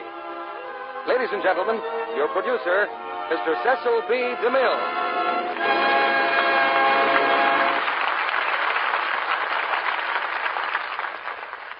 Greetings from Hollywood, ladies and gentlemen. We must thank Edgar Allan Poe for the modern mystery story. But I'm sure this genius of a century ago never dreamed that his brainchild would turn into big business. That authors, publishers, magazine editors, and producers of plays and motion pictures by the hundreds would labor into the wee small hours for the avowed purpose of scaring the daylights out of customers. Today, the mystery is a favorite form of American entertainment. And we have a classic of the art tonight.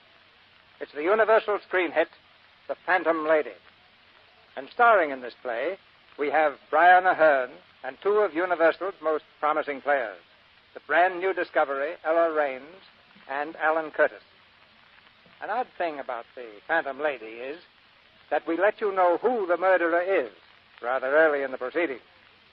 But that very thing makes this manhunt, or rather lady hunt, even more exciting. The young lady in the play turns out to be a very competent detective. Up to now, our hard-working writers have given us some immortal names, like Sherlock Holmes, Philo Vance, and Bulldog Drummond. But very few feminine sleuths. Naturally, the makers of Lux Toilet Soap are only too happy to help supply this lack, because our sponsors have known right along that the ladies of America were sleuths of the first order. All of them, at one time or another, have tried to solve a very elusive mystery, the mystery of a lovely complexion. And one of the things that helped thousands of these beauty detectives arrive at the solution was Lux Toilet Soap. And now you can start guessing on the secret of the Phantom Lady, because here's the first act, starring Brian Ahern as Jack, Ella Raines as Carol, and Alan Curtis as Scott Henderson.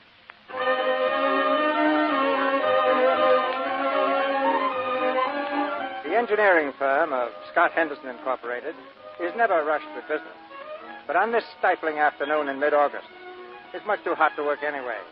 Ruthie, the receptionist, is lazily manicuring her nails. Carol Richmond, secretary, absently thumbs through a file of blueprints. And in his office, Scott Henderson, the other member of the firm, is saying goodbye to an old friend. What a lucky guy. A second-rate sculptor like you gets an assignment in Brazil, and I, New York's best engineer, has to sit in his baker. Well, you're doing all right, aren't you, Scott? Yeah, I'm just kidding. I sure wish I was going to be with you on that boat tonight. Well, I'll drink up one extra ocean breeze and a planter's punch, just for you. A boat to Brazil. Well, you've certainly earned it, Jack. Say, just what will you work on down there? Well, oddly enough, I don't quite know. I don't know if they want to buy what I've got or if they have a commission in mind for something new. No way of telling, then, when you'll be back. No, it's all pretty indefinite. Gonna miss you, Jack. Thanks. I'm sorry you can't come down to the boat tonight. Yeah, I feel like a heel. Oh, cut it out. You promised to take Marcella to the show, didn't you? Just it's been so hard to get tickets, and now that I've got them, I hate to disappoint her. You'd be crazy to. Come in. These are the blueprints you wanted, Mr. Henderson. Thanks, Carol. Say goodbye to a very lucky fellow. Ah, yes. Congratulations, Mr. Marlowe. Have a good trip. Thanks, Miss Richmond. Take care of the great engineer while I'm gone. Well, I'll try. Goodbye, Mr. Marlowe. You called me lucky, eh? That's a very pretty girl. Hmm? Oh, yeah, not bad. Well, Scott, I've got to close up the apartment, so I guess I better get going. Goodbye, old man. Write to us now. Oh, of course. Give my best to Marcella. So long, Scott.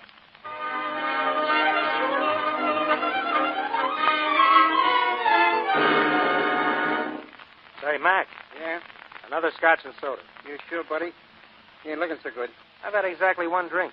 Do I look drunk? All I said was you ain't looking so good. Maybe it's the heat. It's not the heat. I had a little battle with my wife. And maybe you need another drink. I slammed the door and walked out. I told her, well, whatever I told her, it's none of your business, is it? That's right. Yeah. Say, where's all the trade tonight? You got me. Still have to think about it. Yeah. What time do you knock off? Huh? 1 a.m. Oh, too bad. I've got a couple of tickets. I was going to make you a present. Thanks. Hey, the only other customer looks as if she wants some service. Yeah. Yes, miss? Pack a cigarette. any brand. Okay. Will you look at the hat she's wearing? What a hat. Yeah. Here you are, miss. Miss, I don't mean to annoy you, but are you doing anything tonight? Now, look, buddy. These tickets, I thought maybe you could use them.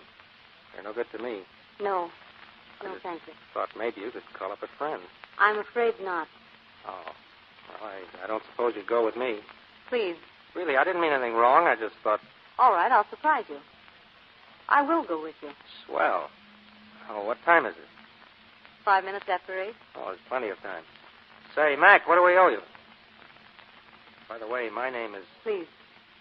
No names. If you want me to go, that's the way it has to be. Okay, it suits me. $1.60, buddy. There you are. Keep it. There's a taxi outside. Let's take it. You live in New York? Yes. Well, then you're used to this heat. You know, there's something that gets me on this town on a Saturday night. Did you ever watch the people's faces? It's fun. There's a typical New York character for you. Mike Ferlano, the taxi driver. There's his picture and his hack license. Look, I'm afraid I'm not going to be very good company. You should relax. You know, you shouldn't be alone any more than I should. You're right. You're smiling. Oh, that's more like it. Let's have fun, and maybe the show is as good as they say. I hope so. I'd like to laugh. It'd be wonderful to laugh again.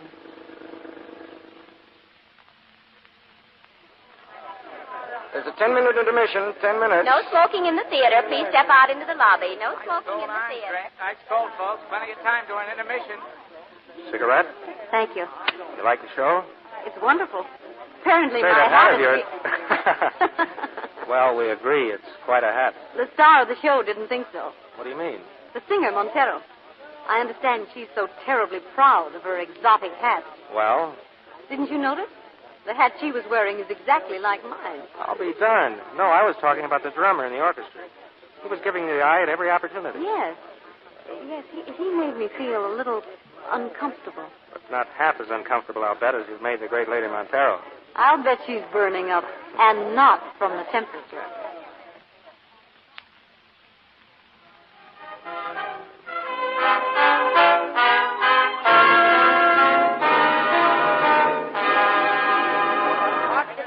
On stage, everybody. Curtain, Miss Montero. Oh, your hat, Miss Montero. Oh, you noticed it too, huh? What? All I meant is... I throw it away. I will never wear it again. Who is she? Who is that woman? No one dare copy my hats. I will not have it.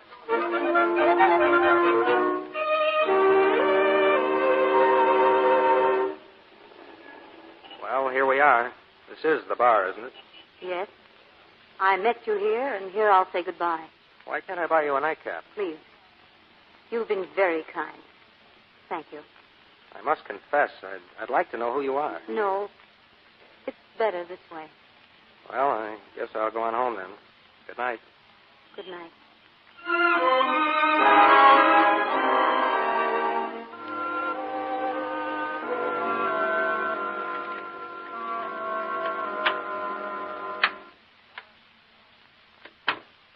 Marcella? Listen, Marcella, I know you're awake. I saw your bedroom light from downstairs. Now, come on, I want to talk to you. You, Scott Henderson? Who the devil are you? Say, what is this? What's up? Let me go in there. My name's Inspector Burgess. The man at the bedroom door is Detective Hill. Where's my wife? In there. Let him go in, Dave.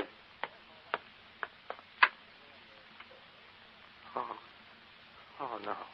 I'll have to ask you some questions, Henderson. Go ahead. When was the last time you saw Mrs. Henderson? Oh, around 7. Have dinner at home? No. You ate out with your wife? I intended taking her to dinner in the theater, but, well, she changed her mind. A little squabble, maybe? For a long time, things hadn't been right between us. I came home from the office early and got dressed. And then she told me she had no intention of going out with me. She kept laughing at me. We had an argument, and I asked her for a divorce. Oh? She said I could do what I pleased, but she wouldn't even consider a divorce. Making a patsy of you, huh? Don't say that. It was just that she was too spoiled and too beautiful. Henderson, where were you tonight, say about 8 o'clock? Oh, in a bar? Alone? No, I met a woman there. I asked her to go to the show with me. Who was she? I don't know. She didn't tell me her name. Well, she didn't. What's that got to do with it? You're a very neat dresser, Mr. Henderson. Nice tie you're wearing. Tie? Look, what are you trying to do to me? I never saw a man so nervous. Give me a break. Marcella's dead. What's the difference what my tie looks like? Your wife was strangled with one of your ties. Knotted so tight I had to cut it loose with a knife. Know what bar you were in? Yes, I could find it. Well, it's kind of late. We'll have to lock you up, Mr. Henderson. In the morning, we'll let you find that bar for us. Let's go, Dave.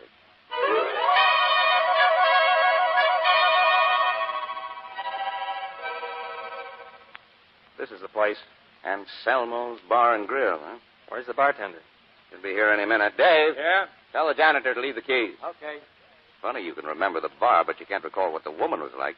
We've been over that all night long. Now leave me alone. I'm tired. Yeah. It's remarkable, though. You're with a woman for hours, and you don't know who she is or what she looks like. I told you. She was about 30. She wore a funny hat. That's all I remember. If you'd asked me about her earlier last night, I might have been able to tell you more, but now she's a complete blank. What's the idea of getting me up at this hour? He's here, boss. The barman. I only work the evening. Come here. I'm Inspector Burgess. You ever see this man before? Huh? To me, a face is a face. Take a good look. It's important. I don't know. Don't look at me. Look at him. Come on. Think hard. Yeah. He was here last night, I think. There, you see? What time last night? I go on at 8. It was sometime after 8. How much after 8? I don't ask the customers to punch a clock. Sometime after 8. Ask him about the girl. Ask him. How about the woman who was in here? What woman? The only other person at the bar. A woman. I'll do the talking. Are you sure there wasn't a woman here last night when he was here? She sat next to us. Sure, I'm sure. She was wearing a crazy hat. To me, a dame is just another drink. But if you remember me, why can't you remember her? Now, look, bring the dame back here. Set her down at the bar like you say she was last night. I may remember. But there were only the two of us. She ordered a pack of cigarettes, and we left here together. Lay off, will you? Bring her down here, like I said. Okay, Henderson. All right, that's all, bartender. Sorry to drag you down. Guy's coming in here all the But he must remember. Come on.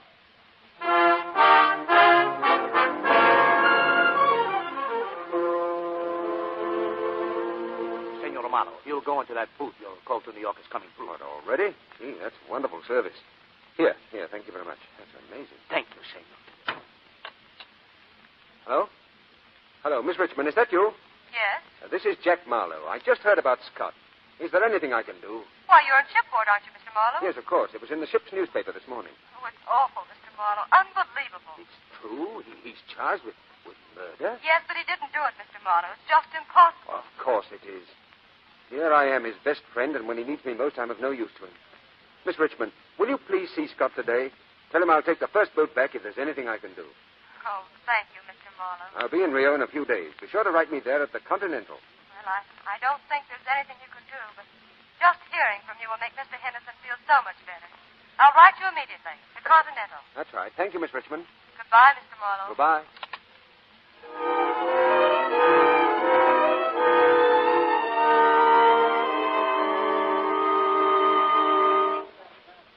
This the Carter Cab Company garage? That's right. I phoned you about a driver named Mike Folano. Oh, yeah. Hey, Mike, couple of gents to see you. Hey, what about? That's the driver, Inspector, you see? I see nothing yet, Henderson, except you've got a very erratic memory. You want to see me? Yeah, did you have a haul last night from a bar called Anselmo's to the Casino Theater? Anselmo's? Let me see. Yeah, I did. Remember this man? Me? Do you remember me? It was him, huh? You tell us. Yeah, him. Was he alone? Yeah, I think so. There was a woman with me. You must have seen her. If you was with a woman, I'd have noticed. You're sure now? Sure, there was no dame with this guy in my cab last night. All right, thanks. Come along, Henderson. We've got a date at the Casino Theater. But why can't they remember her? I tell you, she was with me both times, at the bar and in the cab. They recognize me. Why can't they remember her? Maybe because she wasn't there. That's a lie. She was. She was there. So we'll try the theater. That stuff you told me about her hat, dames don't forget hats. Maybe that Montero dame can save your hide. Let's go. Seems to be disturbed now. Who are these men? This man is a police inspector, Miss Montero, and he wants to talk to you. It's important, Miss Montero. It'll only take a minute. This man, Scott Henderson, he saw your show last night. Now, do you remember a woman sitting with him wearing a hat like yours? A hat like mine? Oh, really, this is too funny. No woman wears hats like mine. But she did, and you kept looking at her. No, you go away. This really is insulting. I'm an artist. I sing, I dance. I do not watch my audience. Think, Miss Montero. It's very important. There. All my hats are there in the closet. You look. See anything, Henderson? A lot of hats. No, none like her. What woman besides Montero could wear those hats and not look like, how you say, ridiculous? You're lying. You! Get him out! Get him out of here! All right, we're going. Sorry to have troubled you. Any luck, boss? No. Where to now? Maybe you can tell us, Henderson. She was real. And now you're trying to tell me she never existed. You need a drink, Henderson. We do, too. Yeah. Then we'll go back to headquarters. You better get some sleep and then get a good lawyer. You're going to need them both.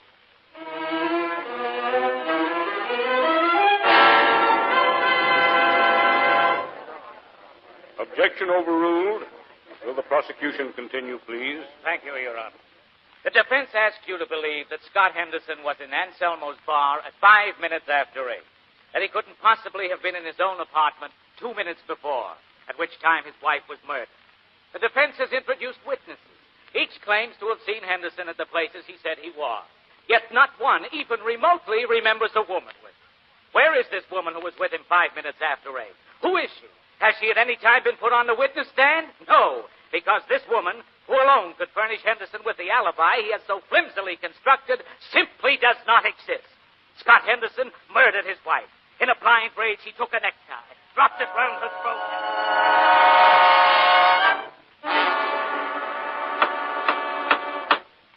Will the foreman of the jury please stand? Ladies and gentlemen of the jury, have you reached a verdict? We have, Your Honor. We find the defendant guilty of murder in the first degree.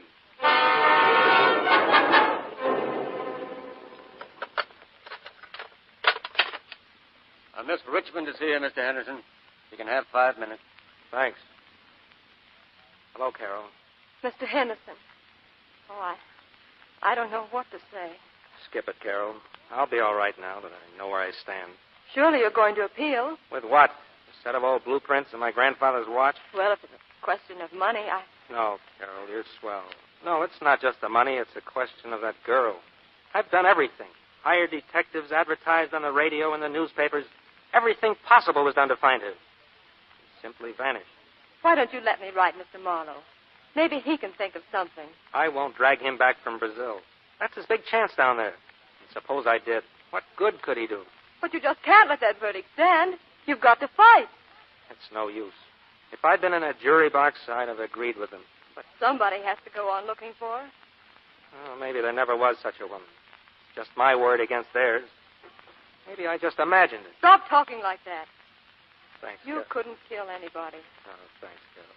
That makes you a minority of one. Well, if you feel like a train ride sometime, you might visit me again. I'll have a new address tomorrow. A big country estate up the Hudson River. I'll come. Of course I will. Thanks, Carol. Well, goodbye. Goodbye, Mr. Henderson.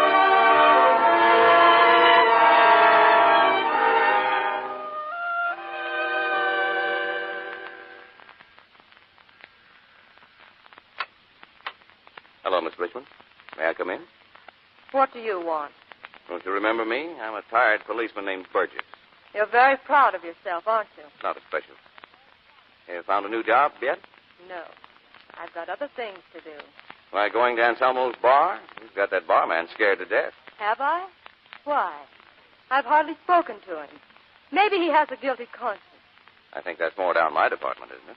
Maybe it is. But Mr. Henderson is all alone. No one to do a thing for him. I have to do something. You could have come to me. You forget, Inspector. I think Scott's innocent. You do? So do I. What? I've been doing a lot of thinking since the trial. His alibi, that woman, only a fool or an innocent man would have stuck to an alibi like that. A guilty man would have been much smarter. Aren't you just a little late? Yeah. Case is closed officially, but I'd like to help.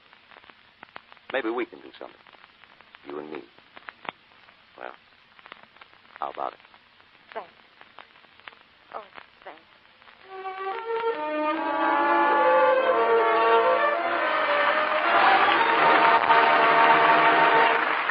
In a few moments, Mr. DeMille presents Brian Ahern, Ella Raines, and Alan Curtis in Act Two of The Phantom Lady. And now, a young soldier and his girl. I sure hate to say goodnight, Mary. It's late, and we do have to get up early, Jim.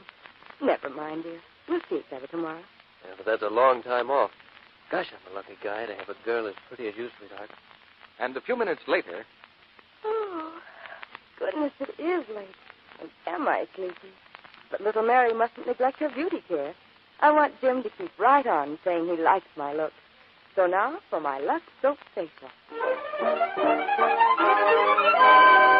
It's easy and quick. Turn on the water. Cover my face with plenty of nice, creamy lather. Work it in gently but thoroughly. Rinse with warm water. Then splash on cold. Pat dry with a soft towel. Now when I touch my skin, it feels so fresh and soft. And it is.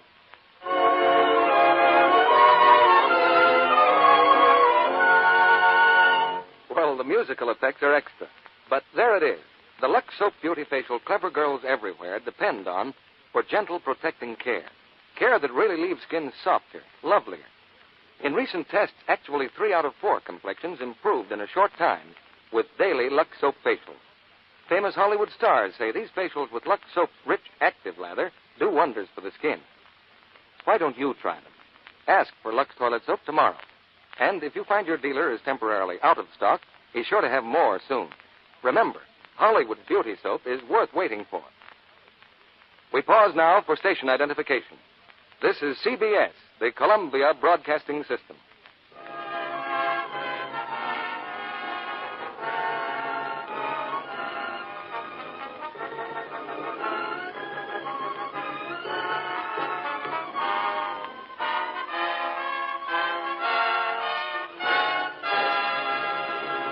Act 2 of The Phantom Lady, starring Brian Aherne as Jack, Ella Raines as Carol, and Alan Curtis as Scott Henderson.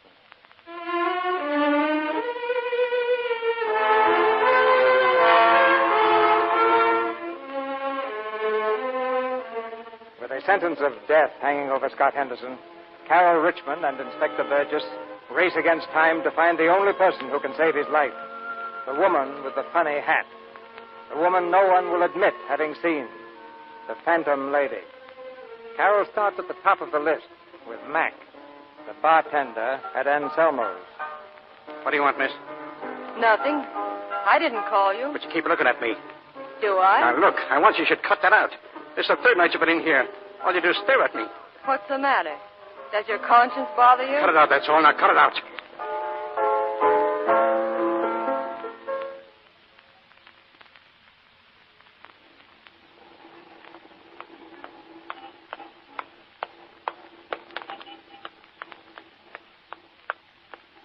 You've been following me all the way uptown. Yes. What's the idea? You've got something to tell me. No, now go on, beat it. It's late. Say, miss, is that guy bothering you? No, it's all right. Scott Henderson's going to die. You can prevent it. I ain't talking, see? You got nothing on me. Get out of here. Hey, what's he trying to do, miss? Start an argument? Let him alone. Okay, lady. Who bribed you, Mac? You want to find out anything, ask that guy who give it to me. I gotta go home. Who was it, Mac? Let go of me. Let go of my Mister. coat. Yeah. I want to call the police. Will you hold on to this man for me? It's a pleasure, lady. Let go, do you hear? I don't know nothing. Let me alone. I'll get him, lady. He can't get far. Hurry, please. Look out!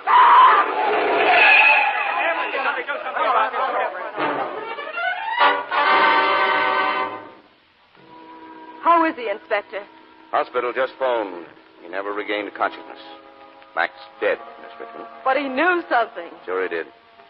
Well, forget it. Who's next? The drummer in the orchestra. Oh, yeah, Cliff Milburn. How can I get to him? Well, I'll get you a seat in the theater, right in front of him. He's not what you'd call a gentleman, so play up to him. Use another name, get some flashy clothes, splash on some perfume, and go to work. I see. I'll call you the minute I get anything. And don't take any chances, Carol. It may be pretty risky.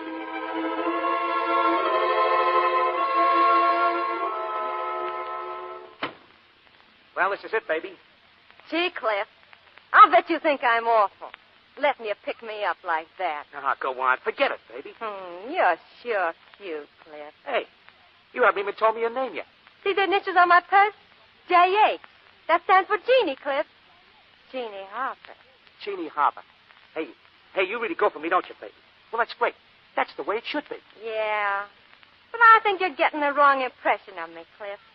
I shouldn't have let you bring me here to your apartment. Why not? You know. Now, look, we'll have a drink. I'll change my clothes, and I'll take you out dancing or something, like I said. Yeah. I don't know why you want to change your clothes. I ain't dressed up. You stick with me, baby, and I'll get you something real classy. Will you, Cliff? Will you? Honest? Just name it. What do you want? Do you like this hat? I don't like it so much myself. I'll take you to a car with a hat. Oh, Cliff, you're sure a swell guy. But you wouldn't know what sort of hat would look good on me. Guys don't bother about hats. Yeah? Me, I'm an authority. You see, I get paid for knowing about hats. Yeah, Cliff? Yeah. What do you mean? You can tell me, Cliff. Ain't I your friend, huh? You bet your life you are, Jimmy. Oh, baby, can you Yeah.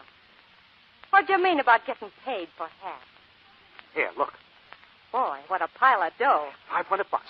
500, baby. Where'd you get dough like that, Cliff? Like I said, just for knowing about hats. I don't get it, Cliff.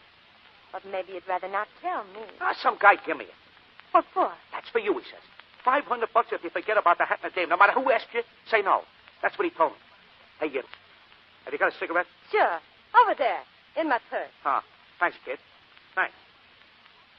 Hey, what's this? Hey, I'll get them for you, Cliff. No, you stay there. Here in your face, this piece of paper. Homicide Bureau, it says. Cliff Milburn, trapped on the casino theater. That's me.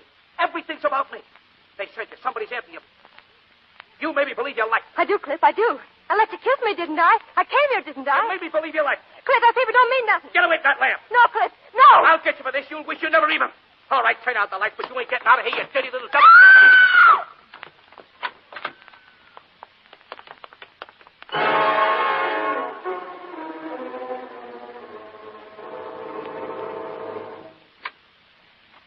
Who's that? Don't let me, Cliff. Oh. What do you want? What'd you come here for? Feels good to sit down again.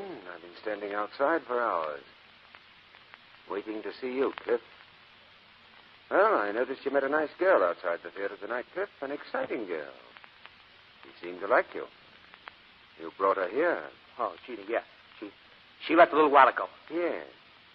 Rather in a hurry, wasn't she? I see she left her purse. Yeah, I'll give it back to her. Ah, I'll take it, Cliff. Oh, it has initials, J.H. J for Jeannie. Harper. Jeannie Harper, that's her name. She was magnificent. She loathed you, but she went with you. She would have humiliated herself to make you talk. Oh, I didn't tell her nothing. Cliff, why lie? Here, you can have your dough back. It's almost all here. Don't come near me, please. Why, what do you mean? What are you thinking about? About hands. About how interesting a pair of hands can be. They can trick melody out of a piano keyboard. They can mold beauty out of a piece of clay. They can bring life back to a dying child. Yes, a pair of hands can do inconceivable good. Sure. And yet the same pair of hands can do terrible evil. They can destroy, torture, kill. I wish I didn't have to use my hands to hurt another human being. No! Don't make any noise, Cliff. No noise.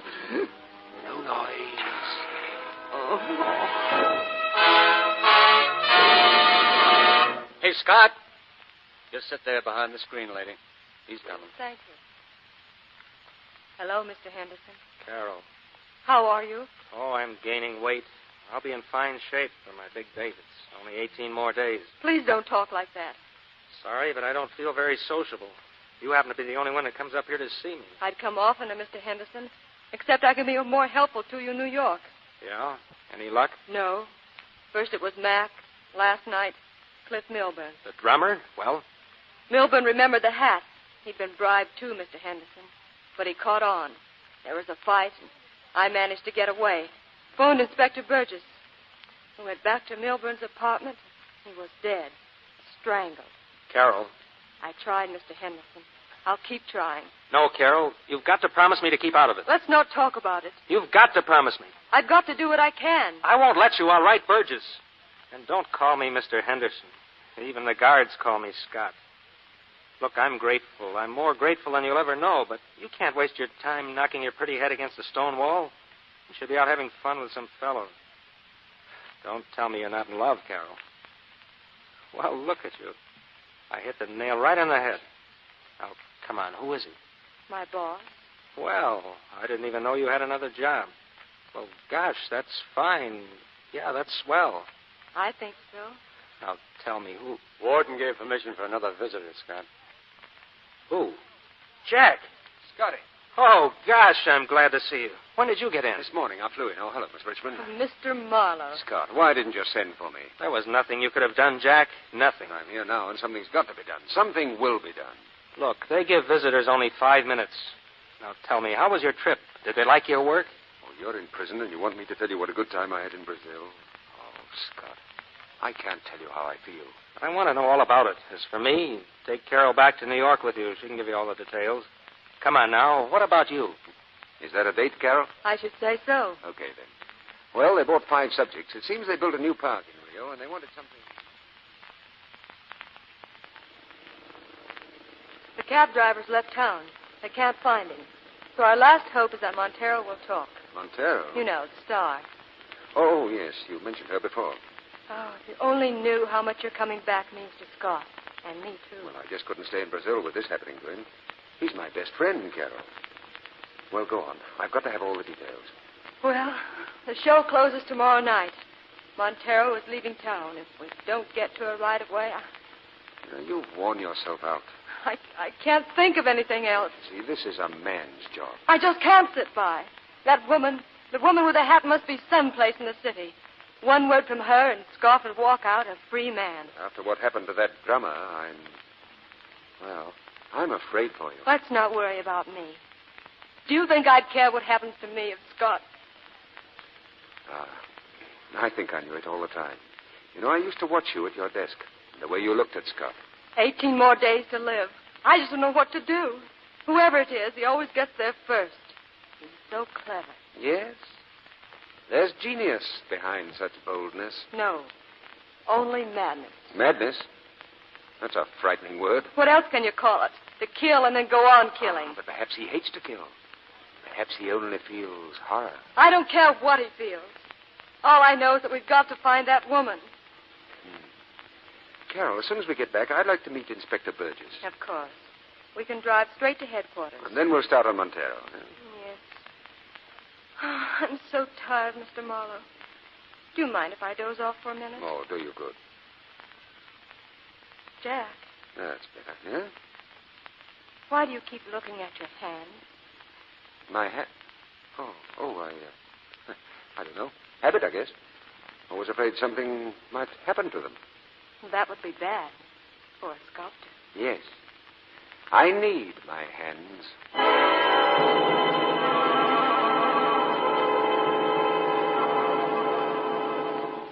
Sorry to keep you waiting, Mr. Marlowe.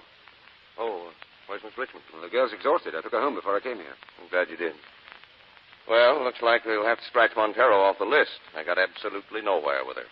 Show's closed now, and she's going to Mexico. She'd only admit that our woman wore a hat like hers that night.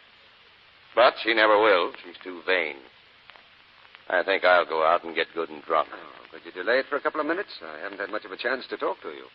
I thought this case would be a cinch. Just get the lowdown on everyone. Friends, relatives. Well, I did that, even on you, Marlowe. Oh, I was on the ocean when it happened. Yes, the SS Vulcania sailed Thursday, August 16th at 8:33 p.m., stateroom C, middle deck.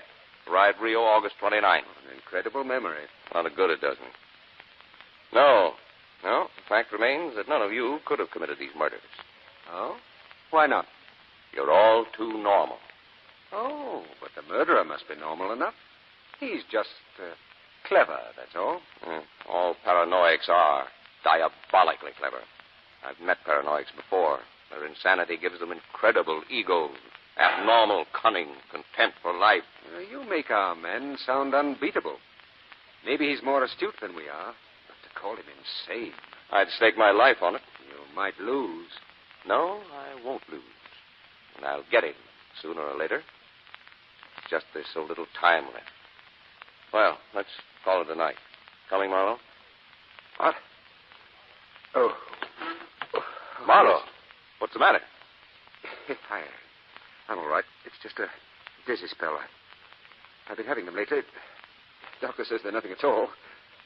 Sure, you're all right? Yes, of course. Look, don't tell Carol. She'll just be upset. Yeah. Well, you had an idea before. Yeah. What about that drink? Excuse me. Yes? It's Carol, Inspector. I've got some news. I thought you went home. It's Carol.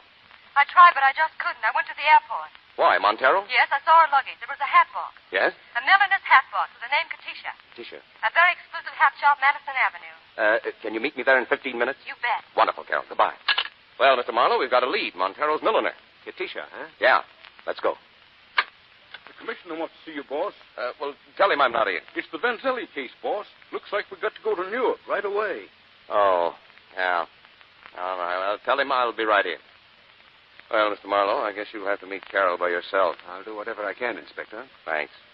I keep forgetting I'm not on the case anymore. Officially, that is. Tell Carol I'll call her as soon as I get back from Newark. Yes, I'll be glad to.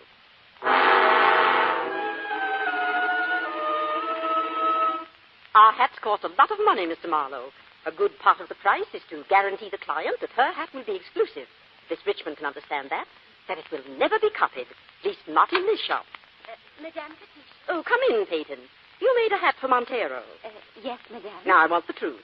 Did you ever make a copy of this hat for anyone? Here's the original sketch. Oh, Madame, I'd never do a thing like that. I believe you, Peyton. There, Miss Richmond, you see? Please forgive me for asking, Miss Peyton. But if you can tell me anything at all about it. You see, Amanda's going to die unless... I'm sorry. I just can't tell you anything. Thanks, Peyton, that's all. Yes. I'm sorry, Miss Richmond. Why, you look all in. How about going home, Carol? Oh, I tried so hard not to build up my hopes. Yes, Well, Peyton? Did you say a man's life? I mean, what has that got to do with the hat? Peyton, what are you trying to say? I copied the hat. She gave me $50. Who, Miss Peyton? Who gave you $50? Miss Ann Terry. She's one of our regular customers.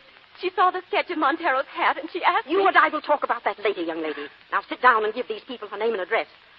Miss Terry is quite wealthy, Mr. Marlowe. She lives somewhere out in Long Island.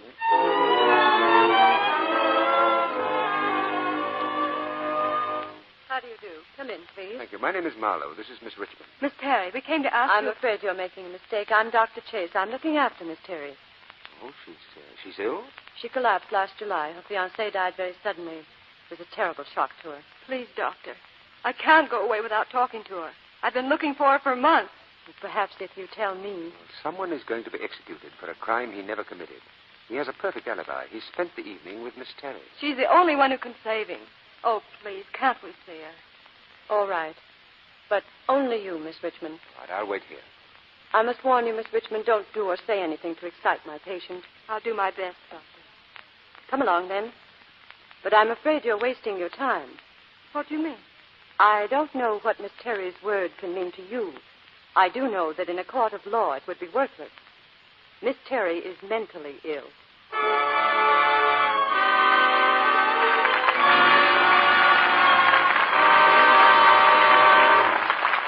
After a brief intermission, Mr. DeMille returns with Brian Ahern, Ella Raines, and Alan Curtis for Act 3 of The Phantom Lady. And now, a lady with a letter. I've just heard from my brother overseas. And what do you think he wants me to send him? Lots of smokes and chewing gum, maybe? No, you'll never guess. Here, read it. You say you want to send me something. Try and send me about 7 cakes of Lux soap. Make sure it's Lux and nothing else. I can get the other kind. Well, goodness, you'd better send off those cakes of Lux right away. I think he wants them. Now, that's a real letter. A letter actually received by the sister of a soldier in our combat engineers abroad. You may be sure those 7 cakes of Lux soap are on their way. We hope they reach him safely. One thing's certain. When they do, he's going to get real enjoyment out of using this fine white soap, like many another soldier in safety. Did you know, Mr. Kennedy, that Lux soap is a bestseller in post exchanges here and in the ship service stores? Yes, Sally, and it's easy to tell why. Men certainly go for that rich, quick lather Lux soap gives. Even in hard water, it lathers in a jiffy. I'll bet when a man comes in dog-tired from a day in the field, a shower with Lux soap feels wonderful. Well, Sally, a refreshing bath with Lux toilet soap feels good no matter where you are. On the home front, too, it seems as though Lux soap is almost as popular with the men in a family as it is with the ladies. I've noticed that, Mr. Kennedy. So here's a tip to women everywhere who do the family shopping. why not let everyone at your house enjoy the real luxury of a daily Lux soap bath? It's a thrifty luxury because Lux toilet soap is hard milled, can be used to the last thin sliver. And always put your soap in a dish that's dry. Remember, it's patriotic to avoid waste. Now, our producer, Mr. DeMille. There'll be a curtain chat with our stars after the play. But now Act 3 of The Phantom Lady, starring Brian Aherne, Ella Raines, and Alan Curtis.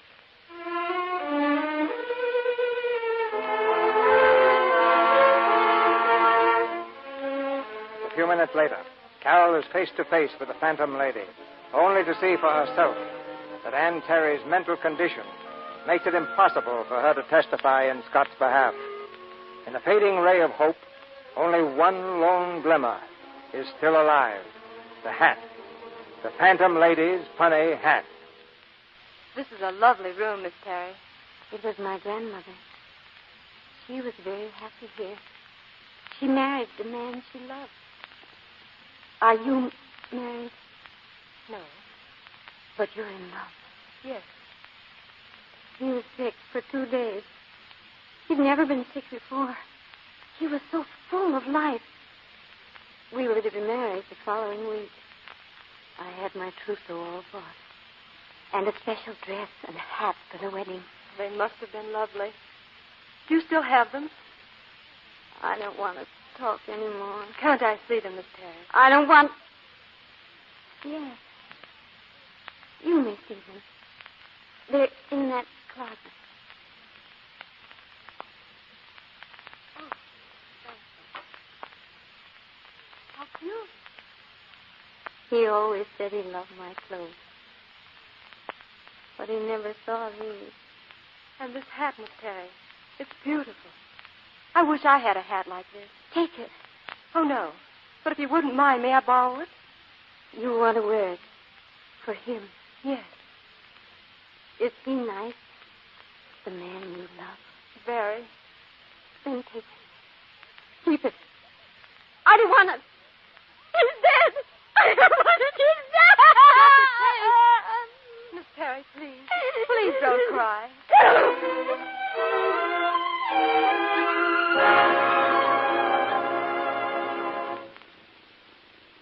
We've got the hat.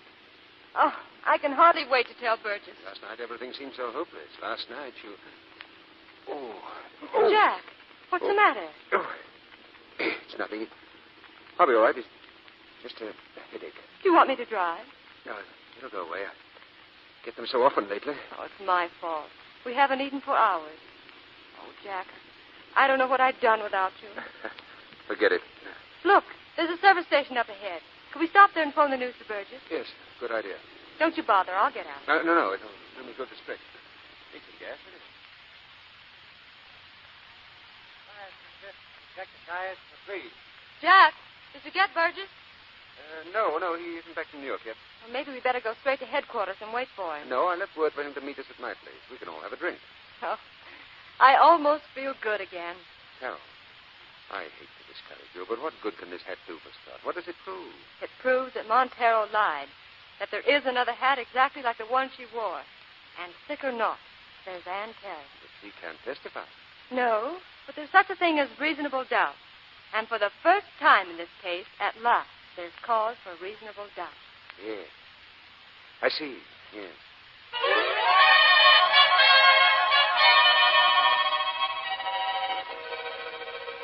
More coffee, Carol? Thanks. My, what a place you have here. Well, Burgess should be here by now. Yes. Look, how do you think this hat fits a statue of yours? Rather smart, don't you think? I've never heard you laugh before. Oh, Burgess will be so excited. I can hardly wait to tell him. Oh, Jack, isn't it wonderful? This silly hat. It'll save Scott. Burgess can reopen the case. He'll find the murderer this time. And I want to hear the court sentence him as they sentenced Scott. You hate him, don't you? I hate him. Oh. Your head again is aching? Yes. Lie down on the couch, Jack. No, I'll be all right. No, I insist. I do as I say. Come on. You can get some rest before Burgess comes. That's better. Oh, I'm a mess. Look at me. You stay there now, and I'll go inside and freshen up a bit. Do you mind? No. Go ahead. Try to sleep, won't you? Yes.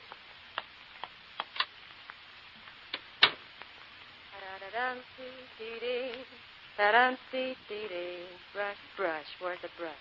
Probably in a drawer, stupid. J.H. My purse. Homicide Bureau. Cliff Milburn. No. No!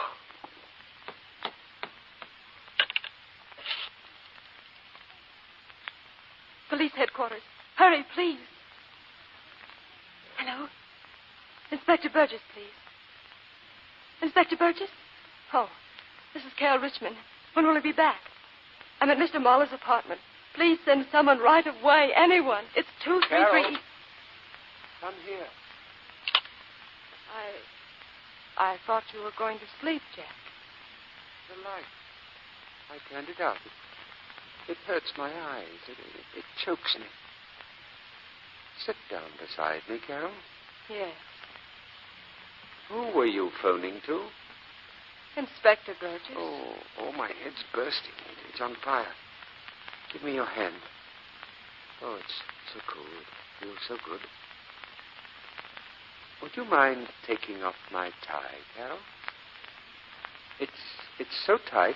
Your tie? Yes. Oh, thanks. No, don't move. Let me have it. I like the feel of the tie in my hands. It's quiet here, isn't it? So quiet. Yes. Far away from everything. That's unique in a city. I hate cities. Noise and dirt and confusion. And the people in them. They hate me because I'm different from them. I don't belong here. Neither do you. Oh, it isn't fair for someone like you to have to suffer. What are you trying to tell me, Jack? Please let me talk. You'll understand. You're intelligent, Carol. You should be so happy. If only you'd never come to New York. Never met Scott. The world's full of men like him. You can buy nice, stupid people for a dime a dozen. Jack, let go of my hand. Why, Carol? I think I hear someone. Out in the hall. Burgess?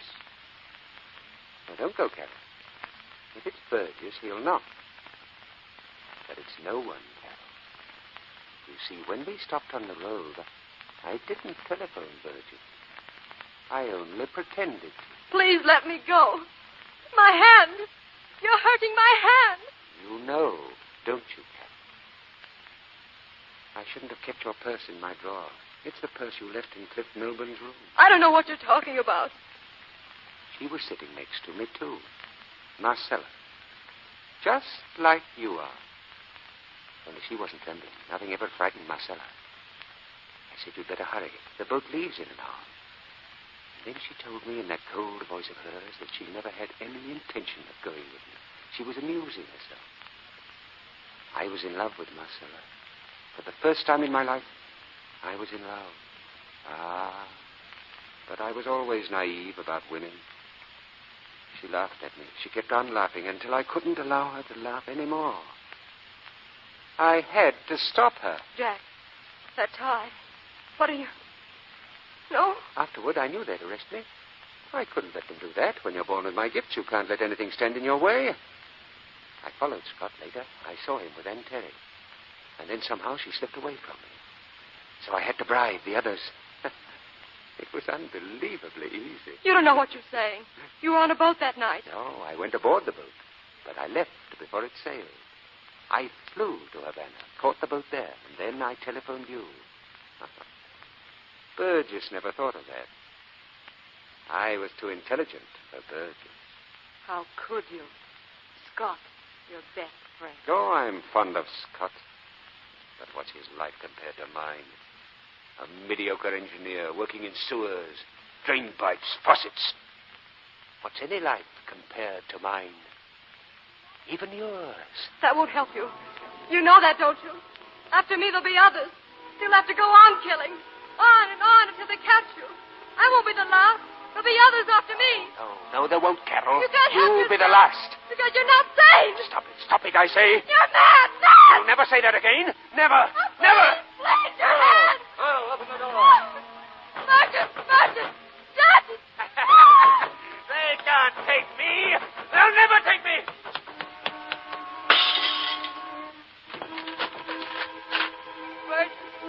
Burgess!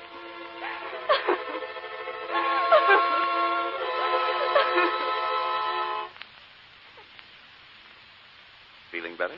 Yes. I'm all right now. How did you get here? Why am I alive? What kind of a cop do you think I am, Carol? What? I didn't go to Newark. I was a stall. After what happened to Cliff Milburn, I've been closer to you than a brother. Hill and I have been out there in the hall waiting. You knew about Jack? No, I didn't know. It was just one of those things. I didn't suspect him, but then again, I guess I didn't trust him either.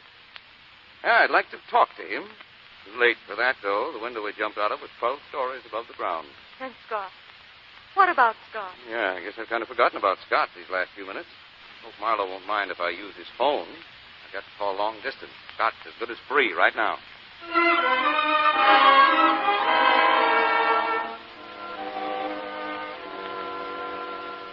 Morning, Carol.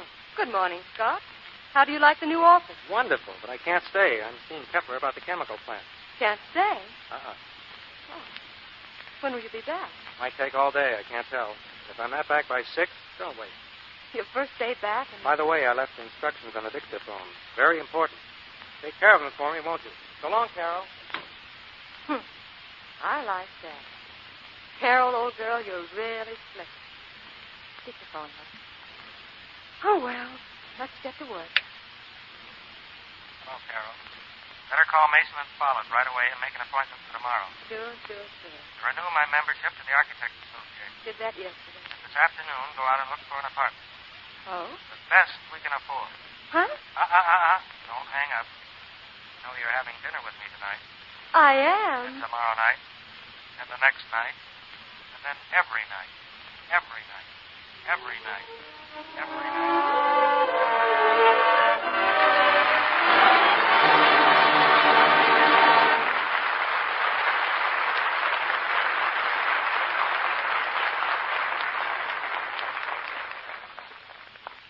It's no mystery that we all like the Phantom Lady. And here are 3 good reasons why. Brian Ahern, Ella Raines, and Alan Curtis. I believe murder is a little out of your usual line, Brian. Well, you know, I was getting a little fed up playing those here OCB. Murder makes a nice holiday. Alan takes his the other way. Yes, I've played villain so long that kids run when they see me on the street. Now here I am playing a nice guy for a change. Well, then I guess we've made everybody happy, including the audience. By the way, Brian, that's a substantial coat of tan you're wearing. Oh, I came up from my ranch on the desert for rehearsal, CD. By the way, do you think it'd be all right for me to say that the large crop of vegetables I'm raising down there is of the very highest quality, or would you consider that free advertising? Just send CB a large basket of tomatoes, and it won't be free. Well, that has fixed everything. Since this is your first appearance in the Lux Radio Theater, Ella, we'll follow the usual custom and ask where you're from. I've just come from Florida. You whisper that in California, Ella. It was my honeymoon, Alan. You see, I was married a year and a half ago, and my husband, Kenneth Stroud, is a captain in the Army Air Forces. So we had to postpone the honeymoon until he got back from China and India and a few places like that. We used to go to high school together. Where was that, in Florida? No, in Snoqualmie Falls, Washington. I don't believe I've ever been there. But I like the name.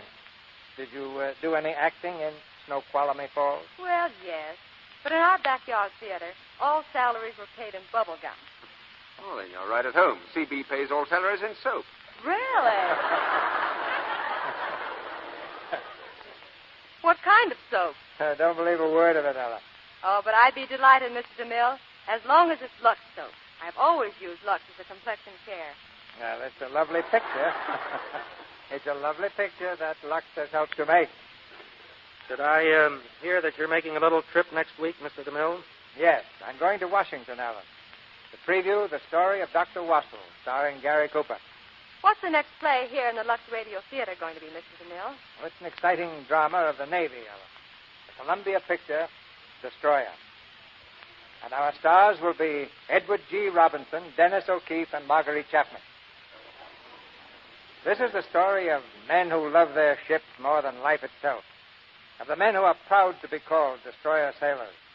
And as a retired Navy veteran who can't stay away when things are happening, Eddie Robinson delivers one of his finest performances. We'll look forward to it, C.B. And good luck with the story of Dr. Russell. Good night. Good Good night. night. Good night. Good night. That applause means you'll be with us again.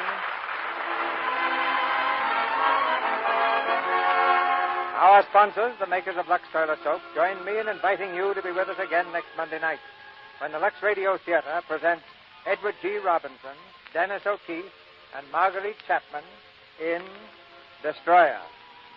This is Cecil B. DeMille saying good night to you from Hollywood.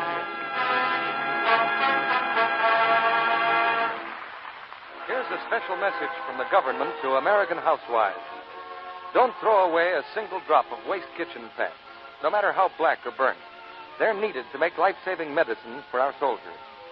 Pour waste fats in a tin can, take it to your meat dealer as soon as it's full, and he'll give you 4 cents and 2 extra red ration points for every pound you bring in. Don't put it off. The need is urgent. Brian Ahern appeared through the courtesy of Columbia Pictures, producers of CoverGirl. Ella Raines and Alan Curtis are currently starring with Francho Tone in the Universal picture Phantom Lady, which was directed by Robert C. Oldman. Heard in tonight's play were John McIntyre as Burgess and Jeanette Nolan, Stanley Farrar, Dwayne Thompson, Eddie Emerson, B. Benaderet, Charles Steele, Norman Field, Howard McNear, Dick Ryan, Ferdinand Mounier, Eddie Marr, and Regina Waller. This program is broadcast to our fighting forces overseas through cooperation with the Armed Forces Radio Service. Our music was directed by Louis Silvers.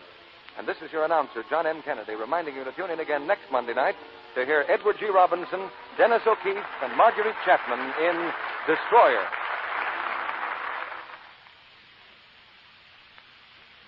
A brand new Spry, ladies. New Easy Mix Spry cuts cake mixing time by 2/3. No creaming, no long, tiresome beating. Yet lighter, better-tasting cakes that stay fresh longer. New Easy Mix Spry Shortening is at your grocer's in the same handy jar. Grand for all baking and frying. Tomorrow, buy Spry. This is CBS, the Columbia Broadcasting System. The FBI in Peace and War, usually heard at this time throughout the year, is taking its summer vacation. The FBI in Peace and War will return to CBS 6 weeks from now, August 31st. Ladies and gentlemen, we take you now behind the scenes of a police headquarters in a great American city. For under the cold, glaring lights will pass before us the innocent, the vagrant, the thief, the murderer. We take you now to The Lineup.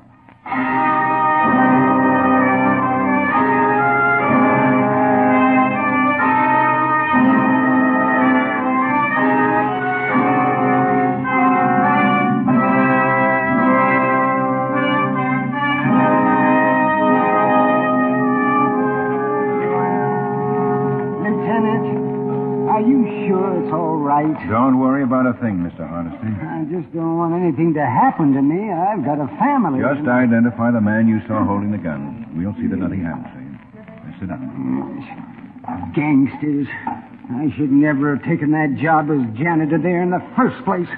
A suite of offices. A nest for gangsters. You should have thought about that. May I have your attention, please? You people out there on the other side of the wire, may I have your attention, please? Thank you. My name is Greb, Sergeant Matt Greb. I'll explain the lineup to you. Each of the suspects you will see will be numbered. I'll call off a number, their name and charge.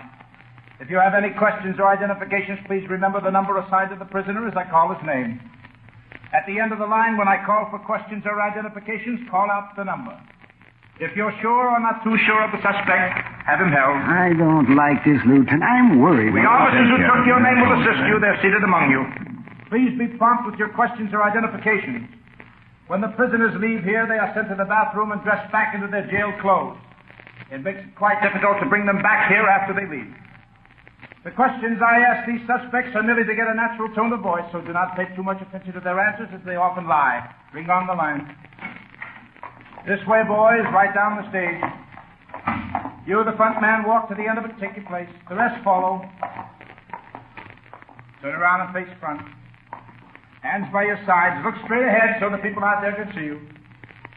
Number 1, John Meston, vagrancy. Where do you live, John? House on 69th Street. I know that, but what number? Ain't no number. One with a flag and a one up. All right. What were you doing when the officer arrested you? I was in the barrel. What were you doing in a barrel? Nothing, Lieutenant.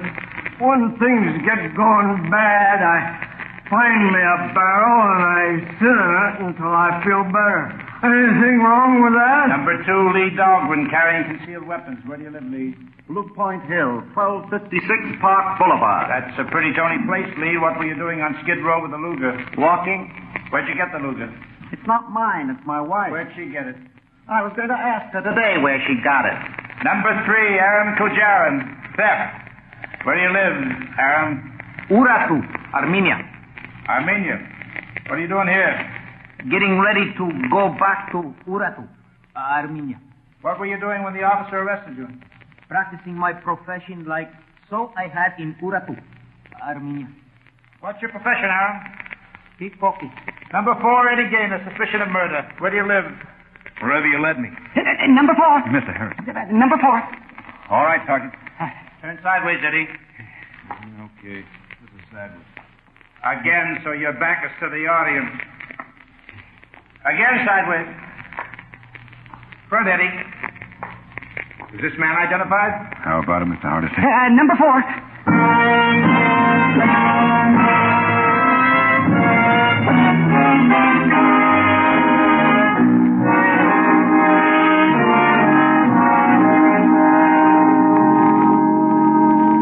You're new in town, aren't you, Eddie? I wouldn't say so. I already feel like I was born here, lived here, died here. When did you get in?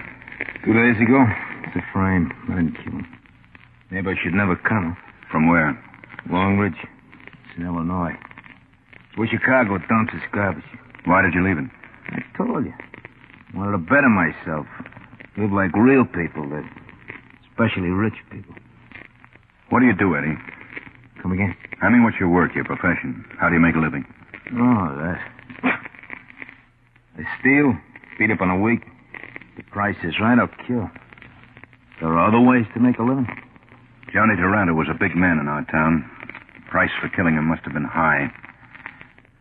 Who paid you to kill him, Eddie? Nobody. Because I didn't kill Johnny Taranto. Why should I kill him? I needed him. For what? What I said to better myself. Johnny was big. He was a hoodlum, a gangster. Like I said, like you said, he was big. Good connections. When I get to town, the wind whispers in my ear, Johnny Taranto. With Johnny, it'll be good. I don't kill what's good for him. Hardesty, the janitor, the man who identified you, said he heard shots early this morning while he was cleaning up. Saw you running out of Johnny's office with a gun in your hand. Found Johnny with bullet holes in him. Just like I found him. Tell me how it was. It'll do good. Tell me. Walking down the hall of Johnny's office, I hear shots. Quick, I run in. Johnny slumped over his desk. He's dead with his head on his penny bank. I reach for my gun. I don't have it. Oh? I don't have it because my gun got there ahead of me. It's on the floor at Johnny's feet. My gun. And they timed it perfect. They knew I had an appointment with him at 2 o'clock in the morning. Why didn't you leave it alone? Why'd you pick up your gun? Why did you run? You must be kidding. You must be making big ha-ha jokes with me, huh? Why does a guy like me run? Who arranged your appointment with Taranto? Something who sells perfume, cologne, things like that. Ruby Lloyd? Yeah. Ruby. Never saw him before in my life. About 5 o'clock, he picks me up at the pool room where I've been hanging out. In his big car. Takes me to his store, sells me a 5th of November afternoon. Tells me I got an appointment with Johnny. What more could a guy ask? Between 5 and 2 in the morning, where were you? With a girl. I give you her name free. Because she was in on the frame. Jenny Breen. At the free smile counter in Mickey's bar on Main. How were you framed, Eddie? Tell me. Jenny takes me home with her because she sees I'm a stranger in town. We talk, she sings me a lullaby. I fall asleep. 5 to 2, she wakes me, pushes me out the door. I shouldn't be late for my appointment with Taranto. I don't even have time to notice my gun is gone. I figured him. You got a date, Eddie. You got a date to die because you murdered. What have you got, man? A report from ballistics. The bullet in Taranto's body came from Eddie's gun here. Yeah, what a pretty frame. You boys can go petty pie now. Your day's work's done. Maybe, Eddie. I'll go make sure. Lock him up, Matt.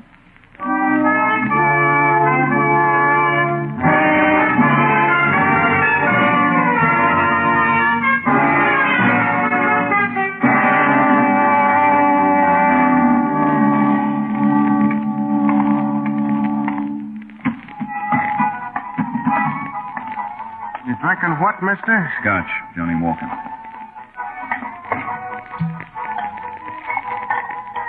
Scotch. Thanks.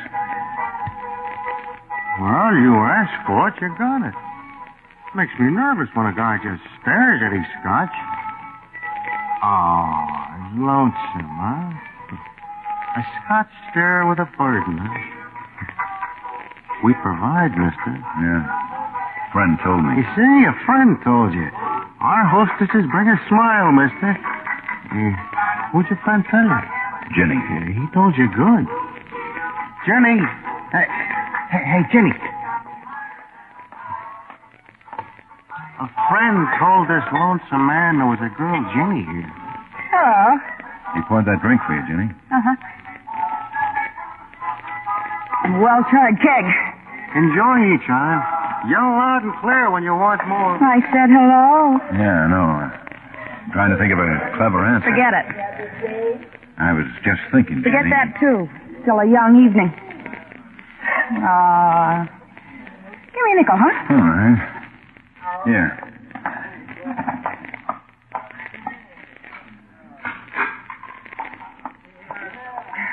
What'd your friend say about me? That you nice to talk to?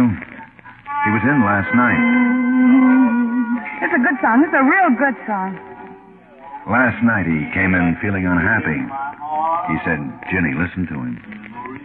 What line of work are you in, mister?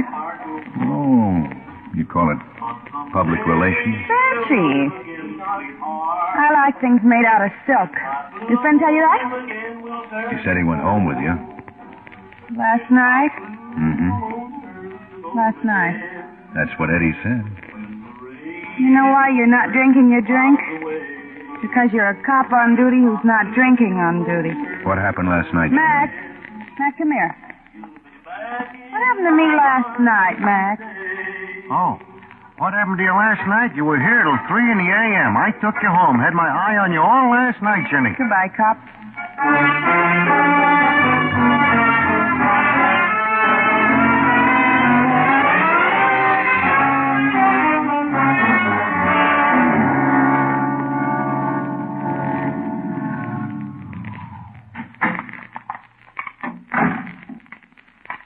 Ben. Hey, just in time. I was just going to close up. Hi, Ruby.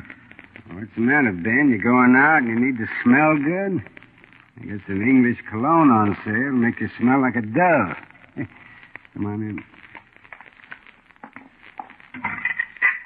I locked the door because if another customer came in, I'd be rude to him. I'm that tired.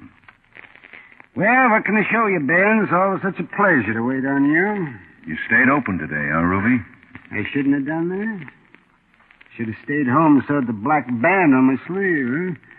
Yes, but I've got a sale going on. It's been advertised in the press, on radio, and TV. Oh, I couldn't disappoint my clients. Johnny Taranto might have been disappointed.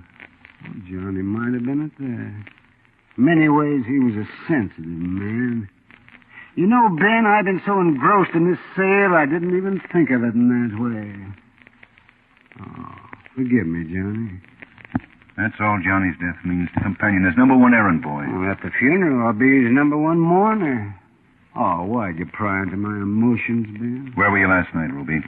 Around 2 o'clock, say. Well, with my wife at home. I couldn't sleep, so my wife played hearts with me. You can check that with her maid. She let us use her cards. I don't keep a pack in the house, you know. With Johnny Taranto dead, the syndicate could crown you king in this town, couldn't it, Ruby? Oh, it could, but I gave up all that years ago, as everyone knew, even Johnny. And you know, in my heart, I hate perfume. What did you promise Eddie for the job? Eddie gave me? Oh, you think I hired him to kill Johnny? Could work out good for you that way. You get rid of Johnny, frame the kid, retire from toilet water. Oh, if I weren't so exhausted, Ben, I'd be angry with you. Well, look, it was like this. Word comes to me a kid from out of town wants to contact Johnny. I'm a friend of man, so I arrange a meeting. How do I know the kid is unstable and will throw bullets like stones into Johnny's face? Oh, here, I'll let you out, Ben. I'll manage. Don't take your wife away for a vacation, Ruby. We'd miss you both.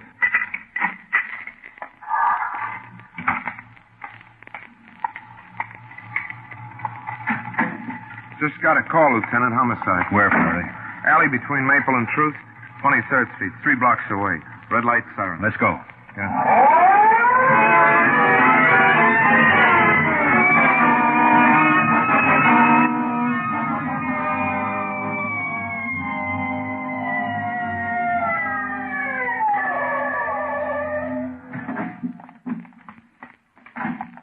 I guess down here, Lieutenant. Yeah, there.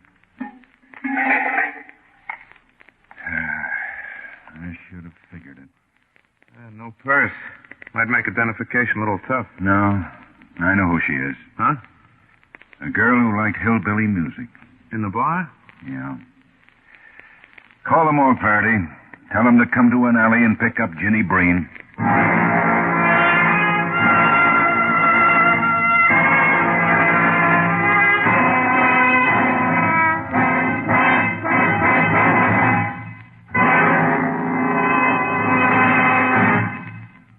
You are a witness behind the scenes at police headquarters as we bring you The Lineup. It's not only murder in an antique shop, it's murder by an antique method which faces Mr. Keene when he comes to CBS again tonight. This time, the famed tracer of lost persons investigates the death of a man who owns an old curiosity shop and who has been murdered by one of his items of merchandise, an antique battle axe. Join Mr. Keene just a little later tonight on most of these same CBS stations for Murder in the Old Curiosity Shop. And now we return you to The Lineup.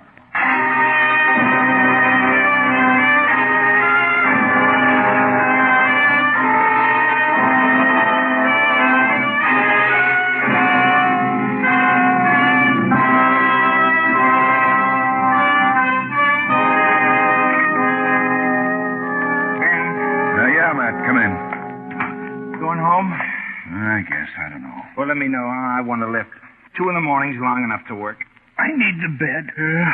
Me too. What's worrying you, Ben? A gang killing? You've been through it before. Sometimes we come up with a killer, sometimes no. So you sleep on it. As simple as that, eh? Simpler. The young hooligan comes to town, knocks over Johnny Taranto. What's comfort? I know. So you sleep on it. Yeah. You still trying to alibi Eddie Gaynor? He said he was framed. A young hood, his gun at the scene of the crime. Oh, don't get philosophical about a punk like that.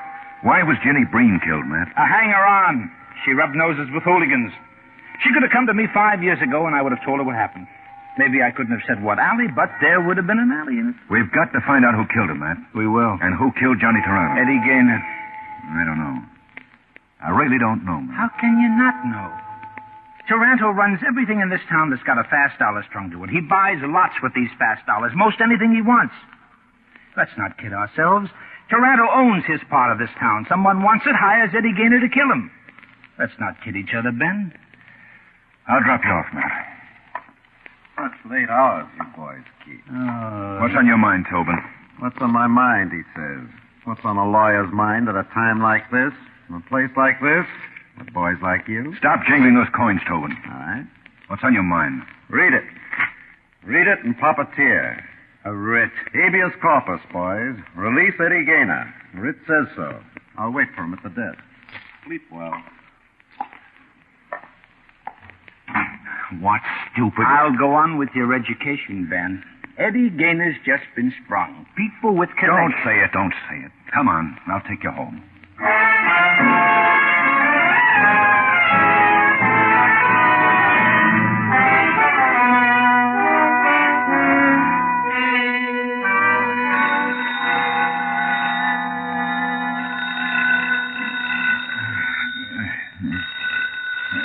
All right, all right. Yeah? I just got to tell you this, Copper, because it's too good to keep to myself. Who is this? You slept the night through, Copper, and your pillow was a deadly mistake. Deadly. What are you talking about? It's 7 o'clock in the morning of a new day, and you don't know what I'm talking about? Eddie Gaynor, that's what. What about Eddie? You should never have released him, Copper, because releasing Eddie made him sick. So sick he died. Who is this? Try the used car lot on 12th. Murray's. That's where you'll find Eddie. Because Eddie was used up.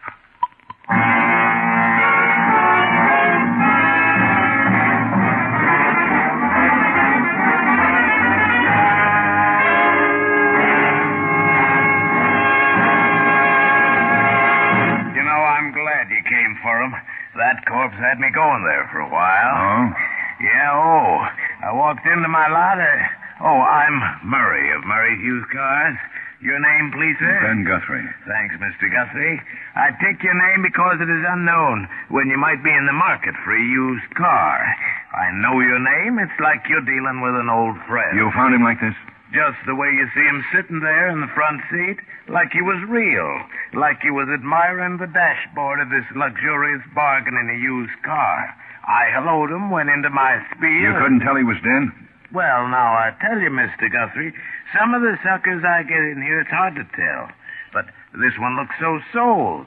I thought he was alive and intelligent. Why, I even handed him my ballpoint fountain pen. This man's Eddie Gaynor. Why didn't you call the police?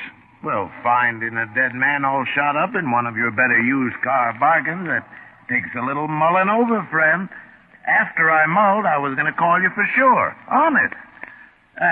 You say this man's Eddie Gaynor I've been reading about in the papers? Well, what do you know?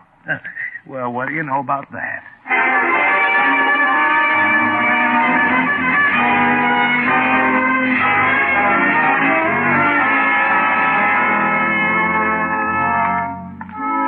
Lieutenant Guthrie. Yes, what is it, Flaherty? That lawyer, Tobin. We still haven't been able to find him. Still can't understand why he should take off like he did. Lose himself. A client of his was found murdered in a used car lot. Maybe Tobin was ashamed, or maybe he heard we'd want to question him. Yeah, but a big criminal lawyer like that? Maybe something will come up. Keep looking. I've got to make this line up. Yes, sir. And what did you say to the officer, Lee? I didn't know he was an officer. What'd you say to him? Just, did he want to see the sights of the city, tour of the spot, have a good time, you know. Number 26, Mooney Roger, purse snatching. Where do you live, Mooney? I believe that's the man, Sergeant. I believe that's the man, Sergeant. Yes, I'm sure of it. Sergeant Graham. Yes, Lieutenant. Send that man to my office for interrogation. The woman, too. Right.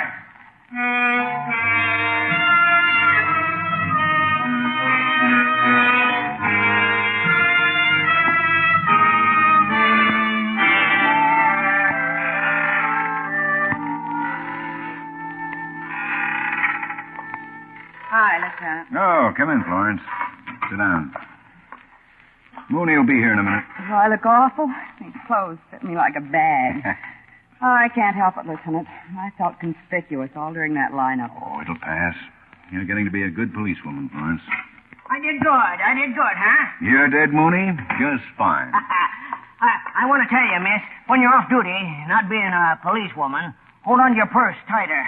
There's guys like me for real on the streetcars. What have you got, Mooney? I'm a good stoolie, huh? Yes, I told you. The lady, the miss, does she think... Mooney, you're good stoolie. Yeah. It's clever the way I arranged for the cops to pick me up so the boys won't know my true profession, so I can stay alive. So much shooting lately. Yeah. What have you got? You're looking for a lawyer, Tobin. Mm-hmm. I got a friend. Runs a Ferris wheel at the Bayshore Park. He's got a little room underneath the hotel. There, huh? You might try there, Lieutenant. Once Tobin did my friend a big favor. Larceny rap. You might try there. You're a good stoolie, Mooney. Yeah.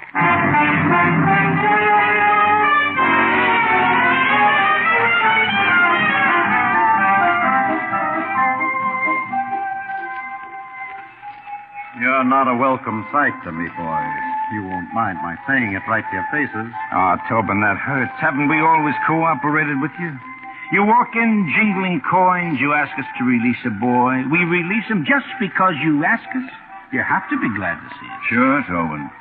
We made it so easy for Eddie Gaynor to get killed, we thought you'd want to thank us. That's why we looked you up. I had nothing to do with killing that boy. Absolutely nothing. Quite the reverse. Reverse? That means you were trying to save his life. Is that what it means, Tobin? Well, answer me. It must mean something else, Ben. You're wasting your time, boys. I studied the law real hard. That's why I know about things like this. How policemen can waste time. Where did it get you, studying hard? You've got a mansion, a 3-car garage, servants to feed you, press your pants, and you end up under a Ferris wheel. Maybe it's this, Matt. Maybe it's just that he likes to hide under a Ferris wheel. Other people ride, he hides. It's just like you say, boy. But there's one thing we don't understand, Tobin. Why do you like to hide? If you're all clear like you say, what's the need? I forgot. Maybe you thought no one would notice how Eddie was killed. How you got him out on a writ so he could be killed. I forgot. But at headquarters you'll remember, eh, Tobin? So fix the crease in your pants and let's go. Yeah, come on, let's go. How can you stand the noise of that wheel going round and round over your head, eh? Thing like that could drive a man bats. Put the loose change in your pocket, Tobin. It'll get in the way of the cuffs. You're making a big mistake, boys. But we'll live. People like you make a mistake and you die. That's the difference between us. There's one other thing we don't understand, Tobin. Eddie Gaynor was almost sure to be executed. Why did the syndicate have him released? Wouldn't it have been cheaper to let the state kill Eddie for him? The cuffs too tight, Tobin? I'll make a deal with you, boys. You know better. No deal. I'll offer it anyway. You can consider it. There's no law says you can't consider it. So? You said a man like me makes a mistake, he gets killed. You were so right, you don't know. Riddles, Tobin? All I want for what I give you is protection. You've got to promise you'll do your best to keep me from getting murdered. What have you got to give? I was Johnny Taranto's friend. I tried to make something up to him. I didn't want him dead. Who did? Just the promise. All right, kind heart, I'll tell you anyway. Eddie Gaynor was framed because someone wanted Johnny dead. Johnny was killed, and Eddie was a perfect pigeon. It was my own idea to get Eddie released. I thought Johnny would like that, for me to use this someone's pigeon to avenge Johnny's death. This someone killed Johnny. Who? Ruby Lloyd. And the girl? Ruby Lloyd. And Eddie? Ruby Lloyd. He'd kill me, too, if he could find me. Prove it to us, Tobin. How? We'll get you to the phone. You'll call Ruby. Tell him he doesn't have to look for you anymore. You'll be at Taranto's office in an hour. You don't believe me, huh? You'll protect me? If we have to. You'll have to.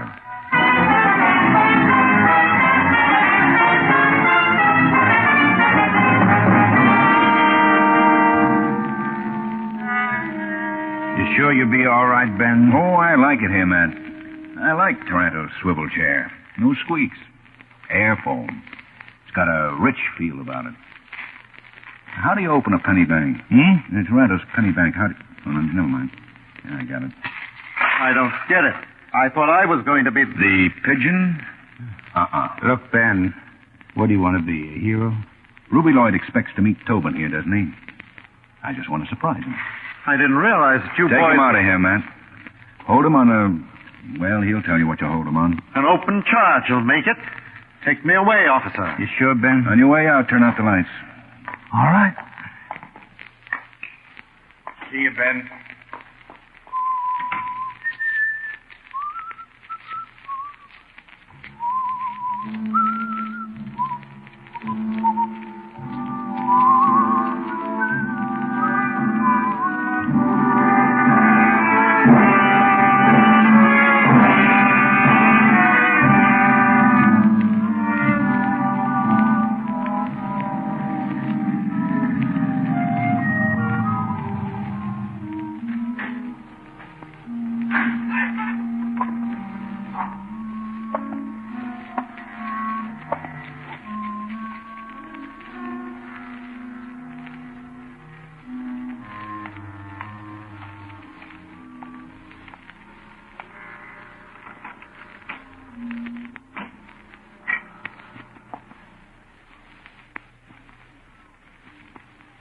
Tobin.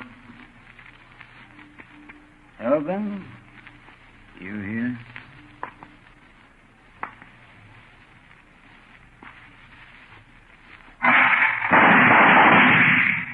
Did I scare the pennies out of your hand, Tobin? Did I hurt you bad? I only want to kill you. That's for getting Eddie Gaynor released. That's for getting away the first time. That's to make sure you don't get away again. Drop it, Ruby. Huh? Drop it. You're covered. Prove it to me. I've got you covered, Ruby. Behind you. If you don't believe, look over your shoulder. All right. 3 murders. But then you can only die once. Huh, Ruby? Let's go.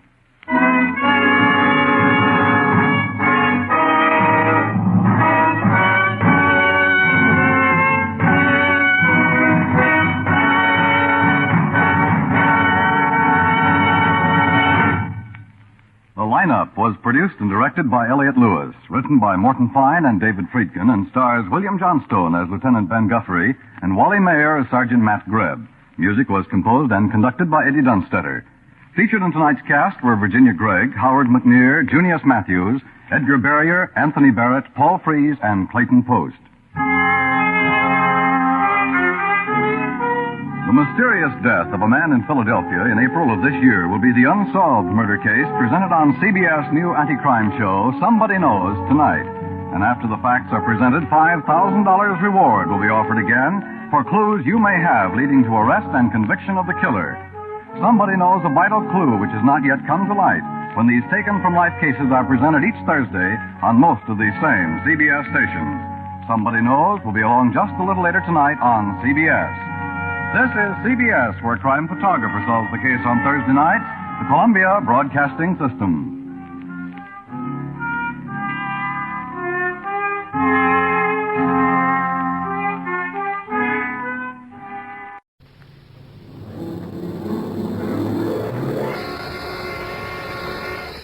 Yeah, I'm Johnny Madero, Pier 23.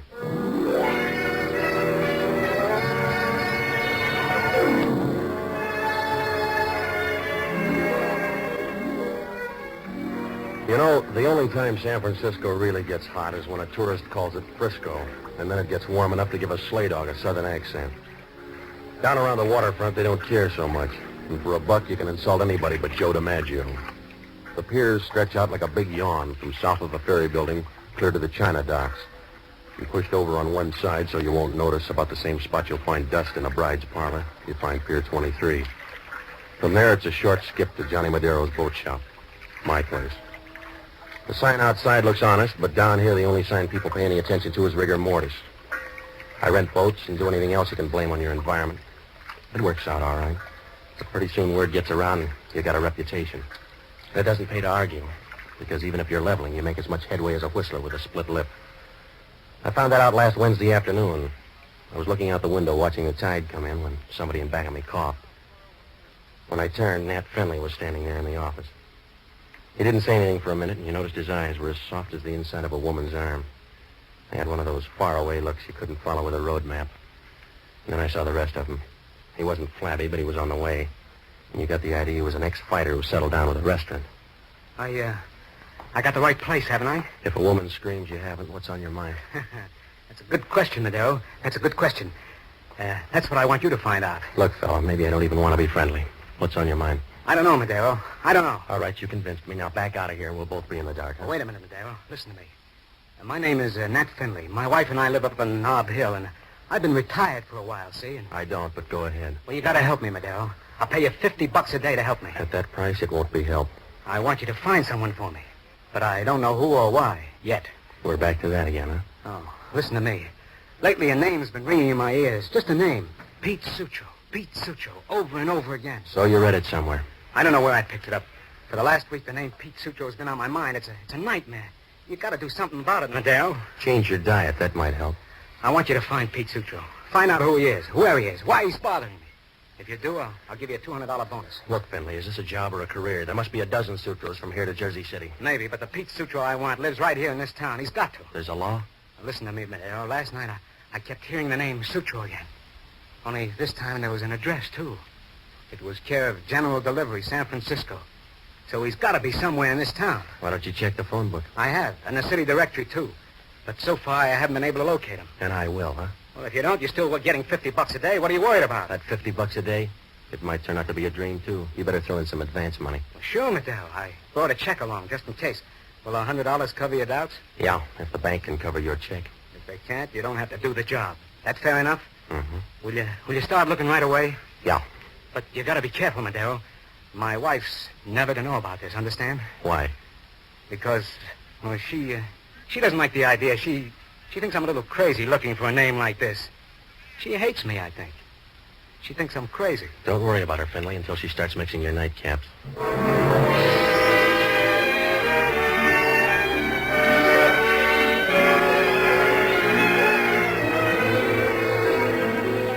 For $50 a day, I'll chase anybody's dream. Because with that kind of dough, you're rich enough to run down a couple of your own. When Finley left, I called the bank and found out his check had solid backing. So I went down to Lofty's and I put out some feelers on Pete Sutro. It didn't take long before one of the boys came up with a lead. A couple of other people were looking for Sutro, too. One was a guy named Marty Kane. The other was a torch singer named Evelyn Day. The word was that Sutro and Evelyn used to trade MASH notes in Detroit. Well, I phoned the Jade Club where Evelyn was working, but she wasn't due for an hour, so I decided to give Marty Kane first try. He was living in a motel out in the marina, so I went out. There was a sign outside that said modern cabins, but you knew Abe Lincoln did better in Illinois. The cabins were the size of an upper berth with enough holes to start a punch board. That didn't leave much privacy. You had more chance of keeping a secret from Mata Hari. I asked the manager where Kane's place was, and he pointed to the end cabin. I went over and knocked on the door. Kane opened it and glared. His eyes were the color of Saturday night on a week-old jag, and he was so chunky you figured he'd be harder to move than an icebox through a basement window. Who are you? My name's Madero, Johnny Madero. Don't rhyme with anything. What are you looking for? A guy named Pete Sutro. I hear you got the same idea. So you got ears. I'll invite you in. Yeah, I can't turn you down. Yeah, that's what everybody says about this gun. Now sit down, you get me nervous. Put away the gun and we'll both be calm, huh? After you tell me what you know about Sutro. I'm tracking down a dream. Yours? A client's. You sound anxious. What's your pitch? A wild one. Just say he owes me some dough and I need it bad now. You got the muscles. Take in laundry. I'll put you through the ringer first. I want to lead on Sutro. Yeah, we both do, but I'm not going down on my knees. Get up, Madero. I don't want to make a liar out of you again. Yeah, you're tough, Kane. I'll bet you got your dandruff scared stiff. Yeah, and I'll start on yours now. What's Sutro to you? $50 a day. A guy named Nat Finley hired me to track him down. Does that make you happy? No, just ambitious. Who's Nat Finley? He came in and paid me to find Sutro. He said the name was giving him nightmares. Sounds like a bedtime story, Madero. Well, if you don't like it, jazz it up. It's the truth. I read the wrong papers. Give me another version. All right, if you don't believe me, Kane, make up your own. Here's Finley's check. Can you read? If you'll help me with the big words. Give it here. Nat Finley. Yeah, Nat Finley. You weren't lying. Looks like a good check. I'll take a chance. I'll cash it for you. It's giving you ideas, huh? Yeah, and the first one's about you. Now, here's your dough, Madero. Now, get out. Get out quick. Oh, you're too good to me, Kane. Suppose the check bounces. It won't, Madero, because I ain't going to cash it.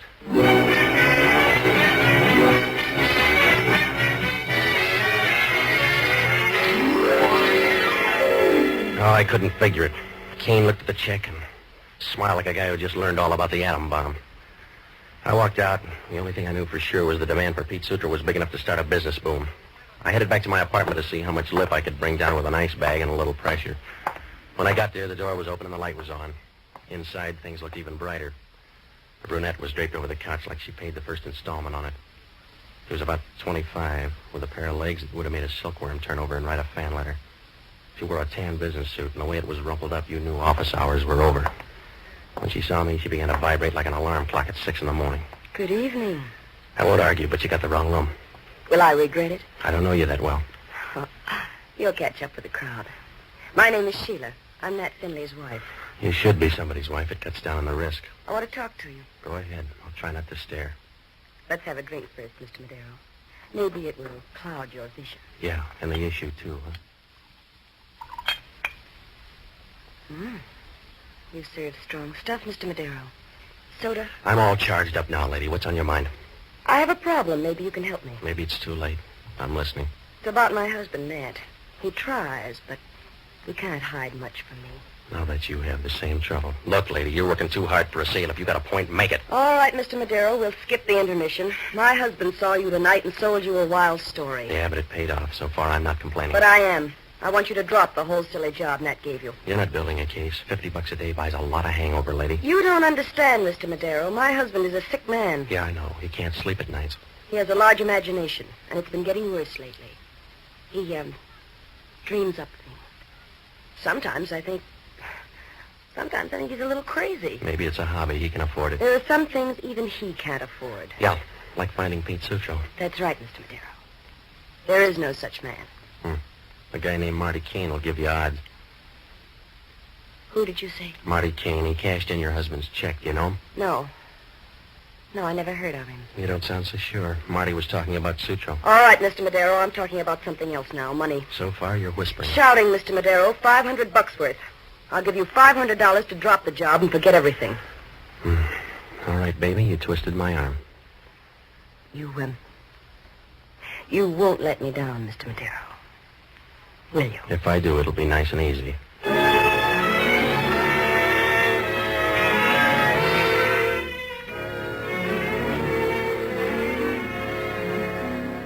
Finley had the kind of a wife you mate with a panther. She picked up her purse and peeled off 500 fish. She wasn't talking anymore, and when she swayed out, you wondered how much night practice she'd given that rumba. Well, I was all washed up with the Finleys, and it felt good already. So did the dough. I felt like a guy whose name was just picked in a chain letter. My mind was free for the better things in life. So I called up a girl out on Van Ness and told her to meet me at the Regent Bowling Alley. I got there before she did, so I started warming up the alley. A few minutes later, it got a lot warmer because Inspector Warcheck of San Francisco Homicide began spoiling my game. Hello, Madero. It was a nice strike. You're in the wrong kind of alley, Warcheck. What do you want? Some pointers? You got time? No. I can see how you hold a bowling ball. Now show me how you hold a gun, huh? All right, Warcheck. What's on your mind? I was on Marty Kane's. A guy named Pete Sutro. He owed Kane some money. And you paid off? I paid him a visit. We had something in common. And you must have bored him to death. Kane couldn't quite stand a couple of slugs in his forehead, so he quit. Well, what do you want me to do, Warcheck? Break the news to his wife? No. Just tell me about the argument you had. It was a monologue. Kane wanted to know where Sutro was hiding. I only knew one answer, so he did all the talking. Oh, you should have said please. It's not polite to interrupt a guy with a gun. Look, Warcheck, what makes me the blue plate special? The motel manager. He said you go into Kane's room, and then he heard a struggle, and then later on he heard a shot. Did he hear who won the fourth? Listen, copper, a guy named Nat Finley hired me to find out who Pete Sutro was. The name was playing tag in his brain all week, and he wanted to know why. Yeah, does that sound like a story? Check with Finley. He's the guy who made it up. What if he lets you down? And work on his wife. She's not bad looking, and she paid me to drop Finley's account. I'll check both your alibis, Manero. In the meantime, I want to line you up. While you're making your rounds, look up a gal named Evelyn Day. She knew Sutro, too. Go ahead. Run the police force. Tell me what to ask her. Forget it, Warcheck. You're not the type.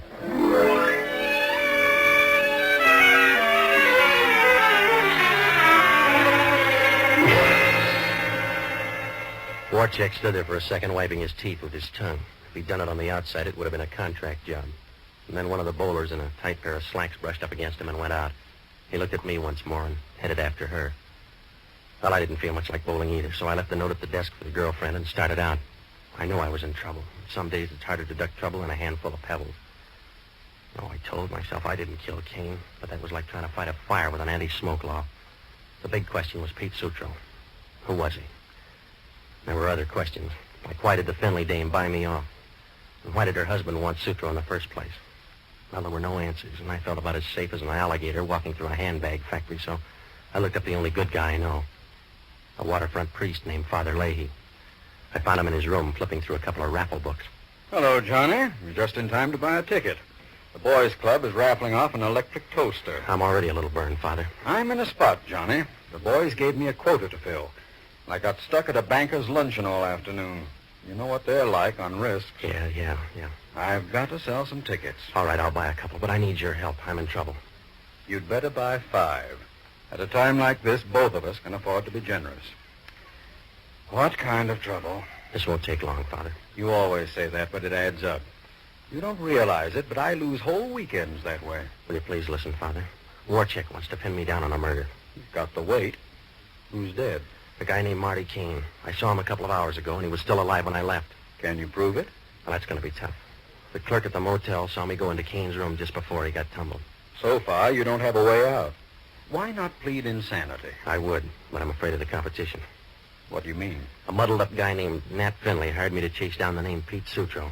He claimed the name was haunting him. I know how he feels. Johnny, I don't think the bishop likes me either. My only lead was Marty Keene. He seemed to want Sutro worse than I did. Sutro is certainly popular for a dream. Do you think he'll ever materialize? I don't know, but I don't think Marty Keene was killed over a dream. If he was, it must have been quite a nightmare. Did you look up your client again? I didn't have the time. His wife paid me to drop the whole job. She said Finley was a harmless duck with a pail full of wild ideas. Does the husband feel the same way about his wife? Do you want gossip, Father, or do you want to help me? That's an unfair question, Johnny. Either way, I'm embarrassed. Please, Father. Will you check up on a few people for me? Yes. Look up Keene's friends, and if you run out of those, try his enemies. Find out who might have had an urge to kill him, will you? It's a tall order, Johnny. There may be a lot of people involved. I can use them all, Father. I know. But can they all use an electric toaster?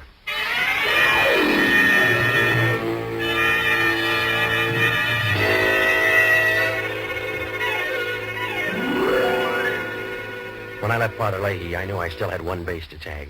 It was Sutro's ex-flame, a doll named Evelyn Day. I drove down to Eddy Street and I parked near the Jade Club. Well, it's not a bad place, but on a slow night, even the winos are afraid to go in. Inside, it was dark enough to hide the decimal point on a check, and over by the bar, there was a piano playing music that nobody was listening to. And then Evelyn came out. And right off, he started hunting for the nearest fire exit. She had red hair about this side of 98 degrees, and she wore a black evening gown that held up by one strap and a prayer. She was the kind of a girl who could wear a Mother Hubbard and make it look like a negligee. And when she sang, it came out low enough to strike oil. After she was through, I asked the bartender to give her a message. She walked over to me, and she wasn't happy one way or the other. Are you the man who wanted me? One of them. You're Evelyn, huh? Yeah. What'll it lead to? A crisis if you don't sit down. All right. You've got me interested. Now, what's on your mind? That we can talk about? My name's Madero. Now, let's start with a friend named Pete Sutro. Let's continue. What do you want to know about him? Where is he? Are you a cop, or will you pay for the right answer? I need too many of them, baby. I'm way out ahead in a murder derby, and I'll pitch homicide anybody I can get. What do you want Sutro for? I think he shot Marty Keene. Someone should have. But you're betting on the wrong horse. You're prejudiced. Sutro was your boyfriend. That's right. He was my boyfriend. But I haven't seen him lately. All right, then. What was the last thing you did with him? I'll read my diary to you someday. Now, look, baby, you got a choice. I'm going to rough you up or let the pros do it. Let go of my arm, Madero. Or I'll call a bouncer. Call Sutro. Now, start talking before I bruise you up good. Slow down, Madero. You're out of my weight class. Yeah. I'll tell you what you want to know. Should I take notes, or is this going to be quick? I don't know. Depends on how sentimental I get. That's all right. I got a handkerchief. Okay, I'll tell you. I used to be Pete Sutro's girl in Detroit. Then one day he skipped out and left me hanging on the vine. Don't worry, baby. You haven't withered yet.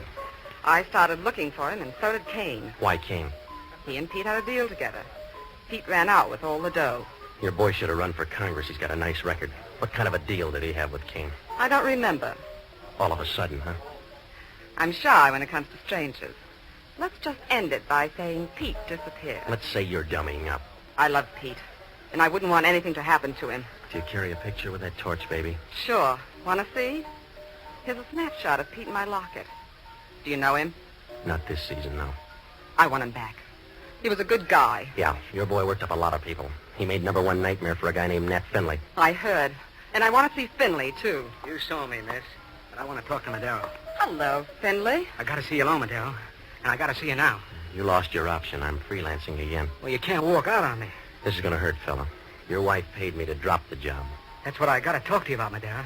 I think she wants to drop me, too.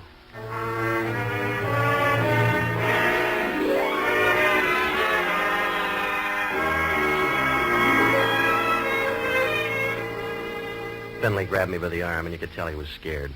His jaw was shut tighter than a wall safe, and his Adam's apple rode up and down like a yo-yo. Evelyn wanted to compare notes with him on Sutro, but right now Finley was as friendly as a no-limit poker game. He hustled me out of the Jade and into a waiting cab. He wouldn't say anything because of the driver, so he sat in one corner, rubbing his hands and looking straight ahead. When we got to the office, Finley paid the bill, and we went up the ramp.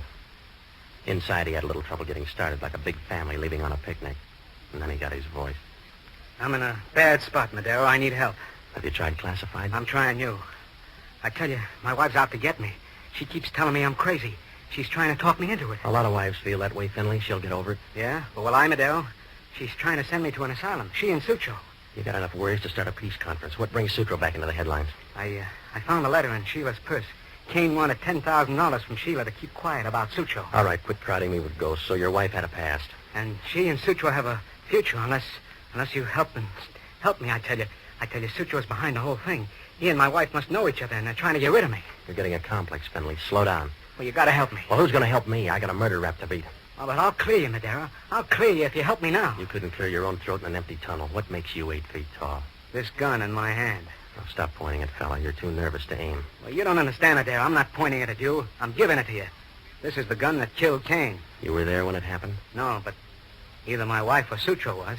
When did you dream that up? An hour ago. I found it in my wife's closet. 2 slugs are missing, and I got a feeling it killed Kane. Send it to homicide. They'll let you know who did it by return mail. I can't, Madero. I can't just yet. I don't know whether Sheila or Sutro did it. I got a feeling inside. You've got to find Sutro, or he'll end up killing me yet. That's a prediction? Wait a minute. Someone's coming down the hall. Hide the gun, Madero. They're after me now. Yeah. They got the light fuse. Lay low. They're aiming for something bigger. What are you going to do, Madero? Just waiting for something to happen. Oh! Madero. I guess it happened.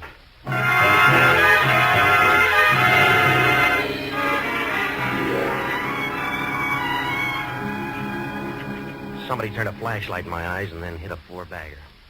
If they hung around, they could have seen me do a couple of quick quivers a chorus girl would have been proud of. I laid there in the dark for a while, and if you're going to look messy, a blackout isn't a bad place to do it. After a while, I tried to get up, but my stomach felt as empty as a horse laugh at a funeral. I sprawled out again, and I tried to figure how a name like Pete Sutro could start so much pain. Then the lights went on. They should have stayed off because Warcheck was breathing over me like a steam engine with a broken heart. Hello, Madero. Does the light bother your eyes? Yeah, Warcheck. Get out of it. Get used to it. It's a lot stronger down at headquarters. Tell me about the gun on the floor. I heard you were coming. I wanted to commit suicide. You didn't try hard enough. Just got a phone tip that said you had the gun that killed Marty Kane. Hand it to me. All right, Copper, I'll make it easy for you. Finley left the gun here before somebody sapped me. Uh-huh. Who's somebody? Don't any of your friends have names? Sure. Check with Finley. He was here when it happened. It was dark, Madero. How did he see? With an electric eye? I don't know. Maybe he smelled his wife's perfume. Look her up, too. She's that interesting, huh? Kane used to think so. What do you mean? It was blackmailing her. Look, Madero, a grocery list is blackmail to you. What put you on the inside? Finley found a letter in her purse. Kane wanted $10,000 to keep quiet about Sutro. Finley told you all about it, huh? He can't keep a family secret. And the wife tumbled Kane to keep him quiet. Is that the idea? Well, this is your good day, Warcheck. Find Sutro now, and you've licked the whole thing. No, you find him, Madero, and we'll give you a reward. You're too generous. What's the pitch? Sutro's wanted for a payroll robbery in Detroit. He's been out of sight for a year now. He hasn't been out of mind, though. Finley thinks his wife is carrying on a sideline with him. Look, Madero, I talked to your boy Finley. He's got enough dreams to start a mattress factory. I don't believe him, and I don't believe you. You don't believe the world is round. Take stock, Warcheck, and start learning. Yeah, I will. Let's see how much the fingerprints on this gun teach me. If you've got a story, I'll stay after school. You'll still wear the dunce cap. That's all right, Madero. There'll be a badge on it.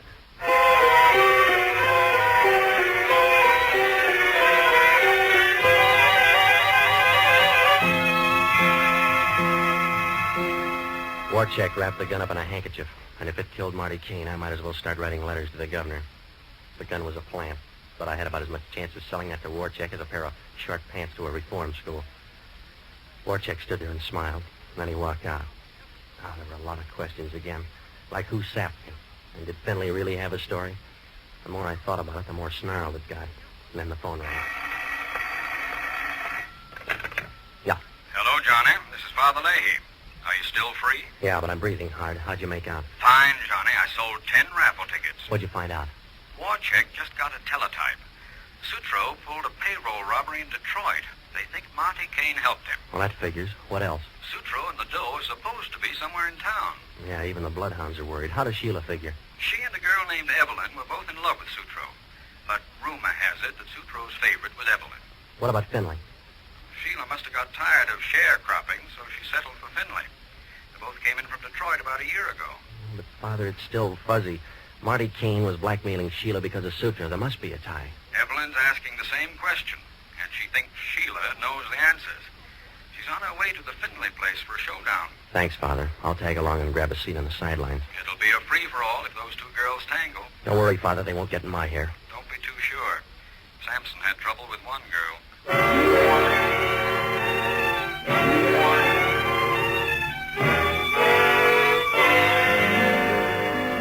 When Father Leahy hung up, all the pieces began to fall into place. All but one. Where was Sutro? He was around somewhere, but it was like throwing a headlock on a shadow. I grabbed a cab out to the Stafford Arms, and when I got there, the doorman looked at me as if I'd just blown up an orphan. I took the elevator and got off on the 6th floor. Then I leaned on the doorbell, and Sheila answered. She was wearing a pair of rose-colored lounging pajamas, and I've seen baked potatoes with lucid jackets. She must have been surprised, but she didn't blink an eyelash. Are you pausing or opposing, Mr. Madero? I'm looking for trapdoors. Oh, well, if you're going to look that way, come inside. Yeah. Now bring that gleam in your eye over to the fireplace. We'll warm it up a little. It won't look good in company. Why? Who's company? Evelyn's a little late. She got tied up sharpening her claws. Evelyn who? Hold out, baby. She's got a better question than that. Like what? Like, where's Pete Sutro?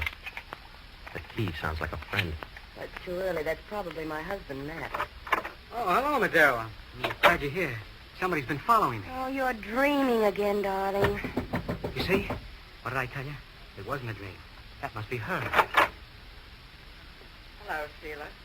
Remember me? You must have the wrong place, lady.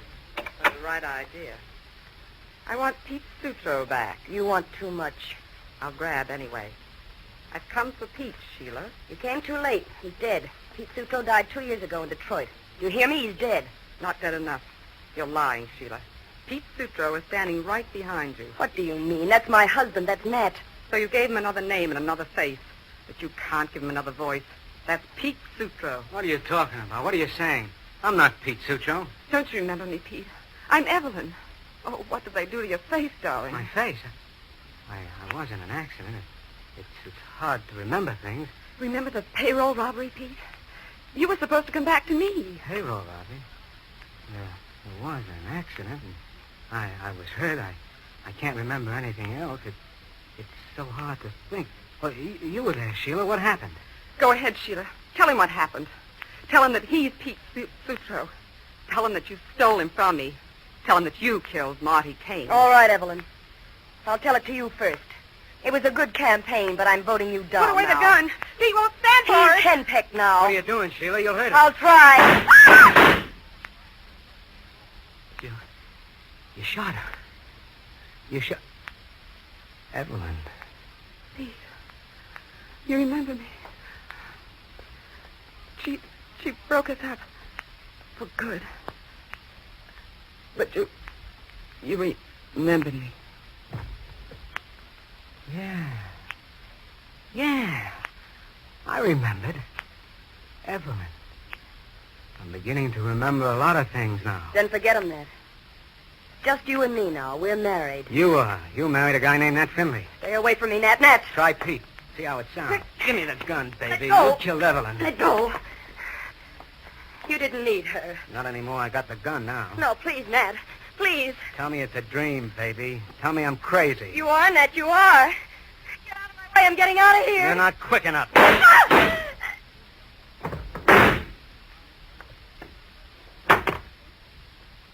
The gun's empty now. Yeah. So's everything. I'm tired, Madero. Tired. Hold out. It's going to be a long trip. Yeah. I told you, Madero. Pete Sutro was going to kill me in the end. Yeah. You talked yourself into it.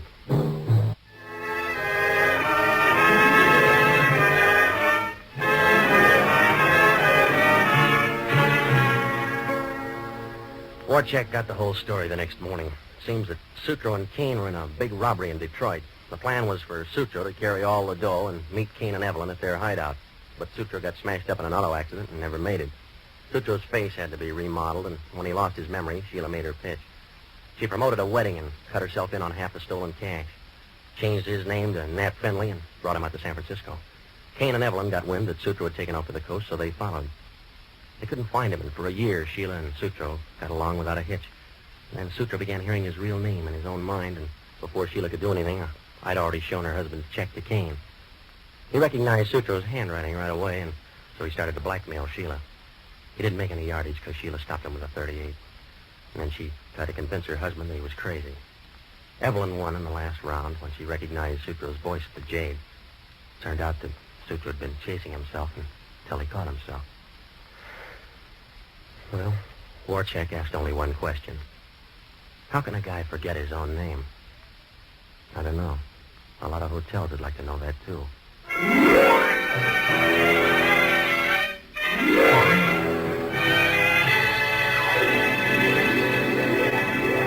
Johnny Madero, Pier 23, starring Jack Webb as Johnny Madero, has been presented by the Mutual Network. Johnny Madero is written by Herb Margolis and Lou Morheim.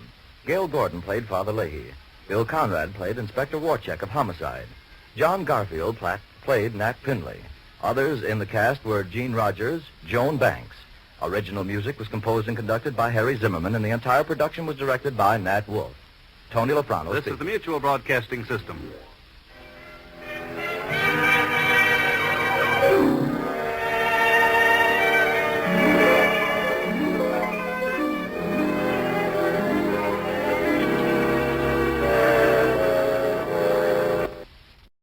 William Gargan stars as Barry Craig, confidential investigator.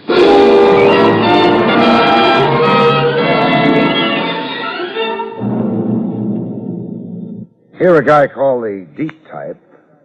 It might be more a matter of geography than mentality. How deep is his grave?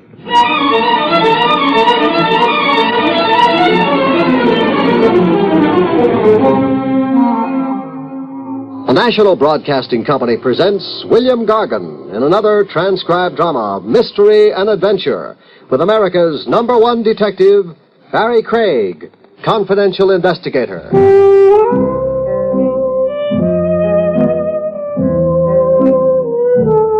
Barry Craig speaking. Work is where you find it. When the case of Harry Jarvis fell into my lap, I was 900 miles from home base. Motoring south along the Florida highway. My destination, Miami. I wanted to see how horses were treating men at the big winter track. My usual annual stopover, about 100 miles this side of Miami, was a motel. The Happy Traveler Motel, the big neon sign said. A 16-cabin setup complete with hot showers and television, run by two partners, Mo Birch and Harry Jarvis. I knew the two of them way back. They'd run a custom haberdashery in New York once, before going south to change their luck. Inside, I found Mo, but missed Harry. The last I seen Harry, he said goodbye. For keeps, Mo? Yeah. After you two being inseparable for 10 years? 12. A business partnership's like a marriage. Sooner or later it gets tired, there's a divorce. One way of looking at it. Who saw it first, you or Harry? Harry. You heard the words faithful unto death? Who hasn't? That's me. I'm a sentimental slob, Craig. To change the subject, how's business? You saw my vacancy signs driving in? Yeah. Then tell yourself the answer. Business is lousy. I thought the Happy Traveler Motel was a going concern. It was until Harry demanded his half-interest in cash. Oh. The books couldn't liquidate Harry's claim and still balance, huh? Harry put $30,000 in his pocket. There wasn't even enough left to pay the towel and linen service. So where do you go from here? I don't know. You loved Harry. We knew ups and downs. Times were tough, we shared a crust of bread. Times were good, we bought each other diamond stick pins. Then what's really got you worried about Harry? Last spring, Harry married a cabaret girl, a Kiki Adams, a singer in a roadhouse. I didn't know that. A homely shrimp like Harry, 44 years old, not a hair on his bald head, taking a young cabaret chicken for a wife. 44 is the dangerous age for men, they say. A crack opens in your head. Yeah, and other things, Craig. The people Harry began to go around with, a bop musician, a hornblower with a crazy name, Bigelow Bernie. And a gangster in the silk suit. Gangster in the silk suit? Tony Saxon. They ran him out of New York. They ran him out of Miami. They ran Tony Saxon out of San Francisco, Seattle, Nevada, and Dubuque. It could only be my imagination, something out of my nervousness for Harry, but the last days before we dissolved partnership, to me, Harry had a frightened look, like he was... Scared for his life? Yeah. And another strange thing. Yeah? He took his money and went. He had a bus ticket for Key West, he said. The bus at 6 o'clock that night. But? I asked the driver the next day, Krogan, the driver. He stops over here to grab a bite and wash up. How did Harry look to him on the bus, I asked. But no Harry. Krogan said Harry never got on that bus. You find it mysterious? What I find more mysterious is that Harry's wife, Kiki Adams, is still right here in town, in the same furnished apartment they rented last spring. Maybe Harry ditched her. Crazy the way he was over her? Impossible. Also, thinking from the angle of the wife, the cash opportunity she grabbed when she married the poor fish Harry. Harry's $30,000 in cash. Exactly. I asked you, would Kiki let a gold mine slip away on a bus? Craig, I need some help. Well, I figured only to stay overnight. Stick around, Craig. Find Harry for me. All right, I'll stay a few days. Try to find out what did happen to him. What cabin have I got? Cabin 4, the best. You get washed up, Craig. Then I'll broil you a steak. Free. On the house.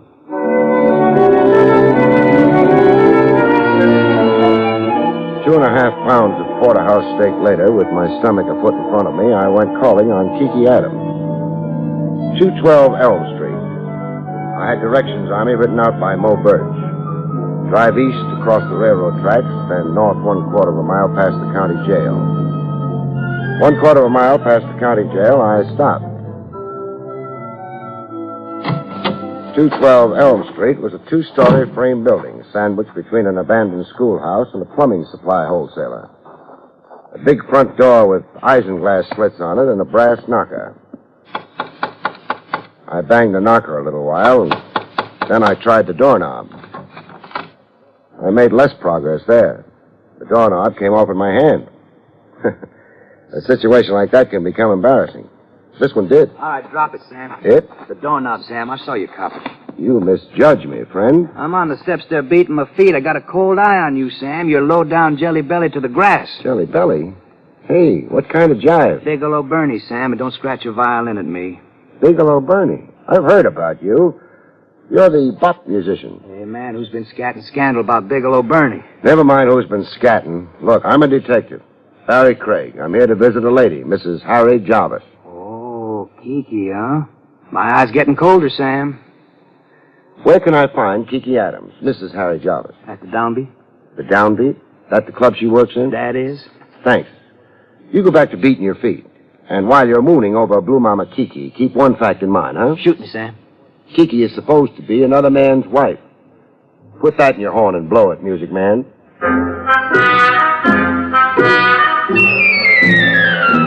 I caught up with Kiki a half hour before her cabaret act commenced. She was in her dressing room doing back bends. Say, you're wasting calisthenics, lady. Strengthening your back muscles won't do a thing for your voice. I'm off the singing bit, lover. Oh? Yeah. Too many canaries around. Every kid out of high school. I see what you mean. Oh, I get trampled in the mob.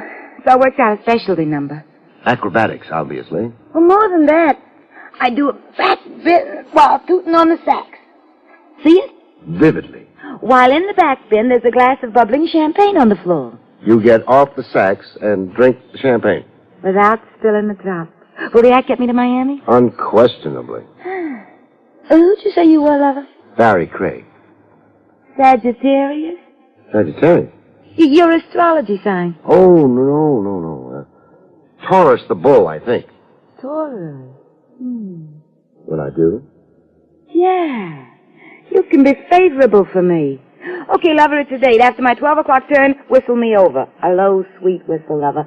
Now scram, huh, so I can practice? I got to drive Kiki home after her 12 midnight turn was extended to, upstairs. Make yourself comfortable. To do that, I'd have to take off my shoes. Be my guest. Well, how you like my home sweet home? Charming. Liar. The crummy dump. It could use a coat of paint. It could use a match. I know the answer. What? Move. Tell that to my husband. I will. Where is he? Harry's away on a trip. Oh. Lover, I want to set you straight. On? How you got here. Well, you invited me. To pass the time socially. I'm a night owl, not a butterfly. Have I made a pass, doll? No, not yet. So why the sermon? I got a canned speech I use on guys I pick up with. All right, finish it. I don't like talking to myself when I get home after the show. I tried being an introvert once. I don't like it. You're up here only for conversation, lover. In the canned speech. All right, if I made a speech now? Speak. Exactly where is Harry Jarvis? Why should you care? I'm worried about him. Worry? You know my husband? I do. Know him and like him. Well, this is news. You never asked me why I popped into your life. No, I assumed you were just another John looking to get acquainted. I looked you up on Harry's account. To put it simply, I'm a detective. A detective? With Harry on your mind? Yes. Why? What's with Harry? He isn't around. Have I told you he's away on a trip? You failed to say where. Where? Well, I don't know. Well, you're his wife. Well, sure, but he didn't say where he was off to. I didn't even see him when he left. I was at the club. There was a note waiting for me when I got home that night. Well, what did the note say? Say, called away for a few days, something like that. Well, when was this? No, 8 days ago. Where's the note? I got rid of her. What reason would I have to save her? Well, in these 8 days, has Harry contacted you? No. And you didn't find that strange? I guess I did a little, but... But? This may shock you. I'm shock-proof. It was a relief with Harry away, so I didn't worry too much about his silence. You see, Harry's in his middle age. But you married him. Yeah, I did. Why?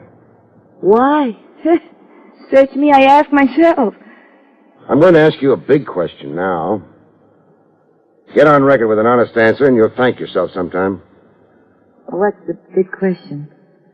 Did you know Harry had liquidated his half interest in the Happy Traveler Motel? That on or about 8 days ago, Harry had $30,000 in cash on him? Oh, I knew he was selling out in the motel. I know he'd already done it without the cash. Something happened to Harry? Until I know better, I'm proceeding on that premise, Mrs. Jarvis.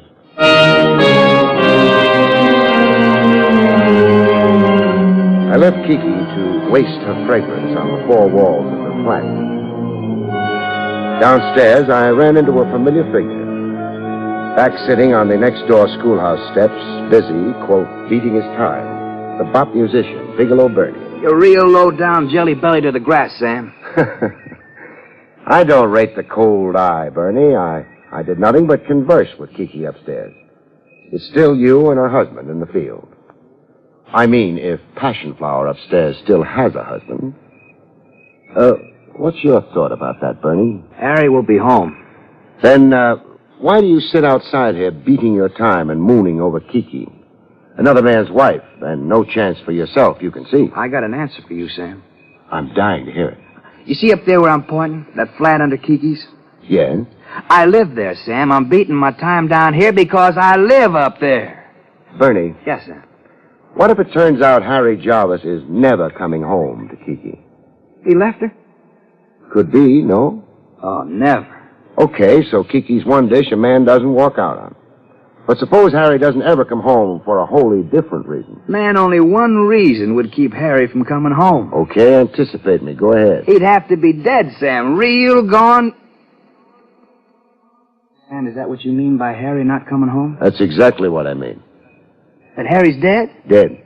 With you out in front now in the grab for Blue Mama. You hitting around and maybe I killed Harry? I'm asking you, would you kill Harry Jarvis? No, N.O., man. Then finger somebody for me. Somebody who would kill Harry. Hey, you were supposing before, now you're not. I've given up supposing. Come, Bernie, help the law and you help yourself. Well, man, if Harry is dead, there's only one man I know Who is this man?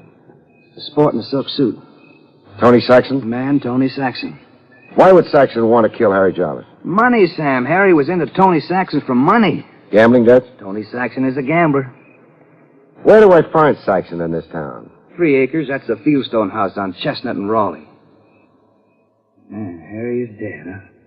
That's my morbid surmise. Say, all right for me to go comfort the widow? I'd say it's more decent to wait until the corpse confirms that fact. You know, I'm glad I had this talk with you, Sam. No more feeling low down, jelly belly to the grass, huh? Oh, no, I'm high in the stars, Sam, on a happiness jag. You sure go for Kiki. Oh, she's under my skin, Sam, under my quivering skin. Blue Mama Bigelow Bernie's blowing a high note tonight.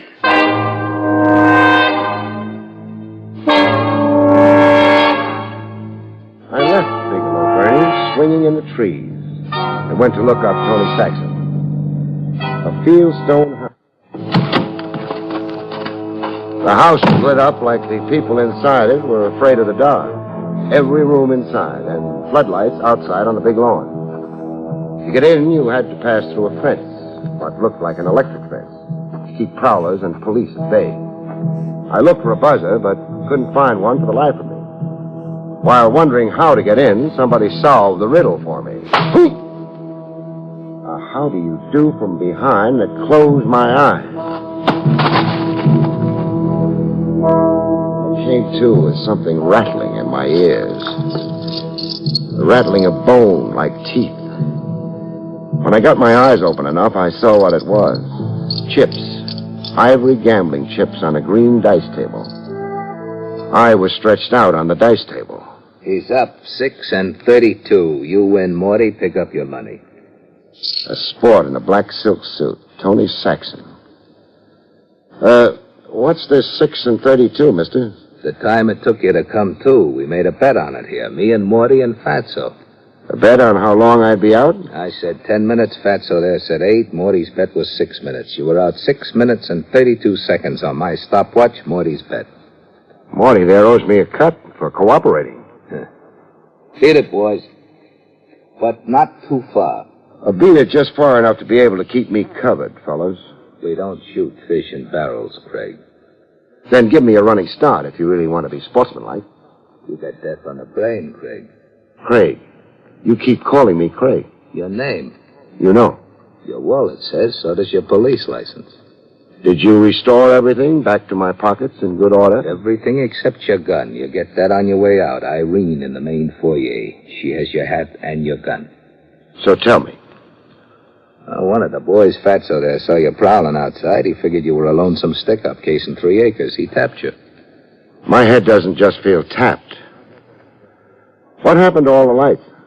Lights? The place was all lit up 6 and 32 ago. We turned them off. What happened to all the players? You're pretty smart. Smart enough to know you had a few games going here. Fatso didn't figure me a stick-up. He figured me a cop spelling a raid. He tapped me out until you shooed your guests home. I won't admit it or deny it. What can I do for you? Hand over the corpse of Harry Jarvis. Harry Jarvis is dead. I'll make book. Dead but no corpse. Not yet. That's bad news if true. You lost a friend? A debtor. Harry owes me $20,000. His paper. Maybe you owe his estate $10,000.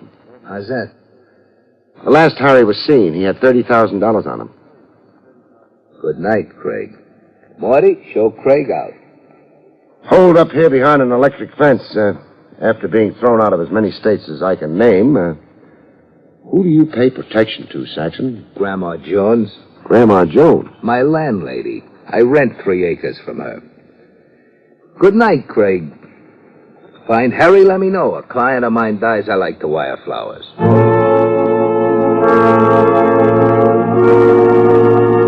Outside Saxon's fortress wall, I found fresh company. The chap parked in my car, sprawled on the rear seat. He looked dead until he spoke. Don't you be alarmed, friend. You better be alarmed. I'm pointing a gun at you. Well, put it away. My name's Frawley. Bill Frawley. I'm the law here in Northgate. That is all the law they got this side of the county seat. Why don't you put the gun away? When I see the badge. Here it is. See, I was by a spruce across the street a while before, when that Saxton croupier came down on your head. You just watched the show? For now, I'm the law, but I'm peacefully inclined when it comes to Saxton again. He's the county commissioner's problem, and I got my complaint about Saxton up with Commissioner Hawkins right now. Besides, I was standing under that spruce with other things claiming my thoughts. What other things? Harry Jarvis, is he dead? What's your answer to it? Dead. Same conclusion you came to, Frank. How do you know? Well, see, I was talking to Bigelow Burney after you had talked to him. Oh, I see. I got something down at the jailhouse now that kind of proves Harry Jarvis is dead. You have to come see? I do. Let's start it up.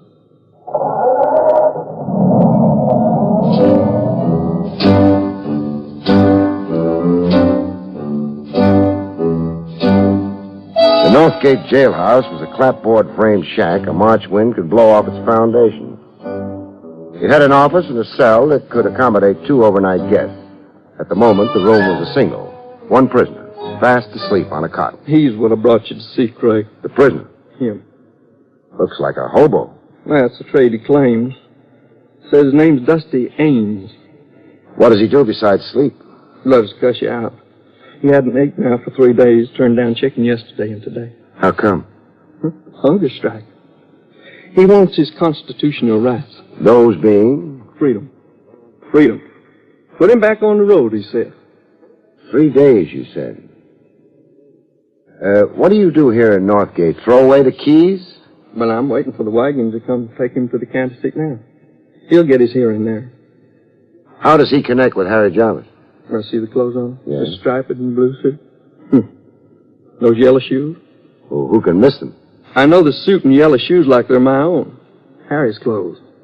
This Dusty Ames was wearing Harry Jarvis's clothes when I picked him up over in Route 9.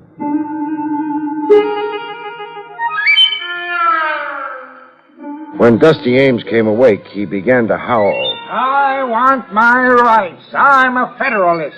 President McKinley will hear about this. He does. You have a miracle on your hands. Look, Dusty, if you've got any wits, collect them. Wits? Why, sir, I was professor of cosmological dialectics in Katydid College. But the road got into your blood, huh? Call of the wild Mackinaw. So you turned in your cap and gown Took to the open highway. and killed a man here in Northgate. That's a lie. You're in his clothes? I found those clothes, sir. We've been asking you where. I wouldn't tell the sheriff. Why should I tell you? Because when it comes down to it, I'm going to beat it out of you. Civilized man always reverts to the beast. Your predecessor in those clothes was a dear friend of mine, Dusty. A dear friend. A man's greatest possession in a cold, materialistic world. Sir, I have a poem right here in my pocket, after the fashion of Edgar Guest. I'll read it.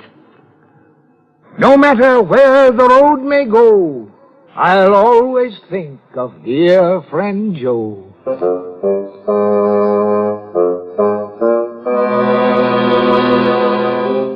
The bullfinch of the open road finally showed us where he'd found himself a new wardrobe. A tree hollow in the piney woods. The clothes were right in there, sir, wrapped in tar paper set to burn. See the cinders? Yeah, I see them. I had a time brushing soot off the bundle. Clothes smelled of smoke when I put them on. Some clothes have been burned. I find bits of charred fabric. And these, Sheriff. Shirt buttons. Yeah, some clothes had burned, and something stifled the fire. Wind, maybe. Or the fire simply choked. Too much stuff on it, smothering it. How did you come on it, Dusty? I had my repast to tend to. It caught me a stray chicken. Fat little thing, 6 pounds. Looked around for a tree hollow to cook my supper. When you changed into the new clothes, what did you do with your own rags? Hung them to a tree. What for? As a sign that Dusty Ames had come through. A sign that there were stray chickens in these parts. A sign for other hobos. Live and let live. Craig. Sheriff? Harry Jarvis is buried here in Piney Forest. Yeah, looks like. How big is Piney Forest? Bigger than Northgate Township. Close to 400 acres. Meaning we'd need a regiment to unearth the body here. It needs more manpower than Northgate's got. We could appeal to the state governor for National Guard. No. We may not need to. Not need to turn up the body of Harry Jarvis? The time and labor and agony. We might be able to avoid all that. How's that? See if we can get the murderer to find the body for us. Now, that'd be a trick. Trick is exactly what I have in mind. Yeah. We'll try to make a trick do for manpower, Sheriff.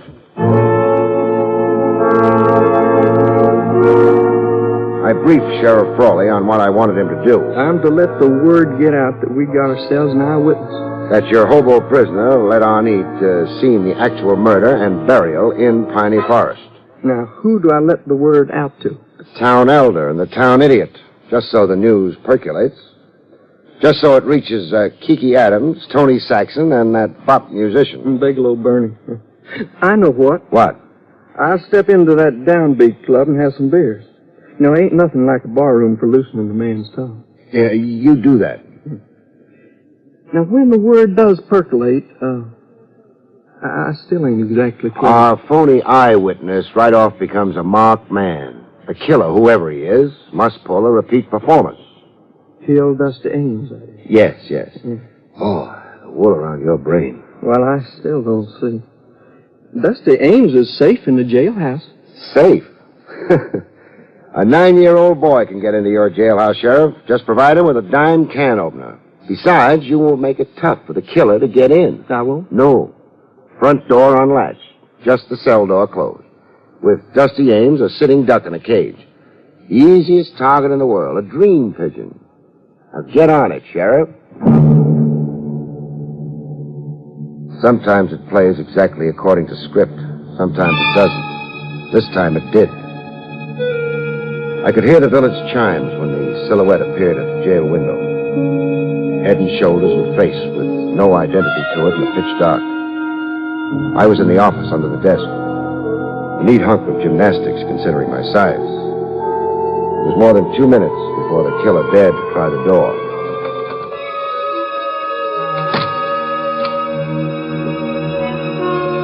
His feet were 6 inches from my nose when he stopped dead center in the office. I had to imagine the rest. My line of vision was too low now. I imagined him estimating the sleeping figure of Dusty Ames, estimating how to make his shots effective. I didn't wait for the murder of the hobo.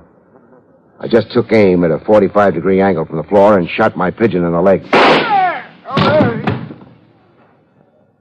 That's your killer. It's time for rejoicing.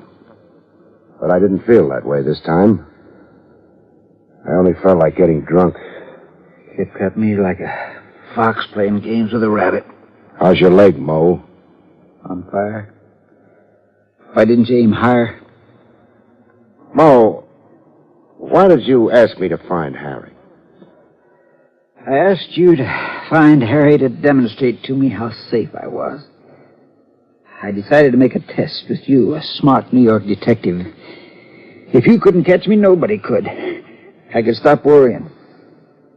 Well, you gave me a demonstration. You killed Harry for his $30,000.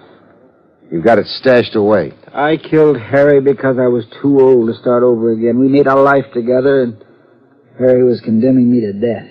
Bankruptcy isn't death, Mo. At my age, it is.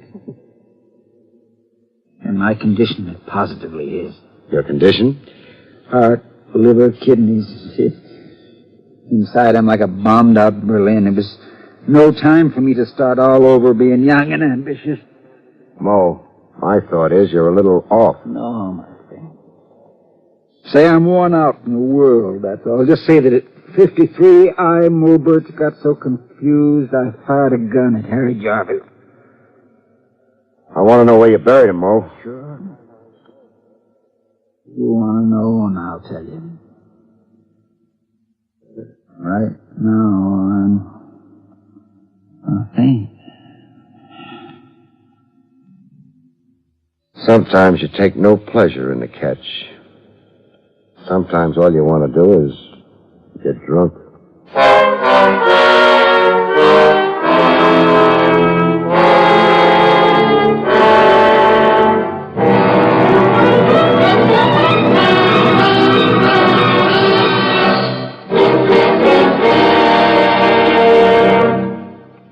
You have been listening to William Gargan in another exciting transcribed mystery drama from the adventures of Barry Craig, confidential investigator.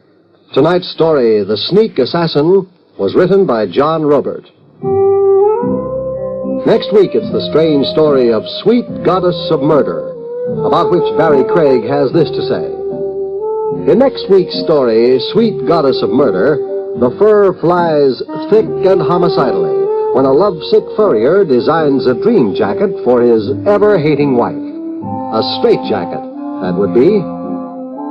The National Broadcasting Company has just brought you an NBC Radio Network production with William Gargan, starring as Barry Craig, confidential investigator, directed by Arthur Jacobson. Also heard were Parley Bear, Herb Ellis, Betty Lou Gerson, Marvin Miller, and Joe Cranston. Eddie King speaking.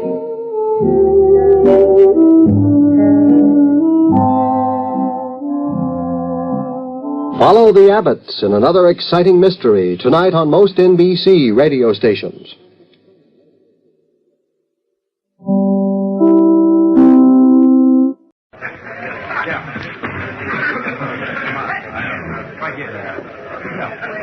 This is Joe Harris, your police reporter speaking. The American Broadcasting Company is about to present another famous jury trial. Fictionized dramatization of a case typical of many taken from court history. Will everyone please rise?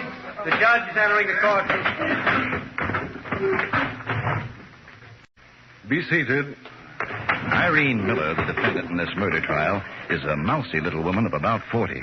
The big police matron with her makes Irene look even smaller than she is. Hear ye, open session. I doubt if she weighs 100 pounds. Her lawyer's smiling at her reassuringly, but Irene doesn't seem to notice. She's scared to death. Judge Gregory A. Harrison presiding. Ladies and gentlemen of the jury, you are the judges of the evidence to be laid before you. Be just and fear not, for the true administration of justice is the foundation of good government. The people versus Irene Miller. For the people, James McMahon, Esquire, Assistant District Attorney. For the defendant, William J. Walden, Esquire. The first time I met Irene Miller, the defendant, was the night Bill Krug of Homicide let me work the siren on the police car as we tore out to the home of Roger J. Simpson. Irene Miller was Mrs. Simpson's maid, and she was waiting for us at the door.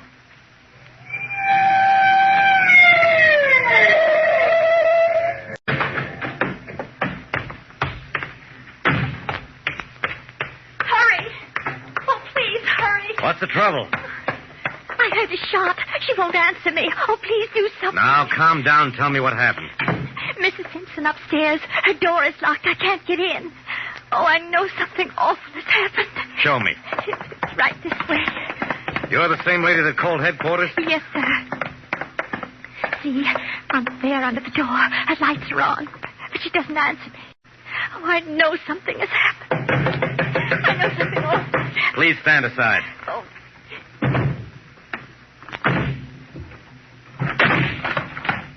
Mrs. Simpson. Mrs. Simpson. Wait a minute, lady. Save your breath. The woman is dead. Plugged right through the heart. Oh, no. Well, I better phone headquarters and get started on the formalities. I don't want you to touch anything. Ladies and gentlemen of the jury, the state will submit evidence to prove that Irene Miller cunningly wormed her way into the confidence of Mrs. Florence Simpson for the purpose of larceny.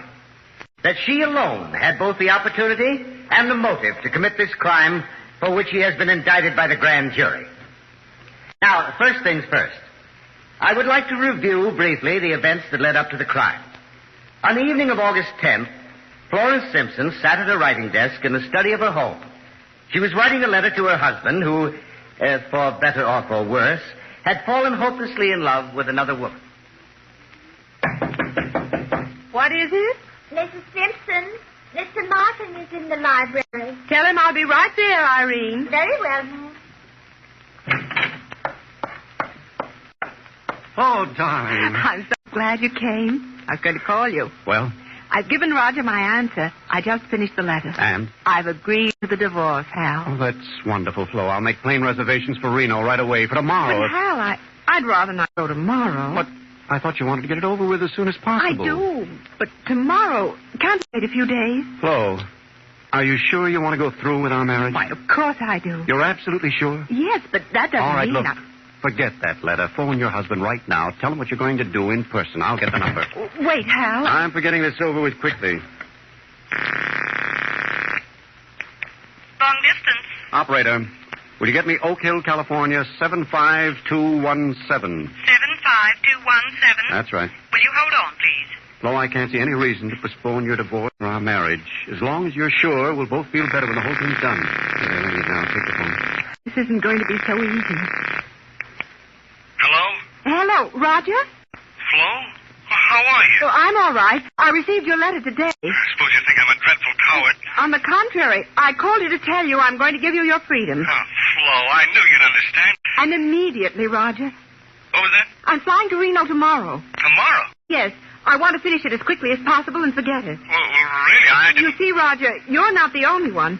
I, too, have fallen in love. Oh, you're joking. You weren't joking, were you? Well, no, but... Well, is there anybody I know? Yes. Hal Martin. Hal? How long has this been going on? What does it matter now? In a few weeks, you can marry the woman you want, and I'll marry the man I want, and we'll both be happy. You're in love with him, huh? Is he there now? Yes. I see. That's the way it is. That's the way it is. Goodbye, Roger, and good luck. Well, that's that. Now about a little celebration. Oh, not tonight, Hal. I'm rather tired. It's been such a long day. Would you rather be alone? Oh, you're very sweet. Yes, I would tonight, if you don't mind. You won't be angry. You're not upset? No, of course not. Can I take you to the plane tomorrow? If you get the reservation, I'll insist on it. Okay. Good night, darling. Good night, Hal. Pleasant dreams.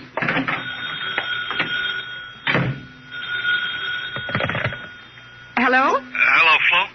Yes, Roger. What do you want? Don't you think we ought to have another talk? As far as I'm concerned, there's nothing more to talk about. Look, Flo, I can fly over there in a couple of hours. I'm sorry. It's no use. Listen, I've been thinking this whole thing over. Goodbye, Roger. Irene? Oh, Irene? Yes, Mrs. Simpson. Irene, I'm going to fly to Reno tomorrow. Tomorrow? Yes, tomorrow. Will you bring my bags up to my room? Right away, Mrs. Simpson. I'll go on up and get some things ready.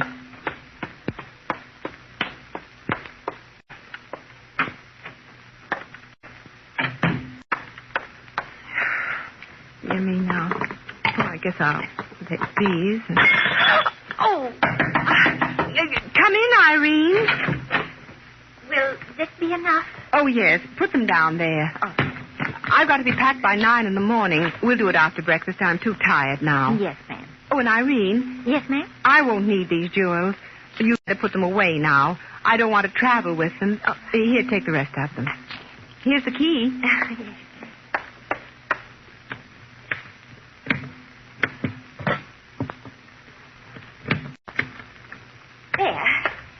Will there be anything else? Oh, that's all, Irene.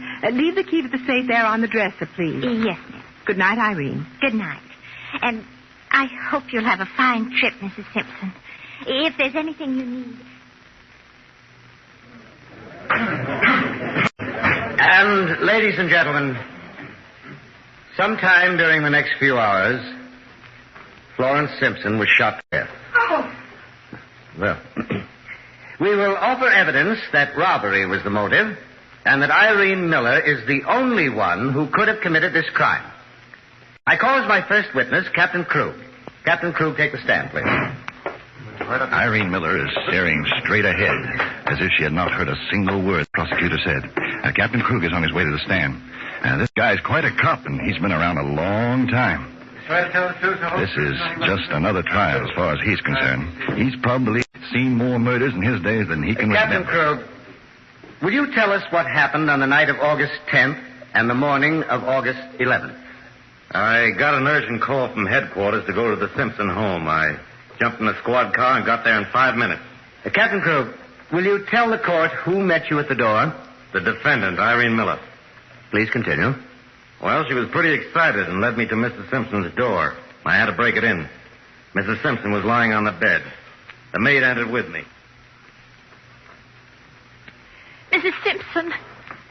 Mrs. Simpson. It's no use, lady. Save your breath. The woman is dead. Oh. Plugged right through the heart. Oh. Well, I'd better phone headquarters to get started on the formality. Captain Krug speaking. Give me police headquarters. Oh, why did she do it? She didn't do it, lady. This woman's been murdered. Oh, Ryan, this is Krug. I'm out at Roger Simpson's place. Yeah, his wife's dead. Now pick up the medical examiner and hustle out there, will you? Okay, I'll be looking around. Who could have done such a thing? Someone she knew? Why do you say that? Because there's no sign of a struggle, no distortion in her face. She certainly wasn't frightened.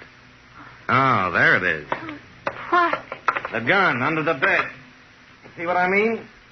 People don't shoot themselves and throw the gun under the bed. One shot fired. Ever see this gun before? No, never. Who's in this house tonight? Just Mrs. Simpson? Do you have any visitors? Yes, and Mr. Harold Martin. Who's he? A friend of Mrs. Simpson. Where's Mr. Simpson? Oh, he's away.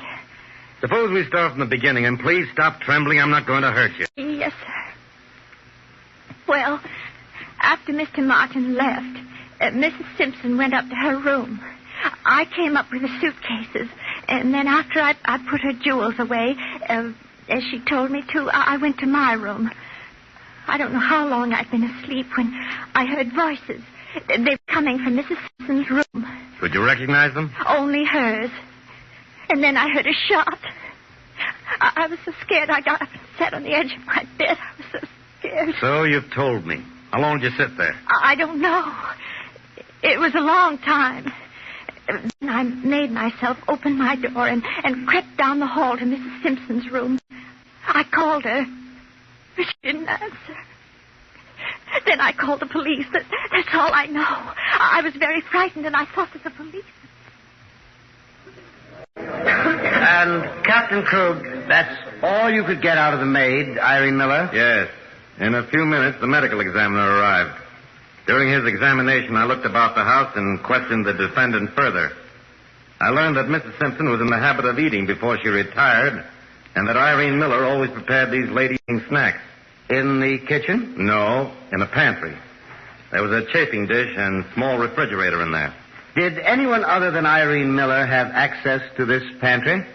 Well, anyone could have gone in there, I suppose. Captain Krug, what did you find in that pantry? A diamond brooch. It was in the chafing dish. Will you speak up, please? A diamond brooch. It was in the chafing dish. James Manfield, the jeweler, identified it as a piece he had made up for Mrs. Simpson for $12,000. Thank you, Captain Krug. No more questions. Your witness? No questions. You can step down. Now, will Mr. Harold Martin take the stand, please?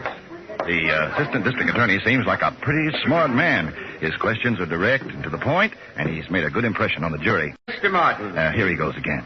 You were a close friend of the deceased, were you not? Yes. Were you with Mrs. Simpson prior to the time she was murdered? Yes. Please tell the court what took place. She telephoned her husband. Told him she would agree to a divorce. It was her intention to leave the next morning for Reno to start proceedings. She appeared tired, asked me to leave, so I did. So several hours later, my telephone rang and Captain Krug told me to hurry to Mrs. Simpson's home. I guess it was about a half an hour later when I got there. You see why I asked you to come over, Mr. Martin. But this is impossible, Captain. I can't understand it. I was with Mrs. Simpson only a short time ago.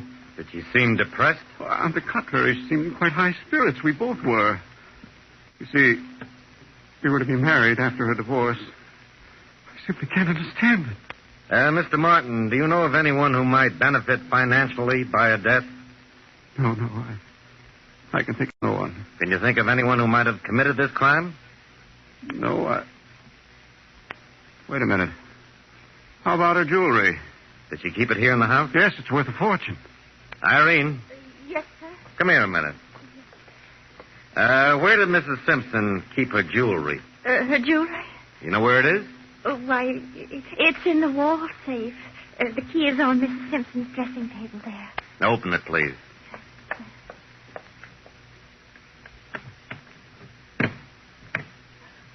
Why, it's empty. There's nothing here. Oh, I guess that clears that up. Oh. Where are Mrs. Simpson's jewels, Irene? I don't know. I put them in there last night. Are you sure? Yes, I'm sure. Captain, I'm sure you can appreciate what a terrible shock this has been to me. If you don't mind, I'd like to go home. Sure. Go home and get some rest. We'll be in touch with you. Thank you. I appreciate the courtesy you've shown me. If I can be of further assistance. Now, What time did you arrive home, Mr. Martin? It's about dawn. I was completely exhausted and fell asleep. I don't remember anything until evening. Thank you very much, Mr. Martin. Your witness. Mr. Martin, the state contends that only the defendant knew that Mrs. Simpson kept many valuable jewels in her home. From your testimony, I would gather that you also were aware of this. Yes, I knew that she kept some of her jewels at home. Well, isn't it true that you were also aware of the exact location of them? Why, yes, I knew where she kept them. That's all, Mr. Martin. State rests. Your Honor, I move for dismissal on the grounds that the state has failed to present any significant evidence to justify the charges against my client. Denied. Please get on with the trial and call your first witness. Your Honor, I would like to call attention to one very important fact that was glossed over in the medical examiner's report. I refer to the blood stain found on the carpet in the victim's bedroom. This stain was at least 15 feet from her bed and unquestionably marks the spot where the victim was shot. I contend that some person, much stronger than this 100-pound defendant, shot Florence Simpson and carried her 15 feet to her bed. My first witness will be the defendant herself. Will Irene Miller take the stand, please? This frail woman walks fearfully to the stand. Right here. Thoughts are running through her head, I do not know. But from where I sit, she looks like a tragic, forlorn figure without hope or friends. She's taking the oath. Can you hear her? Nothing but the truth. I do. All right, be seated. Irene, how long had you worked for Mrs. Simpson? I guess 12 years. During that time, were you ever in any difficulties with her? Oh, no, sir. Were you fond of her? Yes, sir. I liked Mrs. Simpson. Was she kind to you? She was kind to me. She was always kind to me. Now, when you left Mrs. Simpson's room, was that the last time you saw her alive? Yes. In the story that you told Captain Krug and later related by him on the stand about how you were awakened by a shot, you stated that you were unable to arouse your mistress and that you phoned the police and that you were unaware of her death until Captain Krug broke open the door and discovered the body. Do you wish to change any of that testimony now? No. No, it's the truth. It's just like I swore. The whole truth and nothing but the truth. I'm sure of it. Did you in any way whatsoever contribute to your employer's death? Oh, no. I swear it. I've told you everything. I have nothing to conceal while you torture me. Thank you. Thank you, Irene. That's all. That's all. Your witness. Now, Irene, I don't want to frighten you. We're all after the same thing, the truth. But there are some questions that I'm sure the jury would like to have answered. For example, you testified that you heard strange voices in Mrs. Simpson's room. Yes, and I did, too. Was Mrs. Simpson in the habit of entertaining in her bedroom after you'd retired? Oh, no, sir. Never, sir. Now, Irene, really? Did you hear these voices at all? Yes. Oh, yes, I did. I said so. Yes, I did. That is your story, huh? And you're going to stick to it. Well, let's get on to the next question. The brooch. You know it was found in a chafing dish that was kept in a part of the pantry that only you worked in. Can you give us any help on that mystery? No, I don't know how it got there. All right. We'll go on to the next question. Do you admit that you were the only one who had regular access to Mrs. Simpson's bedroom? Yes, sir. Did Mrs. Simpson lock her door when she retired? Yes, always. But the key to that bedroom is missing. I know that. When Mrs. Simpson retired, she locked her door, yet the key to her door is missing. I think that's funny, too. I'm sure you do. It would seem to me, then, that the door to her bedroom had been locked from the outside. I guess so. Then it's reasonable to assume that the murderer, after shooting the victim, removed the key from the inside of the door, walked out of the bedroom, closed the door, locked it from the outside, hid the key, and phoned the police. You're trying to accuse me. That's what you're trying to do. My dear lady, you're already accused. You've been indicted. And if the jury has not had enough already to convict you, I'll give them plenty more. Unless my colleague has some serious objection, perhaps he will allow the jury to decide the fate of the defendant. Does the defense wish to object? I do, Your Honor. I can't say that I approve the prosecution's tactics in the handling of this witness. Objection sustained. Any more questions? No, Your Honor, that's all. Step down, please. Will Margaret Heflin take the stand, please? Margaret Heflin's a smart, attractive woman. She looks like she's been around a bit and back again. She's just a bit overdressed, a little too flashy, I should think, to impress an average jury. Margaret, will you please explain to the court just what your relationship is with Mr. Roger Simpson? We're going to be married. Oh, then you were the cause of Mr. Simpson asking his wife for a divorce. I guess so. Were you with Mr. Simpson on the night of August 10th? For a while. Did he get any phone calls? Yes. From his wife. She agreed to divorce him so he could marry me. Yes. How long were you with Mr. Simpson in Oak Hill, California? About 2 weeks. You flew out there with him, didn't you? How long did it take you to make the trip? It's only about 2 hours by plane. About 2 hours. And did you find the plane service good? Fine. There's a plane about every hour. I see. Now, after Mr. Simpson talked with his wife and complained of a headache, what did you do? I left him. What time was that, please? I'm not sure exactly. I think it was sometime between 9 and 10 o'clock. And when did you next see Mr. Simpson? It was noon the next day. I met him for lunch. It was in a small but very nice restaurant. Sorry I was late, dear. You look terrible, Roger. I hope the prospect of our marriage isn't too much for you. What was that? You're not paying any attention to me. Oh, I'm sorry, dear. Forgive me. Roger, since the phone call last night from your wife, you've been acting like a doomed man. Look, if you want to call our marriage off, it's okay with me. I won't die from the shock. No, it isn't anything like that. Well, then what is it? I guess I'm a little confused, that's all. Hey, this is a fine way for us to be acting almost on our wedding day. Hey, here, Margaret. Got a little gift for you. Oh, Roger, it's gorgeous. Oh, I've never seen anything so wonderful in my life. I'm glad you like it. It's simply out of this world. Look, Roger, when did you buy this for me?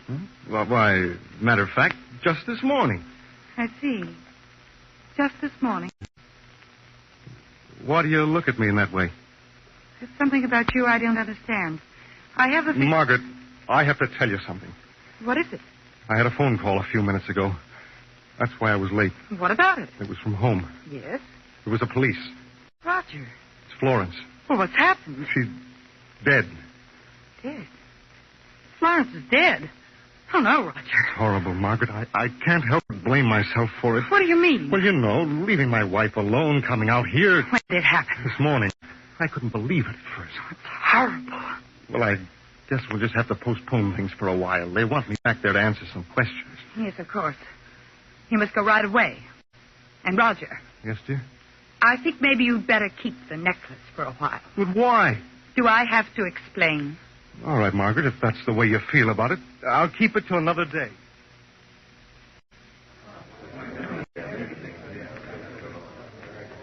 Margaret, I'm sure the court would be very interested to know why you returned that necklace. Because I was afraid. Afraid? Of what? Roger told me he had bought it that morning. Yes, go on. I knew he didn't buy it. How did you know that? The clasp was worn. I knew it wasn't a new necklace. But Mr. Simpson is a very wealthy man. Why would he give you a second-hand necklace? Well, that's what worried me. It seemed odd. I couldn't understand it. Had you any suspicions as to whom the necklace might have belonged? I object. Objection sustained. In that case, I have no more questions. Your witness. No questions. Are there any other witnesses? Defense rests, Your Honor, ready for summation. You may proceed. Ladies and gentlemen of the jury, please remember that the state's case is based on circumstantial evidence. No one saw Mrs. Simpson killed. The defendant, Irene Miller, was arrested and charged with this crime because she happened to be the only one at the scene of the crime. Now, we do not deny that Florence Simpson was killed by someone she knew and trusted, but Irene Miller isn't the only one who had the confidence of Florence Simpson. Her husband wouldn't have aroused her suspicions. He could have flown from Oak Hill, murdered his wife, and flown back with a necklace that he gave Margaret Heflin, all within the space of a few hours. He's failed to prove his whereabouts on that fateful night. And I dare say Harold Martin, the man she intended to marry, could have gotten away with this. No one saw him leave the Simpson home that evening. But these men are wealthy. And robbery is supposed to be the motive for this crime. But, ladies and gentlemen, robbery was not the motive. Do you think that Irene Miller would be stupid enough to murder for jewelry that she could never dispose of and leave $250 in cash in the victim's purse? That's what they found in it. Irene Miller did not commit this crime. She's as innocent as any one of you. The guilty person will be found today, tomorrow, sometime. And so long as there's a reasonable doubt in your mind, your duty is to find Irene Miller not guilty. Thank you. Is the prosecution ready to sum up? We are, Your Honor. Please proceed. Ladies and gentlemen, I have no fear of your being misled by my colleagues' attempts to divert your thinking by sly suggestions that someone else might have murdered Florence Simpson. I'll admit that Irene Miller acted clumsily, but that was because she had to act quickly. Irene Miller deposited the jewels in the secret compartment. The temptation of years came to a sudden climax in her undeveloped mind. She grabbed up the revolver and fired. The rest I'm sure you know. How she hid part of the loot in the chafing dish, how she closed the bedroom door and locked it from the outside. Naturally, there was no look of fear on the dead woman's face. Why would she suspect that her maid was planning to kill her? Only the defendant had the motive as well as the opportunity to commit this crime. The evidence is overwhelming and painfully conclusive. If justice is to be done, your verdict must be guilty. Thank you.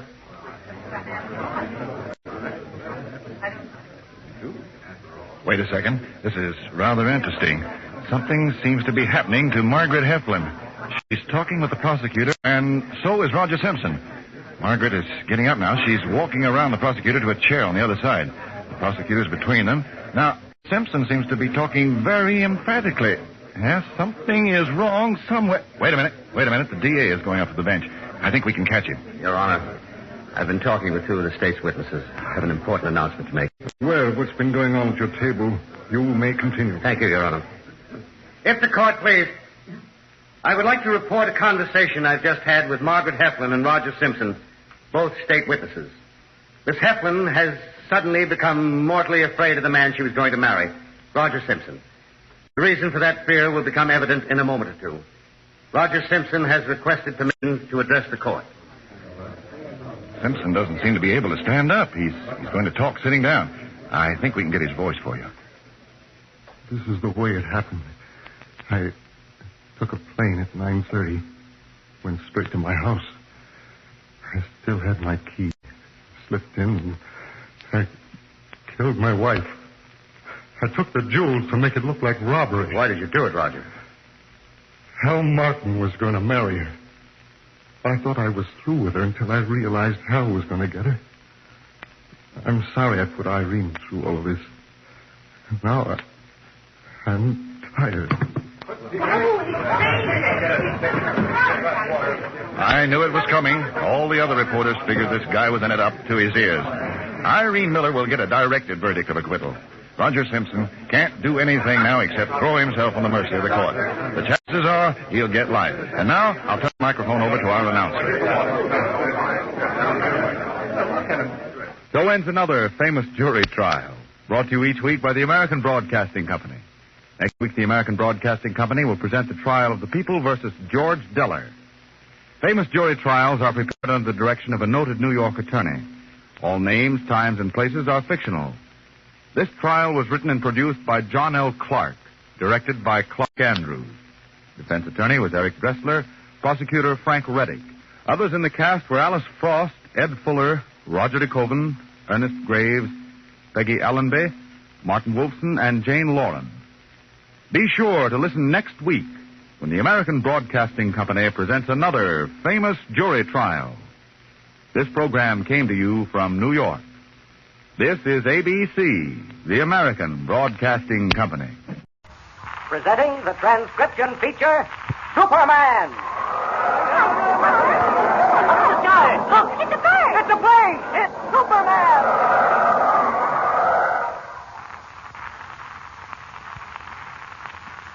And now, Superman, strange visitor from the planet Krypton, who has come to Earth with physical powers far beyond those of mortal men. Superman, who can leap tall buildings at a single bound, bend steel in his bare hands, race a speeding bullet to its target, and who wages a never-ending battle against crime and oppression, disguised as Clark Kent, mild-mannered reporter for a great metropolitan newspaper. When we last saw him, Kent, as Superman, had captured the Yellow Mask and turned the master criminal over to the police. Returning to the Daily Planet, he was informed by Lois Lane that editor Perry White wanted to see both of them in a hurry. As our story opens today, Kent and Lois are outside Editor White's office, waiting to be announced. Listen. Yes? Clark Kent and Lois Lane? Have them come right in, please. Now, as I was saying, Mr. Remsen, this city has never had a crooked DA in all its history. So the Daily Planet will more than welcome the chance to put all its power and prestige behind a movement to get rid of District Attorney Parker. If ever a man was guilty of using his high office for crooked, unprincipled... come in, Lois. Hello, Clark. Oh, Mr. White. Got your orders for us to prepare before you pronto. So, we came running. Clark, Lois, I want you to meet Mr. Remsen. Ralph Remsen. How do you do? Remsen. I recall that name. Weren't you District Attorney Parker's assistant at one time? That's right. Oh, of course, I remember now. You resigned because you claimed the rotten politics going on in Parker's office was too much for you to take. Yes, I resigned, all right. That was about 2 months ago. Sit down, Lois. Clark, we've something to talk over.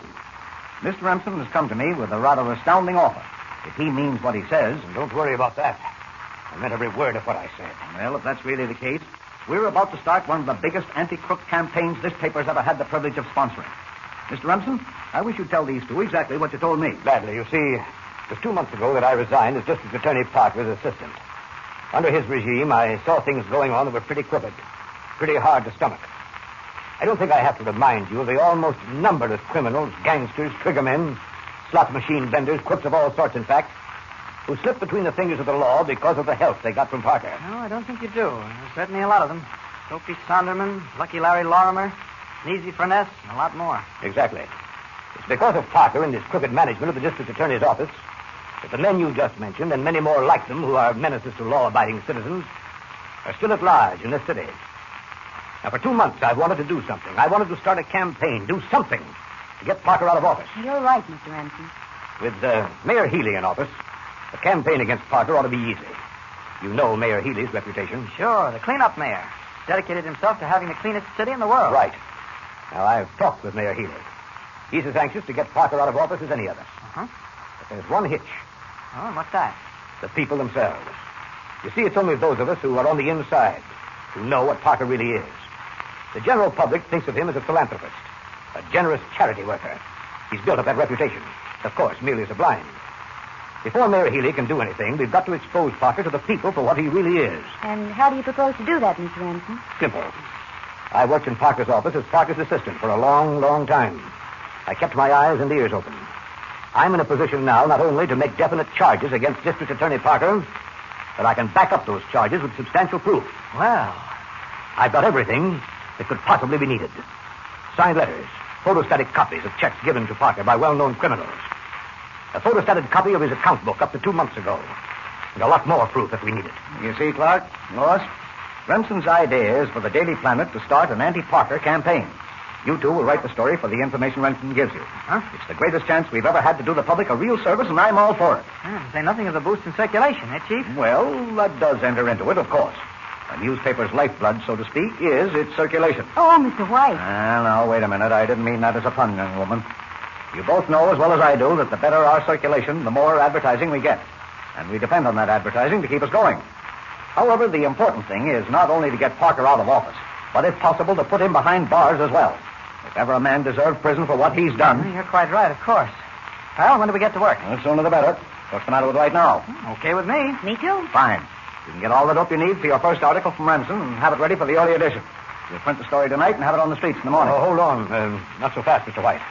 I'm afraid you'll have to give me a little time to get my stuff prepared. It won't take you long to get enough material together for one article, will it? Don't forget, I have a lot of other things to do as well. However, I believe I can have enough material for the first article against Parker ready by about, shall we say 4 this afternoon? Suits me. Lois and I have a date for dinner and the theater afterwards. But we can whip out an article between 4 and 7 without half trying. Okay with you, Lois? Sure thing. Good. Then let's all meet in my office here at 4 o'clock this afternoon. All right. Mr. Remsen, I can't tell you how indebted I am to you for the chance you're giving us. The chance to do a really great service for the people of this city. All right, then, 4 o'clock this afternoon here in my office. 42, 43, 44, 45, 46, 47... Brownie, will you, for heaven's sake, stop playing with that yo-yo? Oh, D.A., look what you went and made me do. I bet I could have gotten up to 100 on my yo-yo if you hadn't interrupted. I don't pay you to play with a yo-yo. Now put it away. What's eating you, D.A.? Well, I remember the time I could sit here in your private office and play with the yo-yo all day long. All right, You all right. remember the day I almost broke 100? I got up to 85 and then a string broke. I bet I could have If broken you 100 don't that- stop talking. Gee, I'm sorry, D.A. You are upset, ain't you? Upset is hardly the word for it. I'm in a spot, and for once in my life, I don't know what to do about it. Who's bothering you, D.A.? Just give me his name and address. No. This is one thing that can't be handled by strong-arm methods. Brownie, the doc was in to see me this morning. Yeah, that's one of the guys that sort of keep an ear to the ground for you, ain't it? Yes. He told me something that set me to thinking. The Daily Planet is starting a campaign to get me out of office and put me behind bars. The Daily Planet, eh? It's simple. I just mosey up, pay the editor a little visit. Haven't I just told you it's not as simple as all that? We're not dealing with one person now, Brownie. We're dealing with a newspaper, a great corporation. I wouldn't be unduly worried about it. I've been through this sort of thing before, except... Yeah, except what? Brownie, the man who's supplying the material for these articles is none other than Ralph Remsen. Remember him? Oh, do I say, there was a guy. He was the straightest guy I ever met. Say, you remember the arguments you used to have and how he finally quit? Yes, I remember. I remember only too well. If it were anyone but Remsen, we might be able to buy him off. Well, what's wrong with bumping him off? Can't do that. He's probably turned over all the material he's got to the newspaper. No, Brownie, this seems to be one problem that has no answer to it. One riddle that seems to have no solution. Well, my opinion... Wait a minute.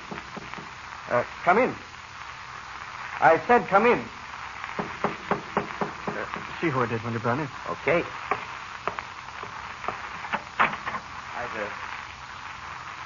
It ain't nobody.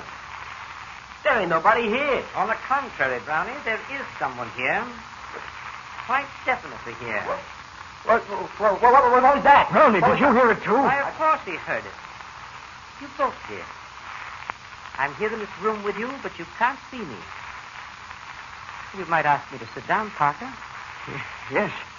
Yes, by all means. Sit down, please. I hope my coming hasn't been too much of a shock to you. You see... Wait a minute. What's going on here? Who are you? Where are you? As to who I am, Parker, that need not concern you. As to where I am, I'm sitting in this chair across from you. You cannot see me because I am invisible. I'm getting out of here. Where's me yo-yo? Stay where you are, Brownie. You're not going to be hurt. As a matter of fact, I've come here, Parker, to offer my services to you. Your services? In this matter of the newspaper campaign that's getting underway. Oh, that. You need my help, Parker. You're powerless to prevent the Daily Planet from printing that story alone. But I can prevent them from printing it. How? Leave that to me. The question is, are you willing to pay for whatever help I can give you? Certainly I'm willing to pay. But see here, what's this gag about being invisible? How could anybody possibly, by the greatest stretch of the imagination... I will only say, Parker, that there is nothing supernatural about it. I make myself invisible by means of a trick. What that trick is shall, of course, remain a secret with me. Now let's get down to business. A campaign directed against you has been started. If it is not stopped, it will surely wreck your career and ruin you forever. Only I can stop it. How much are you willing to pay? How much do you want? $100,000. 100,000? Oh, that's ridiculous. It's downright criminal. How well you know the meaning of the word. Parker, I want $100,000. Not a penny less.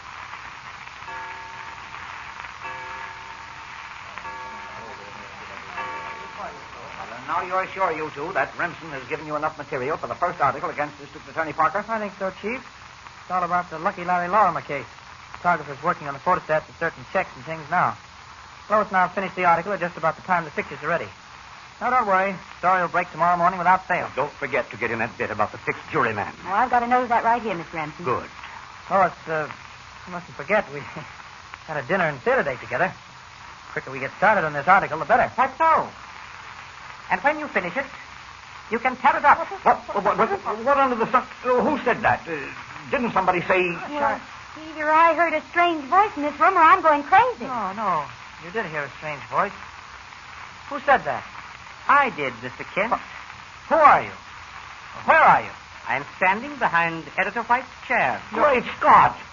As to who I am, gentlemen, Miss Lane, prepare to do business with the Invisible Man. What strange mystery surrounds the Invisible Man? By what trick does he make himself invisible? And how does he intend to stop our friends from publishing their articles about District Attorney Parker? Be sure to hear the next thrilling and mystifying episode of this story with Superman. And remember, tune in the next thrilling installment of the transcription feature, Superman. Up in the sky, look! It's a plane! It's a plane! It's Superman!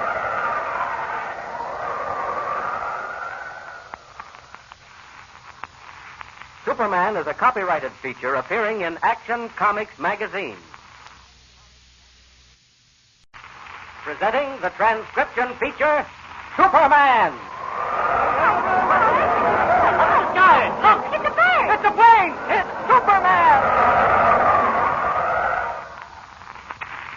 And now, Superman, strange visitor from the planet Krypton, who came to Earth with physical powers far beyond those of mortal men, and who fights a never-ending battle against crime and oppression, disguised as Clark Kent, mild-mannered reporter for a great metropolitan newspaper.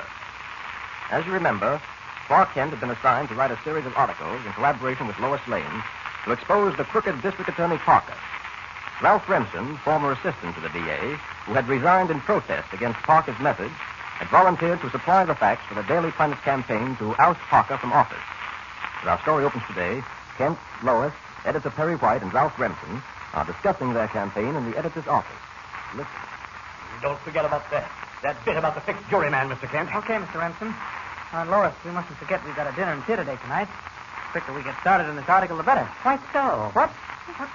And when you finish writing it, Miss Lane, Mr. Kent, take a suggestion from me and tear it up. What under the sun? Who said that?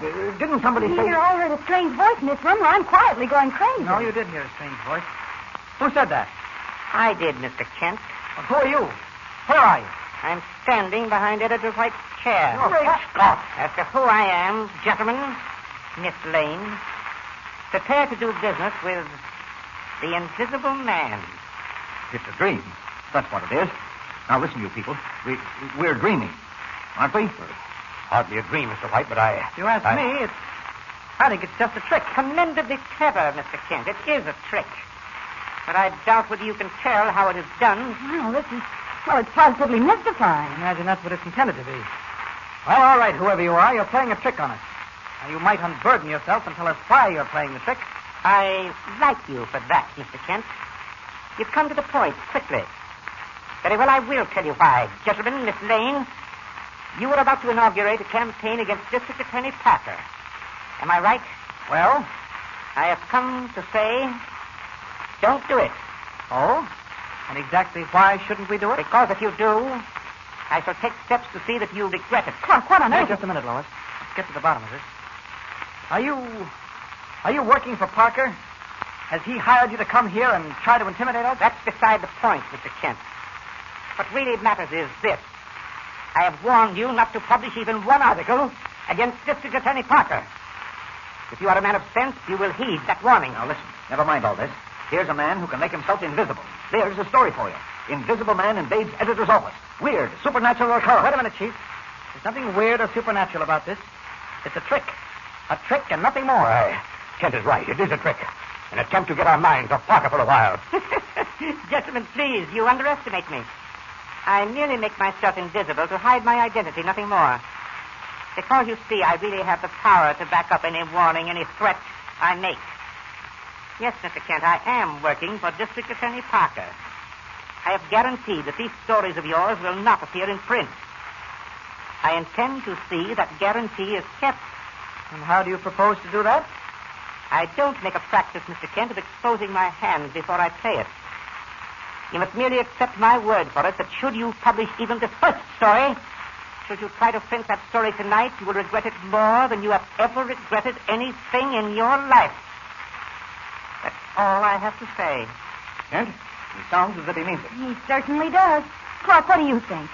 All I can say is, threats or no threats, Invisible Man or not, we ought to go ahead with that story. What do you say, Chief? I agree with you 100%, Kent. I knew you would. Well, did you hear that, Mr. Invisible? I say, did you hear our answer to your warning? He doesn't answer. Why, he's gone. He went just as silently and mysteriously as he came. Oh, this will make a whale of a story. Now, look here, Kent. Let Lois write the story on District Attorney Parker. You sit down and beat out a column or two on this Invisible Man yarn. I wouldn't do that, Chief. Well, why not? Because I think if you give this thing time, if you let it develop by itself, you'll really have a story. You'll have a story that'll make this town stand on its ear. A story that'll have everybody talking for weeks to come. What do you mean? What are you getting at? Well, don't ask me to explain, Chief. Just wait and see. Well, Lois, we'd better get started on that article. We've got a dinner date together at Victorio's at 7 o'clock. Oh, goodness, Clark, I'd almost forgotten. Over this Invisible Man business and everything. Well, shall we work in your office or mine? Oh, mine will do. Come on, let's go. But Kent, wait a minute. What? This Invisible Man. If I only knew the answer to how he does it. When we learn that, then we will have something.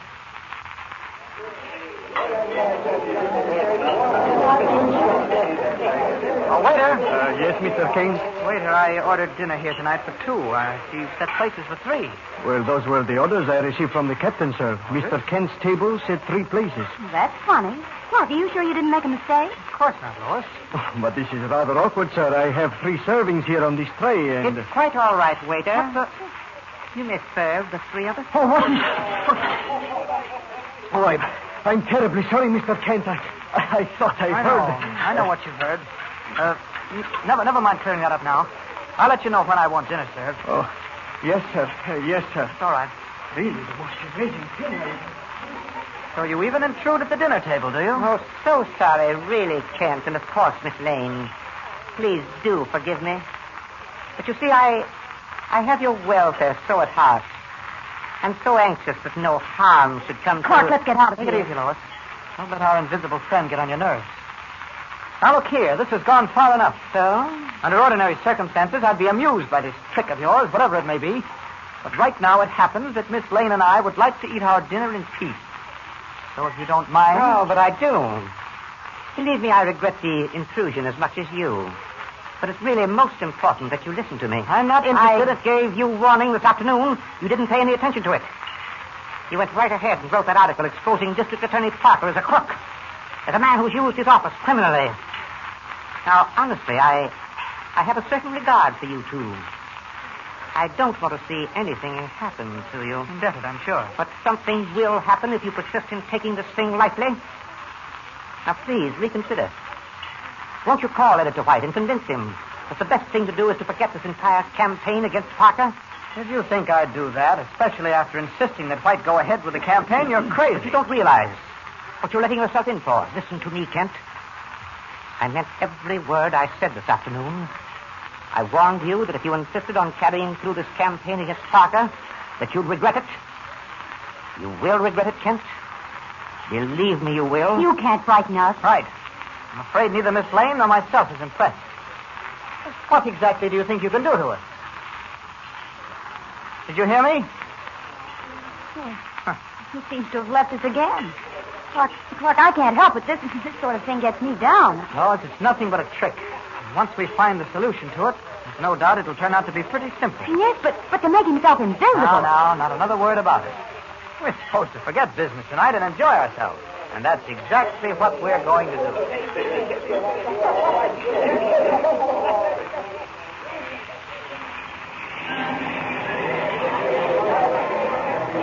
I don't think he was quite in character during the last part of that. It was one of the most exciting plays I've seen in years. The way he sort of... Fresh orange, get a fresh fruit drink, dear. Fresh orange. Oh, it's a wonderful play, Clark. I'm so glad we came, aren't you? Glad you're enjoying it, Lois. How do you think it'll end? You know, I'm sort of anxious to see the third act. Well, I don't know. I'm inclined to think that... Mr. Clark Kent. I'm being paid. Over here, boy. Oh, Mr. Kent? Yes? A message for you, sir. Call from a Mr. White at the office of the Daily Planet. Yes? What's the message? Mr. White said to tell you to get back to the office as quickly as you can. It's very urgent. Thank you. Here you are. Thank you, sir. What are you thinking of happening? I don't know, Lois. Whatever it is, we'll soon find out.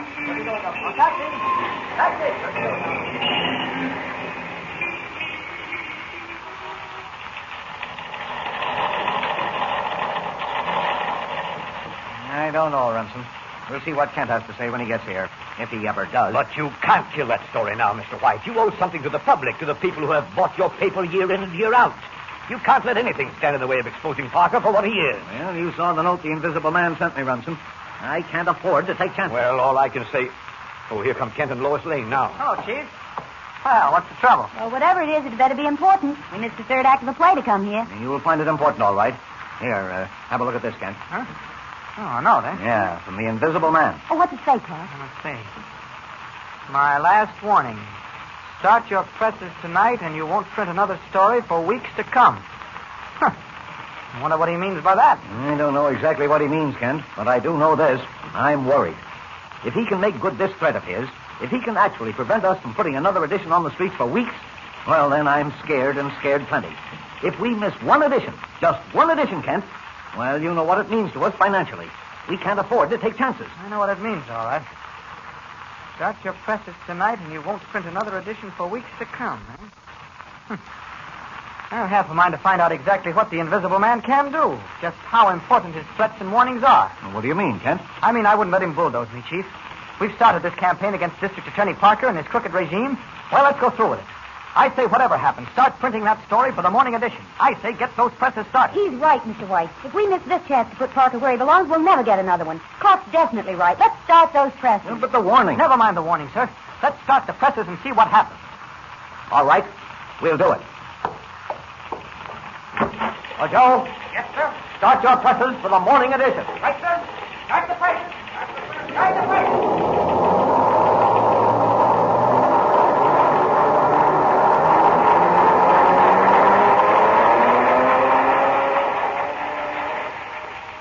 Will the Invisible Man make good his threat? And what will happen?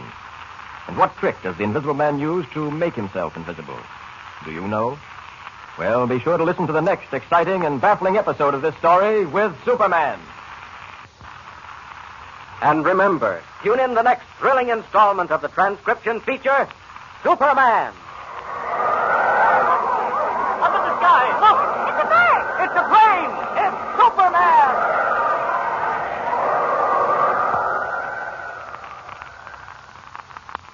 Superman is a copyrighted feature appearing in Action Comics magazine. Presenting the transcription feature, Superman. Guys, look, it's a plane. It's a plane. It's Superman.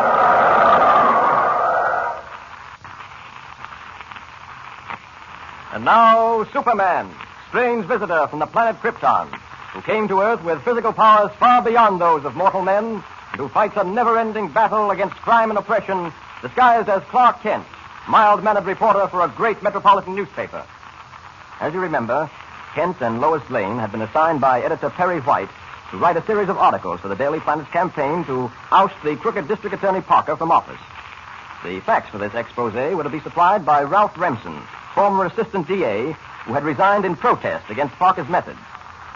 When we last saw them, they were surprised by a baffling obstacle, an invisible man, who, although he could not be seen, talked with them and warned them against publishing the expose. As our story opens today, Kent has just returned to the city room of the Daily Planet, where he finds Editor White and Remsen greatly excited. Listen. Here, read this note, Kent. It arrived from the Invisible Man only a short while ago. Let's see. My last warning. Start your presses tonight, and you won't print another story for weeks to come. Huh. You know, Chief, I've half a mind to find out exactly what the Invisible Man can do. Just how important his threats and warnings are. But the warning. What do you think, Mr. Remsen? I'm not sure, Mr. White. Never mind the warning. Let's start the presses and see what happens. All right. We'll do it. Joe? Yes, sir? Start your presses for the morning edition. Okay, Mr. White. Start the presses. Start the presses.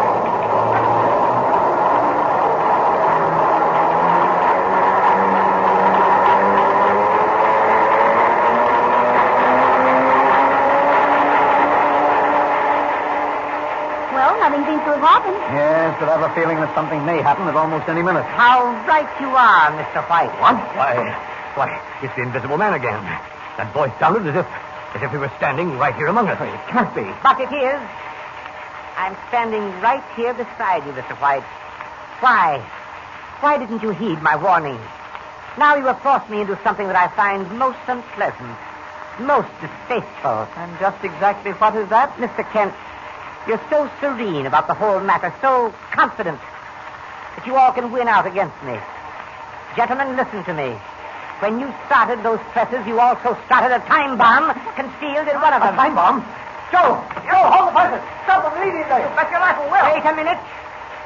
That won't do any good, I'm afraid. Stopping the presses won't stop the bomb. It won't? I decided, Mr. White, that if you were foolhardy enough to disregard my advice, I'd teach you a lesson. You started the bomb, you cannot stop it. Your presses will be blown into wreckage. As I said in my note, it will be weeks before you publish another edition of your paper. Oh, Kent, this is terrible. What can we do? Think of what it means to the paper. If those presses are blown up, if we're unable to get another edition on the streets in weeks, we're ruined, man. Utterly ruined. Well, I for one, don't see what you can do about it, Mr. No, we've got to do something. Those presses are worth hundreds of thousands of dollars. If we're forced out of business for even a few days, we'll... Kent, can't you think of something? Yes, Kent. Think of something. You got Mr. White into this? Figure some way to get him out. He's right. You did get me into this, Kent. It was you who said to go ahead and start those presses. Kent, you've simply got to just a minute, please. We're all standing here wasting time talking about the value of those presses. And we haven't even begun to think about the lives that may be lost in this thing. How much time have we? By my watch, you have exactly 2 minutes. 2 minutes? You have one chance, Kent. If you can find the bomb and destroy it within 2 minutes, you'll be all right. Yeah. If you fail to find it within 2 minutes, remember, I'm afraid you'll have to suffer the consequences. You now have exactly 1 minute and 45 seconds. Good luck, gentlemen, and good night. Of course, we've simply got to find that bomb. It's our only chance. Looks like it, Lois. You men. Yeah? You men here in the press room. Right. You've got 1 minute and 30 seconds to find that bomb. Right. Better start looking for it right now. Yeah. Somebody better keep a good watch on the time. All right. Remsen, find that press over there. Okay, Kent. Mr. White, you take that one over there. Right. Come on, Lois. We'll have a look at the one near the window. Okay. Anybody see it yet? How much time have we, Clark? No, we have 1 minute. We better get out of here. Keep looking, man. I'll watch the time. I'll get you out of here before it goes off. Don't worry. Suppose there's some mistake in the timing. Suppose the Invisible Man deliberately gave us the wrong time. Gotta take our chances on that. Oh, hang it all. Where can it be? No, it's nowhere to be found in that press, Kent. Well, try another one. Keep looking. Keep looking. It's too late, Kent. Too late. If we don't need this... Wait. What? Look. What is it, Lois? There it is. Concealed behind that bale of papers. Yes, that's it, all right. Get it out of there, for heaven's sake. There's no time. Less than 30 seconds left. You men, everybody, get out of this room as quickly as you can. Hurry. Come on, you guys. Come on, get going, Chief. There's no time to lose. Oh, those presses. Hundreds of thousands of Oh, dollars. never mind the money. Think of your life. Come on, let's get out of here.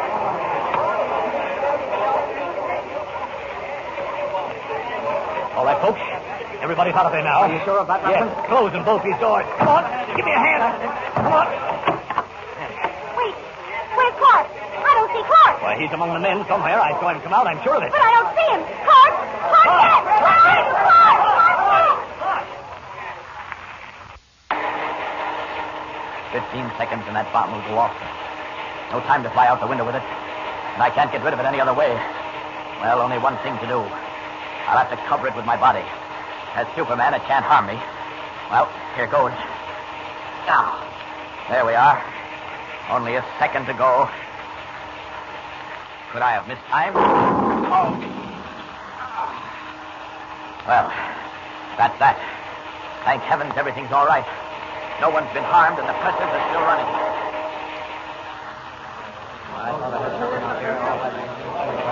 Sounded like the bomb to me. Why, it couldn't have been anything else. It was kind of muffled. There hasn't been any other explosions. Yeah, it was muffled. Maybe something went wrong with it. You think we can go in now? Yes, I think we can chance it. Oh, Clark, there you are. I've been looking all over for you. I put a call through for the fire department. I thought we might be needing them. I guess we can go in and see what damage has been done. All right, Joe. Yeah? We can open the doors now. Yes, sir, Mr. White. Look. There's a hole blown in the floor. But that seems to be about all the damage that was done. I can't understand it. It was no small bomb that blew that hole in the floor. Why didn't the explosion blow those presses into smithereens? That is odd, isn't it? Well, whether it's odd or not, the important thing is no harm was done. The presses are still running, Chief. And it looks as if we'll make the morning edition. At least the first expose of District Attorney Parker will reach the public in time.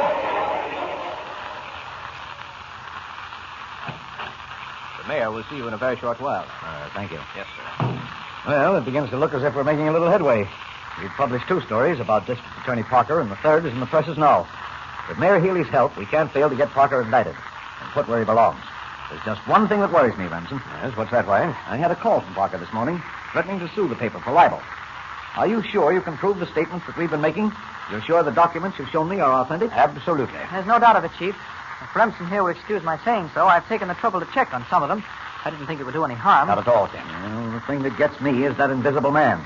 Now, you people can talk all you want about being a trick, but that voice gives me the willies. I keep listening for it, expecting it to speak almost any moment.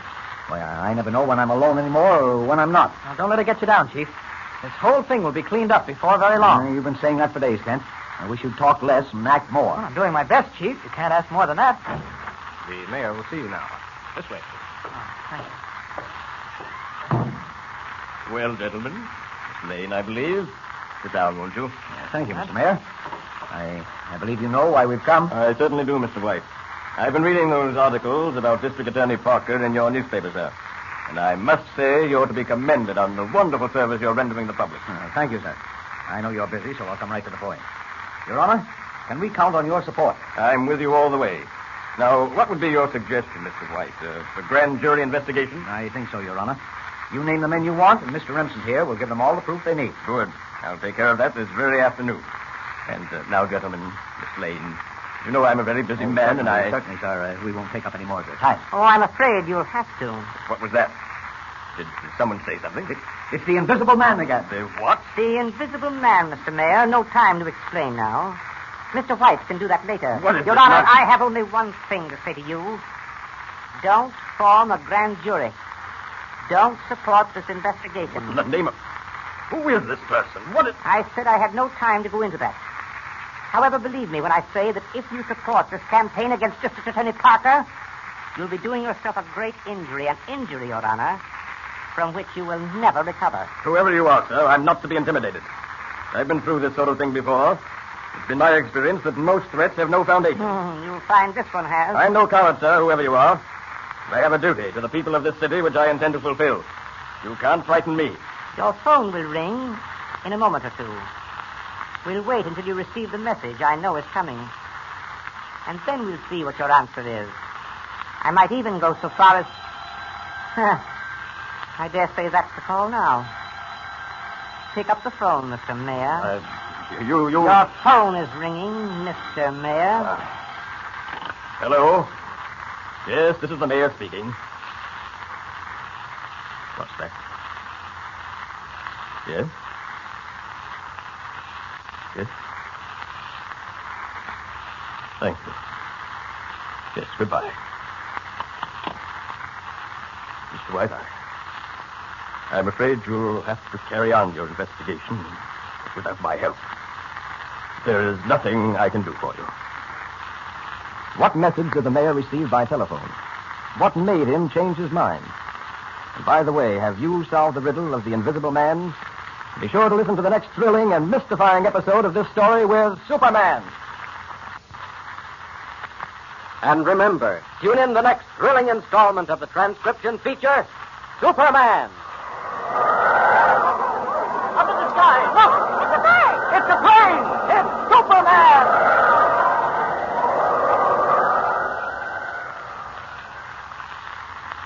Superman is a copyrighted feature appearing in Action Comics magazine. Presenting the transcription feature, Superman! Look! It's a plane! It's a plane! It's Superman!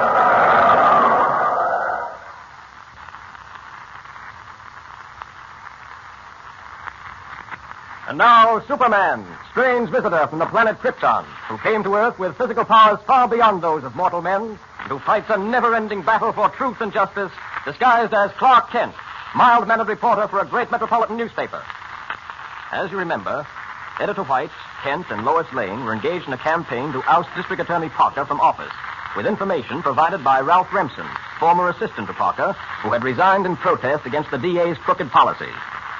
A baffling obstacle confronts them now. An invisible man who, though he cannot be seen, warns them against going through with their campaign. The invisible man has already attempted to blow up the Daily Planet, in which, however, he was thwarted by Superman. When we last saw them, Editor White, Kent, Lois, and Remsen were in the office of the mayor, who had just pledged his support, when the voice of the invisible man warned him to have no part in it. Listen. Don't be misled, Mr. Mayor, into thinking that because I'm invisible, I can do you no harm. This is preposterous. Look here, you people. Is this some sort of stupid trick you're playing on me? Some joke that I wish it were only a joke, Your Honor. That voice you hear is the voice of the invisible man. Ridiculous, Mr. White. There can't be such a thing as an invisible man. It does sound ridiculous, doesn't it? Of course, Mr. Remsen. But we know there is an invisible man. I'm afraid Mr. Remsen is right, Your Honor. You see, we've heard that voice before. The first time was in Editor White's office. Yes, and then Mr. Kent and I heard it while we were having dinner in a restaurant. The invisible man actually sat down at the table with us. And now, Mr. Mayor, you hear my voice here in your own office. Incredible. It's some trick. It must be. Trick or no trick, Your Honor, be warned in time. Give your assistance to this campaign against my friend, District Attorney Parker, and you'll regret it. I refuse to be intimidated. I shall certainly give my support to any campaign... Wait, please. In a moment, Mr. Mayor, your telephone will ring. After you have answered the telephone, you will change your mind. Ridiculous. Utterly ridiculous. I certainly don't... Mr. Kent, what are you doing at that closet? What right have you, sir, to open that closet and examine the inside? Yes, Clark. What's the idea? Well, nothing, Chief. I was just sort of looking around. Looking for what, sir? Why, I don't know. A dictaphone or a telephone. Yes, Your Honor, your phone is ringing. Pick it up and answer it. Or perhaps you are afraid. Afraid? Why should I be afraid? Hello? Yes, this is the mayor speaking. Oh, yes, my dear. What's that? Yes? Yes? I see. Gentlemen, Miss Lane, I'm afraid I must withdraw my support. There is nothing I can do for you. But, Mr. Mayor... A phone call, Mr. Mayor. What was it about? Let me answer that. That was the mayor's wife. She called to tell him that she and her young daughter had just been in an automobile accident. No, she knew all the time. An accident, Mr. Mayor, from which they barely escaped with their lives. A truck crashed into their car. Wasn't that it? Yes. That was it. Gentlemen, Miss Lane, I hope you understand. I'm no coward. But my wife, my little daughter, well, they mean more to me, far more than any political career. We can't blame you, sir. It's the human thing to do. What's that blasted invisible man? Kent. Yes, sir. A little while ago, you mentioned a dictaphone. Yes? You said there might be one concealed in this office. Well, I just had an idea that maybe... Your idea must be right. Mr. Mayor, I suggest we search this office and search it thoroughly. If we don't find a dictaphone or some such thing concealed around here, I'll be very much surprised. Mr. White, I think you've got something. Let's start looking for that dictaphone. It's Kent. Suppose you search the next office very carefully. Right, sir. Mr. Remsen, you take that little office in there. All right, Mr. Mayor. Miss Lane and Mr. White will help me search this office. It's larger than the others and will take more time. Now, don't spare a thing. Search the closet. Pull up the rugs. But be sure you leave nothing untouched. Oh, this is very amusing. No, Mr. White, not in that closet. Why not try the other? If I could get my hands on you... Exasperating, isn't it? Perhaps I'm in the mold. Shut up, will you? Shut up! Oh, this is nerve-wracking. Oh, Mr. Benson, there's a couch in that office you're in. Look behind that. Don't worry, I will. Your Honor, Mr. White, Yes, Lois? I know where the invisible man is. You know? I just saw the shadow of someone out there on the fire escape. I barely saw it, but there's someone on that fire escape outside the window. Lois, if you're right... Come on, White. Unless I miss my guess, this solves the mystery of the invisible man. Oh, wait. I have a gun in my desk. Yeah, there. Now then, White, you throw open the window, and I'll cover whoever's out there with this automatic. Right. All set? Yes. Then here goes. Don't move, you or I'll fire. Do you hear me? Clark. It's Kent. Oh, what on earth you... Sorry if I've upset you. I was just doing a little investigating out here, and I thought... Never mind what you thought. How did you get out on this fire escape? You were in the other office. This fire escape doesn't reach to the window of that office. Why, it would take a Superman to leap across the space between. Well, you see, I came up from below. I went through your office. We didn't see you. No, you were too busy searching the room to notice me. I went below to the office under this one, got out on the fire escape, and came up. And we thought you were the invisible man. And no doubt. You see how stupid you all were. That voice. The invisible man again. Will somebody give me a hand through this window, please? Okay, come on. You and your fire escapes. And his dictaphones, too. Friends, I hope you realize now that I can and do call the turn without the need of mechanical contrivances. I'm sure all of you can see the wisdom of giving up this campaign against District Attorney Parker. I don't know what to do. Well, I do. Yes, Benson? I haven't waited months for this chance to put Parker behind bars to throw it away now. I say, let's go ahead with this campaign. That's right. Bravo, Mr. Remsen. Most courageous. Also most foolhardy. I agree with Mr. Remsen. Let's go ahead with the campaign. I don't know about that. What's that, Kent? I say let's drop the whole business. Why, what do you mean, Kent? Kent, you certainly don't mean you'd be willing to give up this campaign to break a crook like District Attorney Parker? Why not, Chief? I'm a reporter, not a crusader.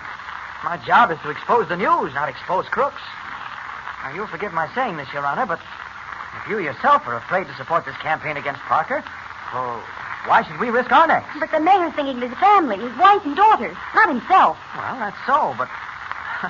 Well, where are we without the mayor's support? I'll tell you where we are, Kent. If the mayor can't help us, then the governor can. Lois, you and I'll drive upstate tonight and see the governor first thing in the morning. I'll get action on this campaign if it's the last thing I do. Hello? Yes, this is District Attorney Parker. Who? Oh, hello, Lucky. Yeah? Now, wait a minute, Lucky. Yes, I know all about the story in the Daily Planet. Well, what can I do about it? What? Now, wait a minute, Lucky. Don't get tough with me. What? All right. All right, goodbye. Oh, as if I could do anything to stop Remsen and frighten them. Come in, come in. Oh, who the devil? Close the door, Parker. Oh, the invisible man again. Glad to see me, Parker? You've got a nerve showing... Well, not showing your face around here. Relax, Parker. You've got nothing to worry about. Yeah, that's what you said last time. And between then and now, 2 stories have been published in the Daily Planet. I know, but... There are no buts. Now get this. I promised you $100,000 to do this job.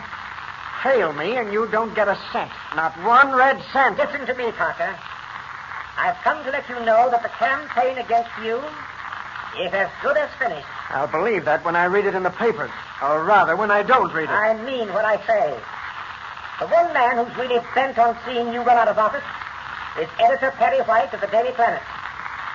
The one way to stop this campaign is to get rid of Editor White. So what? What are you getting at? Tonight, White and Lois Lane are driving up to see the governor at the Executive Mansion. From the city to the governor's mansion is a trip of about 140 miles. I have so arranged it that something will happen to their car at exactly the 100th mile. 100th mile? What have you done? Placed a bomb in the car? No, Parker. Nothing as crude as that. Oh, I get it. You're going to have a truck crash into them or something, huh? No, that might not succeed. The plan I have thought out cannot fail. When White and Miss Lane reach the 100th mile of their trip, it will be the end of them and their campaign against you. Yes, but what have you done to the car? You'll have to wait and see, Parker.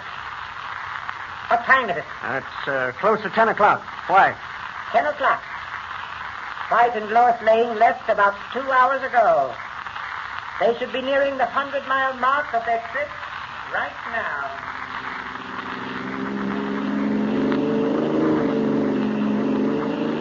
Any for your thoughts, Lois? What? Oh, I was just thinking. About Kent? Yes. Funny, his acting the way he did, wanting to give up this campaign against Parker. Oh, he'd never been very courageous, but... Well, I never thought he was that cowardly. Best forget it. Tired? A little.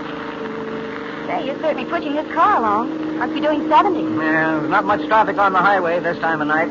How far do we still have to go before we reach the executive mansion? About 40 miles, I'd say. Let's see. Yeah, the 100-mile mark is just coming up. Another mile and a quarter, and we'll have covered exactly 100 miles.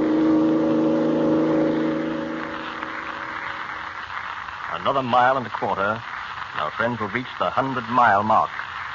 What will happen? What has the Invisible Man done to Editor White's car? And will Superman be able to help Lois and White? Be sure to hear the next exciting episode of our story with Superman. And remember, tune in the next thrilling installment of the transcription feature, Superman. Up in the sky! Look! It's a plane! It's a plane! It's Superman!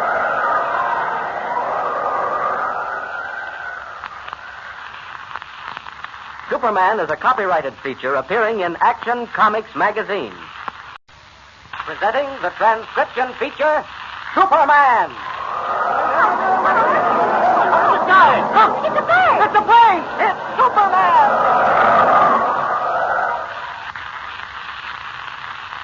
And now, Superman, strange visitor from the planet Krypton, who came to Earth with physical powers far beyond those of mortal men, who fights a never-ending battle against crime and injustice, disguised as Clark Kent, mild-mannered reporter for a great metropolitan newspaper. As you remember, Editor White, Kent, Lois Lane, and Ralph Remsen had gone to the mayor to enlist his aid in the campaign against District Attorney Parker, whose crooked practices, they believed, made him unfit for office. The mayor had pledged his support when the Invisible Man, strange and baffling ally of the crooked DA, warned him against it by involving the mayor's wife and daughter in a near-fatal accident. Then Kent surprised everybody by refusing to have anything more to do with the campaign himself. As our story opens today, we join White and Lois, who are driving alone to see the governor in the state capital 140 miles away. Listen. Ready for your thoughts, Lois? What? Oh, I was just thinking. About Kent? Yes. Funny his acting the way he did, wanting to give up this campaign against Parker. Oh, he's never been very courageous, but... Well, I never thought he was that cowardly. Yeah, best forget it. Tired? A little. Say, you're certainly pushing his car along. Must be doing 70. No, there's not much traffic on the highway this time of night. How far do we still have to go before we reach the governor's mansion? About 40 miles, I'd say. Let's see. Yes, the 100-mile mark is just coming up. Another mile and a quarter, and we will have covered exactly 100 miles. Onward the car roars at 70 miles an hour, headlights boring into the black night, onward to certain destruction. Meanwhile, at the offices of the Daily Planet, Clark Kent talks to Ralph Remsen, the man responsible for the campaign against Parker, unaware that his friends are in danger. Listen. Exactly what makes you so anxious, Remsen, to get District Attorney Parker out of office? I don't like crooks, Kent. And I don't like to see the people of this city cheated and hoodwinked. I don't like cowards either, Kent. Meaning what, Remsen? You know, Kent, there's something peculiar about you. What do you mean? Well, take what happened in the mayor's office this afternoon. All of us are searching for a dictaphone, thinking that maybe the Invisible Man works his trick voice that way. Yes? You go into another room, another office, and start searching that. Well? The next thing we know, you're out on the fire escape. And to get to that fire escape from the other room, you'd have to leap 20 feet through space. Well, I explained that, Remsen. I merely walked through the mayor's office, went downstairs to the office just below the mayor's, and came up again by way of the fire escape. Yes. But for one thing, I didn't see you come through the mayor's office. I've already said that all of you were too busy searching the place to see me. Maybe so. But if you wanted to examine that fire escape, why didn't you do it through the mayor's office? Why did you have to go downstairs and come up with the fire escape? Well, I thought... Yes, you thought what? Well, you see, Hi, everybody. Oh, hello, Jimmy. You know Mr. Remsen, don't you? Oh, I sure do. You're the man who was giving Mr. Kent and Miss Lane all the dope in Parker, aren't you? That's right, Jimmy. I've been looking for Miss Lane. Anybody know where she is? Oh, didn't you know, Jimmy? What? Lois and Editor White are on their way to the governor's mansion. They want to get the governor's help in his campaign against Parker. Oh. They left about 2 hours ago. Ought to have covered the best part of the trip by this time, 100 miles at least. Why didn't you go with them, Mr. Kent? You and Miss Lane are working this case together, aren't you? Yes, that's right. Mr. Kent doesn't want to say so, Jimmy. But at the moment, he and your friends aren't getting along so well. You mean Lois and Mr. White are mad at you, Mr. Kent? Oh, in a way, yes. Why? What happened? Well, Mr. Kent wanted to give up the campaign to get rid of District Attorney Parker. It seems the Invisible Man is sort of getting on his nerves. I don't get this. That isn't true, is it, Mr. Kent? Well, Jimmy, I just don't see how we can do anything against an adversary you can't even see. Or to put it bluntly, Mr. Kent doesn't see why he should risk his neck. Now, that isn't true. Mr. Kent is the bravest man in the world. Well, when we were... Those are Mr. Kent's own words, Jimmy. Now, wait a minute, Remsen. I was just trying to look at things sensibly. You're trying to make me out a coward in front of Jimmy here. Well? He's called you a coward, Mr. Kent. You're not going to let him get away with it, are you? So long as I know it isn't true, Jimmy. You can't let a man call you a coward and not do something about it. Yes. Why don't you do something about it, Kent? I've been itching to take a sock at you ever since you tried to get everybody to give up this campaign against Parker. If there's anything I detest, it's a coward. Fighting won't get us anywhere. Maybe you'd change your mind if I took a poke at you. See how you like this. Oh, my hand. My hand. You must have a jaw like I think I've steel. broken my hand. I can hit you right in the butt, and it didn't seem to hurt you at all, but look at him. It must have been the way he hit me. He must have hit a nerve in his hand. It was like hitting a stone wall. Mr. Kent, this doesn't settle that business about you being a... Well, you know what I mean. Jimmy, I hope I'm not a coward. I'm not giving up this campaign against Parker because I'm afraid. Then why are you giving it up? The answer to that, my friend, is very simple. What was that? Who said that? That's the voice of the Invisible Man, Jimmy. Huh? I'm sort of getting used to it now, but The you haven't... Invisible Man? Jimmy, you haven't met me before, and so naturally you're a little excited. How do you do, Jimmy? Hello. Oh, Michael. Kent, this question of whether you're a coward or not seems to be a difficult one. Frankly, I'm of the opinion that you are a coward. Maybe we ought to take a vote on it. I have little respect, Kent, for a man who will forsake his friends as you have done the minute danger begins to threaten. I don't see... What are you getting at? What do you mean when danger begins to threaten? Why, yes, Invisible. Exactly what did you mean by that? You're suffering from a case of nerves, gentlemen. I meant nothing special by what I said. Nothing could possibly happen to Miss Lane or Mr. White, could it? Certainly not with me here, and they, shall we say, at least 100 miles away. No. No, I suppose not. Jimmy, what time is it? Just a little after 10. I've got to see the press room foreman right away. Jimmy, you and Remsen can keep the Invisible Man entertained until I get back. Oh, all right, Mr. Kent. Mr. Remsen, this Invisible Man actually exists, or am I dreaming? I'll answer that, Remsen. No, Jimmy, you're not dreaming. I am really in this room with you, but you cannot see me.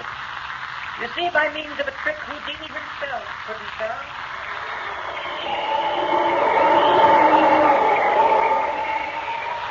I may be wrong, but I'm afraid there was some implication in what the Invisible Man said about Lois and White being in danger.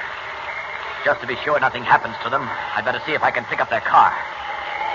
Now, there's the post road below me, like a silver snake in the moonlight. I don't see a car anywhere. Maybe the Invisible Man didn't mean anything at all by what... Wait.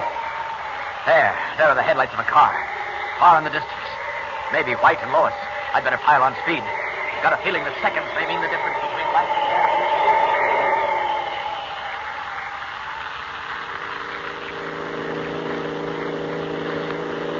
Yes, there's no doubt, Lois, that the governor will help us.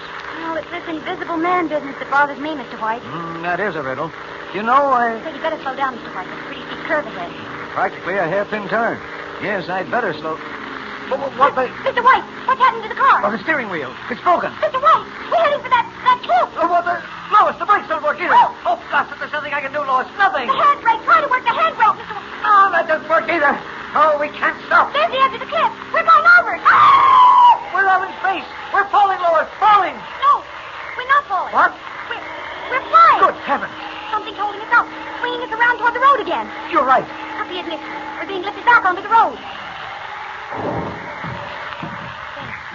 We're safe. Quick, let's get out and see. Come on. There's no one here. Nothing. There is.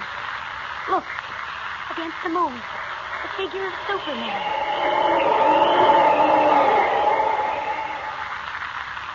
Mr. White, don't you think you ought to give Clark Kent another chance? Yes, Mr. White. Maybe there's some reason for his trying The to... only reason he's got is fear.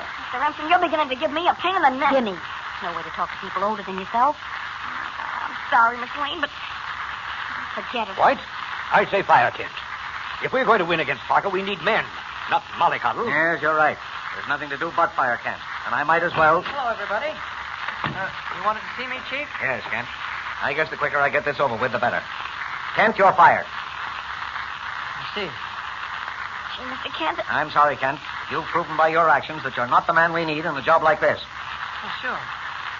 Sure, I understand. Oh, Clark, aren't you going to say something in your own defense? Are you going to stand there and take this the way you take everything else without doing something about it? Mr. Kent, aren't you going to say something? Do something.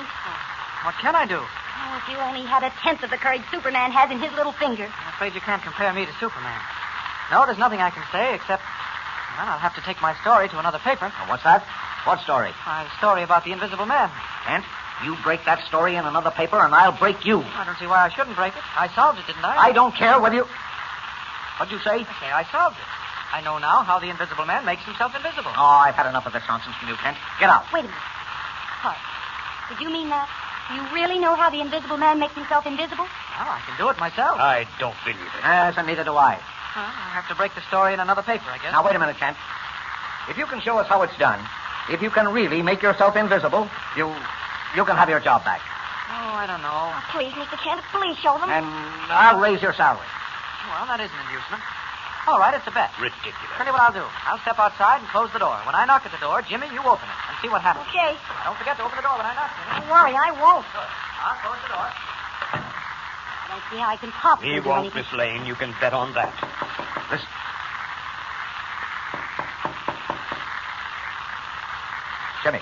Jimmy, quickly, open that door. Well, open it. Oh, okay, Mr. White. But he's not here. Oh, of course he's not there. Just another trick. He knocked at the door and then skipped off down the corridor. You're wrong, Chief. I'm right here in this room with you. What's that? You can't see me. Because, well, you see, I'm invisible. I don't understand this. All right, don't. Well, it looks as if Clark Kent has solved the mystery of the Invisible Man. Do you know how he did it? Well, then, be sure to listen in for the solution when we present our next episode with Superman.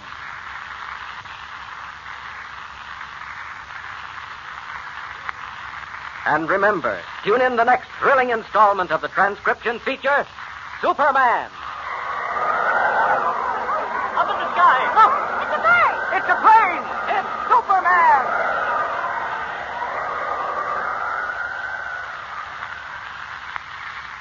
Superman is a copyrighted feature appearing in Action Comics magazine. Presenting the transcription feature, Superman. Look! It's a bird! It's a plane! It's Superman!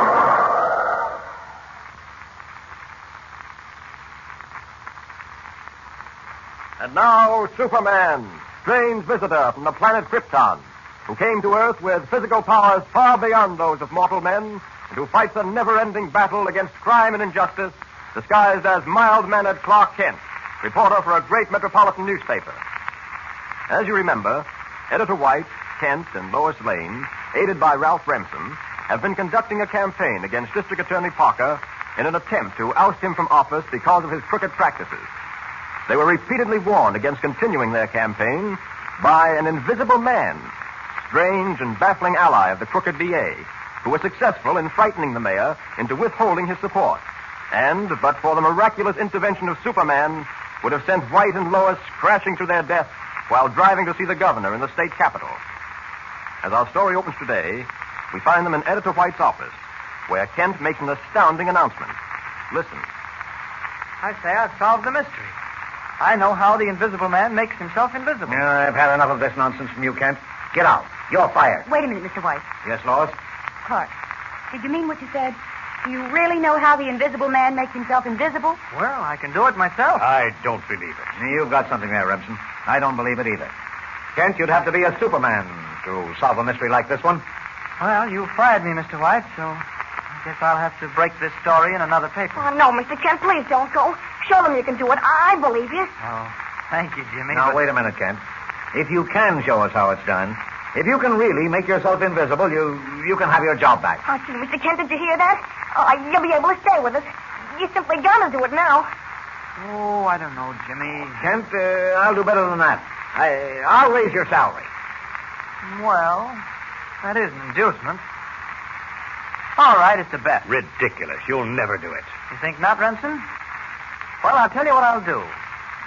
I'll step outside and close the door. Now, when I knock at the door, Jimmy, you open it. And then see what happens. All right, Mr. Kent. Now, don't forget to open the door when I knock. Don't worry, I won't. Good. Now, I'll close the door. I don't see how I can possibly do Don't anything. worry, Miss Lane. He won't. Listen.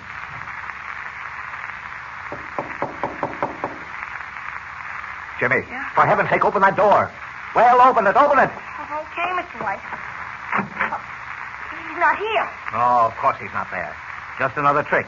He knocked at the door and then skipped off down the corridor. You're wrong, Chief. What? I'm right here in the room with you. Why? But you can't see me because Well, you see, I'm invisible. Say, what is it? I don't believe it.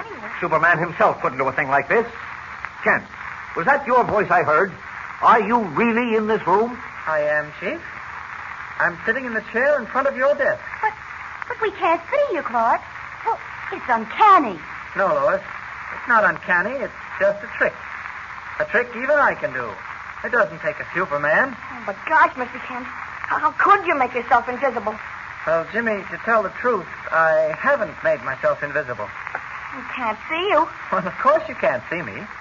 I'm not here. Kent, before I go crazy, will you make sense? You are here. I can hear you talking to me from the chair in front of my desk. But merely because I've centered your attention on that chair. But the fact is that although I am invisible, I'm not invisible. Creepers. Oh, I am going out of my mind. He's invisible, but he isn't invisible. He's here, but he isn't here. Kent, will you, in the name of heaven, explain what this is all about? Well, gladly, Chief. It's all very simple. So simple, in fact, that I caught on to the trick from the very first. You mean you've known all along how the Invisible Man made himself invisible? I have, but no credit to me.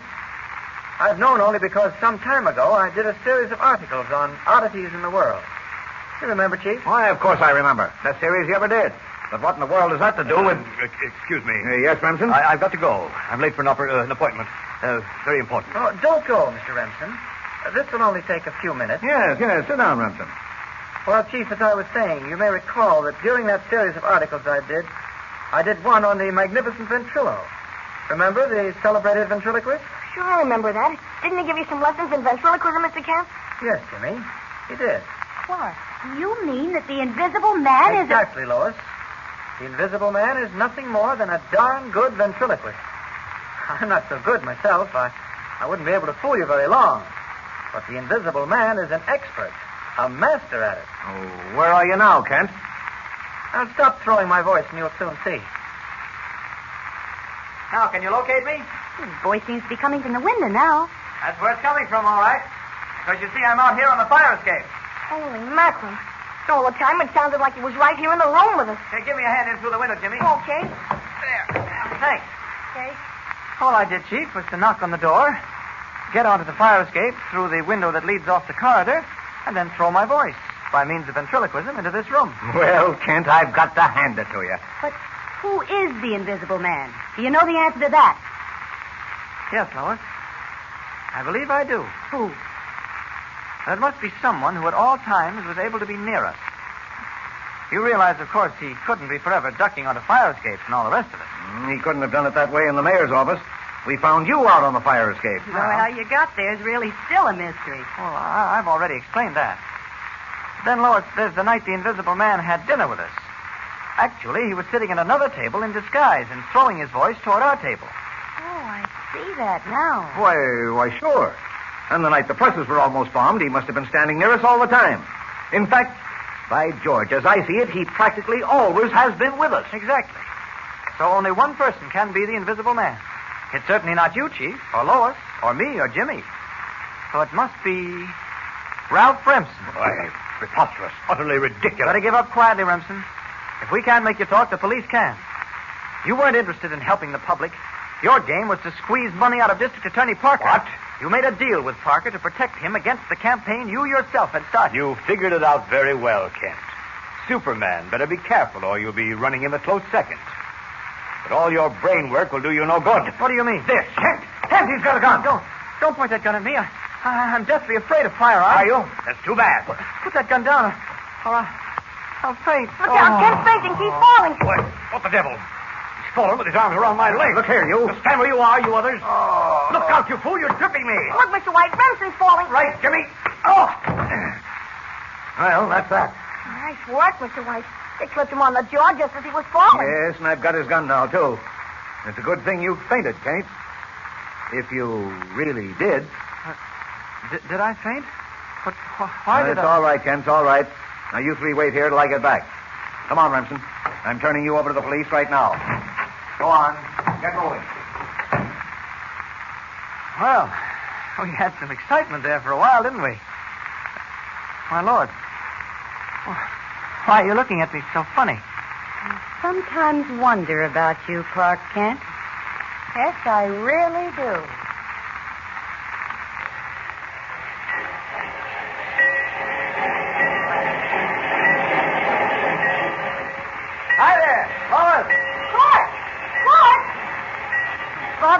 to find you in this crowd. Mr. White told me to meet you down here at the Central Railroad Station. What's it all about? Oh, it's nothing much, Lois. Metropolis National Bank is moving a cargo of $5 million in gold from their vaults upstate to the bank here in the city. Oh, just another story, eh? Yeah, it's nothing exciting, I'm afraid. It's bringing the gold down in a specially constructed armored freight car. Burglar-proof and all that. Oh, I see. Well, $5 million is a lot of money. They're not taking any chances. She said something about there being a special guard of 5 men locked inside the car. Yes, after the guard got into the train, they sealed the doors. Oh, as I say, it's nothing important. White just wanted us to be on hand to cover the story, that's all. The train's due in a few minutes. Guess Mr. White wanted to put us on something quiet after all the excitement we've had. Excitement is right. What with the invisible man and you and White nearly getting killed in that car right at Dead Man's Curve? Yeah, we certainly did. How did you know that? Oh, everybody knows about the accident you nearly had. Yeah, but I never said it happened at Dead Man's Curve. Why, I didn't even know that was the name of the place. Oh, well, White. White mentioned it. That's how I knew. Oh. Well, I'm certainly glad the case of the invisible man's finished with. Yeah. I think both Remsen and Parker deserved what they got. Yep, 5 to 10 years for Remsen, 20 years for Parker. The grand jury didn't waste any time about it. Grand juries never do.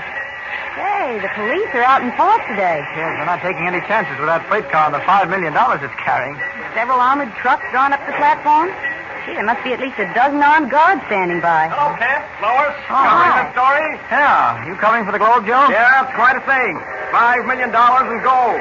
The precautions they've taken. A special armored car designed particularly for bringing the gold here. Yeah, very exciting, I suppose. Hey, look. Here comes the train now. Yeah. Look at that line of freight cars. Yeah. Car carrying the gold is near the end of the line, I think. 4th or 5th from the caboose. Well, we better move down to the other end, then. Yeah, you're right. See, those armed guards are starting to go down toward that end themselves. Hey, something seems to be wrong. Look, they're starting to run. What on earth? Don't ask questions. Come on. I smell trouble in the story. Hey, excuse me, buddy. What's wrong? What's happened? Who are you? Reporter from the Daily Planet. Here's my press card. What's up? It's that freight car. One carrying a $5 million in gold and a crew of 5 guards. Yeah, what about it? Yeah, what happened? It's disappeared. That's what's happened. What? Disappeared? Vanished into thin air. That isn't possible. It was heavily guarded. It was sandwiched in among these other freight cars. How could it possibly have disappeared? Yeah, if I knew that, buddy. Oh, but you can't just pick up a freight car and walk off with it. No? Well, it looks like somebody did, lady. Car's disappeared, and so is the crew of armed guards. You could take it or leave it. Clark, Yes, Lois? I did a little checking before, just to get some details for our story. And that freight car was still sandwiched in among those other cars when this train pulled out from Bolton. Yeah? Bolton's only 20 miles away, and this train never stops between there and here. This thing can't have happened, Clark. No one could have stolen that freight car. It's absolutely impossible. It looks as if someone has found a way to make it possible, Lois. And it also begins to look as if we've got another mystery to solve. Yes, one of the most baffling mysteries we've ever come across. What is the answer to this seemingly impossible mystery? How could the special armored freight car with a crew of 5 armed men disappear into thin air? See if you can figure it out for yourself. And be sure to listen to the next episode of our mystifying news story with Superman. And remember, tune in the next thrilling installment of the transcription feature, Superman. Up in the sky. Look! It's a bird! It's a plane! It's Superman!